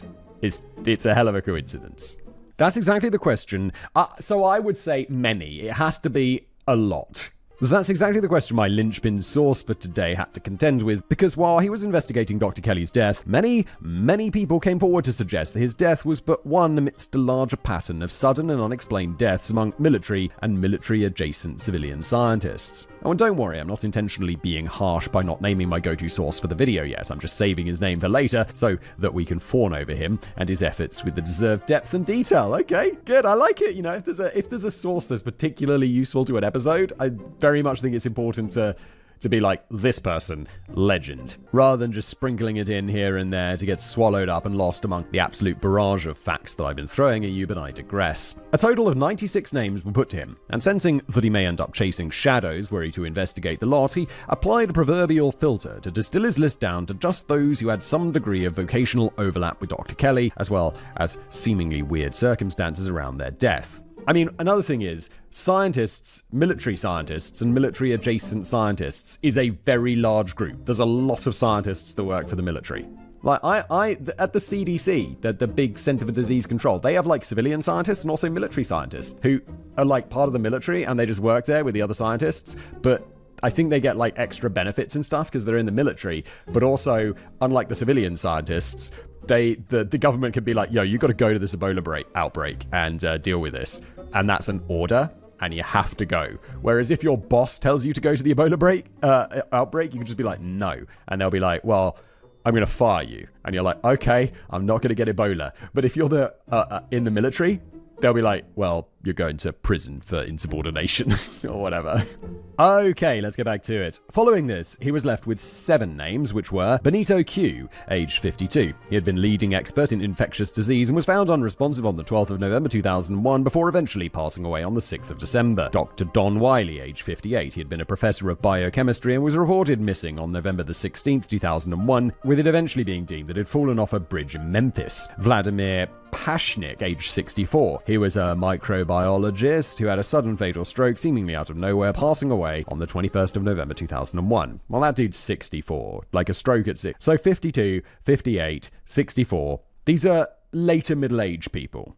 Then there was the death of Robert Schwartz, age 57. His death was ascribed to murder, with his remains being found in his home in Virginia on the 8th of December 2001. Next, it was Seth Van Nugen, age 44. He was found dead in an airlock at an Australian laboratory on the 14th of December 2001, with no clear reason ever having been publicly provided to explain his death. Holy shit, dude. Penultimately, we also have Ian Langford, aged 40. That's young. And I just say that because I'm 3 years off. Environmental risk was his forte, and he was found dead under a chair in his home in Norfolk, England, on the 11th of February 2002. Finally, there was Paul Norman, age 52. He also happened to have been Dr. Kelly's successor, reporting down, who died in a plane crash on the 27th of June 2004. I mean, so what?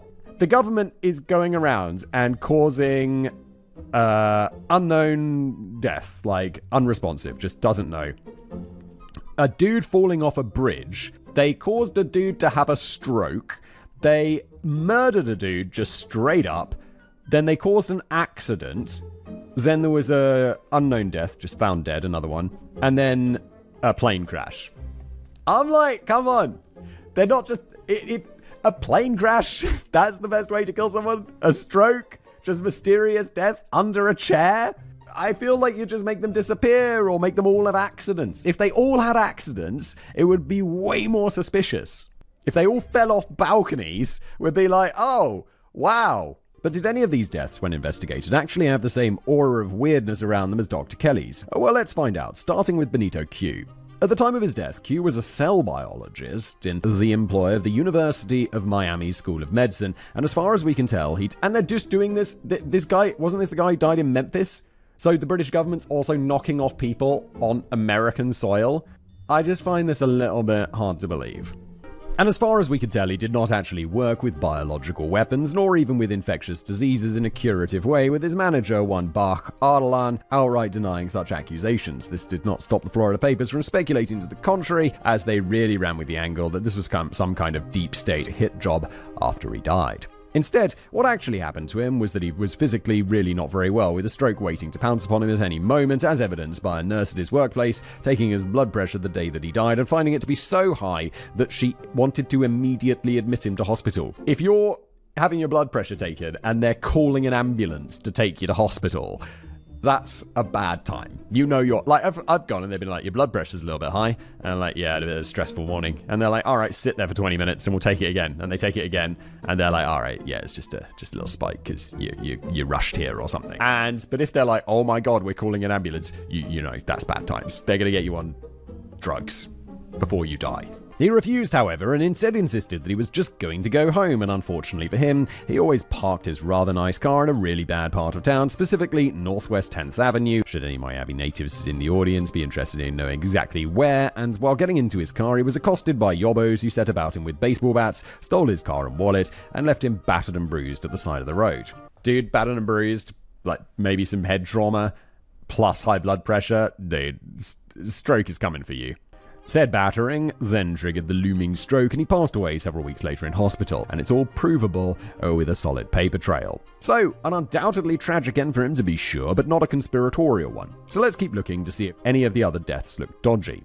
When it comes to Don Wiley, he had been working as a professor of biochemistry and biophysics at Harvard University when he went missing, and while from what we can tell at least, none of his work was utilized by the defense sector. He did work with viruses such as HIV and Ebola, specifically in trying to deduce how they evolved and spread to other organisms, so you can certainly see how his name made it to my sources list, because those developing biological weapons and counters to them would absolutely be interested in his work. As for his ultimate fate, we know that when he went missing, he left an evening social appointment in Memphis, and at 4 a.m., his car was found just 5 minutes away on the bridge over the Mississippi River, with the keys still being in the ignition and the petrol tank basically full. His remains, however, they would be found very far away on the 20th of December, specifically 300 miles downstream after they snagged on a tree. Feels like a suicide to me. Or a murder by the British government in Memphis. It's a stretch, isn't it? Trying to get to the bottom of what the hell happened to him, the county medical examiner noted that there were paint marks on the side of his car that matched the paint of temporary road signs on the bridge, and the car also had a missing hubcap. Further to that, he noted that Wiley had been on the Ales that night and also suffered from a balance-affecting seizure disorder. Oh. Well, this definitely kind of explains things. He had a little scrape with his car. He pulled over, he got out to check the damage. He was a bit drunk and has a balance disorder, and he fell over the edge into the river. Then there was the final piece of evidence recovered, that being forensic evidence that showed that he had hit the supporting beam of the bridge after he went over the side, as these stuck out 3 feet below the pedestrian walkway, and as a result it was deemed unlikely that he did it intentionally, because who would throw themselves off of that? I mean, who would throw themselves off of anything? I don't think we can jump inside the mind of someone who's considering, offing themselves and explain their thinking. That can be really hard to do. Piecing all of that together, it was ruled that it hit the road signs thanks to his ever so light beer arm, gotten out to inspect the damage, and then fallen over the side as a combination of booze and a seizure made him tumble and lose his balance. But hold your horses, because there just may be more to this one. For example, how did it really take 4 hours for his car to be found? Are they really trying to say that not a soul drove over the bridge in that time and thought to report it? Highly unlikely, many would say. Yeah, maybe. Also, I have no idea how busy that is. I have no idea if just a car parked on the side of the road. Is that suspicious? Why would you report that? Were the lights on? Were they not on? Was it running? Was the door open? Who knows? There's not enough information to make a judgment. There was also the fact that not one of the witnesses from his evening occasion reported him as either having drunk anything or having acted in a way that was even tipsy, never mind properly drunk. And that's just the tip of the iceberg, because further to that, Wiley had been staying with his father in the suburb of Germantown, which was in the other direction, away from the bridge, so just why the hell was he driving over it? And the missing hubcap? Yeah, it was nowhere to be found on the bridge, very much implying that it had come off at an earlier date. Okay, fine, but there were scratches from the road signs. Clearly, something isn't adding up here, and just to really throw some fuel onto the mental bonfire you are hopefully now building, how's this for a twist? The medical examiner that ruled on his death was charged with possession of unlicensed explosives and perjury in 2001. That could mean so many things. So while Q's death very much appeared to be legit and above board, with Wiley's, I think it's fair to say some skepticism would certainly be warranted. Sure, it's weird. Do I think that it means the British government killed them? No, of course not. And also, earlier when I said that there's a lot of scientists associated with, the military or in the military, I thought George just meant in the UK. But it seems we're just going fully international, which massively broadens the pool of people who could die. Will this be the start of a trend that leaves us with unfathomable ramifications for our evaluation of Dr. Kelly's death, or just a peculiar fluke of fate? Well, let's press on and find out. Next, we have Vladimir Pashniak, a Russian microbiologist. See, we're all over the world. We're just doing an extraordinary number of potential people to die. And while both Q and Wiley may have had either no or very loose links to the defense sector, we absolutely cannot say the same for Pashniak, as before his defection to the West in 1989, he was the top bioweaponeer in the Soviet Union, with his work including, among other things, the creation of a variant of the plague resistant to antibiotics and the development of modified cruise missiles to deploy it. Lovely stuff. Okay, so he is in the West. Sorry, I just assumed he was in Russia. His defection to the West also revealed that the Soviet biological weapon program had been 10 times larger than imagined by Western intelligence services. With a resume like that, he naturally found gainful employment at Porton Down following his defection, at which point he regularly crossed paths with Dr. Kelly, with their interactions including everything from helping him find local lodging when he first started at Porton Down, all the way through to sharing information prior to Dr. Kelly's many trips to the post-Soviet Russia as part of international bioweapon destruction efforts. He was found dead in his bed on the 21st of November 2001, a mere 10 days after he'd been in the US to discuss in non-military context DNA sequencing with Don Wiley. The police were most bemused by this, describing the death as inexplicable, with a pathologist who ruled over the subsequent inquest ruling that he had died as the result of a stroke. Well, there you go. Inexplicable to explained. He had a stroke because he's a middle-aged man who maybe wasn't in brilliant health. There you go. Further to that, consider the words of journalist Gordon Thomas, who, while quoting Dr. Leonard Horowitz, an American expert in poisons, pointed out that, quote, there are a number of nerve agents that can mimic a stroke and leave no traces. All right, so now the government's killing him with nerve agents and throwing people off a bridge. It's just... It's not enough, George. It's not even close to enough. Are those two facts concrete evidence that he was killed? Absolutely not. Absolutely agree, George. Are there reasons to remain skeptical? I would say so. Yeah, sure, I'll remain skeptical, but I need a lot more. Next up is Dr. Robert Schwartz, an expert in DNA sequencing, who was also a founding member of the Virginia Biotechnology Association. He just happened to die while he was working on the first online database of DNA sequencing information. His body was found at his home in Virginia on the 10th of December 2001, with a police ruling that he had been stabbed multiple times. It would be an enormous diplomatic incident if it turns out that the British government is trying to cover something up by murdering American scientists who are working for the American government. That's like some potential going to war. And I don't believe that the risk would be taken to protect an administration if the consequence is Britain and America going to war.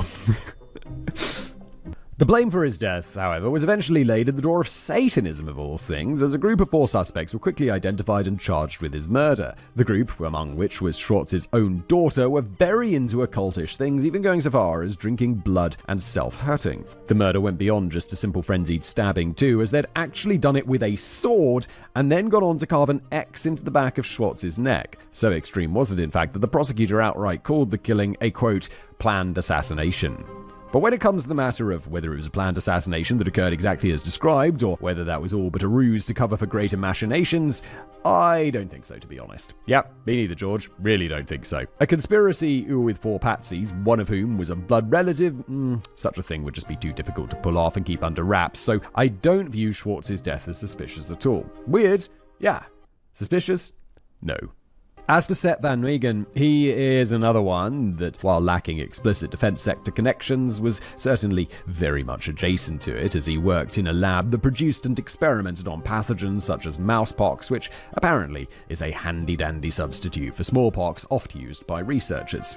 His death on the 14th of December 2001 apparently occurred when he became trapped in a nitrogen-filled airlock at the Australian Commonwealth Scientific and Industrial Research Organisation where he worked. Naturally then, suffocation was listed as his cause of death. Isn't that how they kill people? Isn't that floated as one of the methods of execution, or like euthanasia? They use, they have like a container, what's it called? Like a little glass coffin that they put you in, and then you just breathe in, they just take out the oxygen and just introduce nitrogen until you pass out and die. It sounds like a pretty, ways to go. That sounds like a pretty alright one. We can probably rule this one out as suspicious, however, peculiar though it certainly first appears, and this is primarily due to the fact that he was a lab technician, not a full-blown scientist. Wait, so we're also including lab technicians in this global stretching, somehow related to science and military cohort? This is just an unbelievably large number of people to be like, 7 died of different things in around about the same time. Of course they did, because it's an enormous group.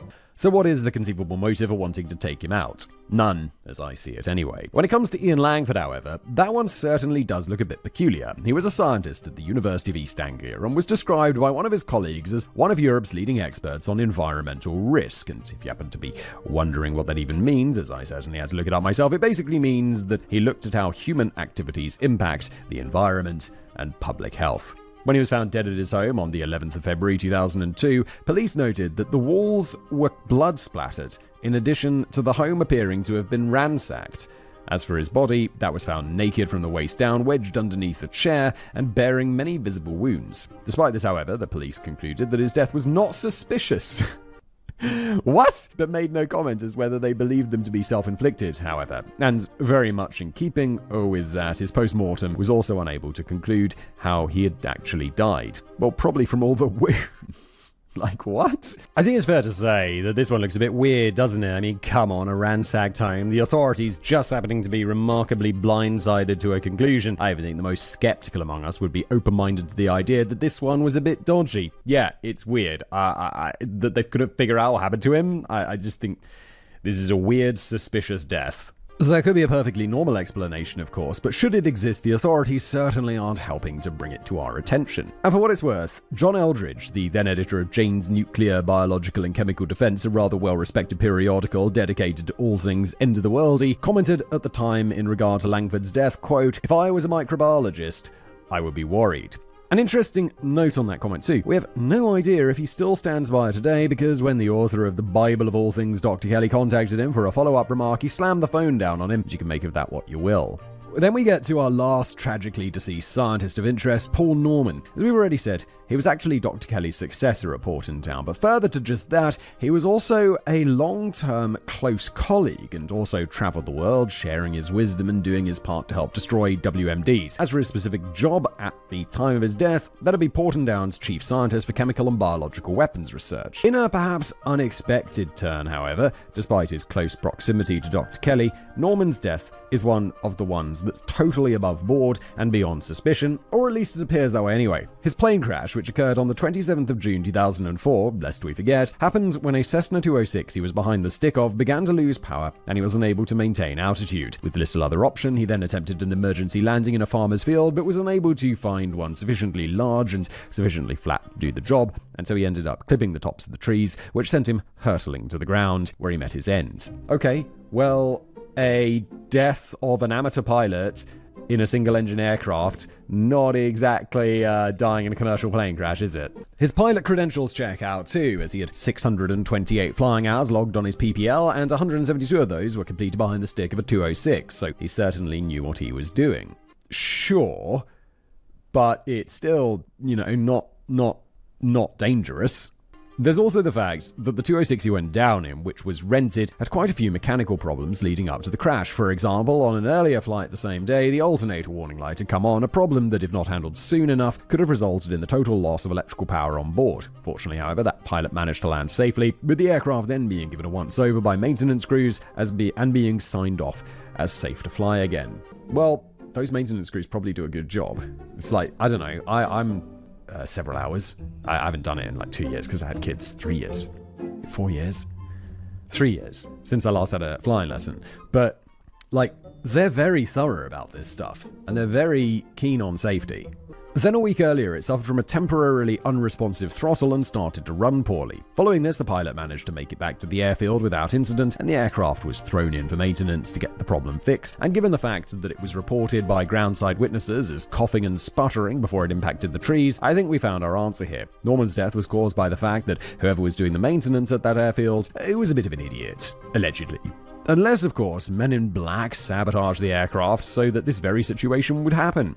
That's what I would say anyway. If it wasn't for the fact that the 206 was rented, how would they have ever been able to ensure it was Norman who got behind the stick and not just some other poor unfortunate sod who would unknowingly be flying off to meet their end in his place? So then, now that we've picked apart all of the supposedly suspicious deaths of scientists, have we seen pattern enough to be able to start drawing some preliminary conclusions about Dr. Kelly's death being part of a wider purge of military and military-adjacent scientists in the early 2000s? Before we get to what George says, and I get the feeling this is probably even too much for George. It's like, in my opinion, absolutely not, by no chance in the world, ever. This is just coincidence, and it's not even that big of a coincidence. Personally, no.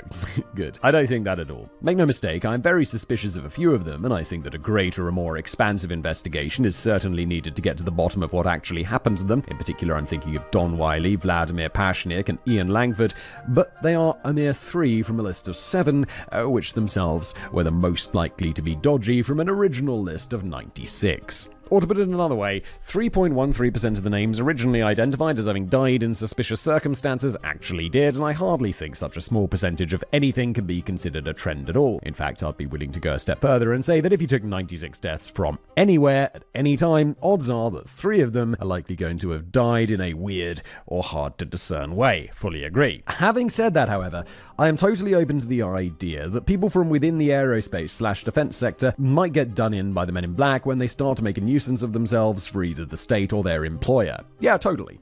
Do I believe that the government has had people killed? I mean, yeah, I think so. But do I think it's this in this case? No, I do not.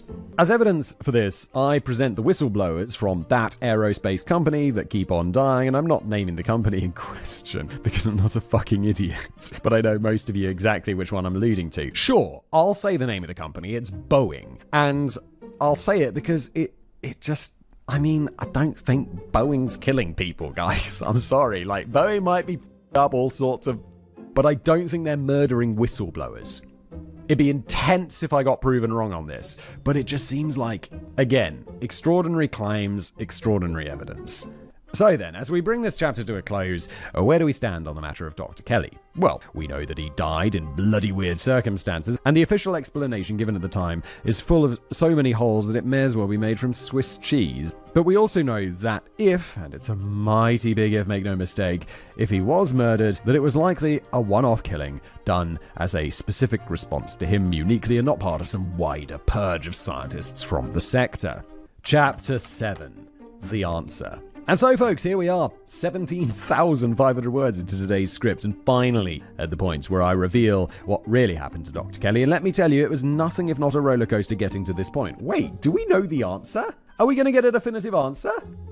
I just assumed we were not. This is an episode of Decoding the Unknown. We regularly don't get definitive answers. Indeed, I spent way longer settling upon an explanation than a man who's paid by the word ought to, if being prudent. And now, having read whole books cover to cover, dived through 2 decades worth of old newspaper archives, and read what must have been close to 1,000 pages worth of inquests and other miscellaneous primary documentation, I have the answer, and it's one that sadly may disappoint you and leave you wanting, because, would you believe it, it turns out that the Hutton inquiry was absolutely correct. Yes, you heard me right, folks. The Hutton inquiry and the explanation it gives of the end that befell Dr. Kelly is 1,000% cast iron, infallible, accurate, and it's not up for debate, it turns out.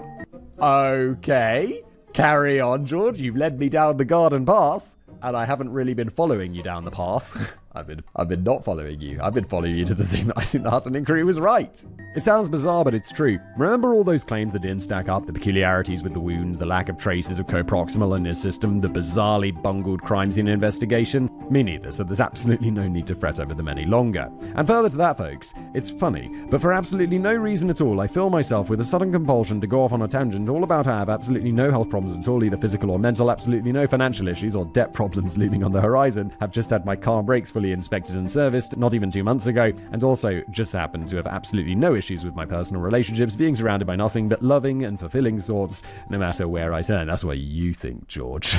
And you know what, folks? It's the darndest thing, but I was feeling so chipper after thinking about how much I absolutely love life and how happy I am that I wanted to share it with those nearest and dearest to me. Oh, I see. George is being sarcastic. Right? But the darndest thing happened to me after I thought all of this. All of my IRL friends were busy, so I ended up having to share the wonderful news with one of the contacts I made during my younger self's dabbling into the world of journalism. They're a good set of lads and lasses, to be fair, so can you blame me for telling them? The solid kind of salt of the earth sorts who had no doubt put stories about just how happy and contented I've been feeling of late on the front pages of newspapers just to keep them there for many months. They're a diverse bunch too, you know. And with that, totally unrelated to anything we've talked about today, I think we can consider this unknown thoroughly decoded. God, I love the government, and literally it never does anything wrong ever. George was being sarcastic, George. I thought you were going to tell me how right I was. George is like, I don't think this was murder. I really don't. I don't think there's a conspiracy here. I definitely don't think there's a wider conspiracy, and I think it's highly unlikely that there's a conspiracy around his death. The one guy's. Conclusion. All right. I'll let you decide for yourself how ironic and hyperbolic the last chapter was, me deflecting from the fact that we simply just don't have an answer for what really happened to Dr. Kelly, and thus it just being me sparing you from having to sit through several thousand words of ultimately unverifiable speculation pulled straight out of my rectum, a tacit admission that I uncovered something while searching for an answer that I was really not comfortable discussing, or maybe even a bit of both. The choice is yours. But regardless of how you assess my own willingness, or rather a lack thereof, to speculate on what may have happened to Dr. Kelly, the fact of the matter remains that ultimately we simply don't know. No matter how much you dig, no matter how much you read, and no matter how much you dedicate your time to the matter, there's just no answers or explanations that tie up all of the loose ends. In real terms, the matter was essentially closed with the publishing of the Hutton Report all the way back in 2004. Sure, this didn't stamp out the memory of Dr. Kelly from the public consciousness, and for a time lots of people remained equiparts angry and curious over the situation, but with time their anger lessened from a raging inferno into little but a barely lit ember, as other shinier and more recent scandals came that pushed Dr. Kelly even deeper into the furthest and most infrequent accessed recesses of their thoughts. Thus stands the situation today, where Dr. Kelly has all but disappeared from people's mind, his whole memory having been reduced to little but a verbal weapon to whip out when a public figure wishes to take a jab at Tony Blair or Alistair Campbell. And if you want an example of this, consider the following from the very month I wrote this script, August 2024, when the author and political commentator Douglas Murray tweeted out the following in response to Alistair Campbell after he had tried to bring the Metropolitan Police's attention to some comments Murray made in response to the Southport stabbings from a month earlier. Alistair Campbell is just a very sick man, by his own admission. Probably guilt over the death of David Kelly. As I said before, to his face, most people want to hear him talk about truth and politics as much as we'd want to hear Jeffrey Epstein talk about the age of consent. Holy That's all well and good, but what has Murray actually done with his power and platform to attempt to right the wrong he claims to believe is having been wrought upon Dr. Kelly? The answer? Bugger all. And that's exactly my point. I don't even believe he even put out a single tweet mentioning him prior to August, but I am a bit of a Luddite with technology, so don't quote me on that. Others, however, have made actual efforts to search for either answers regarding or justice for Dr. Kelly, depending on the interpretation of the situation, and that segues us into nicely me giving a direly owed shout out, because this script just would not have been possible without the efforts of a former Liberal Democrat MP named Norman Baker, as he published The Strange Death of David Kelly all the way back in 2007, and it extensively and in a very easily and digestible format compiles and explains all the peculiarities surrounding his death. I did try to reach out to him, both to thank him for his work and to offer him the chance to get involved with the production of this script, but alas, our Norm is an absolute phantom of a man nowadays, seemingly having largely removed himself from social media following his leaving politics in 2015. Smart man. And further still, both the phone numbers and email addresses on his old parliamentary website now seem to be dead ends. So I totally failed to get a hold of him. If you are somehow watching this though, Norman, big love, boss man, and I owe you a pint next time you're Yorkshire bound. This script would have been really bad and have had all the depth of a kiddie's paddling pool were it not for your tireless research. And then, with that said, there's just one more man we need to give a shout out to before we end the podcast, and that's of course Dr. Kelly himself. For while he is tragically doomed to go down in common memory as naught but the subject of a potential conspiracy theory, we know that there was far more to the man than just that. He was a man who found unparalleled professional success despite starting out life amidst the most adverse of circumstances.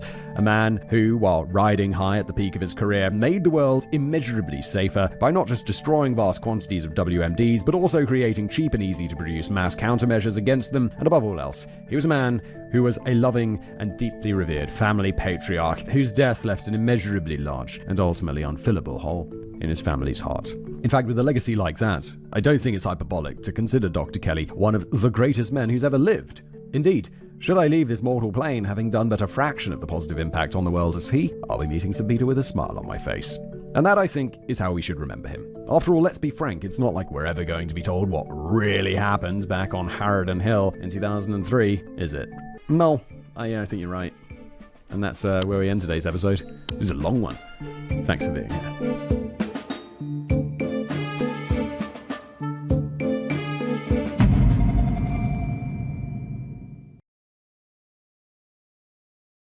Hello everybody, welcome back to another episode of Decoding the Unknown. Today, the Dead Internet theory. Is anybody really out there? I'm out there, friends. Hello.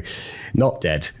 Yet. Danny has written it. I've read it. I'm feeling very under the weather. I'm sorry, but I had to come to the office today and record some stuff because I'm very behind. But the reason I sound so nasally is because I'm not very well. But let's get into it, shall we?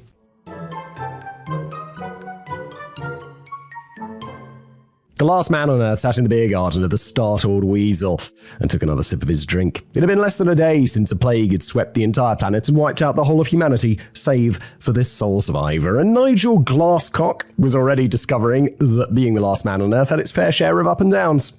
What's that TV show? I think it's literally called The Last Man on Earth. It's rather good. It basically has this. On the plus side, it was now much quicker and cheaper to get sorted with a drink at the new self-service bars, but on the downside, he was only able to share the experience with scarecrows, and he was hit by a nagging feeling that the free food and grub wasn't going to last for much longer. A couple of things that did last a little longer than he imagined was the supply of electricity and access to the internet. I remember that. There was a great TV show, I think it was on like Discovery or History or something back in the day, called Life Without Humans? Earth Without Humans? The World Without Humans? Something like that. And it basically looked at the long-term time frame, short-term to long-term, of what happens if people disappear. And it was super interesting. I was really surprised how long electricity stayed on. And it was because of, if there's a hydroelectric dam or whatever, just powering electricity, apparently that'll run for like a long time before it runs into big problems. Nigel had always assumed that this kind of thing would instantly crumble following an apocalypse, but he'd be surprised to find out that the electrical grid kept on humming away for another day or two before the system failure finally kicked in at the deserted power plant, spelling the end of electricity, the internet, and microwave meals for one. Well, according to that Discovery show, apparently, in some place, I think Las Vegas was the example, it would last for years. With that in mind, Nigel pulled out his laptop to browse the internet for what could potentially be the very last time. He obviously wasn't expecting any kind of news updates along the lines of everyone else in the world still dead, but he figured that he may as well take the opportunity to absorb a final glimpse of the faces of his friends and family before they disappeared forever from social media and from memory. But then Nigel Glasscock discovered something that almost made him choke on his latest free drink. Platforms such as Facebook, Twitter, YouTube, and Reddit were just as active as ever. New posts and videos had been posted throughout the day, generating hundreds of comments and reactions, although, curiously, nobody seemed to be talking about the devastating plague, preferring instead to chat about knitting patterns and recipes and Donald Trump. I mean, if this did happen, I'm pretty sure I'll be posting videos for maybe a week, because everything's scheduled super far ahead of time. There wouldn't be any comments, and if there were, you'd be like, where are you? I have to come find you. I'm also the only person left. Just for a moment, a glimmer of hope burned inside Nigel's chest. Had he got this completely wrong? Were there other survivors out there? Alas, the answer was no. Aside from Nigel Glasscock, the world really was as dead as disco. But what he hadn't realized is that the internet had also been dead, or at least barren of genuine human activity, for a few years now, and nobody had told the bots about the end of the world. Yeah, that's true though. I mean, there's definitely some bots. I'd be posting those videos after the end of the world, and there'd be bots posting on there about some bullshit. Have you heard about the financial advice from John Carter? Stuff like that.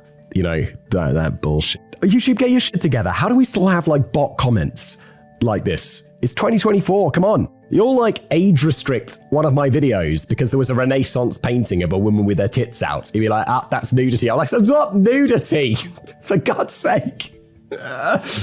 But somehow there's still so many scam comments. Whilst Nigel's scenario may be fictional and the human race was still going strong the last time I peered through a crack in the wall, the dead internet theory is a very real hypothesis which suggests that the supposedly busy internet is largely a facade kept ticking over by artificial intelligence as part of a sinister plot to convince the last few human users that everyone else is still using it. I mean, this is absurd. The internet's incredibly useful. If you had a feeling that the internet feels strangely empty these days, then you're not alone. Or rather, you are alone. According to swaths of online conjecture, and yes, I'm already beginning to sense a small dollop of irony here, the ever-shrinking internet of today is little more than a vast ocean of AI slime and fake content in which human users have been pushed out to herald the dawn of a new network, now entirely dominated by bots and people who don't actually exist. And while some of the more extreme ideas to have spawned from theory are clearly a bit bonkers, you might be surprised to learn that there are several grains of truth buried within the whole concept.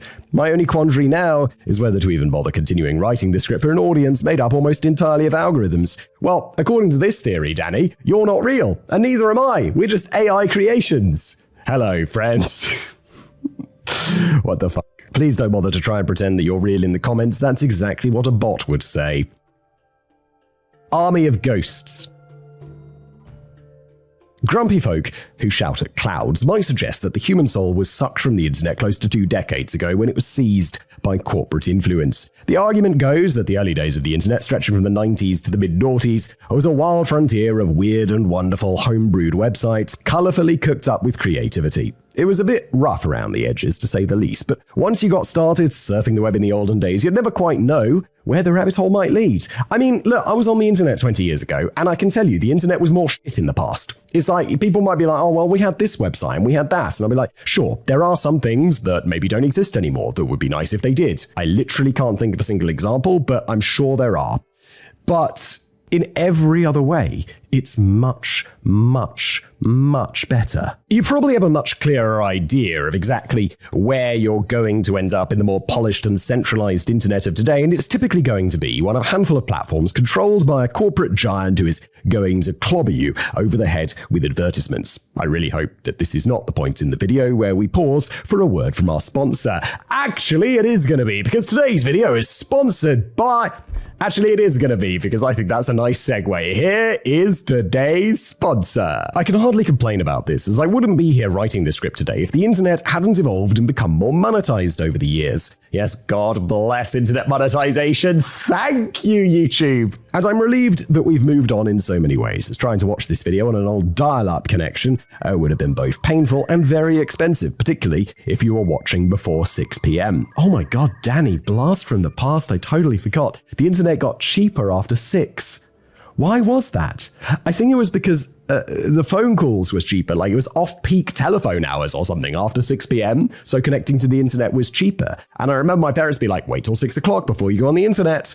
Oh my God, dialing in with CompuServe. Oh, Danny, you're taking me back. Was that just a UK thing, or did you Americans watching have cheaper internet times or cheaper phone times? But I take the point that the internet did seem a little bit more human in the olden days, if only because the current homogenized version is a far cry from the sprawling mess of yore, which often required you to wade through piles of bewildering crap before you finally stumbled upon something worthwhile. There are some who would argue that the current colder climate of the internet is exactly what we should have expected after we surrendered it to the machines, which, honestly, sure, we have to have some advertising. Sometimes the advertising is creepily accurate, but in exchange for that, we get a whole load of information for free, which is incredibly useful. One of the reasons that it feels a bit less human is because humans barely have anything to do with it anymore, following a silent and unreported exodus sparked by boredom and disillusionment with the increasingly corporate remodeling of something that used to be so much fun and full of real life. So when exactly did the humans abandon the internet and leave it to the mercy of the robots? Well, the death of the internet is reported to have taken place at some point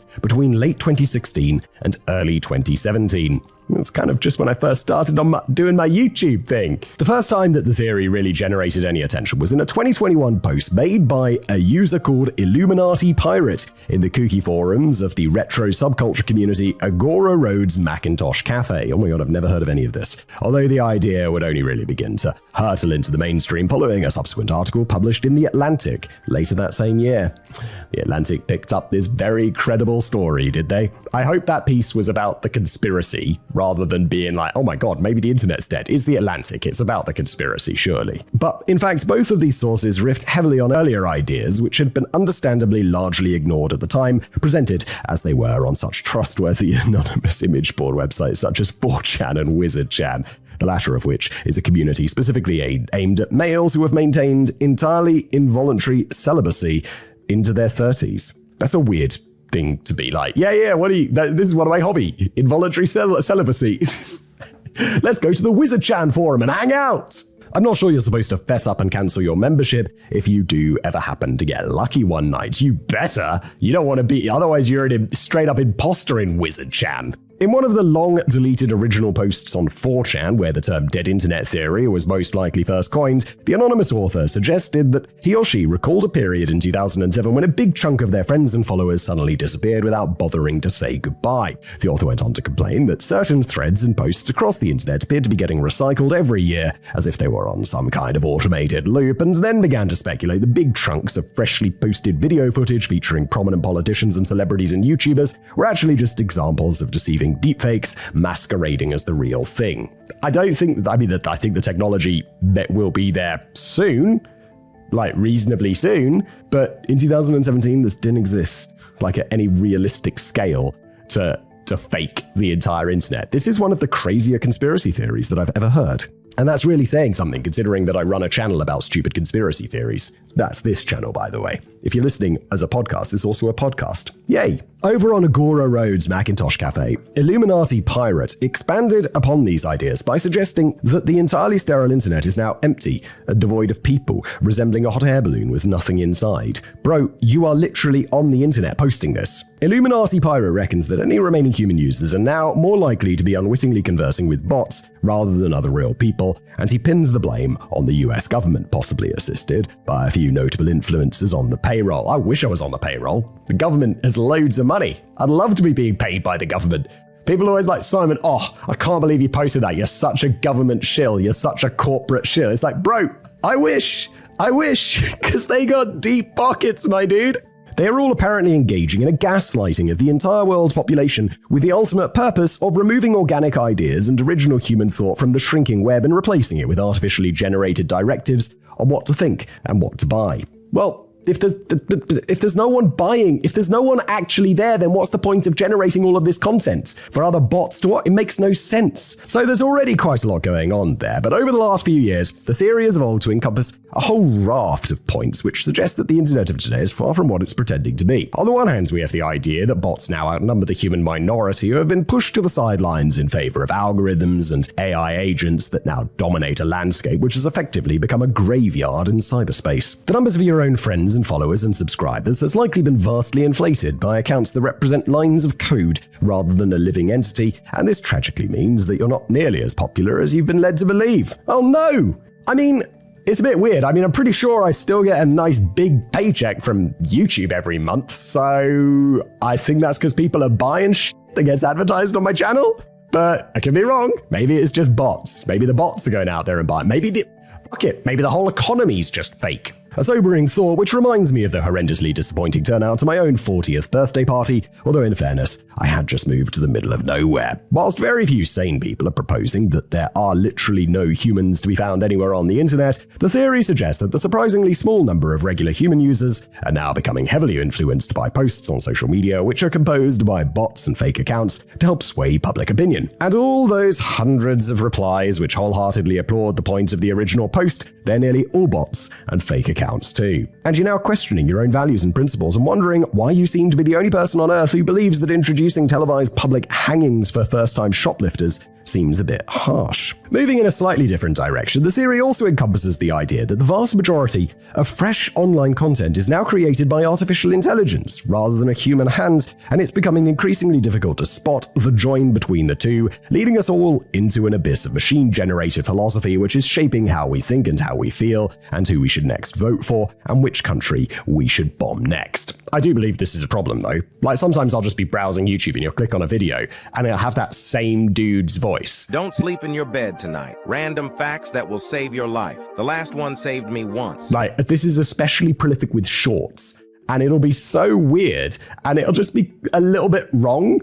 You'll be like, well, okay, what was it? I was watching one the other day, and it said like about frozen, and it's like, and then this frozen sheet of water, or something like that. And it's like, wait, you mean ice? It was just so wrong. It was like compacted snow in a sheet. It's like, so ice.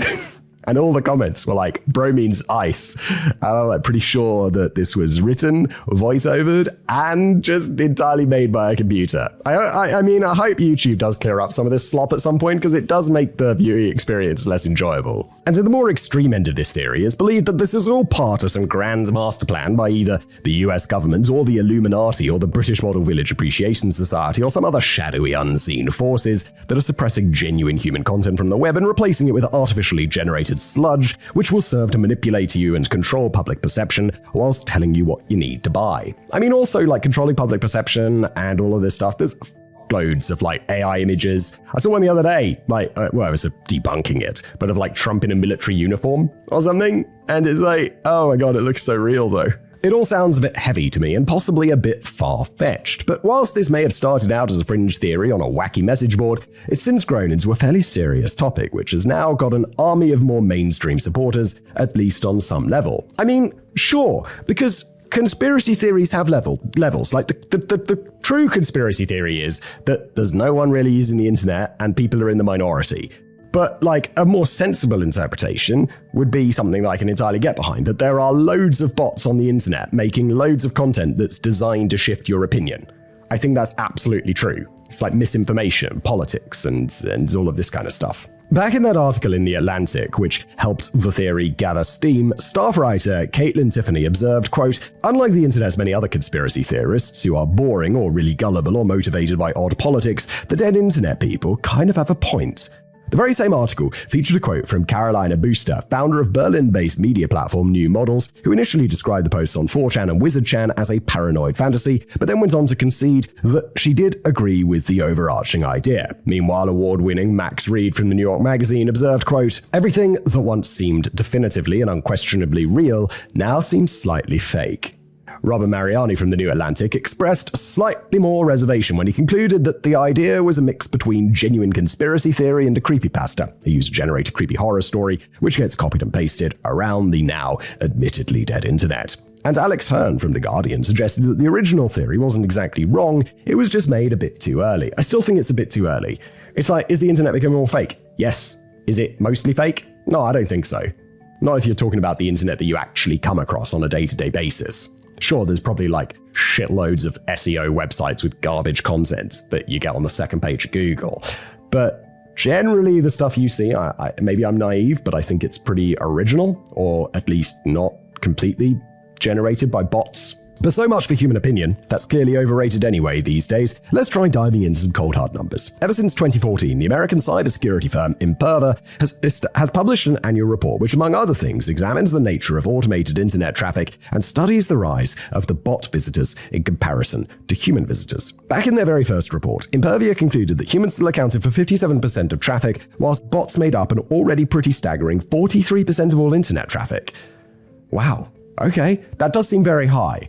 But that could also just mean a visit, like maybe a bot crawls the website so it can index it in Google. That's not someone actually reading the article and leaving a comment and stuff. Fast forward to 2024, and the most recent report from Imperva reveals that the gap has closed considerably, with humans now accounting for 50.4% of traffic and bots making up the other 49.6%. I was initially a little dubious as to the accuracy of these figures, as Imperva obviously has an interest in persuading you to sign up to their services, with every annual report usually concluding with a call to action which runs along the lines of start your free application security trial to protect your business from evil bots. Wait, does it really say that? But this doesn't appear to be a case of doom-mongering, as several other reputable sources have produced reports with very similar numbers, albeit slightly lower percentages on the bot side. And we're very close to a time in which the bots will overtake the humans and become the most dominant form of traffic on the web. Some experts predict that the percentage of bot traffic could hit the dizzy heights of between 60 to 70% by around 2030. That could be food for thought for any viewers out there who still have a human brain. But on what kind of an internet are these bots and humans currently battling for territory? Well, thanks to the relatively recent launch of large language models such as ChatGPT, which mimics human conversation and gives everyone the ability to quickly produce generative AI content, be that prose, art, or whatever, it could be an internet in which there is no room for the perceived need for human creativity or talent or even thought. It does put me off though. Like whenever I'm watching a video or reading an article and something gives away that it's ChatGPT, I'm like, okay, this hasn't been properly researched. Key phrases for me. I'll just be listening to a YouTube video or whatever, and someone says, "So buckle up," I'll be like, that is motherfucking ChatGPT, because it uses that phrase all the time. Anyone who ever uses the phrase buckle up, I just assume you're using ChatGPT even if you're not. And there's some other ones as well. Like, as we dive into... Okay, ChatGPT, hello. Whilst it's estimated that only between 10 to 15% of online content is currently generated by artificial intelligence, that figure is likely to rise sharply within the next few years, and as we'll find out later, I mean sharply. So, it seems as if we're hurtling towards an internet crammed full of low-quality AI slop made by machines for an audience largely made up of machines. An internet in which you can no longer feel confident that everyone you converse with or more likely argue with is a real person. An internet in which the balance of power has flipped on its head and the bots and algorithms begin to manipulate and program the way that humans are supposed to think and react and behave. So should we be getting a bit worried about this? Well, no. Not at all. Okay then, I'm a little bit worried. It's because I like consuming better content than those crappy AI shorts on YouTube. I liked it when Shorts was not full of AI slop. I recently had the pleasure of talking with one of the most knowledgeable and trusted sources on the internet today, and he had this to say. It's definitely going to be ChatGPT, isn't it? It's all just a typically human example of panic and hysteria backed up by zero evidence. The internet is very much alive and kicking with real human activity and will continue to thrive for the next 100 years. Bold prediction there. What I assume is ChatGPT. The presence of bots and the development of increasingly powerful large language models and generative pre-trained transformers will only serve to enhance the thrilling internet of the future. In fact, if I were you, I'd stop working on this script right now and write something else about how we'll soon be building a colony on the moon. Hang on a bit, though this trusted source is none other than ChatGPT. Okay. Oh well, Danny writes, shit, I think we're all doomed. Yeah, the thing is, in that ChatGPT segment, it's saying a lot without saying a lot. You know, there's not an original thought there. And look, I love ChatGPT. People know I love ChatGPT. I think it's incredible. But for writing, like, I've messed around with it and I've been like, this is just, do I think it will get good in the future? Yes. Do I think it's going to replicate the human touch? Yes. Do I think it's going to do it perfectly? We're a long way off. But what other evidence do we currently have to indicate that the internet of today is little more than a terrible illusion kept faintly shimmering by the darker forces of electricity? A nightmare in silver. I noticed something different about Google search this year, which you may have noticed too. I don't know what Danny's going to say, but the most frustrating thing about Google search, do you remember, or like you probably see it, you know, you type something in and then it's got like suggested search. When did suggested search, not the thing that drops down, but you know at the bottom, when you've searched and you've got like the 10 results or whatever, and the bottom it's like people also search for, or you might also be interested in, or whatever, and it's got those links. Those became so shit. And I feel like it's just filling, you know, it's using AI to guess what came next, whereas before, whatever algorithm they had was way better. In the past, whenever I typed in a search query, I was always informed on the top of the page just how many results Google had found. I found this to be pretty handy as a starting point when I was typing in my query relating to a new script that I was just about to start researching. If Google only pulled up about 7 results in total, then I know I'd be in for a pretty tough time digging up solid information on the topic. If Google pulled up about 4 million results, then I know that I could be here for a while. This number seems to have quietly disappeared at some point in 2024. I didn't even notice that, I have to say. But I eventually figured out that you can still find it hiding under the Tools menu. But why has it been hidden from default view? Perhaps it doesn't matter in the grand scheme of things, as the total number of results never seem to be remotely accurate anyway. Let's say I typed Simon Whistler into Google. Okay, I'm told that Google has found just under 24,000 results for Simon Whistler, but then it goes on to display a mere 158 of them. Come on, Google, I'm more important than that. 158, come on. Yes, you eventually reach that message at the end of the initial search, which tells you that some similar entries were omitted and asks you if you want to repeat the search with those entries included. Yeah, that's when you get to kind of like, you'll get like Simon Johnson skiing at Whistler, and you'll be like, oh, I see what you did there, Google. Not quite right. But even then, you only managed to get another 100 results. What happened to the other 23,742 results that Google claimed to have found? You can see the problem playing out on a larger scale when you type in particularly generic words like news, politics, or best places to hide a dead body. Don't type that in. Google makes out that it has found literally billions of results related to those generic queries, but then only bothers to display the tiniest fraction of them. Maybe Google is just lying to us in an attempt to pretend that the internet is far bigger than it really is, and the reason why they've now hidden the total number of searches is to avoid more people cottoning onto this. The internet does seem like a smaller place than it used to be in a way, with significantly fewer active websites on the go than we had back during the peak of around 2016 or 2017, which was coincidentally the time that the internet died. The shrinking internet phenomenon is given further weight by recent studies conducted by American think tank the Pew Research Center, which has concluded that 38% of all historic web pages have just vanished without a trace between 2013 and 2023, including 8% in 2023 alone. Well, isn't that just because like stuff becomes outdated? Like people start websites and then they abandon them, or they just change them and old pages get deleted. Maybe there's a product that doesn't get sold anymore. That kind of stuff, this happens all the time. It's not really surprising. 54% of all Wikipedia pages contain at least one link which is no longer accessible, whilst high percentages of content posted by the media and world governments and academic institutions are riddled with dead links. The situation is only likely to get worse, according to data scientists, who predict that as many as 98% of currently active links will be lost over the next 20 years and remain inaccessible to future generations. And it's noticeably very human content, which is mysteriously disappearing into the void, leading to speculation that Google is in on the conspiracy to quietly suppress valuable content from history and replace it with fresh, artificially generated alternatives. Well, no, because that doesn't make sense, because when someone goes to Google and they click on that page and it says buckle up, in my example, I'll be like, oh God, I gotta find something else. Google want the higher quality stuff. Google want to feed people what they actually want, which is not, AI-generated nonsense. You only have to take a quick glance at pretty much any social media platform to see that we're already rolling around in oodles and oodles of AI gunk and creatorless content. Facebook is a natural starting point for our descent into the modern-day social media slot. Yeah, Facebook is just like, that is the home of shitty, low-quality content, or people just stealing videos like mine and just re-uploading them on Facebook, and then Facebook does dick all about it. So thank you, Facebook. Really appreciate it. I know that Facebook is widely seen today as a useless platform for old age pensioners, but without wanting to sound too wrinkly myself, I kinda liked it back in the good old days of around 2010 when you could enjoy a good night out, buy a football club, get a limousine home, and still have change from a $5. In those days, my Facebook feed was usually full of witty stories and good recommendations and semi-interesting life updates from people I actually knew. If nothing else, it was good for seeing what my wife had been up to all day. Nowadays, my feed is full of adverts for things I don't want, links to groups and pages in which I have no interest, and just a very occasional odd, angry political rant from someone who didn't get the memo that Facebook is dead and nobody cares. Yeah, I joined the dead internet thing. I don't use Facebook. I stopped using Facebook, I don't know, many years ago. Maybe a decade ago. Maybe not a decade ago, but it was a long time. I liked Facebook back in the day. I was pretty addicted to Facebook at some points.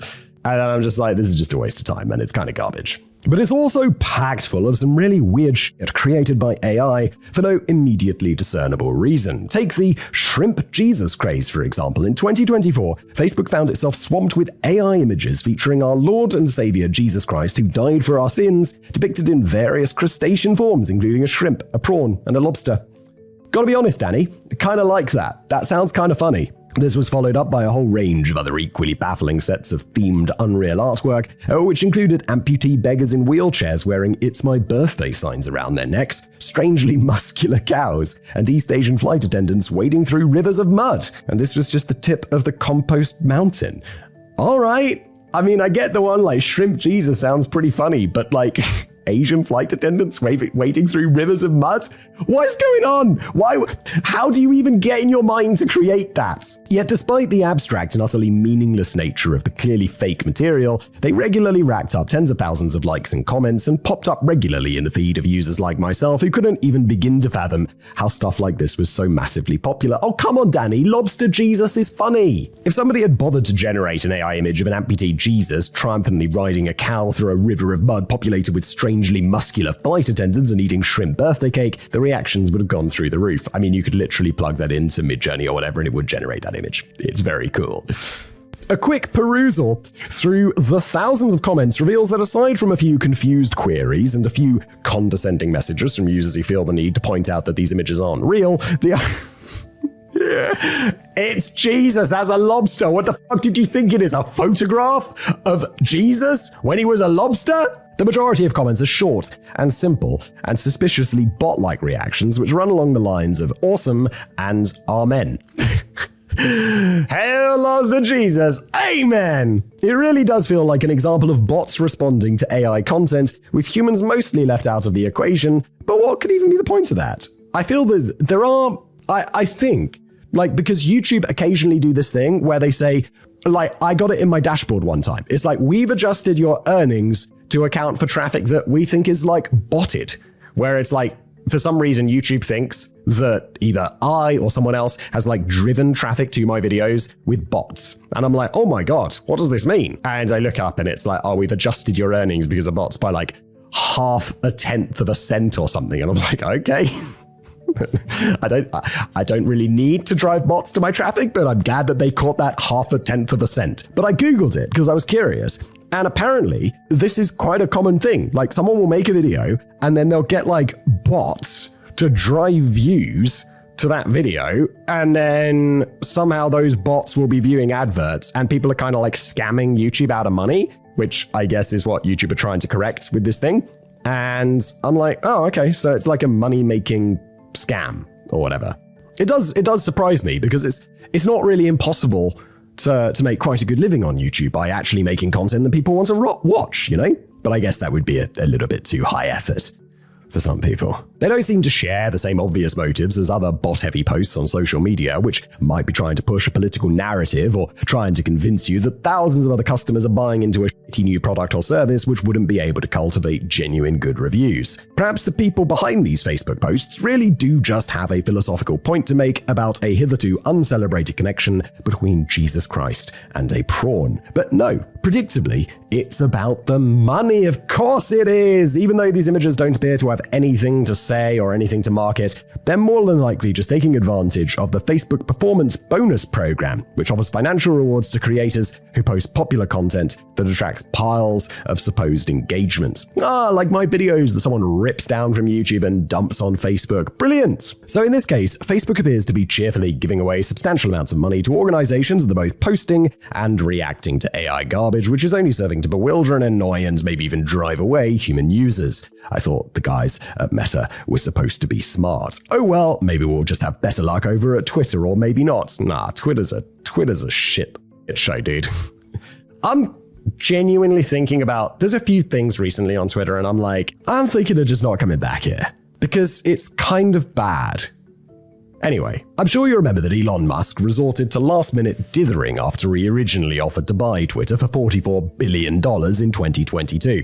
Just a month after making the offer, he put his plans on hold after announcing that he wasn't convinced by Twitter's claim that only 5% of the 368 million user accounts were spam bots, speculating that the true figure was wildly higher. This might have all been a flimsy excuse for Elon to back out of the deal, or at least negotiate a better one, after he'd sobered up and realized that $44 billion might be considered a bit steep for a platform that was billions of dollars in debt and losing hundreds of millions of dollars every quarter. It's not as if he wouldn't have been aware of the bot problem before making the original offer. Yeah, like the rest of us, we just go, we've had a few too many drinks.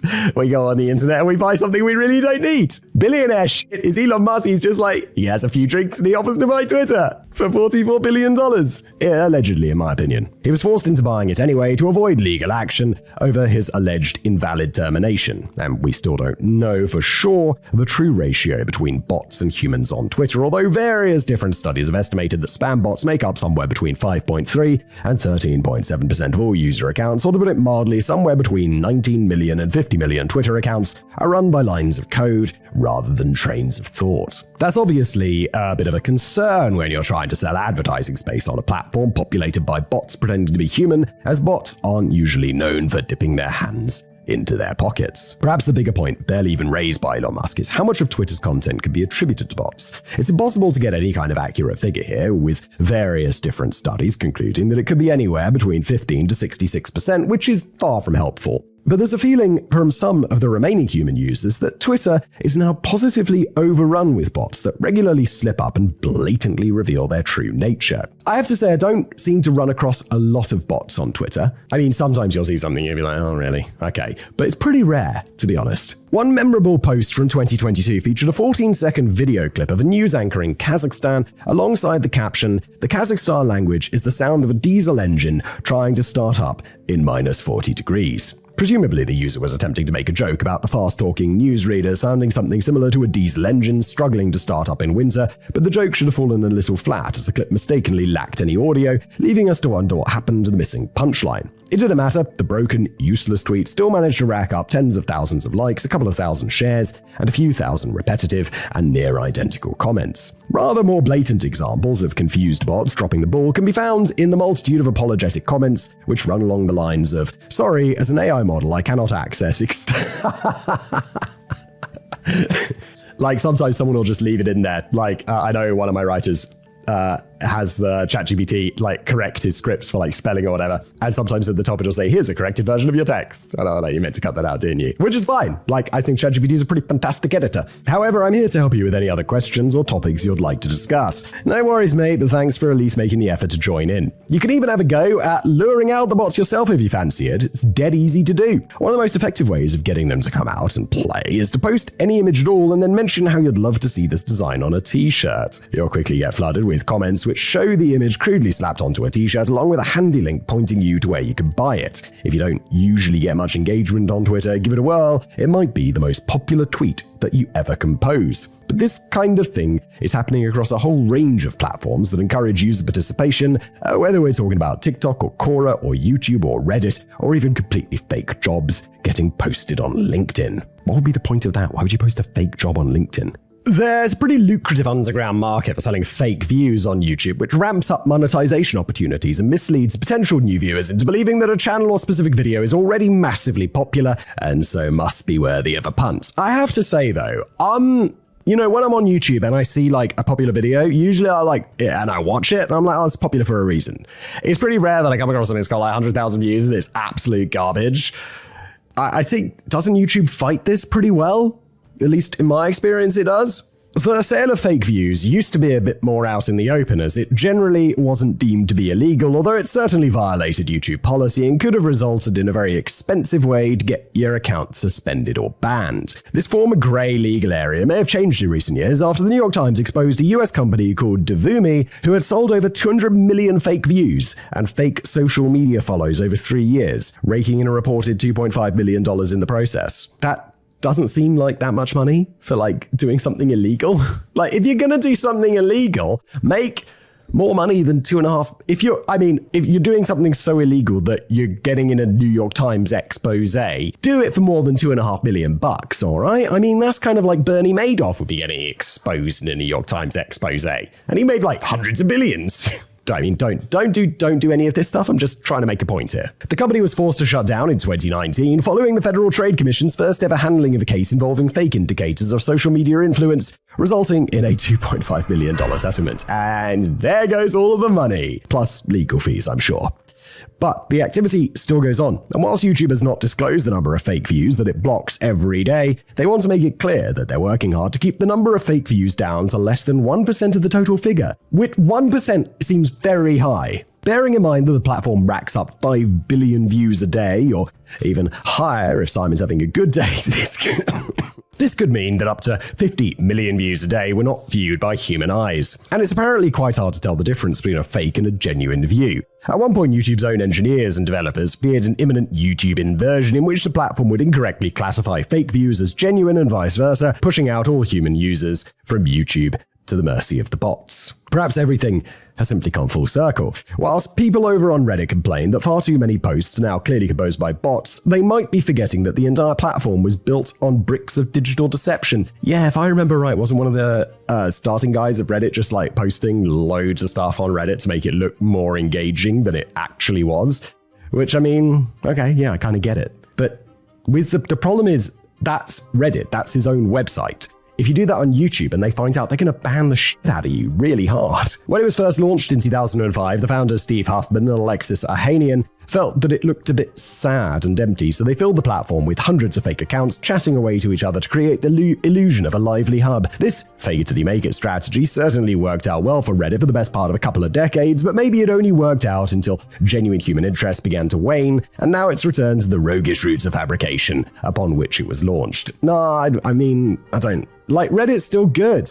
Like, compared to Twitter, like, I'll go on Reddit, I'm like, it's pretty good stuff here. Pretty good stuff. You'd think that social media platforms might be concerned about the prospect of machines replacing people, but it sometimes feels as if they're doing everything in their power to keep pushing us into a frantic future of fake content. You'd think that social media platforms might be concerned about the prospect of machines replacing people, but maybe not. Instagram is currently testing a feature which is designed to offload some of the heavy burden of being a social media influencer.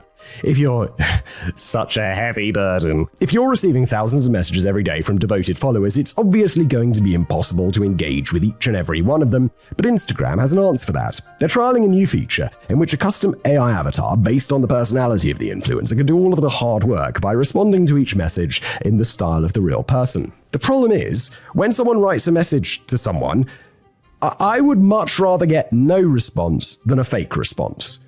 Because I'm reaching out to them because I want a response from them, not from like a robot. That kind of removes the point. If I had to guess, I'd say you were programmed from the machine world. Nah, man, I'm just doing the robot. Here, you should try it. Why? Just don't reply. So they're effectively creating clones of Instagram's most popular influencers to do all of the boring stuff involving ordinary people, which gives the real influencer an opportunity for an extra couple of hours in bed. Look, in my experience, as someone on the other side of this equation, like when I make content, do I read all the comments? Do I reply to them? No, there are tens of thousands a day or however many, I don't even know, Instagram messages, Twitter DMs, whatever. I don't reply to any of them because it's way too many. And it's not so I can have an extra couple of hours in bed, it's so I can continue making content and continue doing things that kind of, no offense, but really make a difference. There's no deceit involved here, as the AI clone conversations will be plastered with icons and disclaimers which make it clear that the flesh and skin version of the celebrity can't be bothered to talk to you today, but it still feels a bit odd. Yes, it does. I would not do this. Taking that one step further, TikTok announced in 2024 that they're exploring the possibility of creating AI social media influencers from scratch. It's not an entirely new idea. Back in 2016, a fictional computer-generated character by the name of Lil Michaela made her first Instagram post. Since then, has Instagram really been around since 2016?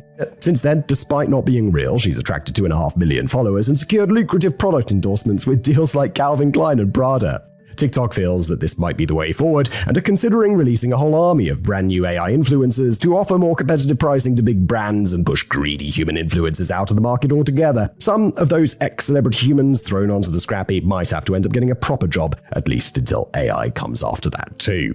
And whilst we're at it, here is the most batshit crazy idea I've ever heard for a social media app in my life. Okay, here we go. Launched on the iPhone a couple of weeks before I started work on this script in September 2024, the whole point of social AI is that you talk exclusively to chatbots rather than real people. It's visually described as a private social network where you receive millions of AI-generated comments offering feedback, advice, and reflections on each post you make. Wait, so it's literally like a social network where there's no social element. That's kind of, Daddy's right, that is batshit insane. And you even get to choose exactly what type of electronic followers you want, with categories including nerds, visionaries, supporters, and skeptics. So, depending on what kind of mood you're in, you can either choose to have all of your fake followers blindly agreeing with everything you say, or picking an argument with every post. Data scientist Colin Freisner summed up the feelings of many when he noted, "I don't mean this in a mean way or as a dunk or whatever, but this actually sounds like hell, like capital H hell. I mean, chill. It's like, no, but it does seem really bizarre." And I have to agree that it sounds as if it's not so much social media as it is anti-social media. Michael Saman, the creator of the app, who has previously worked at Facebook and Twitter, has defended social AI by describing it as a tool for lonely, isolated, and rejected people who may benefit from the feeling of being part of a close-knit AI community. Really? I don't think it works like that. But I can't help feeling that encouraging lonely people to engage exclusively with bots is only going to intensify the problem in the long term. Or maybe not, as the AI bots get so good that people are like, I can't tell the difference between interacting with this bot and interacting with a human, so it's good enough for me. Which is weird. So where is all of this leading us? By the looks of it, we're heading for a future in which the internet is favoring artificially generated content presented by artificially generated personalities, which generates artificially generated reactions. An internet in which it is no longer possible to distinguish the humans from the bots who are already on the brink of outnumbering us in what is fast evolving into a haven for the undead. Perhaps it's not so inconceivable that we could be turning our back on this in droves and seek something a bit more grounded in reality. But are we really being so misled about the current health of the internet? And is it really stone dead, dying, seriously ill, or just pining for the forwards? The wheel in space. One of the issues that I have with the dead internet theory is that it appears to be an umbrella term for a mishmash of quite different ideas and concerns, some of which bear little resemblance to each other. But first, let's get some of the sillier conspiracies out of the way first. Is it true the world governments are purposefully removing historic human content in a bid to eventually replace everything with fake content designed to manipulate and control the population? I seriously doubt it. For starters, that would be a pretty massive undertaking. It would require the covert cooperation of tens of thousands of people. Besides, you'd assume that a lot more people would notice if it was happening. A big element of this particular conspiracy is probably driven by the idea that Google is in on the conspiracy and is purposefully hiding most of the billions of search results it claims to have found, whilst 38% of web pages have quietly disappeared forever over the last 10 years. On top of this, Google results appear to be giving more preference to bot-generated content created specifically to rank high in the results than anything of real value that might have been put together by a human. I think if this is the case, and I definitely see this, I think over time Google and YouTube are just going to get better at filtering it out. And it'll be like that. There's like the, what's it called, an arms race. You know, the people will come up with some way to cheat the YouTube algorithm or the Google algorithm, and then YouTube and Google will find a way to combat it, and then that happens, and then the next thing happens, and it just goes back and forth. I've always just found, like, having done this for a really long time, if you just make good content, that is going to rise to the top. Like, it just tends to be the case over the long term. I've basically built a career doing that. To tackle this last point first, it's true that Google has been struggling in recent times to cope with AI-generated content which is attempting to game the algorithm and leapfrog to the top of search results. But they publicly acknowledge the problem and claim to be taking positive action to crack down on this with new algorithmic enhancements which will be more effective in separating the gems from the junk. They'll be creating more bots to help tackle the ongoing problem of too many bots. Yeah, but these are the good bots that are helping take care of the bad bots. You know, in this arms race sort of situation. But this has been going on forever, well before AI. With regard to the missing search results, that huge total figure, which has now been hidden away from default view, was never supposed to be a completely accurate number, but more of a rough estimate. Google never intended to display billions of results in the search, as they figured that unless you write for Simon, you're not very likely to flick through them all. In fact, around 75% of users will never even bother to venture beyond the very first page. Yeah, when was the last time you clicked on page 2 of a Google search? You found what you needed in the first page. Well, that's it. You're done. You're not going to find what you want. Whilst Google has never explained why the total estimated figure is no longer displayed by default, it's probably because they're trying to shift the focus away from an unreliable figure and concentrate more on providing the best quality results, although they still have work to do in this area. And we certainly can't blame Google for the disappearing web, as nobody is systematically attempting to wipe away the last vestige of humanity. The real cause of link rot is entirely down to the people who put the content there in the first place, whether that might mean the intentional removal of a page by the author, a move to a new URL in a restructuring of the site, domain expiration, or the shutdown of the website host. Very little is lost forever thanks to tools such as the Wayback Machine, which preserves content that has succumbed to link rot, even if it doesn't quite archive everything. But whilst there's no major world government conspiracy here to slowly delete the internet, it's not to say that there isn't some kind of deep conspiratorial shit going down on social media. In recent years, Russian troll farms were reported to have deployed bots and fake Twitter accounts to influence the outcome of the 2016 presidential election in favor of Donald Trump. There's probably little need for them to get involved in the 2024 election, as Elon Musk has already hijacked his own platform to constantly bleat to his 200 million followers that Trump should be the next president. Well, yeah, to try and squeeze out some value from that $44 billion deal, which does really surprise me. Like, to see someone as popular and reliant on a customer base for money to like go down so hard on one side of the aisle just seems really surprising, because that's going to put off a lot of people from buying his shit because they just don't like his politics. And it's like, Tesla electric cars, yeah, like 10 years ago, there wasn't really much competition. But now you can just be like, well, I don't like Elon Musk's politics, so I'm going to go buy an electric Ford rather than an electric Tesla because it's probably just as good. The very same year, bots were also deployed to sway public opinion on both sides of the Brexit referendum in the UK. The Hong Kong protests of 2019 led to a surge of pro-China bots on social media, which were widely believed to have been part of an orchestrated effort from the Chinese government to spread propaganda and discredit the protesters, prompting Twitter and Facebook to remove thousands of spammy fake accounts linked to the operation. China also played a role in the bot-fueled spread of misinformation which flooded the internet during the COVID-19 pandemic in an endeavor to pin the blame on the US government, apparently developed the virus in a lab. At the same time, thousands of other bots were trying to convince you that the virus wasn't real, the death rates had been inflated, the vaccine was part of a government plot, and depending on who you believe, the best way to avoid catching the virus was to either snort cocaine, yes, or drink a pint of cow piss, no. Probably best to do both, just to be sure. Make sure you do the cocaine first.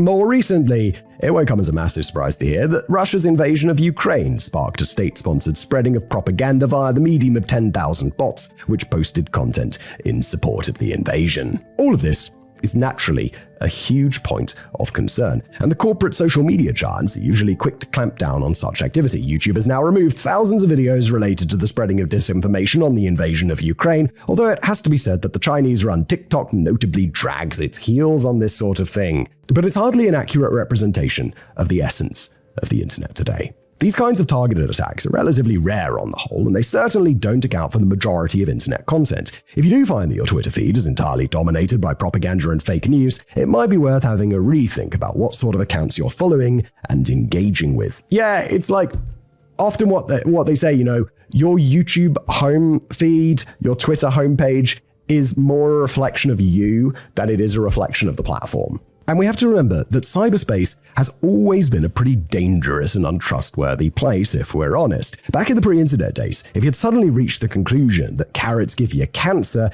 you might have a chat with a few sensible friends who could point out where you'd gone slightly wrong with your findings. After the internet came along, you would instead Google it and stumble across a few other loonies who've reached the exact same finding as you, proving that your suspicions were right all along. The internet has always had the capacity to reinforce idiotic opinions, with or without the bot playing a role. Yes, indeed. Happens all the time. Perfect for stoking the flames of conspiracy theories. As with anything else, it's something that should be approached with caution. Don't believe everything you read. Don't believe the media. Don't believe Simon. Don't believe me. Don't believe your parents. Do your own research and try to do it without reading anything or talking to anybody. Yeah, this is the problem. It's impossible. You've just got to rely on sources that you trust. But what's going to happen when the robots completely take over? It does sound a bit alarming that bots already account for about half of all internet traffic, and that figure is set to rise significantly in the future. However, first we have to remember that not all bots are evil. Some of them are actually on our side, like the Google ones, in the battle against the bad bots.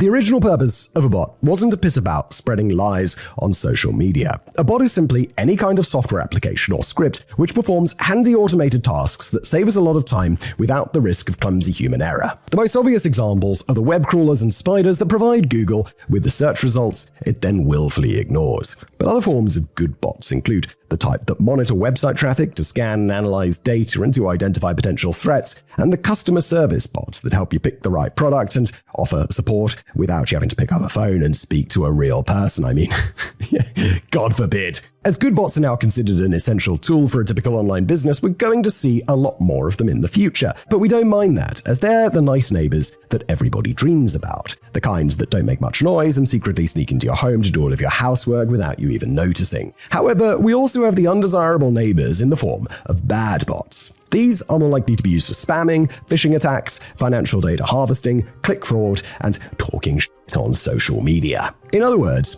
these are the kind of neighbors that break into your house, smash the place up, piss in your fruit bowl, and then set fire to your bed. If you try and challenge them about it afterwards, they'll just blame it all on scientists. Unfortunately, we're probably going to see a lot more of them in the future as well. And equally, unfortunately, the bad bots outnumber the good. Going back to the most recent annual Imperva report, which concluded the bots make up 49.6% of all internet traffic, a deeper dive into the data reveals that this can be broken down into good bot activity, which makes up 17.6%, and bad bot activity, which makes up 32%. And the bad bots are growing faster than the good bots, which is obviously bad news. But whilst the fear of bots greatly outnumbering humans is often used as an argument to support the dead internet theory, I'm not really sure that it bears any huge relevance. For starters, it's not as if these bots are creating themselves. Every bot currently buzzing around the internet was created by a very human hand. But the main point is that the growing number of bots doesn't have a direct correlation with the number of human users. It's not like a person gets pushed off the internet every time a new bot is created. We could potentially have a situation in the future where bots account for 99% of all internet traffic, but we could still have way more human users than ever before in history. Whilst it would be true to say, in this scenario, that the internet is heavily dominated by bot activity, it hardly adds up to a dead internet. It's still true to say that the internet is shrinking rather than expanding, although there's a perfectly logical reason for this. If we go back a decade, everyone was still making their own independent personal and business websites, whereas nowadays everything is a lot more streamlined and you're likely to make your presence felt on social media or e-commerce platforms or apps. We're all still very much there, but we're now sharing land in the same places rather than building our own isolated territories. Perhaps there are very few people out there who truly believe that the internet is now largely a ghost town inhabited only by bots who are trying to make out that the party hasn't finished yet. I barely know anybody who doesn't regularly use the internet aside from a couple of really old folks. Oh, and also my mate Strange Tim, who is convinced that the government is using the internet to track his every visit to the corner shop to stock up on more throat lozenges. Oh my god, I could use a throat lozenge right now, to be honest. My voice is sounding rough. Because I'm feeling rough. According to a 2023 report from the International Telecommunication Union, about 5.3 billion people are using the internet today, accounting for 66% of the Earth's population. The most extraordinary thing about that is 34% of people on the Earth are not using the internet. 34%! I'm still a little surprised that 34% of the population, or 2.6 billion people, apparently don't use the internet at all, although maybe this may be down to a number of issues, including a lack of infrastructure in certain areas, affordability, digital literacy, and the fact that people like Strange Tim exists. Yeah, I agree, but still, the fact that it's 34% seems really high. Not everybody makes any kind of regular, meaningful contribution to the internet, of course, preferring instead to lurk in the background and observe. Yeah, before I made, content on the internet, I was like, of course, mostly I was just watching videos and reading shit and listening to music and all of, that's what the internet was. I was a consumer, which I feel is that's got to be 90% of people, right? Although posting pictures on Instagram, I suppose, is creating stuff.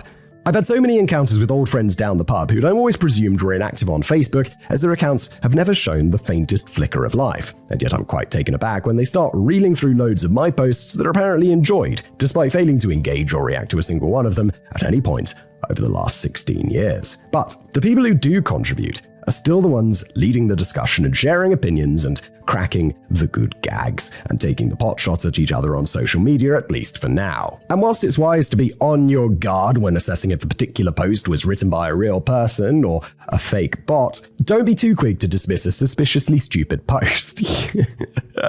Remember, there are incredibly dumb humans too. So right. So right. The very idea of an internet in which bots are just conversing with other bots is a little silly, as the whole thing would have already collapsed on itself by now. Social media platforms are primarily funded by advertising revenue, and if we ever reached a point where paid adverts were only ever engaging with bots who are not actually pulling in any profits, the plug would have been pulled pretty damn quickly. Whilst many bemoan the idea that the internet today is driven by corporate greed, it's that very same corporate greed that will more than likely ensure a lively future, as an internet without humans is fundamentally useless and, more importantly, unprofitable. So, we're hardly short of human traffic. But there's another element to the theory, which is more about the dying soul of the place than the head count. And this one probably stands more of a chance of becoming true in the not-too-distant future. We're talking about the total takeover of content by large language models such as ChatGPT and its successors. Technology commentator Nina Schick has predicted that 90% of all text, videos, images, and audio on the internet will be generated by AI as soon as 2025. It feels a bit soon. That's literally next year. 90%. I guess it depends whether that's 90% of watched content or 90% of created content, because someone can make a whole lot of garbage content and upload it to YouTube, and that could be just thousands of hours of garbage AI content that someone has uploaded. That doesn't mean it's actually being consumed at a large scale. Consumption of content, I feel, would be a more interesting stat here. And Timothy Shoup from the Copenhagen Institute for Future Studies is one of many knowledgeable voices to have predicted that this number could rise to as much as 99.9% by the year 2030. I know that this is a thorny topic, and Simon and I probably have different takes on it. I don't consider myself to be a Luddite, and I've always seen clear advantages in technology taking over repetitive and laborious jobs previously carried out by humans, even though I empathize with the workers who have found themselves booted out of a job by a machine. Looking at the bigger picture, I wonder if civilization is ultimately heading for a lazy utopia of universal basic income, in which nearly every job is performed by robots, and people will look back in pity at the olden days when everyone had to work around 2,000 hours a year just to survive. Having all the time in the world on our hands might even be quite productive. I've often wondered if the greatest novel in history was never actually written, as the author was far too busy spending his whole life working on the seasoning floor of a sausage factory. Or I feel that is almost certainly true, because people spend their lives doing things like going into the office and doing stuff that they don't want to do. They don't pursue, their dreams because they have to make money, which is how it works. And I think it would be great if universal basic income was a thing and people just got to work on whatever they wanted. I mean, maybe I'm a bit naive, But I think that would lead to a whole lot of really cool innovation and really interesting content and books, videos and movies, because people could just do what they wanted. Probably super naive, isn't it? But my spice beef with AI is that even in this projected utopia of freedom from work, that budding authors still wouldn't get around to writing the book, as the machines will have taken over all forms of creativity too, including literature, art, and music. I think they'll take over the really boring stuff in those fields, and this is like my uneducated take on this, but that we'll use machines and people together to create even greater literature. Like, imagine someone who has the most genius creative mind in the world, but just is not very good at writing. They could go and work with ChatGPT or an AI or something to be like, okay, I've got this really cool idea of a concept. Can you help me flesh it out? Like, they could work like an editor, but without having to be able to afford an editor and all of this stuff. I think this could really, can really enhance human creativity. I think machines alone are really going to struggle with creating something truly creative and truly unique that humans are going to enjoy. And I think humans and computers together could possibly do some really great things. I agree with Danny. I think it's, when it's just AI, it's going to be pretty slop-like. When it's humans, it's going to be okay. When it's humans and AI working together, I think we could achieve some really interesting things. I don't know, maybe you only start to get truly worried when the machines come after your job. Yes, indeed. My fear is that one day you'll be able to ask ChatGPT to write a script in the style of Gianni Salter, and it will instantly churn out a full-length script stuffed with references to doner kebabs, pickled onion sandwiches, and the old haunted mining town of Rotherham. But maybe AI will come for us all eventually. A few years from now, podcasts and YouTube channels like this could be replaced by very similar content in which AI editors put together an episode featuring an artificially generated script, which is presented by an artificially generated host. Viewers on YouTube may have already noticed that Simon noticeably glitched a couple of times in the last 10 minutes. I think another thing about this is machines and AI won't be they will be able to replicate humanity, but they won't be able to do it very well. And I think that people will still want a human connection.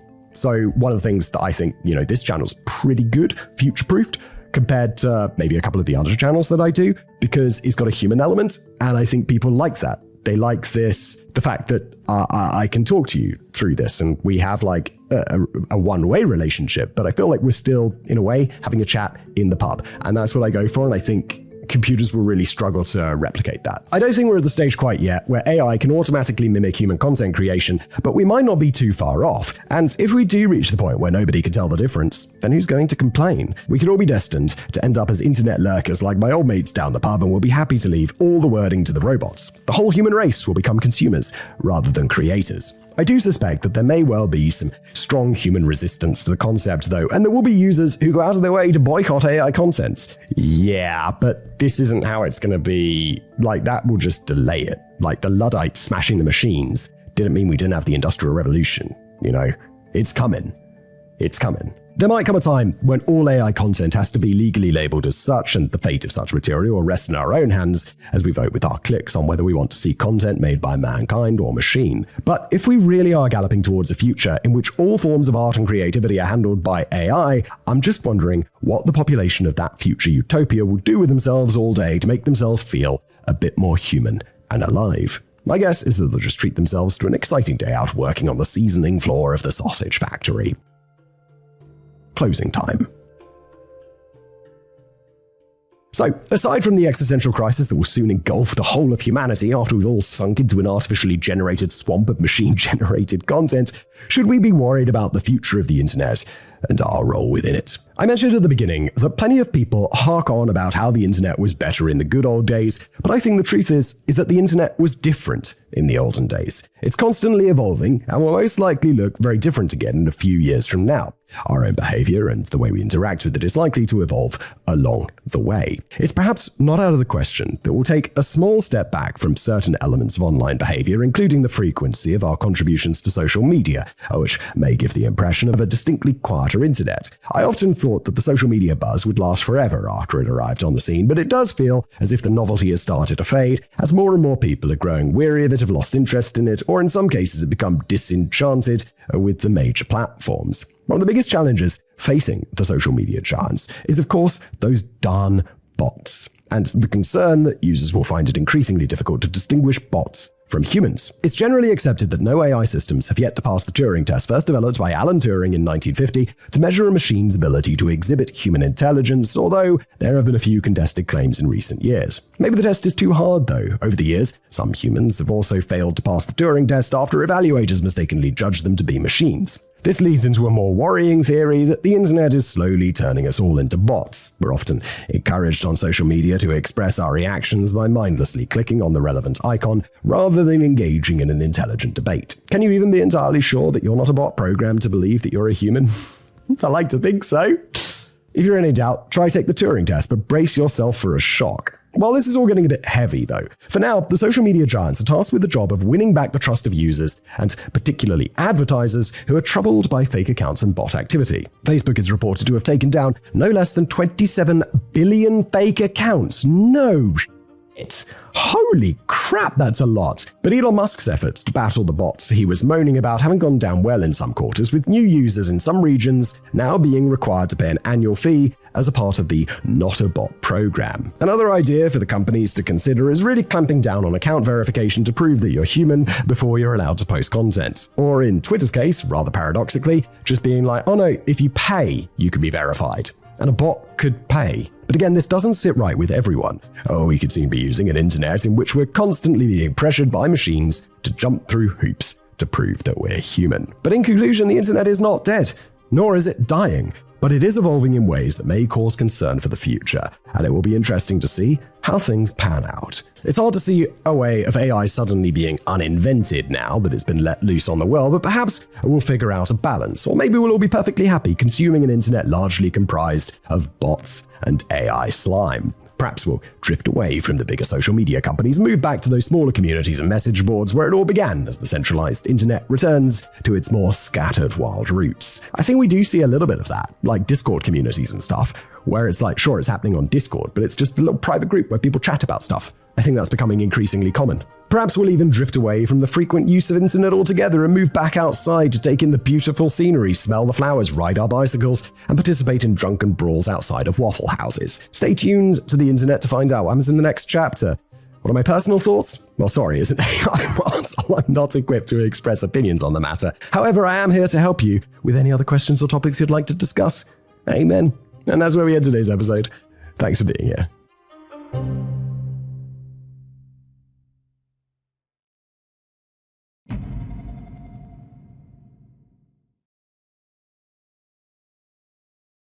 Hello everybody, welcome back to another episode of Decoding the Unknown. Today, Gregor McGregor, Prince of Lies. A little bit of a disclaimer up front today. I know this story a little bit because I think I made a video about this guy back in another channel that I did previously. And he's like the ultimate con man, right? He moved to some other part of the world and was like, it's amazing here. And then it turned out that it was basically just swamp, and he made a ton of money selling it to like rich people who are gullible or just like taken in by this con man. Anyway, let's jump in. Thank you, Katie, for writing it. I read it. That's the format of the show. Let's go. On the 22nd of January, 1823, Scotsman James Hastie, his wife and 3 young children, boarded the merchant ship Kennersley Castle on their way to a new life in Latin America. A sawyer by trade. What is that? Which is basically someone who saws wood. Oh, okay, so maybe a sawer? Sawyer? It's spelt Sawyer, but I guess it would be Sora. With a background working agricultural land, Hastie and his family sold everything they had to leave Scotland and start again in a faraway land that sounded like paradise. That feels very risky.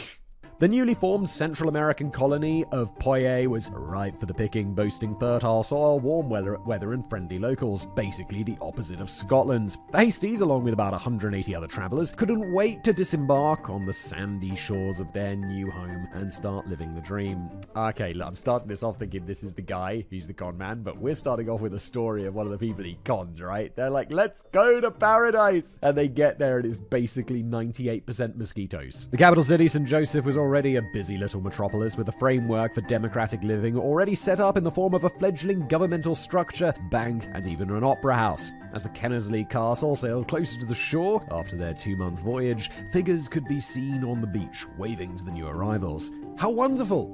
A welcoming party! This is exactly what the Hasties, everyone else on board, anticipated. It's like, wait, why do the welcoming party have spears?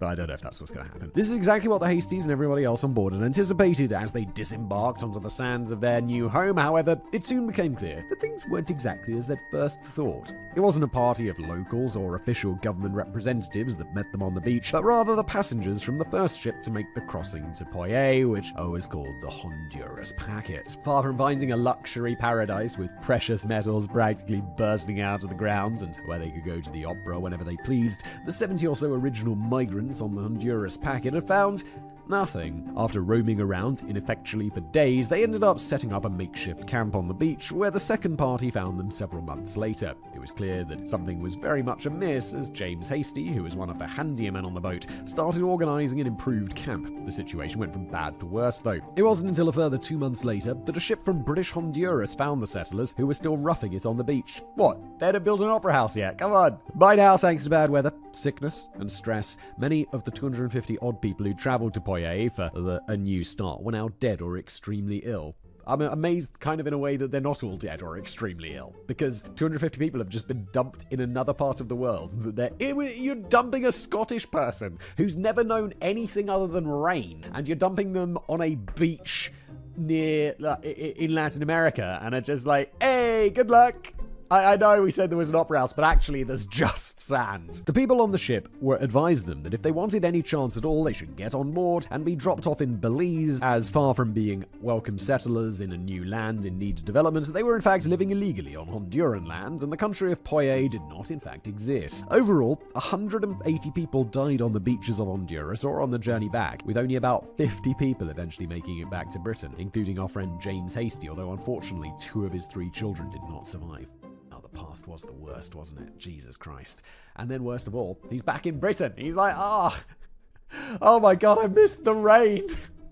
I missed the grey skies that can't burn my pale skin. So how did all this happen? How could hundreds of people, because there were more boats scheduled to set sail to Poye, be duped into handing over their life savings for a trip to a place that didn't exist? Well, yeah, I know it's a rhetorical question, but it's also like, yo, what was that, like a couple of years ago?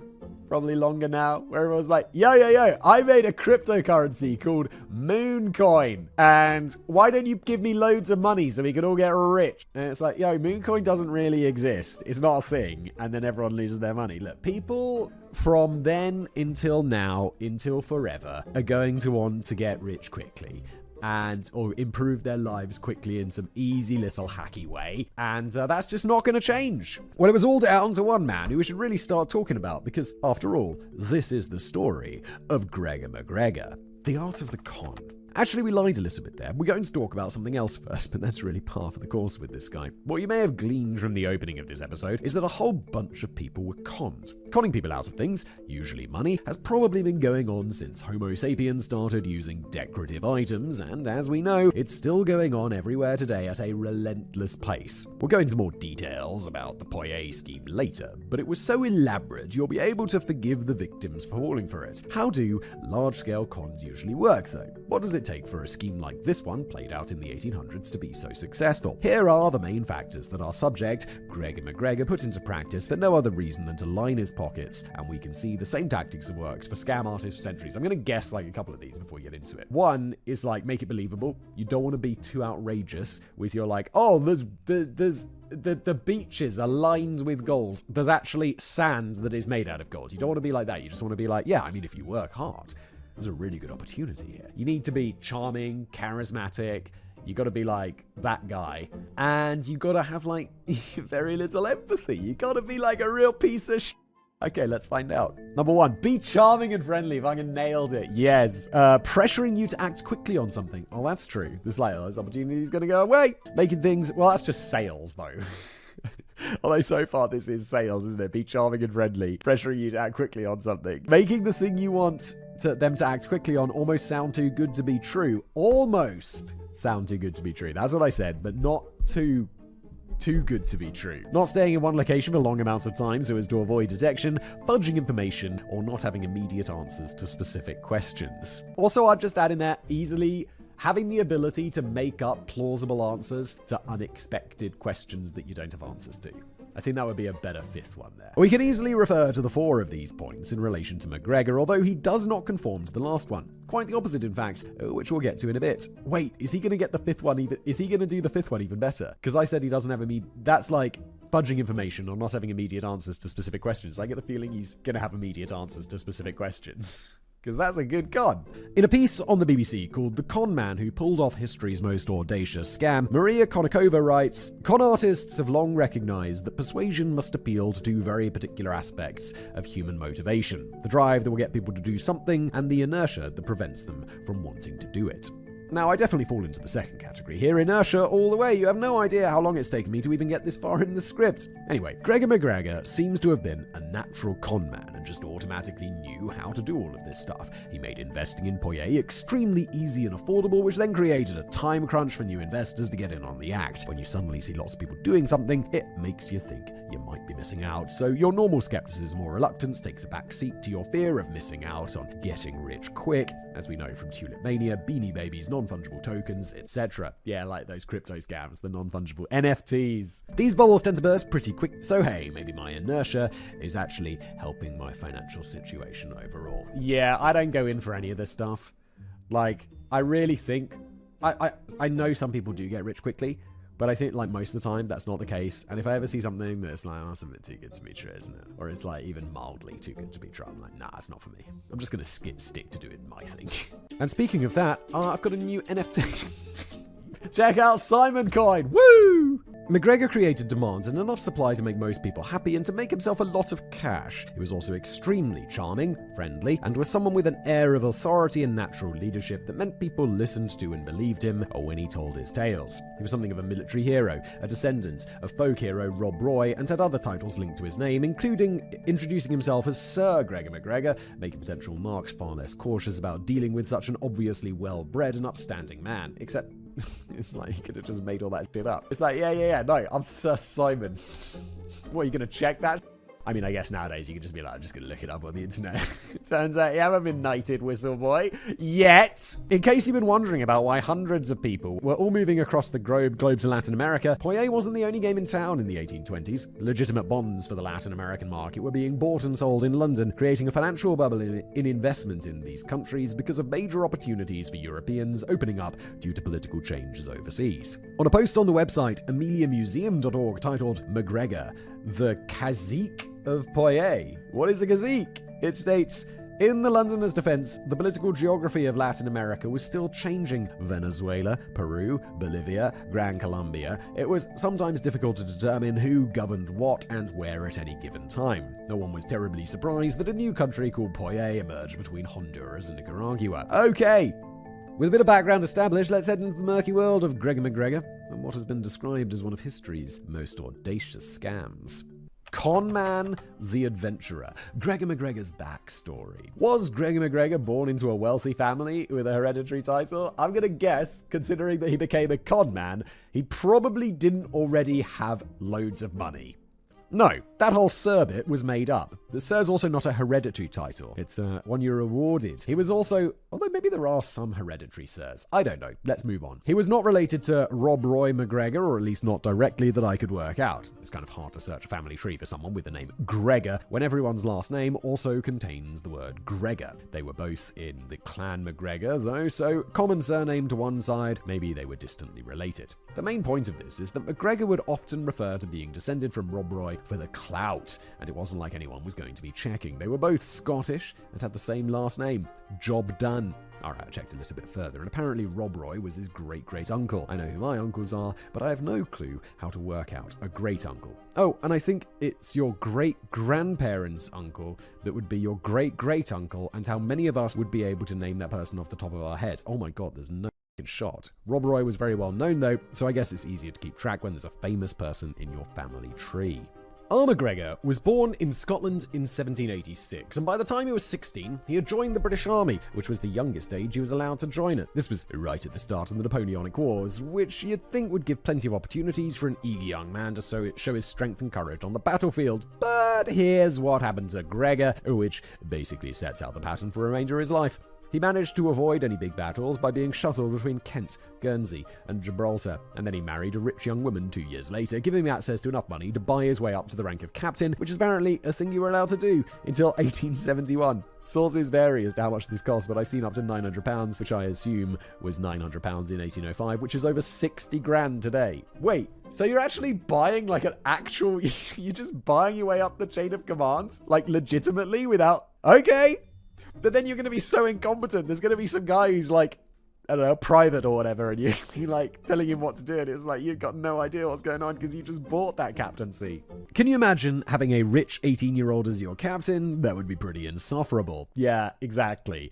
And he's just being competent. And by all accounts, he was a bit of a dick, becoming obsessed with military medals, uniforms, and insignia, and enforcing a rule that every man under his command should be in full dress uniform anytime they left their quarters. After spending a few months in Portugal, McGregor made it up another rung to the rank of major, but I'm not sure whether that was an earned promotion or another one he paid for. I'm going to guess that he probably paid for it, given his track record. His regiment was the 57th Foot, which did gain some well-earned kudos after their valiant performance in the Battle of Albuera in Spain in 1811, which garnered them the nickname the Diehards. Cool nickname. In the following years, McGregor was happy to be associated with the valor and sacrifices the diehards made, conveniently neglecting to point out that he had already left the regiment a year before this battle and had actually retired from the army in 1810 after having some sort of disagreement with a senior officer. When he was discharged, he also got all the money back from his rank purchases, so that's something, I guess. Wait, what? They gave you... What?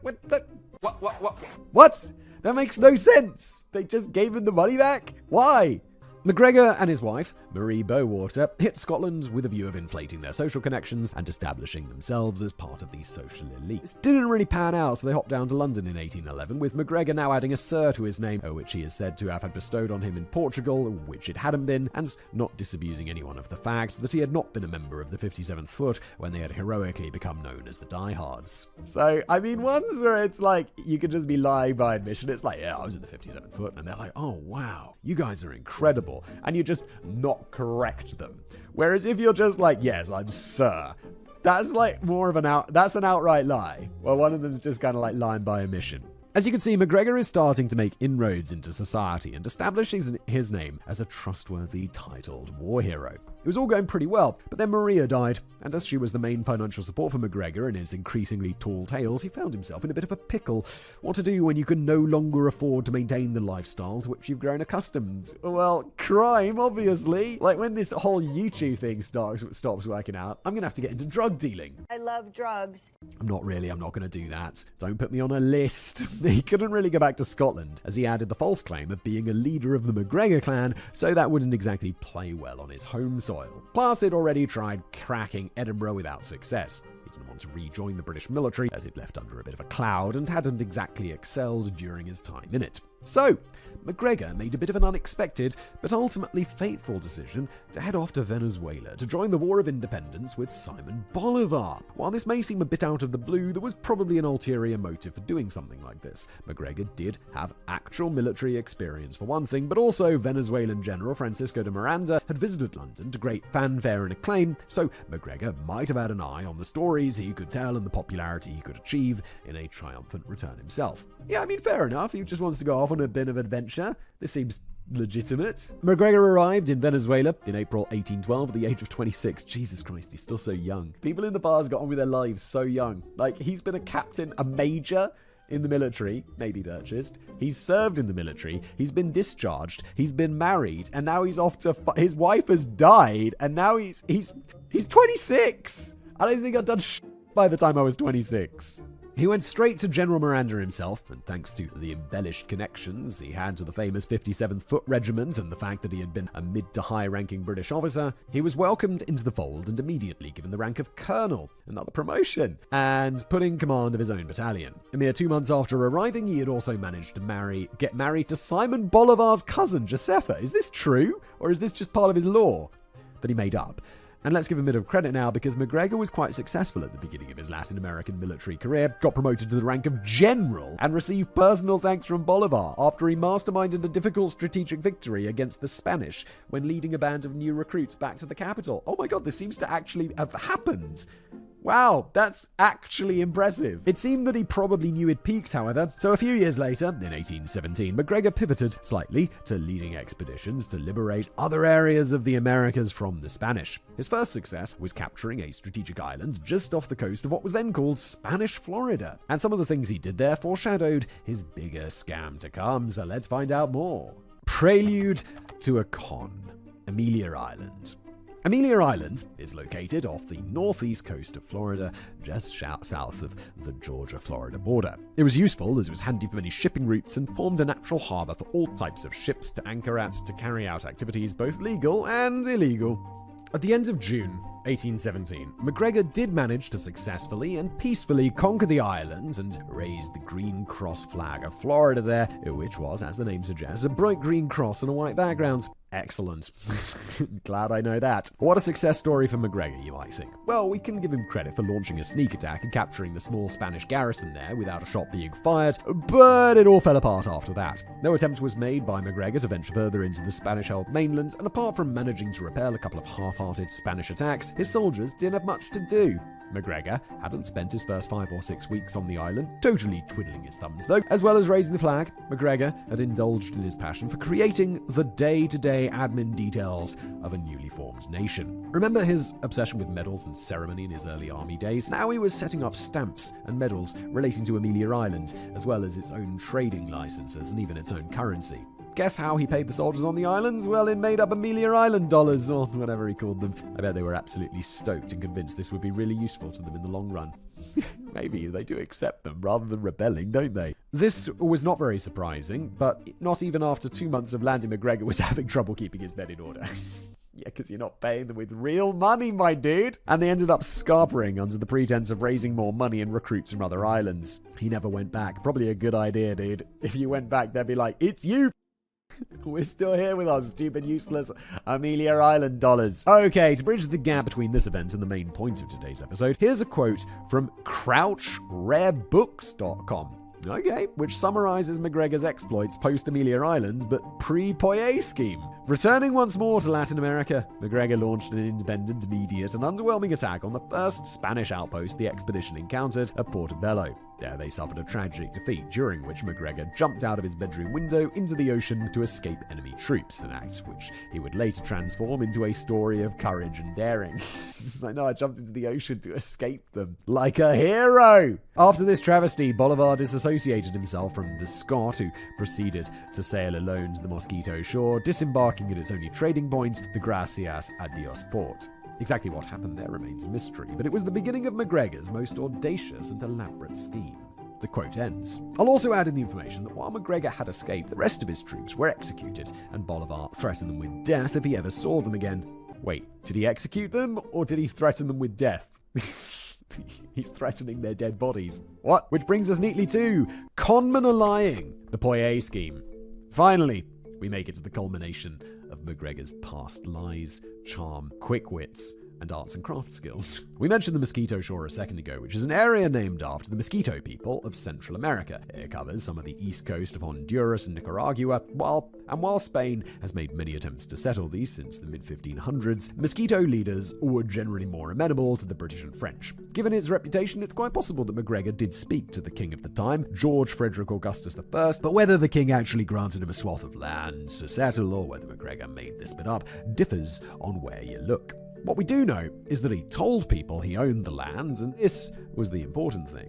Here's how MacGregor set up the Poyet scheme, which culminated in the misfortune and deaths of a few boatloads of hopeful settlers that we mentioned at the beginning. Also, remember the list that might signal something is a scam? The last point, number 5, was fudging information and not having immediate answers to specific questions. This is one I believe MacGregor went the opposite direction on because he had information coming out of his ears. As much information, nay, more information than anyone could ever want about Poyet and its culture, climate, and the opportunities therein for European settlers. He's made up a brochure, hasn't he? MacGregor returned to Britain once again in 1820, now around 34 years old. Instead of reminding everyone that he was Sir Gregor MacGregor, which, remember, was a title he had invented, he was now calling himself the Cazique of the Principality of Poyet, a title meaning chief leader or prince. He said that this had been bestowed upon him by the king, George Frederick Augustus himself. The area, he's like, Sir General is not enough. Call me Prince. The area of Poitiers that he now ruled was a newly formed country about the size of Wales. MacGregor spread the word about the investment opportunities in this fledgling Latin American country, and as we mentioned earlier, because of the interest in Latin America at the time, he had a very eager audience. He had leaflets made, he really had a brochure made, didn't he? Handed out in London, Edinburgh, and Glasgow, gave interviews to newspapers about this wonderful opportunity, and even had people singing songs about Poitiers on street corners in his target locations, creating a viral marketing buzz that people would kill for today. MacGregor was also able to prove the validity of his claims by producing official paperwork in the form of a certificate from the Mosquito King granting MacGregor the lands. He had about 8 million acres to sell, which were divided into 540 acres each, but it seemed... I always think, like, acres, not a small amount of land. Acres, like, if you had an acre garden, that's a big garden. That's pretty nice. And then you're like, 8 million acres. You're like, God damn, that's huge. They are. It's just about the size of Wales. Which is not big. It's divided into plots of 540 acres, each, but it seemed that these could be further subdivided and you could basically buy as much or as little land as you wanted. It cost £11 for 100 acres, which equates to just over £1,000 today, which is nothing for 100 acres of land. No, it's very cheap. According to CrouchRareBooks.com, again, the average London salary at the time was about £1 a week, and you only needed to put 25% down to start with. This affordability meant that the plots were snapped up and the money rolled in. So £11. So it's basically the average salary, 25% down. So yeah, you're looking at basically just a few weeks to put the money down on one of these plots. That's kind of nuts. MacGregor had been busy putting his artistic side to use, creating a nice coat of arms for all official documentation. I've seen a few different iterations, but there are generally unicorns involved, and sometimes a couple of native Polynesians on either side of a shield with a nice big crown, or sometimes a large bird on top. My 4-year-old would love that. She'd be like, Dad, it's so pretty, there's unicorns and birds. There is a flag on either side of the shield, either being what looks like a Scottish flag and the Green Cross flag, or sometimes 2 Green Cross flags. You may recall that the Green Cross flag was the same one that was used when Gregor MacGregor peacefully conquered Amelia Island. The motto for Poitiers on the swirling banner bit at the bottom was Necius Vinci in libertatis scorium defendada, meaning invincible in defending the liberty of our companions.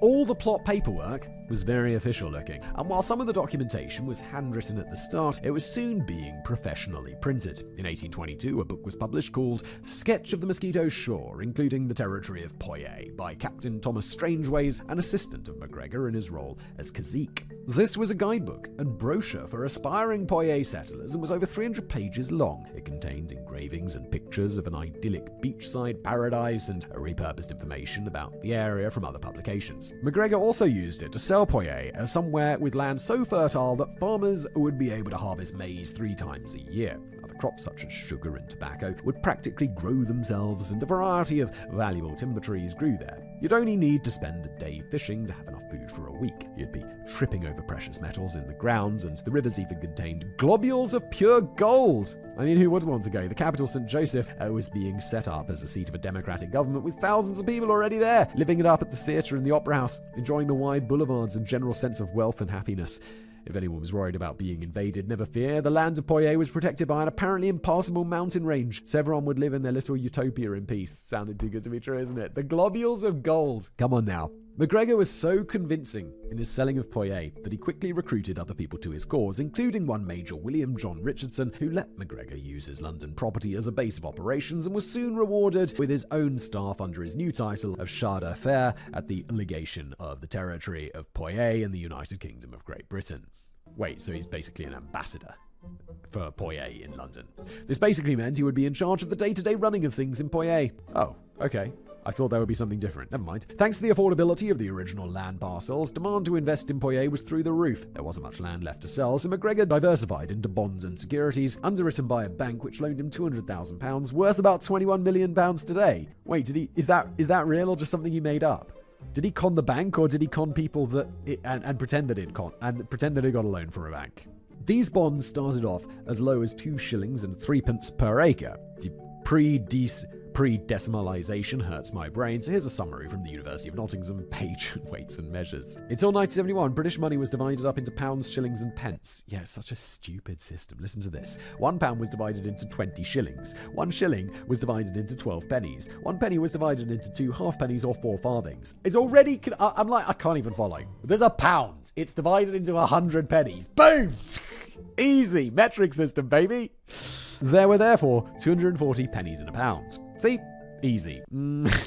Okay. Anyway, this was not a large sum of money by anyone's standard, and McGregor actually ended up increasing the price of the bonds as demand grew, and they maxed out at 4 shillings per acre. Even if you don't necessarily want to buy land and have to fend off the huge amounts of crops just waiting to spring up, you could pull a McGregor yourself and buy a commission to the Poyasian army, which had existed. It would have been a really cushy number. Just to get every bit of money that he could out of this, new settlers could exchange their pounds, shillings, and pence for newly printed Poyasian currency to make sure they could pay for all those opera tickets as soon as they arrived. He's just printing paper and exchanging it for real money. This is a great con. And McGregor couldn't help but add in one last little Easter egg to his Poyet scheme. After his heroic conquering of Amelia Island, which remember he did by just rocking up to it, he had some commemorative medals made, as one does. The medals, or coins, had the cross symbol on one side with the words Duce MacGregio Libertas Floridarum, or Liberty for the Floridas under the leadership of McGregor around it. On one side it said Amalia Veni Vidi Vici 29th June 1817. Or Amelia, I came, I saw, I conquered, 29th of June, 1817. Yeah, Veni Vidi Vici is like one of the only Latin phrases that I know the meaning of.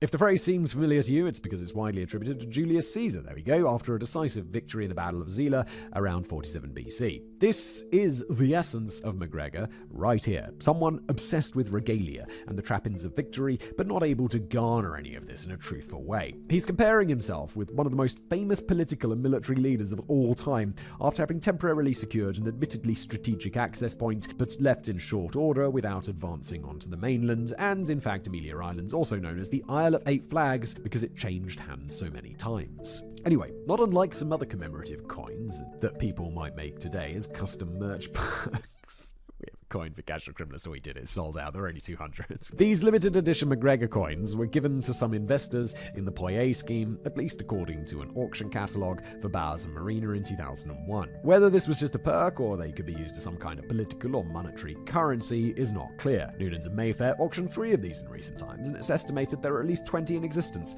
The highest price paid so far was £3,200 in January 2019, which adjusted for inflation is now £4,000. Oh my god, please tell me that's not true. 2019 was 5 years ago. That it's gone from £3,200 to £4,000. Inflation, dude, that's crazy. In case you've been wondering how much McGregor made out of this scheme, Maria Konnikova writes on the BBC article, the bond market value over his life ran to £1.3 million, or about £3.6 billion today. Not too shabby. That is such a huge con. God damn. And of course, it wasn't just a tricksy con man giving people worthless pieces of paper purporting to be currency and land grants in a far-off country. The con was not discovered until months later, when, after hundreds of people set sail to Poyet, only a few returned with news that Poyet was not actually an established settlement at all. One other passenger ship made it to Poyet, but people on board were met with an abandoned camp, so just decided to go straight on to Belize. Smart move right there. Smart. Luckily, the returning migrants gave them enough of a warning for the British Navy to stop a further 5 passenger ships from sailing off into ignorant bliss. Their scheme had cost people money, sometimes all the money they had, and many of them had lost their lives as well. Is Gregor McGregor going to get away with this? I kind of remember him getting away with this. I hope not, though. I'd initially been a bit skeptical about the people dropped off in the beach in Latin America. They all seemed a bit crap and just hung about waiting for other people to do something before succumbing to diseases and dying off. Well, I mean, what if they're just like regular people who are not competent at, surviving in somewhere where they're completely unfamiliar with? I've seen enough episodes of Naked and Afraid and Shipwrecked in my time to think that I could quite easily construct some sort of shelter to start, so how bad must these saps have been? Well, of course, it was being a bit harsh. According to survivor James Hasty, who we mentioned at the beginning, the land they could access was too sandy to build on or grow anything in, and they were 40 miles from any sort of decent soil. That's really far, and you don't want to leave the beach, because that's where you're going to get rescued from. In an article I found in the Oxford Journal from the 25th of October, 1823, it says, he described the greatest annoyance they encountered in the endeavours to work in the place was from the venomous insect with which they were assailed and constantly tormented. The sandflies and the mosquitoes never left them free from pain, and they could not push through a bush of underwood but at the hazard of rousing a snake or a tiger cat. In every direction they worked, they found venomous beasts plenty. Sounds like real paradise, doesn't it? Fine, I'll cut them a break. Yeah, it does sound really hard. You might think that the returning Poirier party would be out for McGregor's blood, but at first anyway, people treated him almost as another victim of the scam, duped by those that he'd worked with, who had acted as agents for him, including the hapless Hector Hall, an ex-military man who'd been in charge of the first shipload of migrants on the Honduras packet. Hall had worked out pretty quickly after being dropped off on a deserted beach that McGregor had scammed them all, but so charming had McGregor been, even personally seeing off the boats, that none of the other people seemed to agree with him and thought that it must have just been some sort of miscommunication. Yeah, you would at first, wouldn't you? You'd be like, surely not. Surely we're just in the wrong place. We just landed on the wrong beach. We just got to look at the beach where there's the opera house. Come on, let's go. Get back on the boat! He also kept sailing off to try and find help, but didn't really explain what he was doing, so that, coupled with the fact that he had no way of paying people who had gone over to work for the government, meant that nobody trusted him. It was Hall who finally brought the Mosquito King to Poirier, who then declared that no such agreement had been made with McGregor, everyone was trespassing, and they would have to leave or swear their allegiance to him. Most people left, apart from those too sick to do so. Back in Britain, McGregor's main source of income had dried up after people started leaving for Poirier as all the investment opportunities had come to an end. Perhaps sensing that the tide was about to turn, he and his wife hopped over to France in 1823, just before the survivors of his scheme returned home. He stayed there until 1826, when the scandal had died down, but he was never charged with any Poirier-related offences in Britain. What? Why not? Charge him with something, people died. We just mentioned that he was in France for 3 years. Can you guess what he was doing during that time? Eating baguettes and not looking at the Eiffel Tower because it hadn't been built yet? Probably. But guess what else he was doing? He wasn't passing himself off as the cacique of Poirier, but he was passing himself off as the cacique of Poirier. Okay, so one is spelt with a C and the first one was spelt with a Z. Okay, so apparently it's got French pronunciation. It's just been pointed out to me. So, cacique? I don't know. Don't. I can't do French. Yes, he was at it again, pulling the exact game scam just across the channel. I mean, yeah, he basically completely got away with it in the UK and made a ton of money. Why does he need more money? Did you spend it all, my dude? Really? The boy just couldn't help himself. This time, though, things went a little bit differently. While the scheme was a success with investors, just as it had been in Blighty, the French government seemed to be paying closer attention, at least administratively. When a sudden influx of visa applications for an unknown country called Poirier arrived, authorities investigated and ended up seizing the ship that McGregor had already chartered to send off his first batch of unsuspecting Gallic victims. But it seemed that McGregor would be finally forced to reckon with all his wrongdoing, and he and 3 other associates were arrested for fraud. He spent 8 months in jail, good, but when his trial came around, somehow, thanks to a mixture of his innate charm, a 5,000-word statement of dubious truthfulness, and some goddamn good lawyering, he managed to pass the blame onto his French colleague and was found not guilty on all charges. God, this guy must have... He's got that. He must have crazy riz. That's what the kids call charisma, by the way. Yes, I know what that means. Maybe this is where the phrase getting off scot-free comes from. He was released in 1826 and returned to London. Guess what he was doing now? Eating jelly deals and not looking at Big Ben because it hadn't been built yet? Well, probably, but guess what else he was doing? Yes, you're correct. He was still trying to flog Poirier land to unsuspecting punters. The thing is, while people had gone there and found nothing, the land still theoretically existed, just spread between real countries. Poirier could conceivably have been a real territory. It's just that McGregor had no legal claim on ownership of land there. Anyway, as it was a few years after his initial scheme fell apart, some people had forgotten about it. Others were wise to it, but I suppose Britain is a fairly big place, and the upshot was, A, McGregor did not manage to replicate the earlier successes, and B, he was not looked into as part of any fraud investigation. In fact, as Crouch Rare Books puts it, quote, despite the ignominious failure of the venture, McGregor was able to maintain his reputation because public disapproval always focused on the speculators in South American loans rather than on his misrepresentation of Poirier. Incredibly, a pamphlet warning investors about Poirier, published in 1827, makes no mention of McGregor at all. The quote ends, that's insane. It's crazy. He's an amazing con man because he's come up with an incredible con. And then even when he's caught, he gets away with it. Like, begrudging respect, my dude. That's crazy. So it looks like he got away with it. McGregor wasn't living the high life, however. On returning to London, Britain was still recovering from the economic panic of 1825 when the stock market crashed, thanks in part to the Latin American investment bubble that we mentioned earlier, of which investment in Poyet was a big chunk. 12 banks closed, and the Bank of England only survived thanks to the Banque de France lending them some gold, so nobody was really in an investing mood. Wait, so he's kind of partially responsible for crashing the economy and almost bankrupting the Bank of England. Wow! A couple of years later, Robert Charles Frederick, the new Mosquito Nation king, started selling his own shares in the land McGregor used to peddle, and because these were actually real shares of a place that did exist, any potential customers for McGregor's old shtick went to the legitimate source instead. They're not feeling burns from the first time. McGregor's second wife, Josepha, died in 1938, and McGregor found himself once again in a spot of hot water financially, as he had moved back to Edinburgh with little money by this point, and investors of his scheme were asking for interest. If you've been paying attention to this story, you might spot the same opening that McGregor did. No, he didn't try his luck in France, London, or try to buddy up with the new ruler of the Mosquito Coast. He rolled the dice one last time and set off for Venezuela. And because this is Gregor McGregor we're talking about, he rolled a double six. I don't know if that's actually lucky in dice games, but what we mean is that he fell on his feet. Sure, Simon Bolivar had told him not to return on pain of death, but he'd died 8 years previously, and a lot had happened since then, so McGregor just went for it. He was welcomed back as a hero, reinstated with his military ranks and titles, got a general's pension, and was buried in Caracas Cathedral with full military honours when he died a few years later in 1845 at the age of 58. His final gamble seemed to have paid off.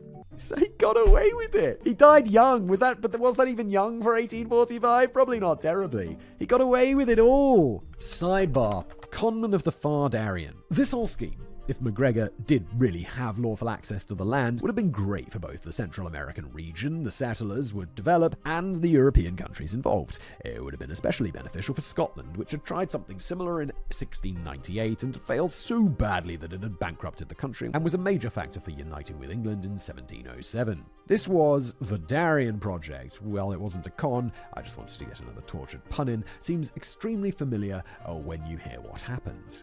Here's a brief rundown. Scotland wasn't in great shape politically or economically at the end of the 17th century, but was holding off from uniting with England. William Paterson, a Scot who had actually founded the Bank of England, had an idea for Scotland to set up a colony in Panama and be in charge of a trade route across South America in a kind of proto-Panama Canal idea. According to the website EdinburghExpert.com, quote, the Company of Scotland was established in 1695 and charged with raising funds from a variety of bankers from across Europe to support the project. Over £400,000 was generated in just a few weeks, equivalent to 1/5 of all the wealth in Scotland at the time. God damn, this is a good-ass project. So, there's a lot riding on this project. 5 ships carrying 1,200 people landed in the Darien area of Panama in 1698 and set up what was called New Edinburgh. Unfortunately, while they'd stocked up on important things like cannons and knickknacks to sell to locals, there was no fresh water supply, and the locals weren't interested in haggis-shaped fridge magnets or tartan bookmarks. The land was also not suitable for the crops the Scots intended on planting. 300 more people set out for New Edinburgh, unaware of the poor conditions, and eventually food ran out, and malaria was running rampant through the Woodbury settlers, killing up to 10 people a day at its worst point. Just a year later, in 1699, New Edinburgh was abandoned. The remaining survivors set sail back home, but unfortunately Scotland had not been kept informed, and a further 1,000 people were already on their way. Oh, the past is so bad. They just got no way of telling them. There's no... About 9 months after the second wave arrived, they too had abandoned the area, and the Darien project was officially dead along with hundreds of Scottish people. Also, that huge amount of money. Scotland had to swallow its pride and asked England for a loan, which England used to its advantage in getting Scotland to join them in a political union. So you see, McGregor seems extra villainous when you know the historical context behind it. He was conning his own countrymen, and not just wealthy types. He was lying to labourers and farmers about his status and the opportunities that they could get for their family and Scotland as a whole. He was holding the promise of another chance of Scotland becoming a greater trading nation over people's heads, while at the same time taking everything they had.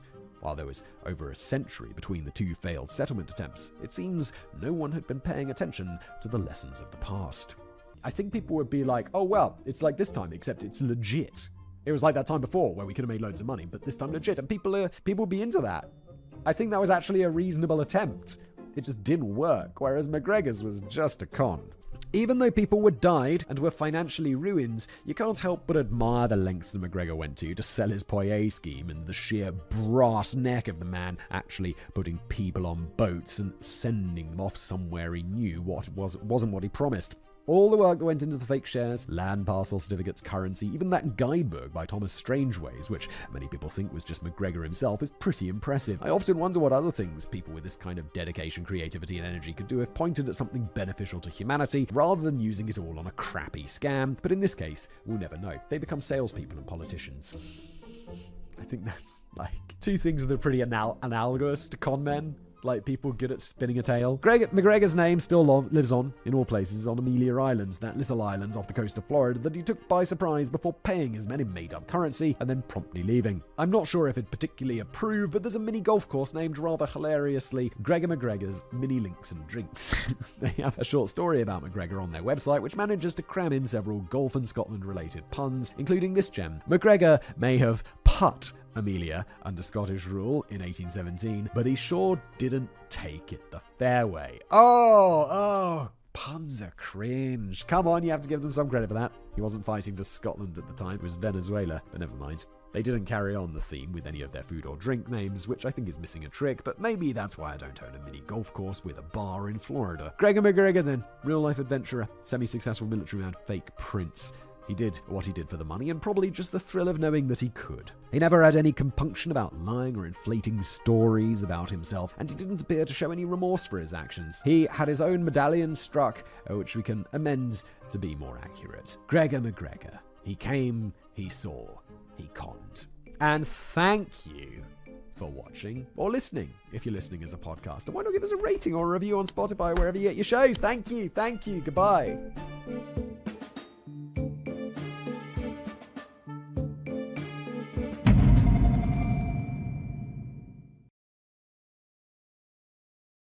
Hello, everybody. Welcome back to another episode of Decoding the Unknown. As always, I'm your host, Simon. Today, we're covering Edgar Cayce, the freaky future visions of the sleeping prophet. No such thing as prophets. No such thing as future visions. It's been written by Danny. We're going to decode it together, so let's jump in. The format of the show, if you're new here, I've never read this before. That's what we do. Danny writes it, I read it. Let's go, let's go, let's go, let's go, let's go. If you're ever worried that you might be developing some sort of health problem, a sensible plan would be to go and get yourself checked out by a medical professional. Yes, it's kind of like the only plan, right? It's like, oh, I'm not feeling very well. Let's see if it goes away. And if it doesn't go away, off you go to the doctor. That logic obviously doesn't apply if you're a man, in which case you'll most likely do nothing at all and hope that the illness just magically cures itself. I mean, I think that's the right thing to do for most things, right? You're like, oh, I'm just feeling a little bit sniffly. Don't go to the doctor, you've just got a cold. And if you've still got a cold like a month later, maybe go get it checked out. Incidentally, that's really not a very clever long-term strategy, particularly if, for example, you're carrying a swollen appendix, which is very much on the verge of bursting. Oh, yes. And then you have that thing where you're like, oh, my appendix is swollen, it's so big, it's so painful. It's like, oh my God, it just suddenly got so much better. Oh, at least I don't have to go to the hospital now. It's like, no, you got to go to the hospital even quick because that burst and there's all sorts of nasty stuff now floating around inside your body. It's a danger zone. 1/2 teaspoon for fast, effective relief. Fortunately, 47-year-old Horace Bristle from Virginia was not suffering from anything as life-endangering as appendicitis when he started to feel a bit under the weather in 1928. Yeah, I mean, it's 1928. I'd rather have appendicitis today than whatever the disease he had in 1928. And it sounds as if he had his head screwed on tightly as he quickly decided to make an appointment at the local hospital to get to the bottom of his health problem. Whilst it sounds like Horace had the right idea, the plan starts to fall apart when you dig a bit deeper into his choice of hospital located in Virginia Beach. For starters, it was named the Edgar Cayce Hospital for Research and Enlightenment. If there is enlightenment in the title of your hospital, it's probably not a real hospital. It's probably people with like weird potions and they're thinking that water has memory and all that kind of nonsense. Fine. If I heal you, can we divide the potions? And this should trigger a few alarm bells before you've even swung open the entrance door. You're damn right. And whilst there were a few medical professionals bobbing around the corridors, the man who got his name on the sign had no medical background or training whatsoever. Well, that's normally fine. Like, there's loads of hospitals and universities and that are named after people who had nothing to do with them or like just gave them a load of money. Because that's, that's how ego works. You want a wing of a hospital named after you? You don't have to be a doctor, you just gotta be rich. Edgar Casey was a former Sunday school teacher and insurance salesman who later moved into the photography business, but he was not a doctor. In fact, he had received only the bare minimum of education, quitting school after 9th grade, as did many working-class children who were expected to stop pissing about at the earliest opportunity and go out and earn some money. I'm so glad that basically in the modern day you can piss around in education until your mid-20s. And it's like, yeah, that's just acceptable. And it's like back in the day they'd be like, oh, you've got fingers, let's get those fingers sewing buttons onto jackets or something. You're like, oh God, I'm so glad we live in the future. But baby Edgar should have been allowed to stay on longer, as it's widely reported that he could barely even read or write by the time he started looking for employment. I mean, it was like the 1920s. I'm sure literacy earlier than the 1920s. He was an adult going to hospital. Wait, no, this is Horace. Sorry. Whoever this Casey guy... literacy back in the day, whenever this Casey dude was growing up, probably wasn't brilliant, was it? Another disconcerting point for any patient attending a session with Edgar Casey is that he had a tendency to sleep on the job. To be fair, that was the whole point. Edgar's rather unorthodox diagnosis methods involved putting himself into a trance during which he would be able to take a reading of the patient's body and come up with the best prescription for a speedy recovery. I hope that prescription was cocaine. I'm on drugs! It might sound a bit fishy to the more skeptical soul, but apparently it worked. Over the years, he performed thousands and thousands of such readings and was said to have cured an incredibly long list of patients who had been failed by more traditional medical techniques involving, say, physical examinations carried out by qualified professionals. It gets better, though. Edgar Casey could do more than just heal the sick when he drifted off into one of his dreams. Although he usually tried to retain his focus on the purity of medical readings, he was often persuaded into performing other kinds of readings, some of which involved looking into the future and making eerily accurate predictions about the 1929 stock market crash, the Second World War, the deaths of 2 serving presidents, and much more besides. All of this sounds impressive. Today's script is 40 pages. We're on page 1. It's like, this is just going to get torn apart at some point where it's like, no, he didn't make any predictions. Because you can't see the future. It's not real. Like, Nostradamus is a much more famous prognosticator of the future. And I'm pretty sure we covered him. And it turns out he's basically all bullshit.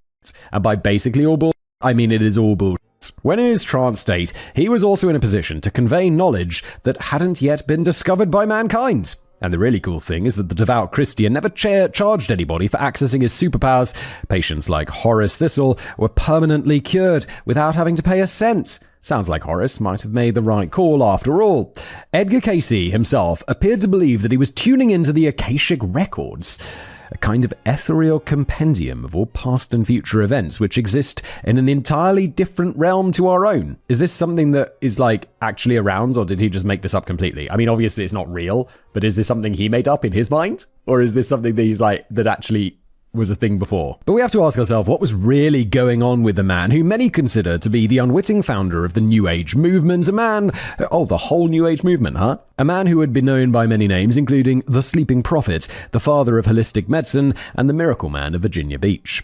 How did a man with little education manage to cure so many patients and accurately predict future events even without bothering to open his eyes? Was he a genuine prophet, a gifted reader of the hidden catalog pages of the universe, a cunning businessman, a ruthless charlatan, or a confused delusionist? Ruthless charlatan doesn't seem to be the case because he's not charging people any money. I don't think he's a cunning businessman, again, because of the money thing. He's obviously not got access to the hidden pages of the universe because that's not a real thing. So I'm going with the confused delusionist. To be honest, I think he's probably just a bit confused and a bit mad. Could the truth be far more complicated than any of that? Or was it something we could all have figured out in our sleep?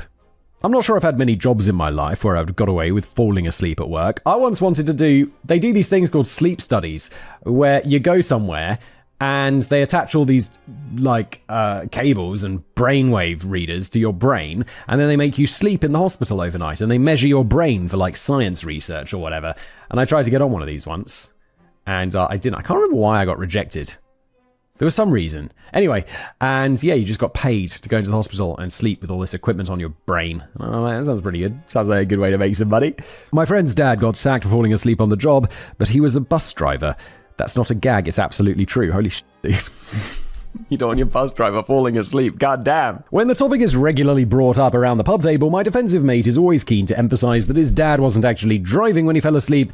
He was parked next to a bus stop. Well, that's fair, but he did have a bus packed full of angry passengers who had been hoping to get to work that morning and were unable to wake the driver despite prodding him with sticks at one point. Holy sh**, how tired was you, this guy's dad?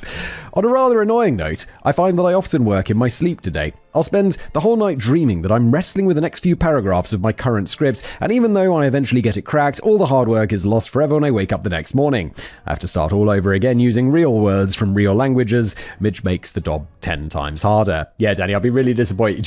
Danny turns in a script, it's like halfway done, and then it just turns into complete gobbledygook that Danny just slapped out on his keyboard while he was asleep. However, in the curious story of Edgar Casey, watching him fall asleep on the job was all part of the package. It usually went down like this. Assuming that you were attending an in-person session with the man himself, which wasn't always the case, you would be greeted by Edgar Casey, who would take off his coat and tie, loosen his collar, belt and cuffs, and then proceed to get comfortable on 2 tables, which had been shoved together to form a makeshift couch. 2 tables? You're just having a sleep on the table? That does not sound comfortable at all. As he reclines on the tables, he would emit a deep sigh before seemingly falling into a light sleep. I fell asleep at work yesterday. Speaking of sleeping at work, I was recording a video and my eyes were closing. I'd had a really rough night's sleep and I'd woken up early and gone to bed late. And I'm just like, oh, okay, whatever. I just stop the video recording. I take a 20-minute nap on the sofa and then I come back and I feel so much better. I think your mate's dad was right to take a nap at the bus, because it's better to have the nap as the bus driver at the bus stop when the bus is stationary than to fall asleep while you're driving the bus 20 minutes later. I think his dad was onto something. As one witness explained, his gaze grew dreamy and a light crept into his eyes that betokened the coming trance. A brand new word for me right there, betokened. Oh my, oh no, it is in the dictionary, betoken. Be a warning or indication of a future event. There you go. I mean, I could have got that from the context. I just wanted to look it up to make sure. It's a brand new word that I've never heard before. With his eyes now fixated on the ceiling, Edgar would begin to slowly perform his reading of the patient. If you were having a medical reading, you'd know that things were moving in the right direction when Edgar quite creepily intoned the words, "We have the body," before moving on to a full diagnosis of any health problems. Oh my. A typical example plucked from 1935 shows that these readings were hardly short and snappy affairs, and Edgar did have a tendency to waffle a bit.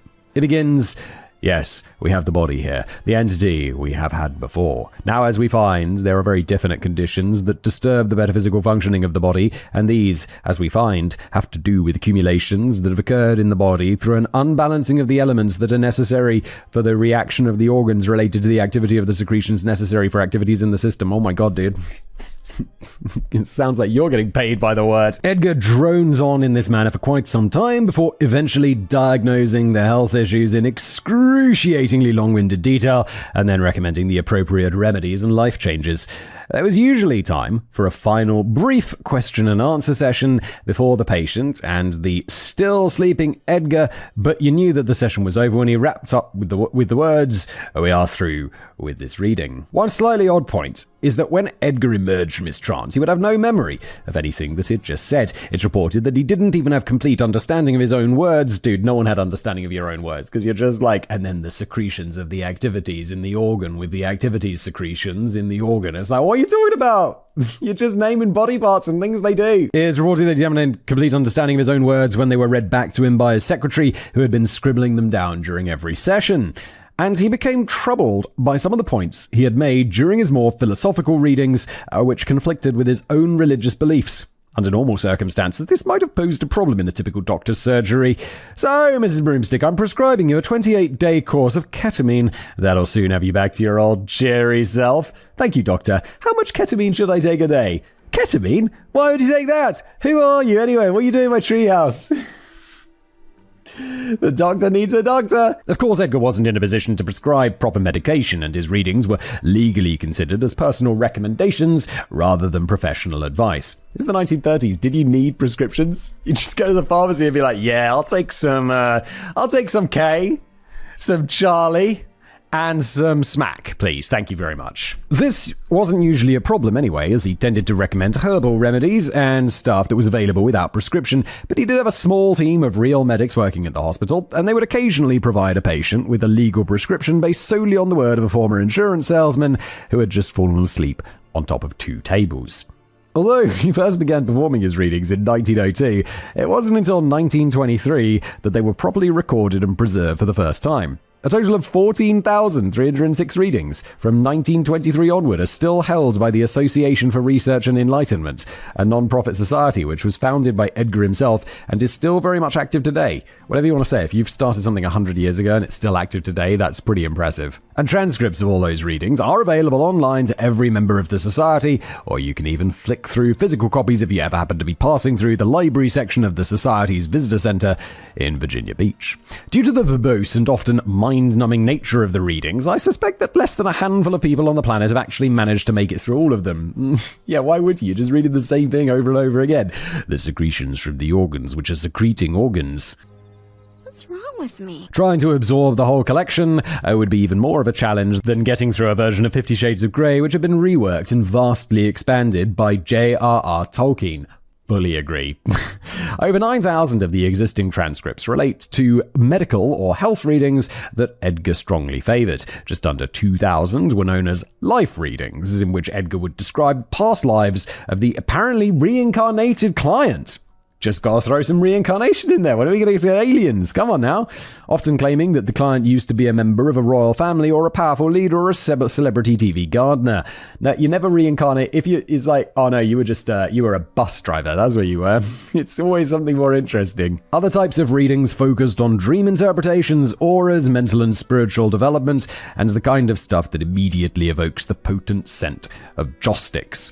But perhaps the most intriguing types of reading were the ones in which he was invited to look into the future, either on a grand scale with regard to massive global events, or on a smaller scale, in which he was sometimes cheekily asked about the location of buried treasure or the state of next week's stock market. Edgar didn't actually like doing the latter type of financial reading at all, as it clearly didn't sit right with him, and he often complained afterward of a terrible pain in his head. More like he doesn't want to do it because it's in the near future and he'll very quickly be proven wrong.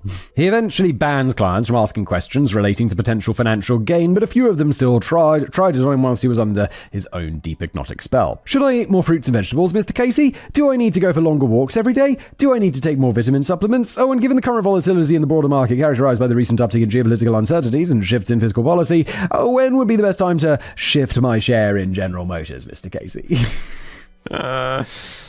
Edgar was never in a position to argue when he was in his trance, and he always rattled off all the information and hot tips requested by the clients.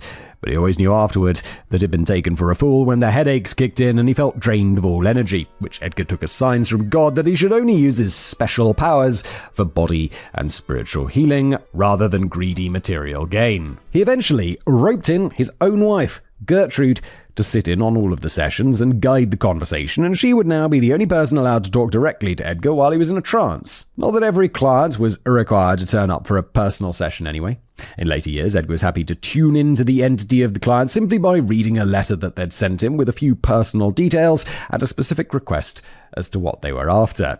It's amazing that he's not charging for this. This seems like such a con. Like he's just pretending to be he's a medium or whatever. He's just a fancy pretending to be scientific medium, and he's not charging for it though. So he's got to be delusional, right? This does make me wonder why he went to all the trouble of opening a hospital, which was inevitably hit by financial strife, not least because Edgar wasn't actually charging anyone for his services. He may as well have stayed at home and worked remotely. He still wouldn't have earned any money, but at least he wouldn't have had so many overheads to cover. It's widely reported that those 14,306 readings were the sum total of Edgar Casey's work, but that's not taking into account any of the mostly medical readings he had undertaken during the previous 20 years, which had not been preserved. Exactly how many readings he performed during his lifetime is unknown, but the figure is likely to run into the tens of thousands, and the long list unofficially features a few high-profile names who sought strictly private life and spiritual readings, including the likes of Thomas Edison, Harry Houdini, Woodrow Wilson, George Gershwin, and Marilyn Monroe. Thomas Edison... No, I'm thinking of... Why am I confusing Thomas Edison and the British author who believed in ghosts? Because Harry Houdini... God damn it, who wrote Sherlock Holmes? Who wrote Sherlock Holmes? How can I not remember this? But that dude believed in ghosts. Charles Dickens. No. Simon, get your shit together. Harry Houdini was like a major skeptic. So I imagine he must have gone to this to see what was going on, rather than actually because he thought, there was any sort of future reading, or magic. The sheer volume of reading suggests that Edgar Cayce was very much in demand. Admittedly, the number may have been significantly lower if the readings weren't being given away for free. As Edgar was happy to provide readings for just about anyone who requested one, I can see why there was a big uptake from people with nothing to lose, and I also suspect that a lot of people returned for additional free readings. But even so, thousands upon thousands of people over the years put their faith in a man with basic education and no medical background at all. So how did we get to this point? Well, it's a bizarre tale of frequent nasty accidents, ghost grandfathers, a voice that went missing, and a message from a woman with wings. All right. Oh dear, I've got a feeling that all of this is going to get a bit silly for the next few pages, but just wait until we get to the bit where he predicts the assassination of JFK. Okay, let's go. The War of the Words. What we do know for sure about the very early life of the Sleeping Prophet is that he was born at the age of 0 in Christian County, Kentucky, just like everybody else. I mean, age of 0, not everyone's born in Christian County, Kentucky, that'd be weird. He was one of 6 children born to Leslie and Carrie Cayce, who had struggled with the farming life for a while before conceding defeat and opening a small dry goods store. I'd much rather have a dry goods store than be a farmer. I've been watching that TV show with Jeremy Clarkson, Clarkson's Farm. Being a farmer looks really difficult and miserable, and you got to be outside all the time, and it's cold. Dry goods store is you just got to be inside, and there's some dry goods, and someone comes just like, oh, I'll have some beans, and you'll be like, here's your beans. Boom! That's much more my speed. Actually, much more my speed is just making videos for the internet, because it's kind of like not like work, but you still get paid. It's kind of nice. Edgar was more than a little accident prone and has endured an endless chain of injuries during his childhood, which included getting a nail stuck in his head and a large stick lodged inside one of his testicles. Urgh. This kind of clumsy behavior may have run in the family, though, as his granddad suffered a rather more serious incident on a horse which tragically killed him, a grisly scene which was witnessed by a very young Edgar, although it probably wouldn't be the last time the pair would meet. He's going to meet his ghost grandfather, isn't he? He later claimed that he saw the ghost of his grandfather regularly wandering around outside the house in a shimmering transparent haze. No, he didn't, because his ghosts aren't real. Edgar developed an early obsession with the Bible from the age of around 10, reading it repeatedly from cover to cover throughout his childhood. Even in later life, he would continue to read the Bible in its entirety at least once a year. God damn, isn't the Bible like 300,000 words long or something insane? I feel like it's maybe even more than that. Suddenly, that reworked and expanded edition of 50 Shades of Grey by J.R.R. Tolkien doesn't seem quite so bad. But his childhood wasn't all about Jesus. He sounded like a popular kid at school who had a wide circle of good friends. I mean, admittedly, all of his friends were imaginary, but that's not always a bad thing, as they tend to be a bit less argumentative than real children. Besides, whilst his parents were concerned that their son appeared to be spending much of his time with make-believe playfolk, the boy himself seemed convinced that he was actually playing with spirits from another plane. Or more likely he's mentally ill. Edgar wasn't having such a great time with the academic side of school, though. While later reports of complete illiteracy seem somewhat at odds with his compulsion to reread the Bible over and over again, he did struggle with most subjects at school, and teachers often complained about the severe lack of concentration, an accusation which his imaginary friends appeared to avoid despite their similar lack of focus. His own father, Leslie, got annoyed with him during a surprise test at home, at which Edgar was performing spectacularly badly, that he struck him hard enough to knock him right out of his chair. Some quality parenting right there.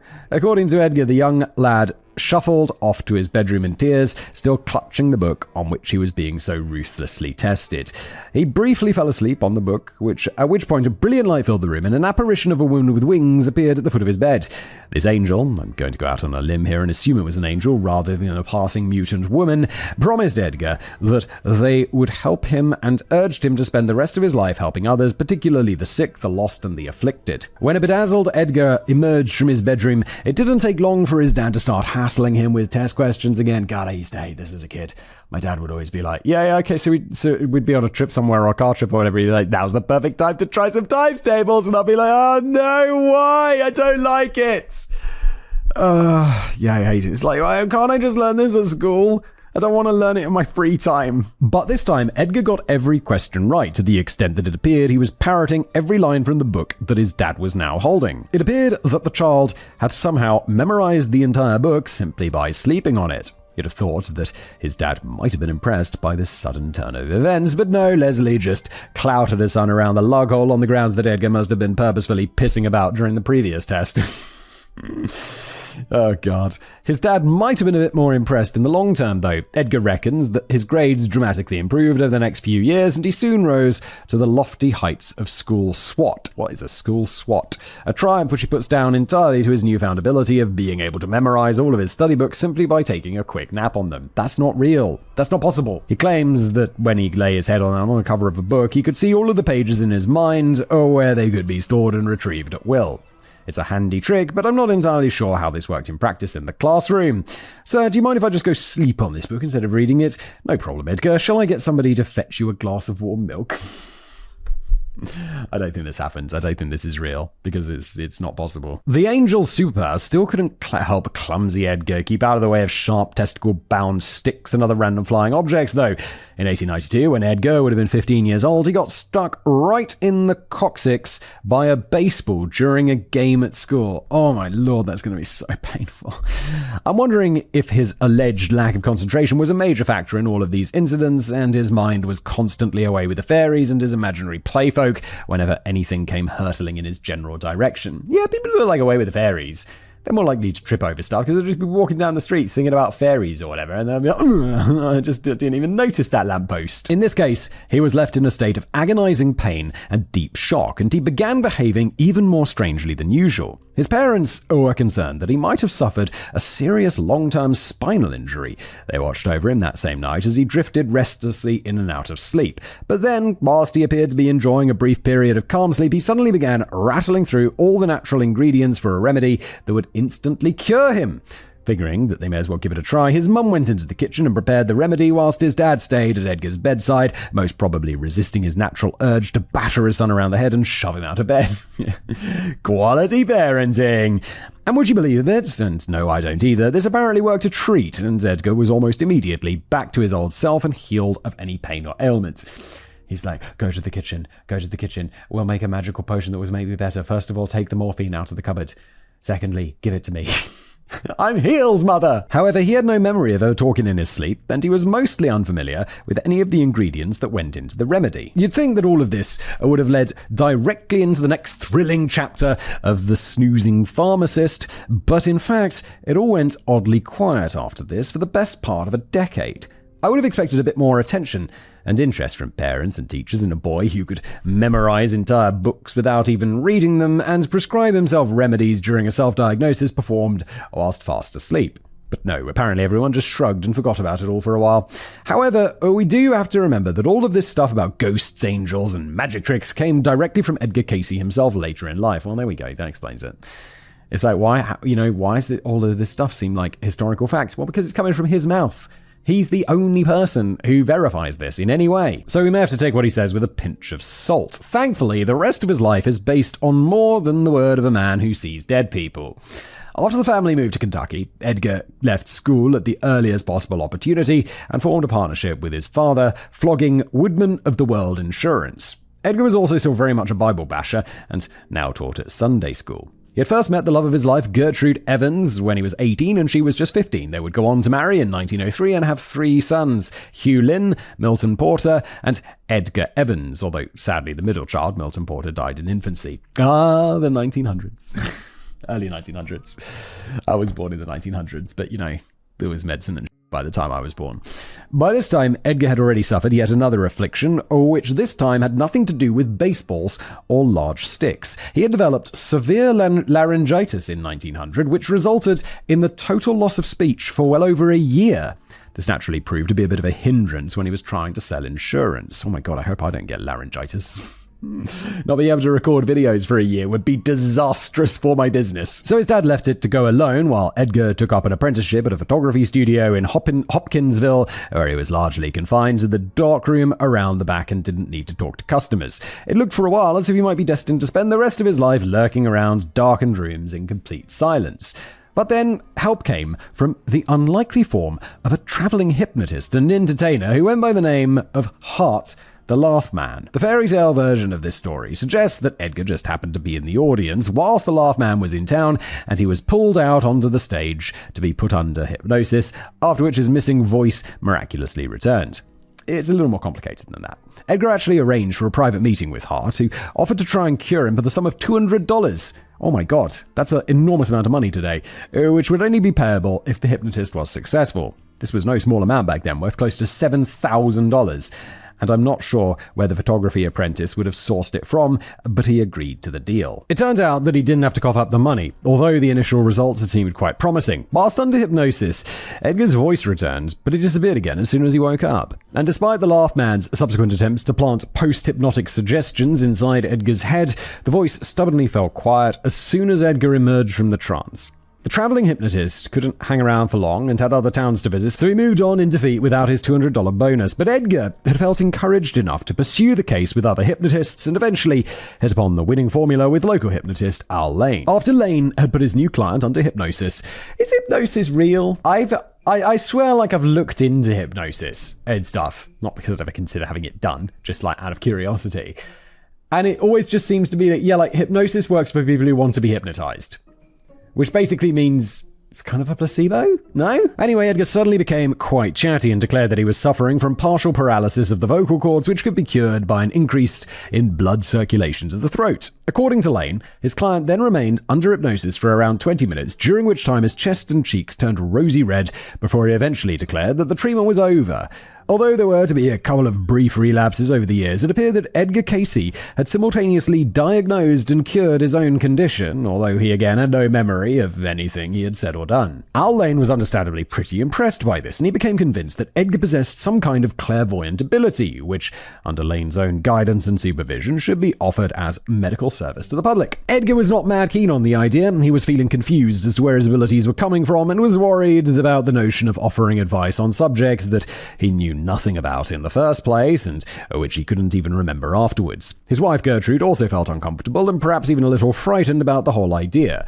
She just wanted her family to enjoy a simple, ordinary Christian life without all this weird, mystical healing nonsense. And there were serious potential consequences for all parties to consider here. What if a client later died after receiving the wrong advice from a sleeping psychic? What happens if they burn him for being a witch? We can burn the witch later. However, Edgar was persuaded by Al Lane to carry out the medical readings at Lane's office, but only on the conditions that they would be entirely free and that the service would be stopped permanently if any of the clients or essentially patients were hurt. Well, they're not paying for it, right? So is there really a duty of care there? Like doctor to patient, sure, but he's just a random dude. I kind of think if you're taking the advice of the random dude who is not a doctor and he's doing it for free and he's lying on two tables pushed together, like, more fool you, my dude. It's not clear what Al Lane was getting out of putting on these entirely free readings, unless he figured that they might whip up more publicity for his own hypnotist business. But I doubt that, as it was a fairly low-key operation, possibly because Lane may have had some concerns over the legality of the enterprise. Lane himself was instrumental during these very early years, as he was the one who placed Edgar into the hypnotic state, only stepping back from proceedings after Edgar finally intoned those words, "We have the body." Later experiments concluded that the patient didn't necessarily have to be in the same room as Edgar. Even later experiments would conclude that the patient didn't have to be in the same building or the same country. No, he's doing it with letters. I mean, he wasn't, but he says he was. This entertaining local double act lasted for a couple of years, during which time many happy customers were said to have benefited from the advice of the non-medical somnambulist. I guess that's something about sleeping? Okay. Learning all sorts of new words today, Danny. One of the patients was none other than Gertrude Casey, who had become seriously ill with tuberculosis and had reportedly been told by doctors that she may not survive. Gertrude acted on the advice dispensed by her own snoozing husband, and while she still endured a long, tough battle on the road to recovery, she did eventually get better. Another quite remarkable case, which drew plenty of local media attention, was the reading that Edgar performed for a 6-year-old child by the name of Amy Dietrich. The papers have become particularly interested in this story, as Amy's father was a prominent school superintendent. Amy had become almost catatonic since an attack of influenza at the age of 2, which had made her intellectual functions begin to degenerate. She was now suffering from up to 20 seizures a day and was unable to recognize her own parents. She had been seen by 5 different doctors who all concluded that nothing further could be done.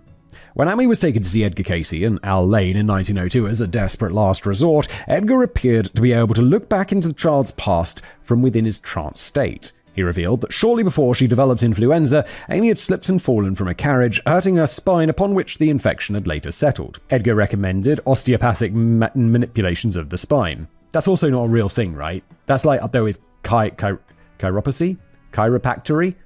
Chiropractors? As being like, it's not real medicine. And after just a week of this treatment, Amy showed dramatic signs of improvement and was able to recognize her parents. Within 3 months, she was back to perfect health and developing normal cognitive functions again. Amy's delighted parents were happy to publicly proclaim that Edgar Casey was the man who had cured their young daughter after the qualified doctors had completely given up. However, despite what appeared to be a pretty good hit rate, the double act was destined to call time after just a couple of years. Following concern and complaints from real doctors who knew what they were doing, the state intervened and ordered Al Lane to stop the medical readings that he was supervising. Maybe it was finally time for Edgar to wake up and smell the dandelion roots. I mean, yes, or maybe the real doctors are like, we're going to be out of business if the sleeping dude just fixes everyone. We got to run him out of town. That's what the conspiracy theory people would say, and I think it's nonsense. Sorry. The wheels of chance. Edgar Casey seemed to drift away from the concept of psychic diagnosis over the next few years. He got a job in a bookshop for a while before opening up 2 photographic studios, both of which later burned down and forced him into bankruptcy. Oh no, if only he'd gone into one of his little naps and been like, oh, it will burn down, get a fire extinguisher. During this period, he'd also taken an unusual sidestep into developing a fast-paced commodity trading card game, which went by the name of Pit. That sounds kind of fun. This card game was snapped up at the time by Parker Brothers, and it's still available today across the globe, albeit under a variety of different names. I want to know what the names are, Danny. I want to buy the commodity trading card game. I like games. Sadly, it's alleged that Edgar failed to cash in on his own commodity. He had sent in the idea to Parker Brothers without copywriting it first, and the company is said to have simply sent him back a thank you letter and a few packs of the freshly produced card game in return. It's his copyright, whether he's copyrighted it or not. When you make something, it's copyrighted. Like, me making this episode, I don't have to go file copyright for it. It's my copyright. It's on creation. I think Parker Brothers allegedly screwed the shit out of him. When Pit began to take off in the shops, Edgar hired a lawyer to try and claim his rightful share of the game's success, but nothing could be done as Parker Brothers had already seized the copyright. This sounds like he needed a better lawyer, or maybe copyright law worked different in the past, or maybe I just don't understand copyright law. It's all entirely possible. Who would have thought that the manufacturers of Monopoly would have allegedly turned out to be such ruthless capitalists? And the whole story of how Parker Brothers acquired Monopoly, or the Landlord's game, is extra interesting. I can't remember where I made a video about this. Maybe on Today I Found Out, a YouTube channel that I do. Maybe. It's a really interesting story. Having said that, it's often claimed that Edgar himself had largely ripped off the whole idea from a similar card game called Gavitt Stock Exchange, released slightly earlier. Bearing in mind his recent run of bad fortune, it's perhaps not too surprising that an initially hesitant Edgar was eventually persuaded to get back into the sleeping psychic circuit in 1910. There was no longer a need for a hypnotist to accompany Edgar during these sessions, as he now developed the skill to place himself in and out of the trance state.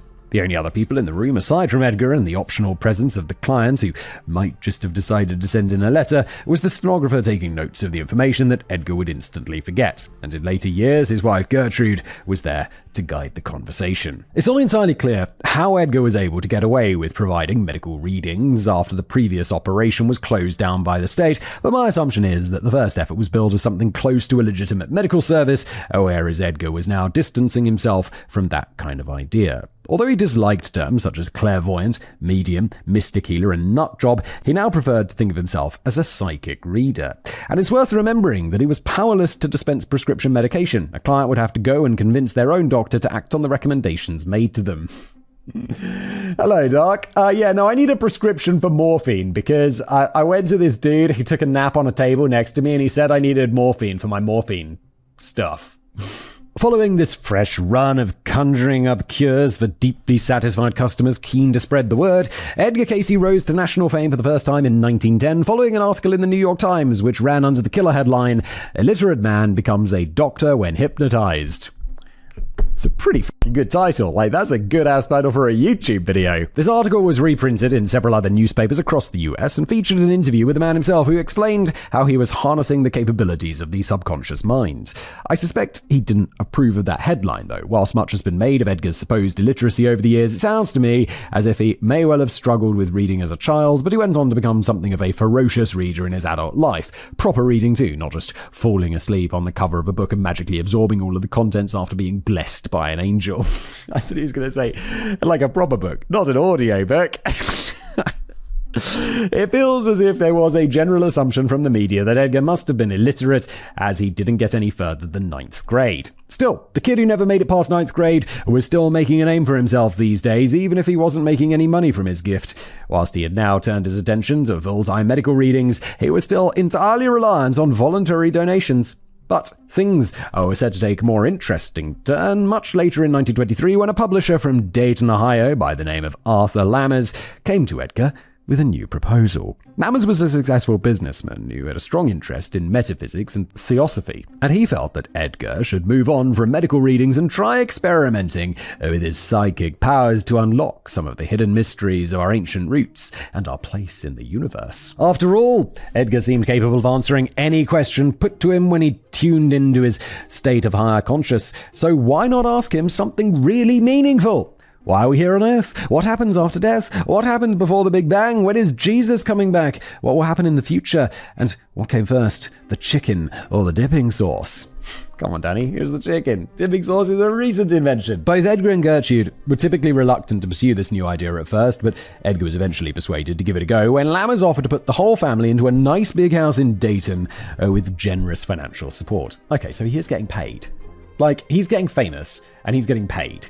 Maybe not directly from his clients, but he's making money, isn't he? Well, actually, that all went tits up very quickly as Lammers quickly found himself experiencing financial difficulties and withdrew his promised support, leaving the Casey family in the lurch. Oh no! But this still proved to be the beginning of an intriguing new period for Edgar's psychic readings as he began waffling on at length about the evolution of man, the original simultaneous creation of 5 entirely different races on Earth, soul entities, star children, and reincarnation. All right. He spoke a lot about reincarnation, revealing how Jesus has lived in several different incarnations throughout history and how he himself used to be a high priest in Egypt back in the day. Of course he did. No one's ever a bus driver.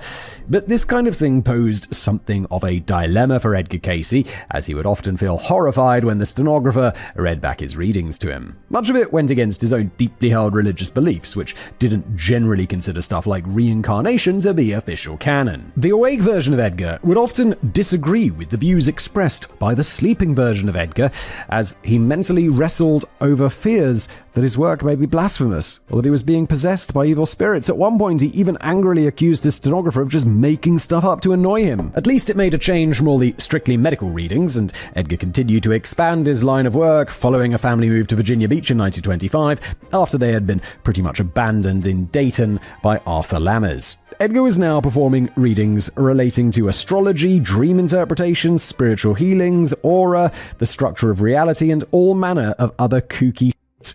But amongst the most fascinating readings that he ever made were the ones in which he made bold prophecies that turned out to be chillingly accurate. Well, we'll see about that, Danny.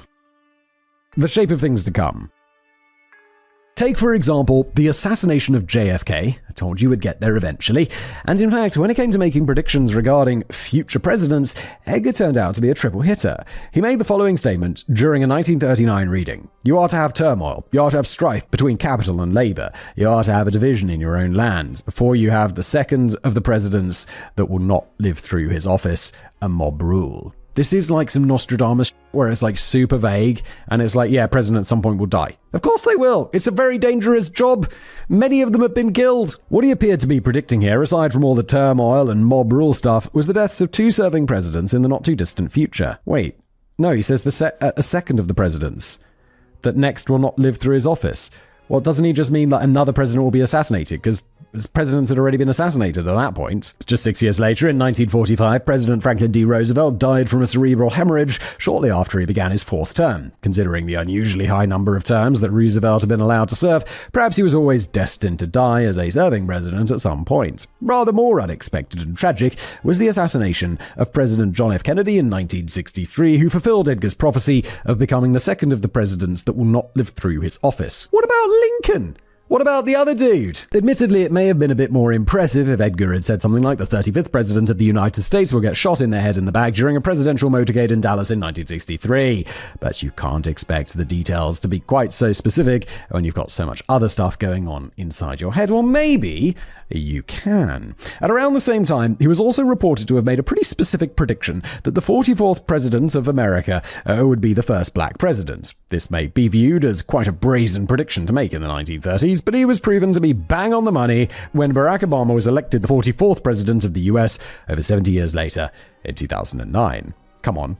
That's pretty impressive. And he had much more up his divine nightgown sleeve. Well, yeah, but I want to know the quote. Because it's going to be like, at some point, a man will, it's going to be very vague. He had much earlier predicted the Wall Street crash of 1929 several times. Yeah, but also I can tell you there's going to be an economic crash. It's called the business cycle. It happens. The first occasion happened quite by accident in a way, as Edgar had only meant to be providing a life reading for a young physician back in February 1925. Edgar was convinced that this young man of modest means would soon come into a lot of money, but Edgar urged the client to exercise caution. He observed from his trance, in the adverse forces that will come then in 1929, care should be taken lest this, without the more discretion in small things, be taken from the entity. A rough translation of this, in a less pretentious tongue, would suggest that the entity who worked as a physician in his current incarnation should take care of his newfound wealth and take it all out of the stock market well before 1929, when everything would go the way of the pair. Okay, this one's quite impressive. But then you got to say also, did he make like 15,000 predictions or something? It's a lot of predictions. Some are going to be right. Edgar gave further warnings to his clients about the 1929 Wall Street crash over the next few years, back in the days when he still gave such financial advice reluctantly. This was long before the headaches really kicked in, eventually prompting him to introduce his wife Gertrude into the sessions to ensure that any talk of material gain remained out of bounds. And he would later refuse to be swayed by any tempting offers to change his stance over this. Even though he was usually in a bit of a financial pickle himself, he consistently turned down lucrative offers of $100 a day to provide handy stock market forecasts. One of his final readings regarding the imminent stock market crash was given just 6 months before the event. Edgar warns a client, "We may expect a considerable break and bear market, see, the issue being between those of the reserves of nations and of individuals, and will cause a great disturbance in financial circles. This warning has been given, see."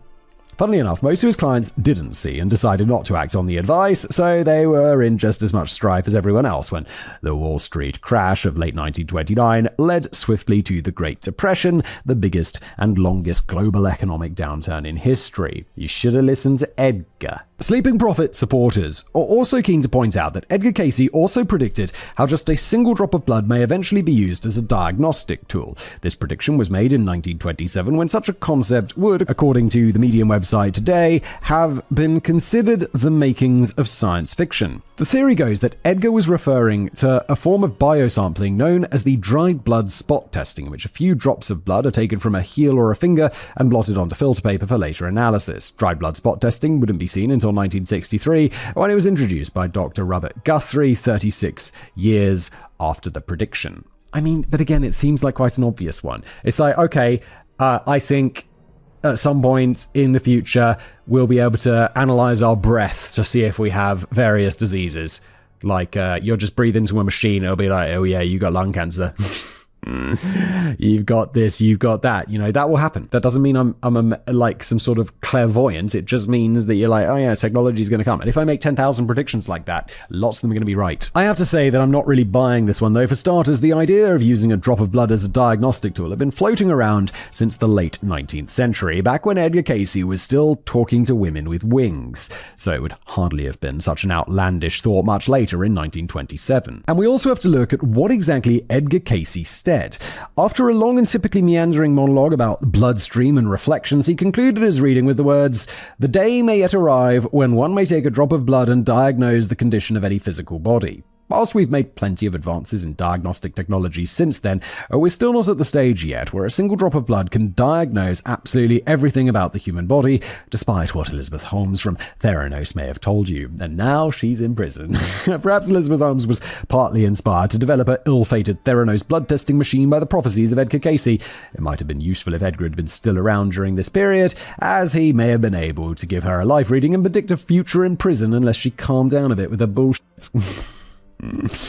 But ultimately, whilst it's entirely feasible that this particular prediction may yet come true one day in the future, it hasn't come true yet. There were plenty of others on which he was proved right, though. For example, he predicted the beginning and the end of the Second World War. Back in 1935, 4 years before Hitler invaded Poland, Edgar gave a long reading which included the following prophecy. "This will make for the taking of sides, as it were, by various groups or countries or governments. This will be indicated by the Austrians, Germans, and later the Japanese joining in their influence and gradually growing to those affairs where there must be, as it were, almost a direct opposition to that which has been the theme of the Nazis, for these will gradually make for a growing of animosities. And unless there is interference from what may be called the many supernatural forces and influences that are active in the affairs of nations and peoples, the whole world, as it were, will be set on fire by militaristic groups." Again, there might be a minor problem with the specifics here, but the whole world getting set on fire by the actions sparked by an Axis alliance including Germany and Japan is one way of describing the Second World War, as it were. On a slightly more precise note, in 1939, Edgar would accurately predict the year in which the US would enter the war which had now kicked off in Europe. He provided the information to a retired American naval commander who was worried about getting called into active service again, a scenario which would indeed play out 2 years later, as foretold by Edgar. He had a fairly brief answer when he asked in 1939 about what would happen to Hitler before the end of the war: death. And when he was asked in 1941 about how long the wartime conditions would last by a young man who was considering signing up with the Navy, Edgar's response was, "Until at least 1945. All right, very vague predictions. Again, as well as gazing into the future with often spooky accuracy, Edgar's abilities also allowed him to gaze into ancient history to reveal information which was not yet common knowledge. And there's not many people in the world who can claim to have later been proven right by the Dead Sea Scrolls, although sadly Edgar wouldn't quite live to see the discovery of the enlightening 15,000 scrolls and fragments unearthed in the Qumran caves near the Dead Sea between 1947 and 1956. The discovery of the scrolls, widely believed to have been either written or copied by a mystical Jewish sect known as the Essenes between 300 to 100 CE, was generally seen as a pretty big deal, as they contain the oldest known copies of the Hebrew Bible texts and dished up fresh insight into Jewish lives and practices and beliefs during the Second Temple period. Of particular interest here was the wealth of new information uncovered relating to the Essenes themselves, a sect which we'd previously known very little about, although we had put together some theories which turned out to be completely wrong. But I'm not sure what all the fuss was about, really. Edgar Cayce had already been banging on about the Essenes for years in his trances, and it appears that he knew exactly to what he was talking about, even though it contradicted contemporary scholarly opinion. We could probably have saved a lot of time and effort by just getting Edgar to recite the lost 15,000 scrolls in their entirety. We'd be here all day if we dismissed every specific slice of hitherto unknown information which Edgar had provided that was only later confirmed by the Dead Sea Scrolls, and Edgar was indeed refreshingly specific when it came to the Essene. Some of the major elements include details of the disciplined rituals and communal lifestyle of the sect, the important roles of women within a community previously believed to have been dominated by men, the messianic beliefs of a sect who were patiently awaiting the earthly arrival of no less than 2 different saviors, and the whole idea that a community living near the Dead Sea were the proud custodians of preserved texts and sacred writings, which would of course later turn out to be the very scrolls on which Edgar Cayce was being proven to be quite so spectacularly correct. Yep, that's the most impressive one so far. Not all of Edgar's insights and prophecies were about big league stuff. He occasionally took time to make little prophecies regarding his own life and give himself some helpful advice from his sleeping state. He's reported to have fairly accurately predicted the date of his own death, although we'll return to his death and indeed his reincarnation in just a moment. Okay then. Before that, the entity known as Edgar Cayce had only moved to Virginia Beach in 1923 after his stenographer relayed his own advice that he had given to himself while asleep. The idea was that Edgar's psychic powers would apparently grow even stronger when he was closer to the sea. Well, that makes perfect sense. My psychic powers always go stronger when they're closer to the sea. Don't everyone's? Following the disastrous turn of events with Arnold Lammers in Daytona, perhaps it could be argued that moving anywhere else was a good idea, ideally to a house with a roof on top of it. But it really did sound as if the fortunes of the Casey family did eventually begin to turn around after moving to Virginia Beach, during which time Edgar was finally able to open his psychic hospital known as the Edgar Casey Hospital for Research and Enlightenment. And again, if you're ever going to a hospital and it's got enlightenment in the name of the hospital, maybe consider a different hospital. This one's going to be weird. You're so enlightened. He'd been trying to get a hospital off the ground for quite some time to focus more on the medical readings that he clearly preferred performing over all the other fortune-telling stuff for which he was becoming increasingly famous.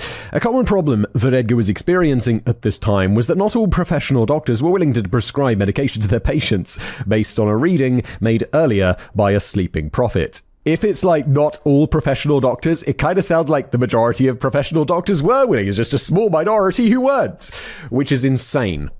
Maybe that's another thing you should check. Hey, Doc, just before we have our first consult, have you ever prescribed anything on the recommendations of a prophet? And if the answer is yes, go somewhere else. He figured that if he could install his own small team of medical practitioners into his own private hospital, then his patients would stand a better chance of getting the treatment that they required. It sounds kind of like bribery. It's like, yeah, let's get some doctors in there. And they're going to take this job either because there won't be other jobs for them. Like, he just needs a prescription pad, doesn't he? Someone with a prescription pad and the power to issue a prescription.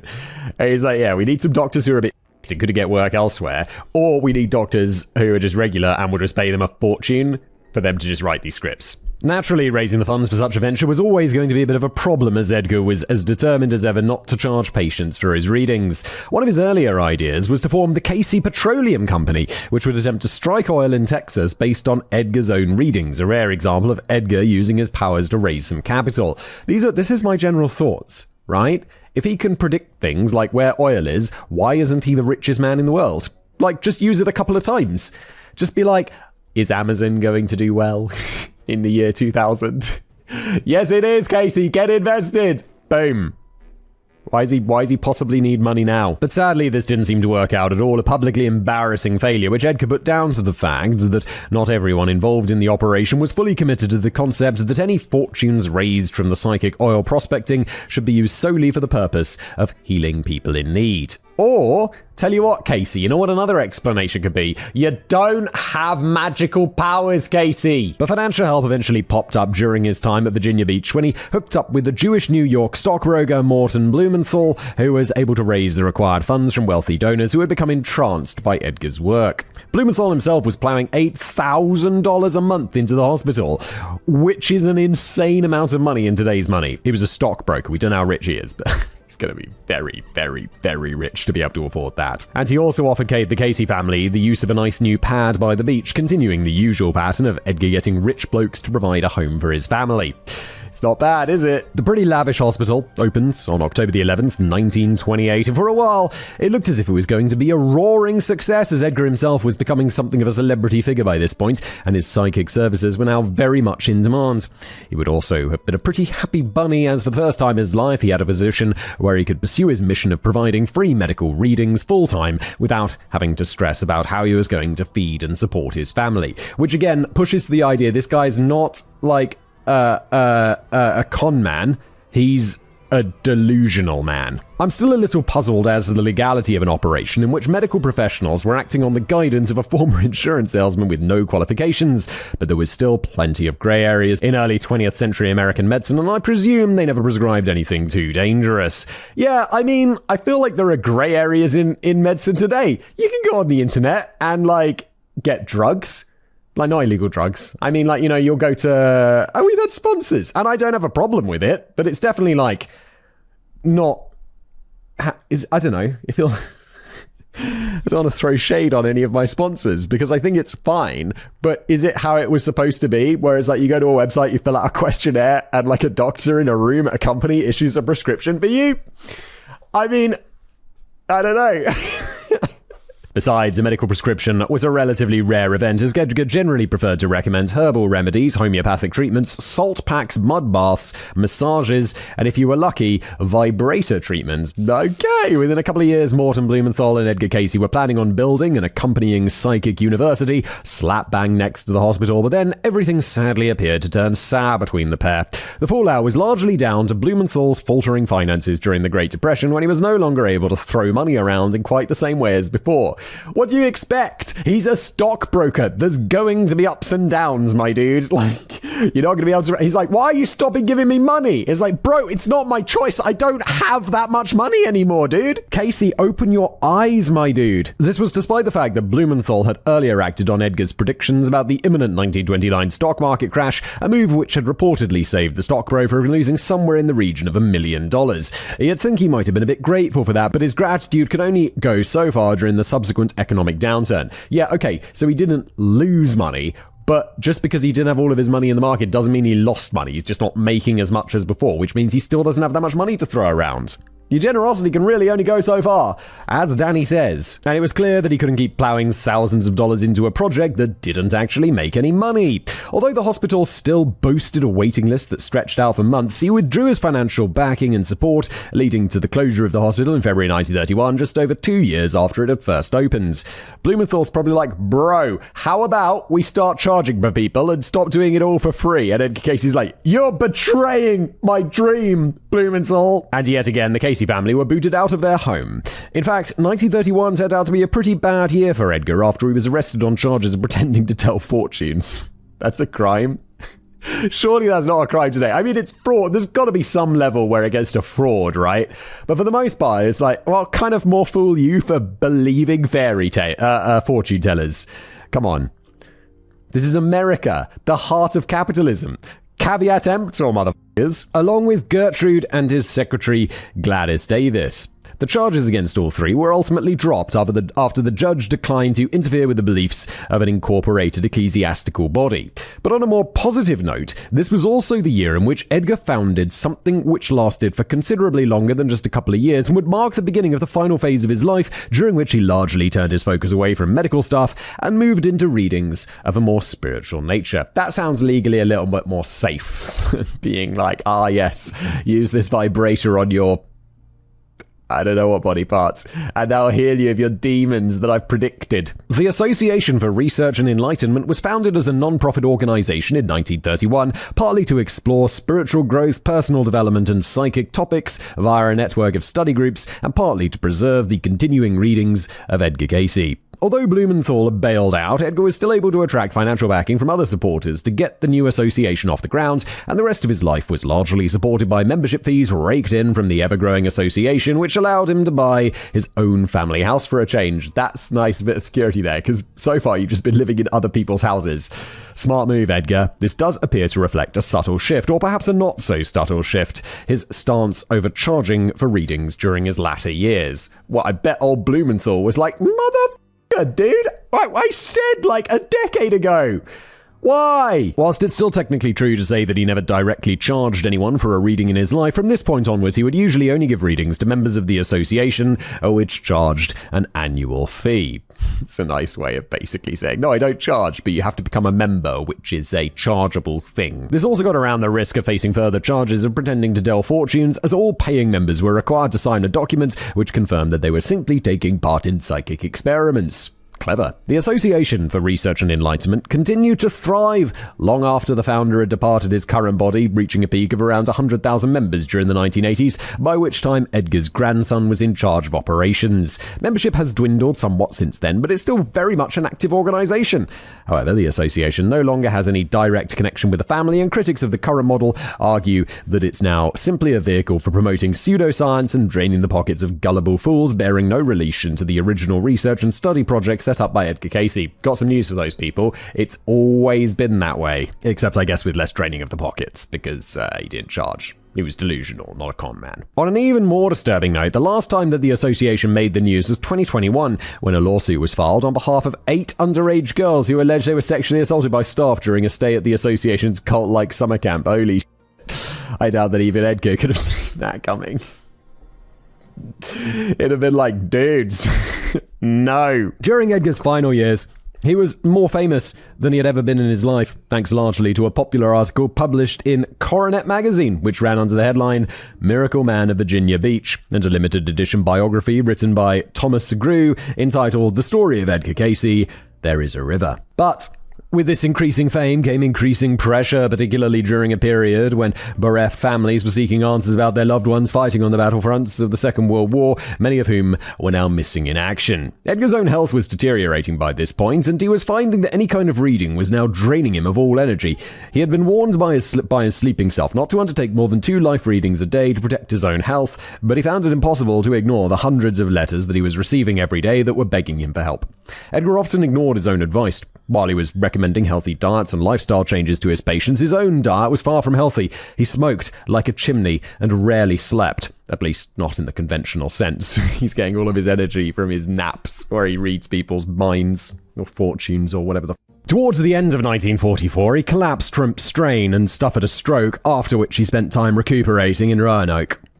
He returned to Virginia Beach at the very beginning of 1945, but he sadly did not live to see the end of the war that he had prophesied would not conclude before this year. Ed Casey died from complications following the stroke on January 3rd, 1945 at the age of 67.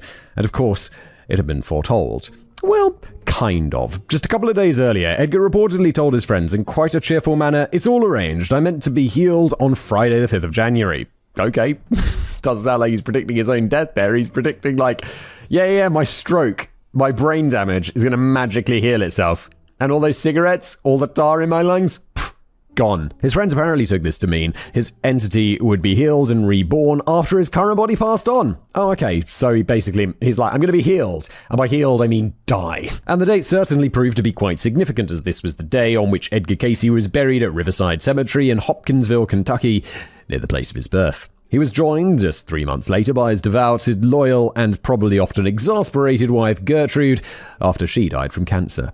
But that is not necessarily the end of the story of the entity previously known as Edgar Case. Apparently not, because we're only on page 24 out of 40. So we're only a little over halfway through today's episode. Best-selling author of relatively recent pseudoscience, David Wilcock, allegedly, or if Danny, pseudoscience is bull, has made several subtle suggestions over the years that he might be the reincarnation of Edgar without ever explicitly stating it. I'm the reincarnation of Edgar. You've got about as much proof as me, David. It could be argued that there's a certain physical resemblance between the two, and they certainly share the same interests in spiritual exploration and psychic topics. I don't, and I probably look nothing like him. But still, I'm his reincarnation, David. You prove you, I'll prove, It's absurd is what I'm saying. Wilcock once allegedly applied for a position at the Association for Research and Enlightenment, but his application was rejected following a lengthy interrogation by Edgar's son and grandson, who also demanded that he stop trying to imply in public that he was their spiritual relative. Edgar and David Wilcock are very clearly different souls anyway. Whilst Edgar was never particularly commercially minded, Wilcock seemed determined to chase fame and fortune by selling loads of crap books that spout utter nonsense, allegedly. It's such a grift, dude. These guys who are like, just making up some pseudoscience or like about ghosts and just writing a fiction book and labeling it as fact. It's such bullshit. I hate it. It's such a con. You're just taking money from stupid, gullible people. Besides, Edgar himself once recounted a dream that revealed that we wouldn't see him again until the 22nd century, when he would be reincarnated in Nebraska, which would be a coastal state by this time, following a dramatic shift of the Earth's poles. So that's alright then. But whether or not he's around in some shape or form today, Edgar Casey's legacy lives on in the New Age movement, which first sprang up in the 1970s and was largely built on the foundations of Edgar's explorations into the spiritual, supernatural, alternative medicine, the higher state of consciousness, astrology, ancient mysteries, reincarnation, and presumably the concept of rarely taking a good bath. So thanks to Edgar for dragging us all into the dawning of the Age of Aquarius. Isn't there a song about that? It's the Age of Aquarius, something like that, no? Maybe? And he still boasts a huge army of zealous supporters today who truly believe that Edgar Casey was a genuine example of a man with psychic abilities who could heal the sick and accurately predict the future. And I'm sure some of them would be in the comments. And guess what? You're wrong. And don't email me. Please don't email me. People email me after I say something like that. And they're like, well, actually, Simon, my mother went to Edgar Casey's grandson in 1998 and he told her that she was going to have breast cancer and she got breast cancer. Oh my God. You must issue a public apology. You should delete your episode. Not happening. Not happening, you clown. I'm sorry about your mum. When the sleeper wakes, Edgar himself appeared to spend much of his life agonizing over his superpowers and pondering over where they came from, particularly as so many of his more philosophical readings conflicted with his deep-rooted Christian faith. I'm not sure why he felt there was such a mystery. There was obviously a connection here with his childhood visitation from the winged woman who appeared to gift him special powers with which he could heal the sick and afflicted and occasionally predict the results of next week's horse races. I mean, I can occasionally predict the results of next week's horse races. If I guess every week, eventually I'm going to get some of them right. But in later years, Edgar appears to have settled on the theory that whenever he entered a trance, he was actually tapping into the Akashic Records, a kind of universal depository of all knowledge and all thoughts that have ever existed or will ever exist. All my thoughts. What am I thinking about now, Akashic Records? What am I thinking about now? I'm thinking about Bluebell's Akashic Records. I don't know how I even got there, but there's no way you could guess that. Bluebells.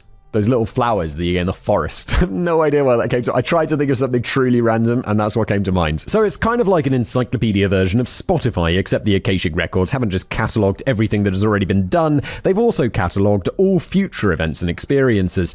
The other main difference is that you can't just spend about $10 a month to get unlimited access. The Akashic Records are only available to a tiny fraction of people on the planet who have figured out how to mentally tune into the ethereal data storage system, although Edgar occasionally suggested that anyone could be taught how to do this. This was not the whole story, though. Edgar also believed that he was able to tune into an individual's subconscious mind, which also contained hidden knowledge of past and future events not usually accessible during the conscious state. So he was able to derive all the required information from a combination of human subconsciousness cross-checked with an invisible universal library which doesn't have a traditional front door. I can't help feeling a little bit disturbed by the idea that nothing can ever be truly hidden or forever forgotten. I'm still racked with guilt over what I did to Archie Tadpole on that school trip to the National History Museum in London back in 1992, and it scares me to death that the details might be on display to psychics somewhere in the Akashic Records. Oh no, Danny, worry! If you happen to have any psychic tendencies yourself, I implore you not to go looking. Tell you what, anyone who thinks they've got magical psychic tendencies, go looking. You're not going to find it's obviously nonsense. But maybe I shouldn't be overly worried. You shouldn't, Danny. Whilst the Akashic Records sound like quite a cool place to hang out during a lunch break, the whole thing is little more than a theosophical concept. Whilst the word Akasha has ancient roots relating to the mysterious material found in our own earthly sky, sometimes known back then as the ether or the fifth element, the concept, that's where the name of that movie comes from. Who knew? The concept of the Akashic Record is a relatively recent development from the 19th century when theosophists first began stirring a melting pot of ideas borrowed from Hinduism, Buddhism, and Western beliefs to create a supposed metaphysical catalogue of all creation that exists on an entirely different plane. I'm sure there are many who are quite drawn to the appealing idea that the universe has a secret, invisible hard drive backing up everything for future reference, as in referencing the future. And maybe there are a few gifted humans on Earth who have been given the password and the one-time 6-digit text message verification code. Oh my God, I was struggling with my bank this morning. They were like, yeah, we sent you a 6-digit code, SMS code, and I'm like, you haven't. And then you got to wait 60 seconds and it's like, send another code. And I'm like, yes, please. Wait another 60 seconds. The code doesn't arrive. And they're like, come into a branch. And I'm like, no branches, please. For the love of God, no branches. And there's a branch close by. I just don't want to go. Why, bang? But I'm a little dubious over how Edgar declared in later life that his powers came from a specific theosophical invention, although I suppose it could be argued that this was just his best guess and that he wasn't entirely convinced himself. We'll close the Akashic Records for a while and take the time to consider how Edgar's psychic powers may not have been quite all they were cracked up to be. Oh, you reckon, do you, Danny? Interesting theory. Let's begin with all those amazing prophecies. He made a staggering pile of predictions in his time. Just like Nostradamus, if you predict everything, you're gonna get something right. And to support my put forward the theory that many of these may yet turn out to be true. If you're a patient soul who doesn't mind hanging around for a few more 100 years, you might get to see Edgar being proved completely right on such predictions as the invention of a self-fueling perpetual motion machine by a new 5-foot race. It's a bold prediction right there. Or the discovery of a long-lost city of gold in the Gobi Desert in northern China, which will be found to contain elevators and electric cars. Again, very specific, and we've done, satellites taken a lot of pictures, and I feel like they'd find that, wouldn't they? Especially in the desert. Like, I know when you find new the Amazon, but it's because there's like big trees everywhere, and now we've got that new technology to go looking for stuff. We find stuff. But in the Gobi Desert, it's a desert. There's not a lot of well, maybe under the sand, right?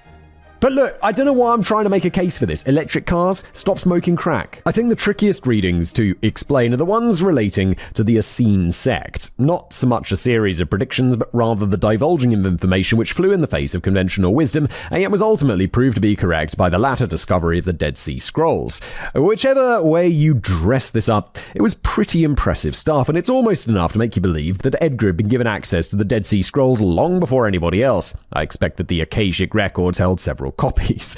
It's worth pointing out that the word Essene never actually appears in any of the scrolls, so it can't be conclusively confirmed that the Essenes were even the true authors, although this is now the widely accepted scholarly opinion. Still, widely accepted scholarly opinion can sometimes be proven completely wrong, as already illustrated by Edgar Cayce. But my feeling here is that whilst Edgar's musings over the Essene may have clashed with the more popular theories of the time, theories based on a sect who very little was known for sure about, that's not to say that other scholars may have also made alternative speculations long before Edgar's readings.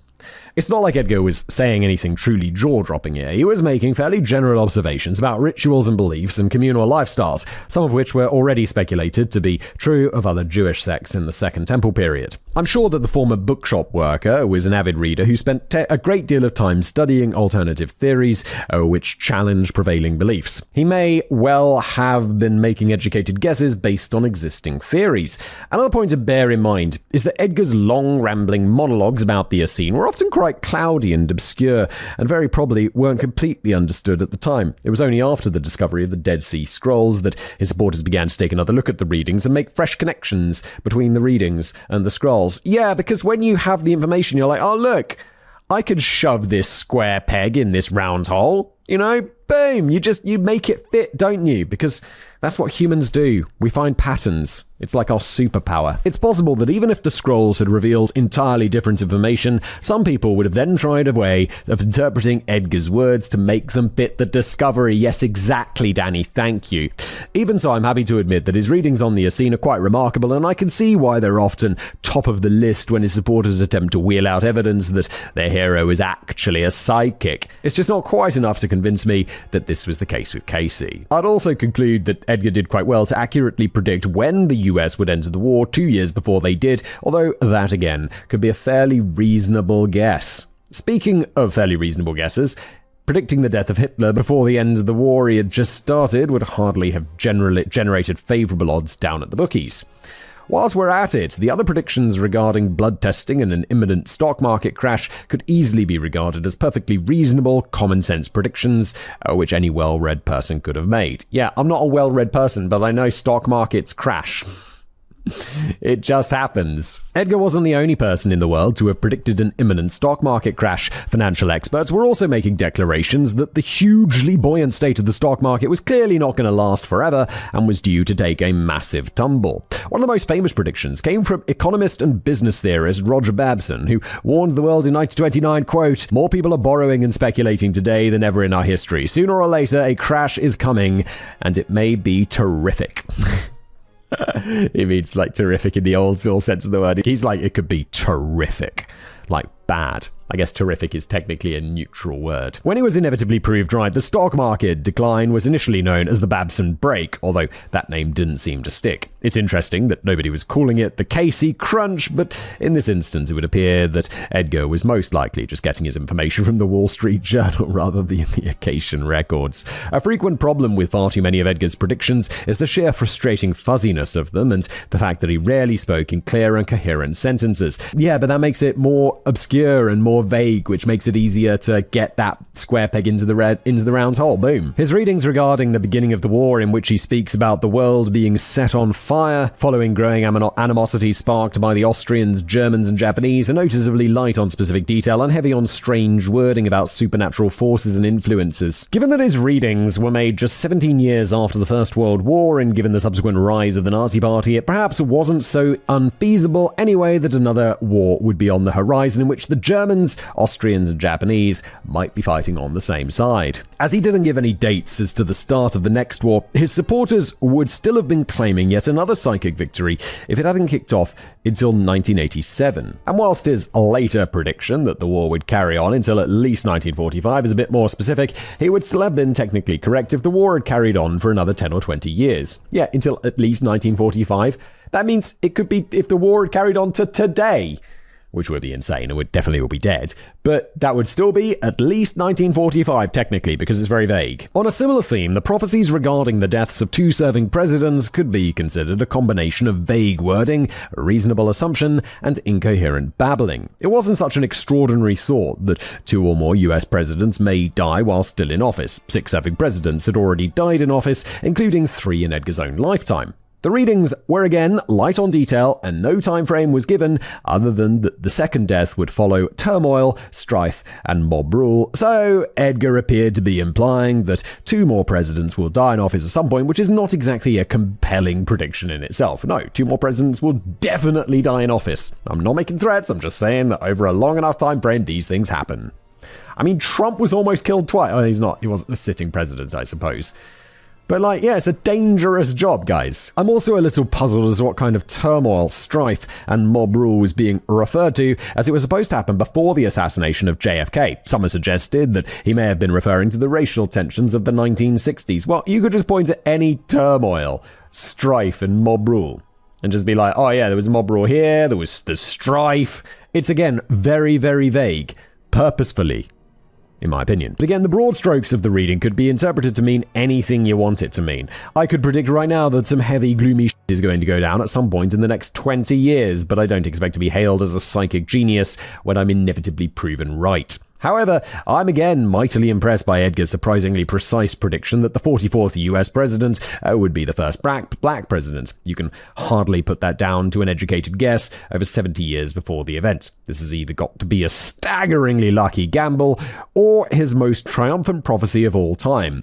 Surely. Or maybe it's neither of those things. Yeah, if this is true, I mean, it's either a really lucky guess or there's something going on. I'm going to be like, it's just a really lucky guess, but it's more complicated, right? It's going to be like, oh yeah, he didn't actually end up predicting that. To begin with, in exactly the same supposed reading, he also claims that the 44th president will be the very last president and will be responsible for pulling the nuclear trigger. I have to admit, I don't think Barack Obama did that, unless my memory is failing me, but I don't remember him starting a nuclear war. I have to admit that this is a little disappointing. I initially figured that Edgar must be something of a progressive thinker to make a 1930s prediction of a black president, but now he seems to be suggesting that the first black president given the keys to the White House will blow up the world. After Barack Obama managed to get through his 2 full terms without triggering Armageddon, well done him. Some Edgar supporters, I'm now tempted to call them Edgar apologists, changed their tune and reckoned that it was all about how you count the presidents. As Grover Cleveland served 2 non-consecutive terms in the 19th century, this makes him officially both the 22nd and the 24th president, which would make Barack Obama the 43rd different president and Donald Trump the 44th president, who would push the nuclear button, which perhaps was a bit more likely if grumpy Trump had just lost another round of golf, which he was now claiming was rigged. That's a bit of a daft point to make, though, as it completely cocks up Edgar's numbering system of the first black president, which was the most impressive point. None of this really matters, though, as unlike all the other readings we've mentioned in this video, I can't find a credible source for this specific prediction about the 44th president. There you go, it just got made up by someone probably. This supposed prophecy often rides high in online studies of Edgar's greatest triumphs, but it's nowhere to be found in any of the 14,306 readings stored in the library section of the Association for Research and Enlightenment, and there is no confirmed evidence that he ever made such a claim. Sadly, it seems like there was very good reason for it sounding a bit too clever to be true. I thought it was a bit weird that Edgar had been quite so explicit. He often avoided giving definitive dates and declarations in his readings, preferring instead to leave things a bit more open-ended whilst using words such as perhaps or I feel, which is a common trick used by alleged psychics to give themselves a bit of a get-out clause if it's discovered that they're talking bollocks, which they always are, unless they're very, very lucky. Even the much-publicised prediction of his own death can hardly be considered particularly impressive. He obviously knew that he was a dying man, reaching the very end of the line, but his prediction of being healed in 4 days would have worked equally well if it suddenly made a miraculous recovery. Yeah, I mean, I think people get a feeling when they're going to die, right? And it's like, okay, there, see. I've seen, my grandparents get old and die, and it's like, you just get that vibe.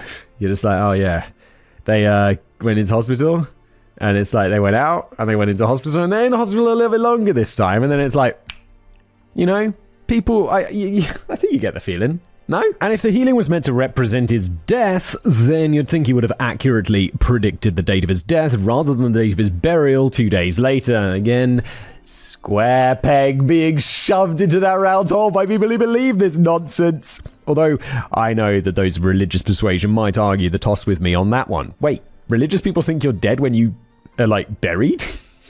What? Still, I'm not necessarily trying to suggest that Edgar Casey was a devious scammer deploying tricks of the trade. In fact, I don't think that's the case at all, but more on that later. Me neither, Danny. I think he's just delusional. I just can't help but notice that whenever Edgar did attempt to get a bit more specific with his wondrous predictions, he tended to get them all quite miserably wrong. I first became aware of Edgar Casey while writing the Decoding the Unknown video on the cataclysmic pole shift hypothesis, which is what ultimately led me to writing this script. I don't remember him at all in that video.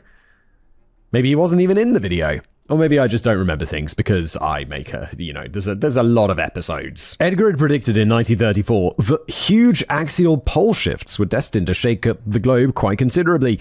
In its own snoozy words, there will be upheavals in the Arctic and Antarctic that will cause the eruption of volcanoes in the torrid areas and pole shift. The Earth will be broken up in many pieces. The early portion will see a change in the physical aspect of the west coast of America. The greater portion of Japan must go into the sea. The upper portion of Europe will be changed in a twinkling of an eye. Land will appear off the east coast of America. There will be upheavals in the Antarctic that will make for the eruption of volcanoes in the torrid areas.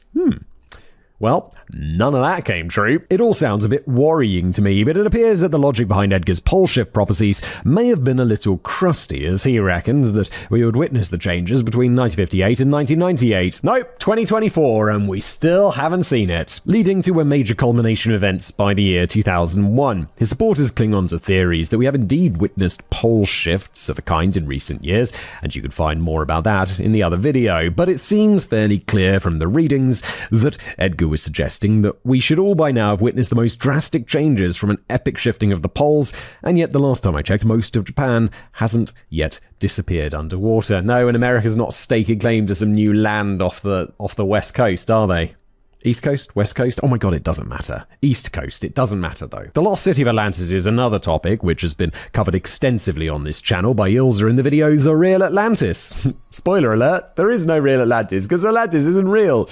It's something Plato made up. So I'm not going to harp on about it too much here, except to say that Edgar made several predictions in this area, including how the city's long-lost Hall of Records would eventually be found between the paws of the Great Sphinx in Egypt, how a massive Atlantis energy weapon described as the Death Ray would be discovered near Bimini in the Bahamas by around 1958, and how parts of the city itself would be discovered around a decade later. Again, not happens.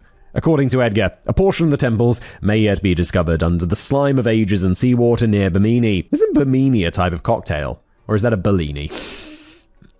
Wait, that's not a type of... Isn't there a cocktail called something like that? A Bellini's like that little pancake thing, like an hors d'oeuvre. What the cocktail is named? Is it Bimini? Oh my god, it really doesn't. This matters less than that land on the east coast of America. What are you talking about? Just get on with it, Simon. Christ. You have one job. Expected in 68 or 69, so not far away. The funny thing here is that an intriguing discovery was indeed made in 1968 near the island of North Bimini. Bimini. A team of underwater archaeologists, which is possibly the coolest job in the world, led by Dr. J. Manson Valentine, uncovered an unusual formation about 18 feet below the surface, which was made up of large flat limestone rocks that's now known as Bimini Road, or the Bimini Wall. Why is that so hard to say? Dr. Valentine, great name for a therapist working in a love clinic. Valentine, I guess, who was well aware of Edgar's predictions and became convinced that his team had discovered a man-made formation which could potentially have been the remains of an ancient temple from Atlantis. However, while some people still believe that Bimini Road may have been part of a road or a wall or a pier, most archaeologists and geologists are of the opinion that it's very much a natural rock formation. Just in case you're not up to date with the developments, we still haven't found a death ray in Bimini or a hall of records between the paws of the Great Sphinx of Giza. Well, you never know. Maybe that death ray's still out there. Any such discovery would be quite unlikely anyway, as Edgar Cayce appeared to be boldly predicting the long-awaited rising of an entirely fictional island made up by Plato. Oh, thank God it was Plato. I was really worried that I got that wrong. In 360 BC to help convey some of his more challenging philosophical theories and serve as a warning against striving for naval power. That's like people in 1,000 years being like, let's go fight Hogwarts. There's a big school for wizards. No. There's not. Over the years, Edgar predicted in his readings that parts of San Francisco, Los Angeles, and New York would disappear underwater in the 1960s following massive earthquakes, which you may remember didn't happen. Yeah, I don't remember those earthquakes. He also predicted that China would become the cradle of Christianity, and get this, he predicted that Russia will lead the rest of the planet into a new era of peace and hope. Casey, you got that wrong, didn't you? As he put it, quote, "Through Russia comes the hope of the world, not in respect to what is sometimes termed communism or Bolshevism, no, but freedom. Freedom, that each man will live for his fellow man. The principle has been born there. It will take years for it to be crystallized, yet out of Russia comes again the hope of the world." Yeah, look, I'm not some giant communist fan, obviously, or like socialist fan. Less obviously, but also not like crazy about it. But it's like, there's some good shit in there. Like, there's some stuff that, you know, under communism was kind of like not bad. And, like, people maybe looked out for each other a little bit more than in the capitalist system, which is a bit more dog eat dog. And the system I prefer, being a dog. But, like, it's not an unreasonable prediction. But it's wrong. Like, in retrospect, it's wrong. Communism didn't work out. Despite later misleading reports to the contrary, he didn't provide a time frame on either of those events, so there's still time for China to turn wholeheartedly to Jesus. And while some people have claimed that Edgar had accurately predicted the fall of the Soviet Union, no, it seems he predicted the evolution of the Soviet Union into a better system of something. I suspect we'll be waiting a little while longer for Russia to save the world. Yes. Maybe after Putin's death. Not that, you know, from old age, I'm sure. Please don't kill me. Edgar did, however, give a more precise prediction for the second coming of Christ, albeit he gave himself a pretty generous 40-year window. This perhaps wasn't one of his most lucid readings, as he observed, "For these will begin in those periods in 1958 to 1998, when these will be proclaimed as the periods when his light will be seen again in the clouds. As to just what will be the indications, ye may know it will be as has been promised. As ye have seen him go, so will he return." Amen to that. Dude, what are you saying? What are you even saying? Some Edgar apologists have since suggested that he was speaking metaphorically about the return of Christ-like values. Yes, because there was such a big return to Christ-like values between 1958 and 1998. Yeah, things definitely got more biblical rather than less biblical and more liberal. That definitely happens between 1958 and 1998. You clown. Although they notably didn't start suggesting that until after 1998, when it finally became apparent that it was going to be yet another no-show from Christ. That guy's cancelled more gigs at the last minute than Morrissey. A rather more interesting interpretation is that the prophecy was absolutely correct, and that Jesus was indeed reborn in human form in 1998. It's just that we don't know it yet. Well, he's gonna be going on like 30 years old, 26? 26 years old. You gotta know if you're Jesus by then. Wasn't Jesus like in his 20s? I mean, obviously he was at some point, but like during his Jesusing stuff. I guess that's fair enough. After all, Jesus did apparently go through a wilderness years period in his original incarnation, spanning from ages 12 to 30. Oh, I'm sorry, I was wrong. I thought it was all happening in his late 20s, but I guess it's in 30s, when nothing was always documented about him in the Bible. I like to think that was his persistent shoplifter period, which was conveniently glossed over in the ancient text. I just imagine him like hippie Jesus, like backpacking around the world, like seeing the sights, smoking weed. That kind of stuff. But I suppose Jesus could just be lying low again as a 26-year-old man and won't make himself known until he hits the age of 30 in about 2028, so stay tuned for that. Very exciting stuff. On the whole, though, I have to say that I'm losing a bit of faith in Edgar Casey's uncannily accurate predictions. I'll accept that he's had a lucky few strikes and made a good few educated guesses here and there, but they're completely outweighed by the long list of predictions which turned out to be a complete hokum. It was as if he was getting his information from the Akashic Record. Someone needs to have a word with the librarian. It also turns out that on the rare occasions he focused his powers on something a little different, say trying to find buried treasure or assisting the police in a kidnapping, he was a bit rubbish. He made a few attempts throughout the 1920s and 30s to use his psychic powers to locate buried treasure, lost artifacts, and hidden gold and silver mines. Presumably, this wasn't about trying to get rich, as it wasn't exactly Edgar's style. It was more about raising funds for his projects, such as the ill-fated hospital. But each and every attempt ended in complete disaster, and he came up with a long chain of excuses for the ongoing failures. The treasure had always been there, but had already been dug up. The treasure hadn't been buried yet, as Edgar was accidentally looking into the future. Pirate ghosts were playing psychic tricks on him for spectral and giggles. Of course they were. Another embarrassing failure was his attempt to help out in the infamous kidnapping plot from 1932 in which Charles Lindbergh Jr., the 20-month-old son of Colonel Charles Lindbergh and author of Aviatrix Anne Morrow Lindbergh, was kidnapped and held at ransom. Edgar was never officially asked for help by authorities, but he did provide readings following requests from the public. Unfortunately, whilst the vague and often impenetrable readings did appear to suggest multiple locations where the young hostage may be found, all the information proved to be entirely useless in every regard. Despite the payment of £50,000 in ransom, the infant was only found after he'd been murdered. Yes, there were failures, and plenty of them, but perhaps we should turn our attention to the area in which Edgar Casey liked to spend most of his time when he was asleep, healing the sick. Of the 14,306 readings preserved at the Association for Research and Enlightenment, 9,603 of them are categorized as medical or health readings, and that's not counting the thousands of other medical readings that Edgar is assumed to have performed before they started getting properly preserved in 1923. And it seems that many of them were deemed as successful. I mean, yeah, placebo's a hell of a drug. According to the biography written by Thomas Segru in 1945, there are hundreds of people throughout the United States who will testify at the drop of a hat to the accuracy of his diagnoses and the efficacy of his suggestions for treatment. End quote. It's hard to be sure of the exact number of satisfied customers, but there seemed to be plenty of them, and there was a whole bunch of high-profile cases in which the patients were happy to wax lyrical about the magical healing powers of the soporific physician.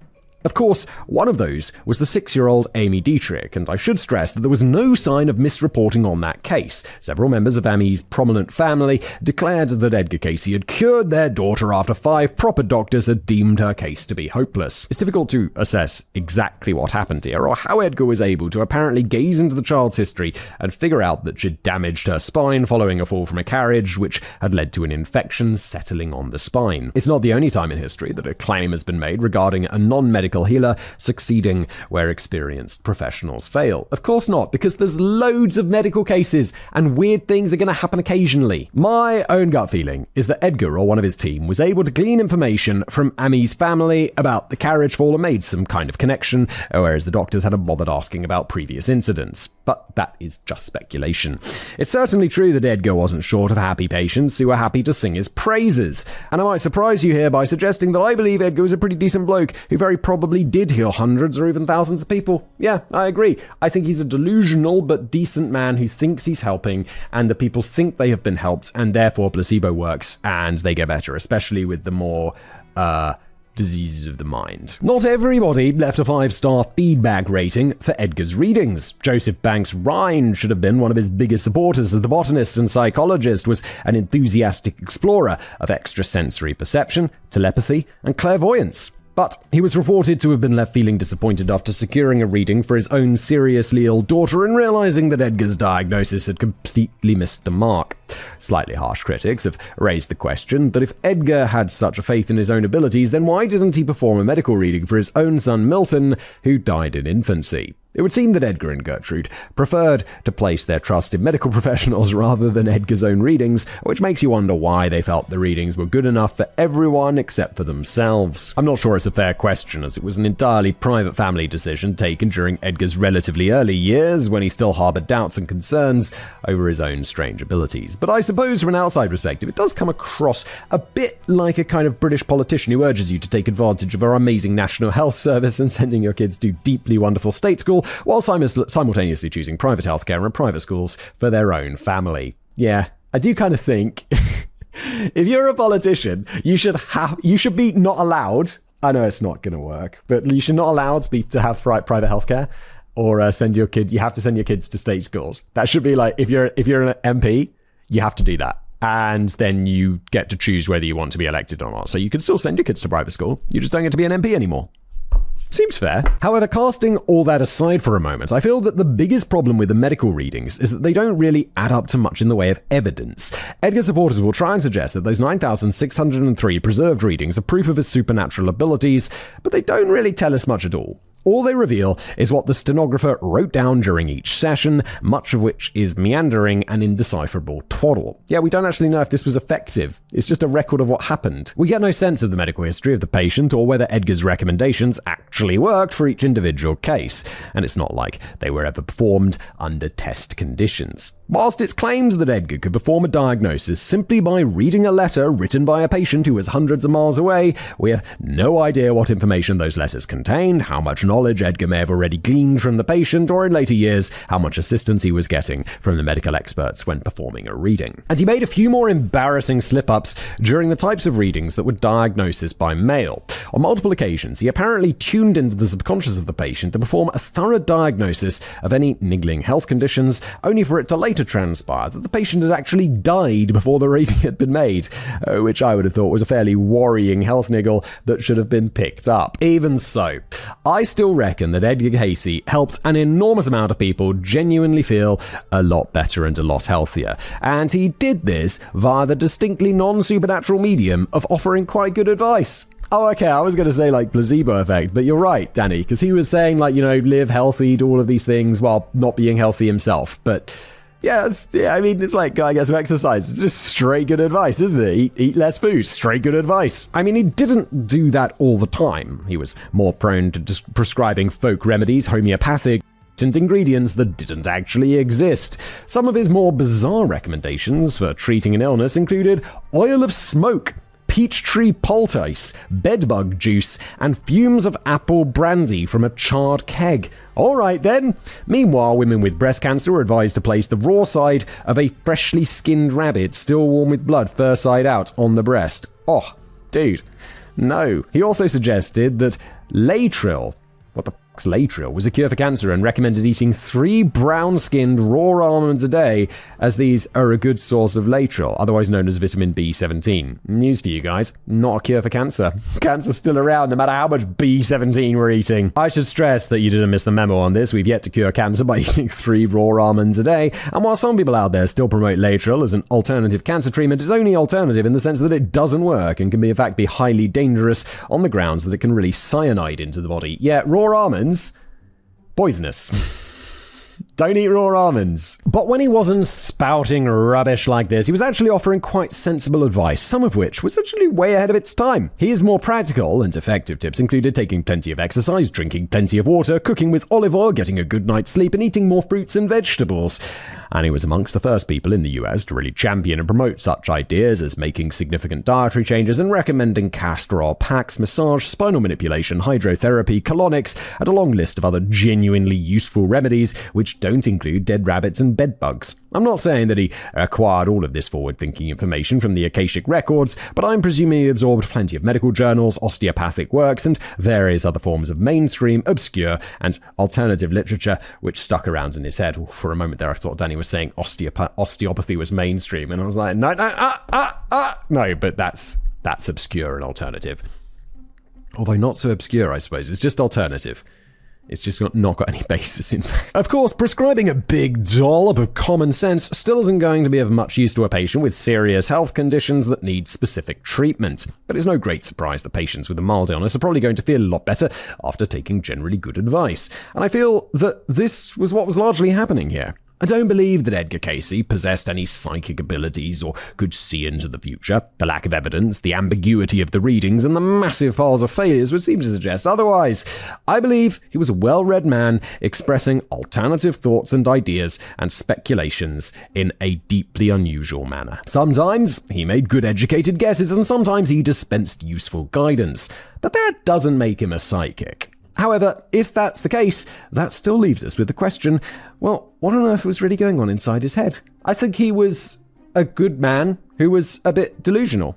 To be honest, that's what I think. Skeptics have argued that Edgar Cayce was nothing more than a charlatan and a fraud who knowingly deceived his clients and his few thousand followers. I don't think so. If he really wanted to do that, he'd be asking for money. But I'm not entirely convinced that this is the whole story. Aside from a few troubling decisions, such as performing readings for cancer patients who really should have been seeking advice elsewhere, I suspect that he was broadly a top bloke with honourable intentions, albeit a deeply confused and conflicted bloke. Unlike a typical charlatan, he didn't seem to be interested in making money from his superpowers. Considering his level of fame, he could probably have become an incredibly wealthy man by charging for his readings and maybe going on tour and shifting a few books here and there. But instead, he and his family mostly struggled on the financial front throughout their lives, whilst Edgar insisted on doing everything for free, only charging patients or members a modest fee in later life as a way of finally being able to concentrate on his readings full-time without his family starving to death. He never got rich, and he never chased fame or fortune, often appearing hesitant to step into the limelight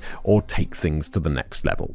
Even in those later years, he would often waive the membership fee if he felt his patients might struggle to pay it. On several occasions, he made his views known that we shouldn't get too bogged down in life by the idea of just grabbing as much money as we can, but instead focus on what will be the best outlet for the greatest contribution we can make towards making the world a better place to live in. And that's exactly what Edgar felt he was doing. This was no mercenary out to fleece the vulnerable at any cost. So who exactly was he? Well, he was certainly a fantasist from a very young age, as we could tell from his imaginary friends, his encounters with winged women, and his bizarre claims that he could read a book simply by sleeping on the front cover, a claim which you would think somebody might have tested under scientific conditions during his lifetime. It could be argued that here was a boy who never grew out of his childhood fantasies. Fanciful tales of fiction also appeared to follow him around in adult life, such as the time the hypnotist Al Lane claimed Edgar had both diagnosed and almost instantly cured his own severe laryngitis whilst under hypnosis, a concept which some of us might find a little bit hard to swallow. So, was this just a case of a man who preferred to live in a world of fairy tales and make-believe? Well, a big part of me would love to think that Edgar never purposefully deceived anyone, and that perhaps he just got a bit too carried away with his own wild imagination. Whether that's true or not is anyone's guess, and maybe I could be accused of being a little too generous in my assessment of a man who must surely have been aware on some level that he wasn't being entirely honest with everyone. Such dishonesty could partly explain why he often seemed reticent to bring his readings to a wider audience and why his buried guilt wouldn't allow him to take money from them. Yeah, that seems like a pretty reasonable assessment. I do have one theory, though. Okay then, Danny, share with us. For starters, I reckon that Edgar had a quite astounding memory. I wouldn't go so far as to say that he had a photographic memory. Well, partly because that's not a real thing, as such an ability has never been proven to truly exist. Thank you, Danny! Same page! At least not as depicted in books and movies, where characters are seen to effortlessly reel off massive chunks of information once they once glimpsed 10 years previously without making a single error. But I do think that he had a remarkable ability to retain information, which may have led to his wacky idea of absorbing the contents of a book by napping on the cover. I believe that he really could recite the contents of a book with reasonable accuracy, although I suspect that he had to open it and read it first. I also think he was a deeply tormented soul. On the one hand, he was an utterly devoted Christian who would read the Bible at least once a year, yet on the other hand, he had an appetite for digesting all kinds of other literature, which didn't always reconcile with his strong religious beliefs. Whilst he grew increasingly fascinated by such material, which dared to deal with science and facts and speculative theory, it was also creating an inner turmoil within the heart and mind of the man himself. It's quite probable that Edgar Cayce had indeed mastered the process of self-hypnosis, so it's not as if he was conning his patients in that regard by pretending to send himself to sleep, but he was perhaps unconsciously using this as an outlet for his alternative ideas and interests which contradicted the teachings of the Bible. As he entered his trance-like state, he began trawling through a stream of consciousness which largely drew upon his excellent memory of interesting information and ideas that he had recently absorbed. In effect, Edgar Cayce evolved into something of a split personality. There was the waking persona of a good practicing Christian who followed the letter of the Bible, and the unconscious persona who could get away with discussing matters of a more philosophical and abstract nature without risking any guilt over questioning the word of God. We could be talking about the two faces of Edgar Cayce here, but only one of them had his eyes fully open. I know this doesn't explain everything, and there are still troubling question marks over how he felt he could tune into the subconsciousness of a patient in order to diagnose their condition and prescribe a remedy. Many of the medical readings gave the impression that Edgar was somehow mentally examining the inner workings of the body piece by piece, and it's disappointingly hard not to conclude that there must have been at least a certain amount of conscious deception at work here. Yet, I would still believe Edgar Cayce had ultimately only ever been driven by a burning desire to help people in any way that he possibly could with what he believed to be a gift, even if this meant occasionally blurring the lines between reality, fiction, and total delusion. Others will naturally take a very different perspective, though. It just so happens that a local psychic in my village also has the ability to tune into the Akashic records, and so I asked her to give a life reading of Edgar Cayce. I'm a bit miffed as she charged me 50 quid for the reading. She obviously didn't follow Edgar's non-business model. But I went ahead and paid for it. We may as well wrap up the video with that reading, though I've whittled down the original 17,000 word monologue to a single paragraph. £50 for 17,000 words? Ain't bad. And on the plus side, she did throw in a few free sachets of graveyard dirt, so it wasn't all bad news. Quote, "We have the body. Now, as we find this entity who got a stick lodged into his testicles," oh yeah, forgot about that, went on to grow into quite a peculiar and gifted man, as it were. It is true to say that he made a few mistakes, just like we all do, you see, but there are further prophecies yet to be fulfilled, which will help to prove how this entity has privileged access to all that will be and all that will never be, and everything in between, as it were. We can't wait to see the look on your cynical faces when, as we find, the entity known as Jesus finally makes his presence known and the long-lost city of gold is discovered in the Gobi Desert, and Russia paves the way for a new era of peace and love for all mankind. This is all to come, see? Sleep tight, viewers, and don't have any silly dreams. We are through with this reading. And we're through with this episode. It was a long one. Thank you to Danny for writing it. I hope you enjoyed it. Debunked some nonsense today, didn't we? And thank you for being here.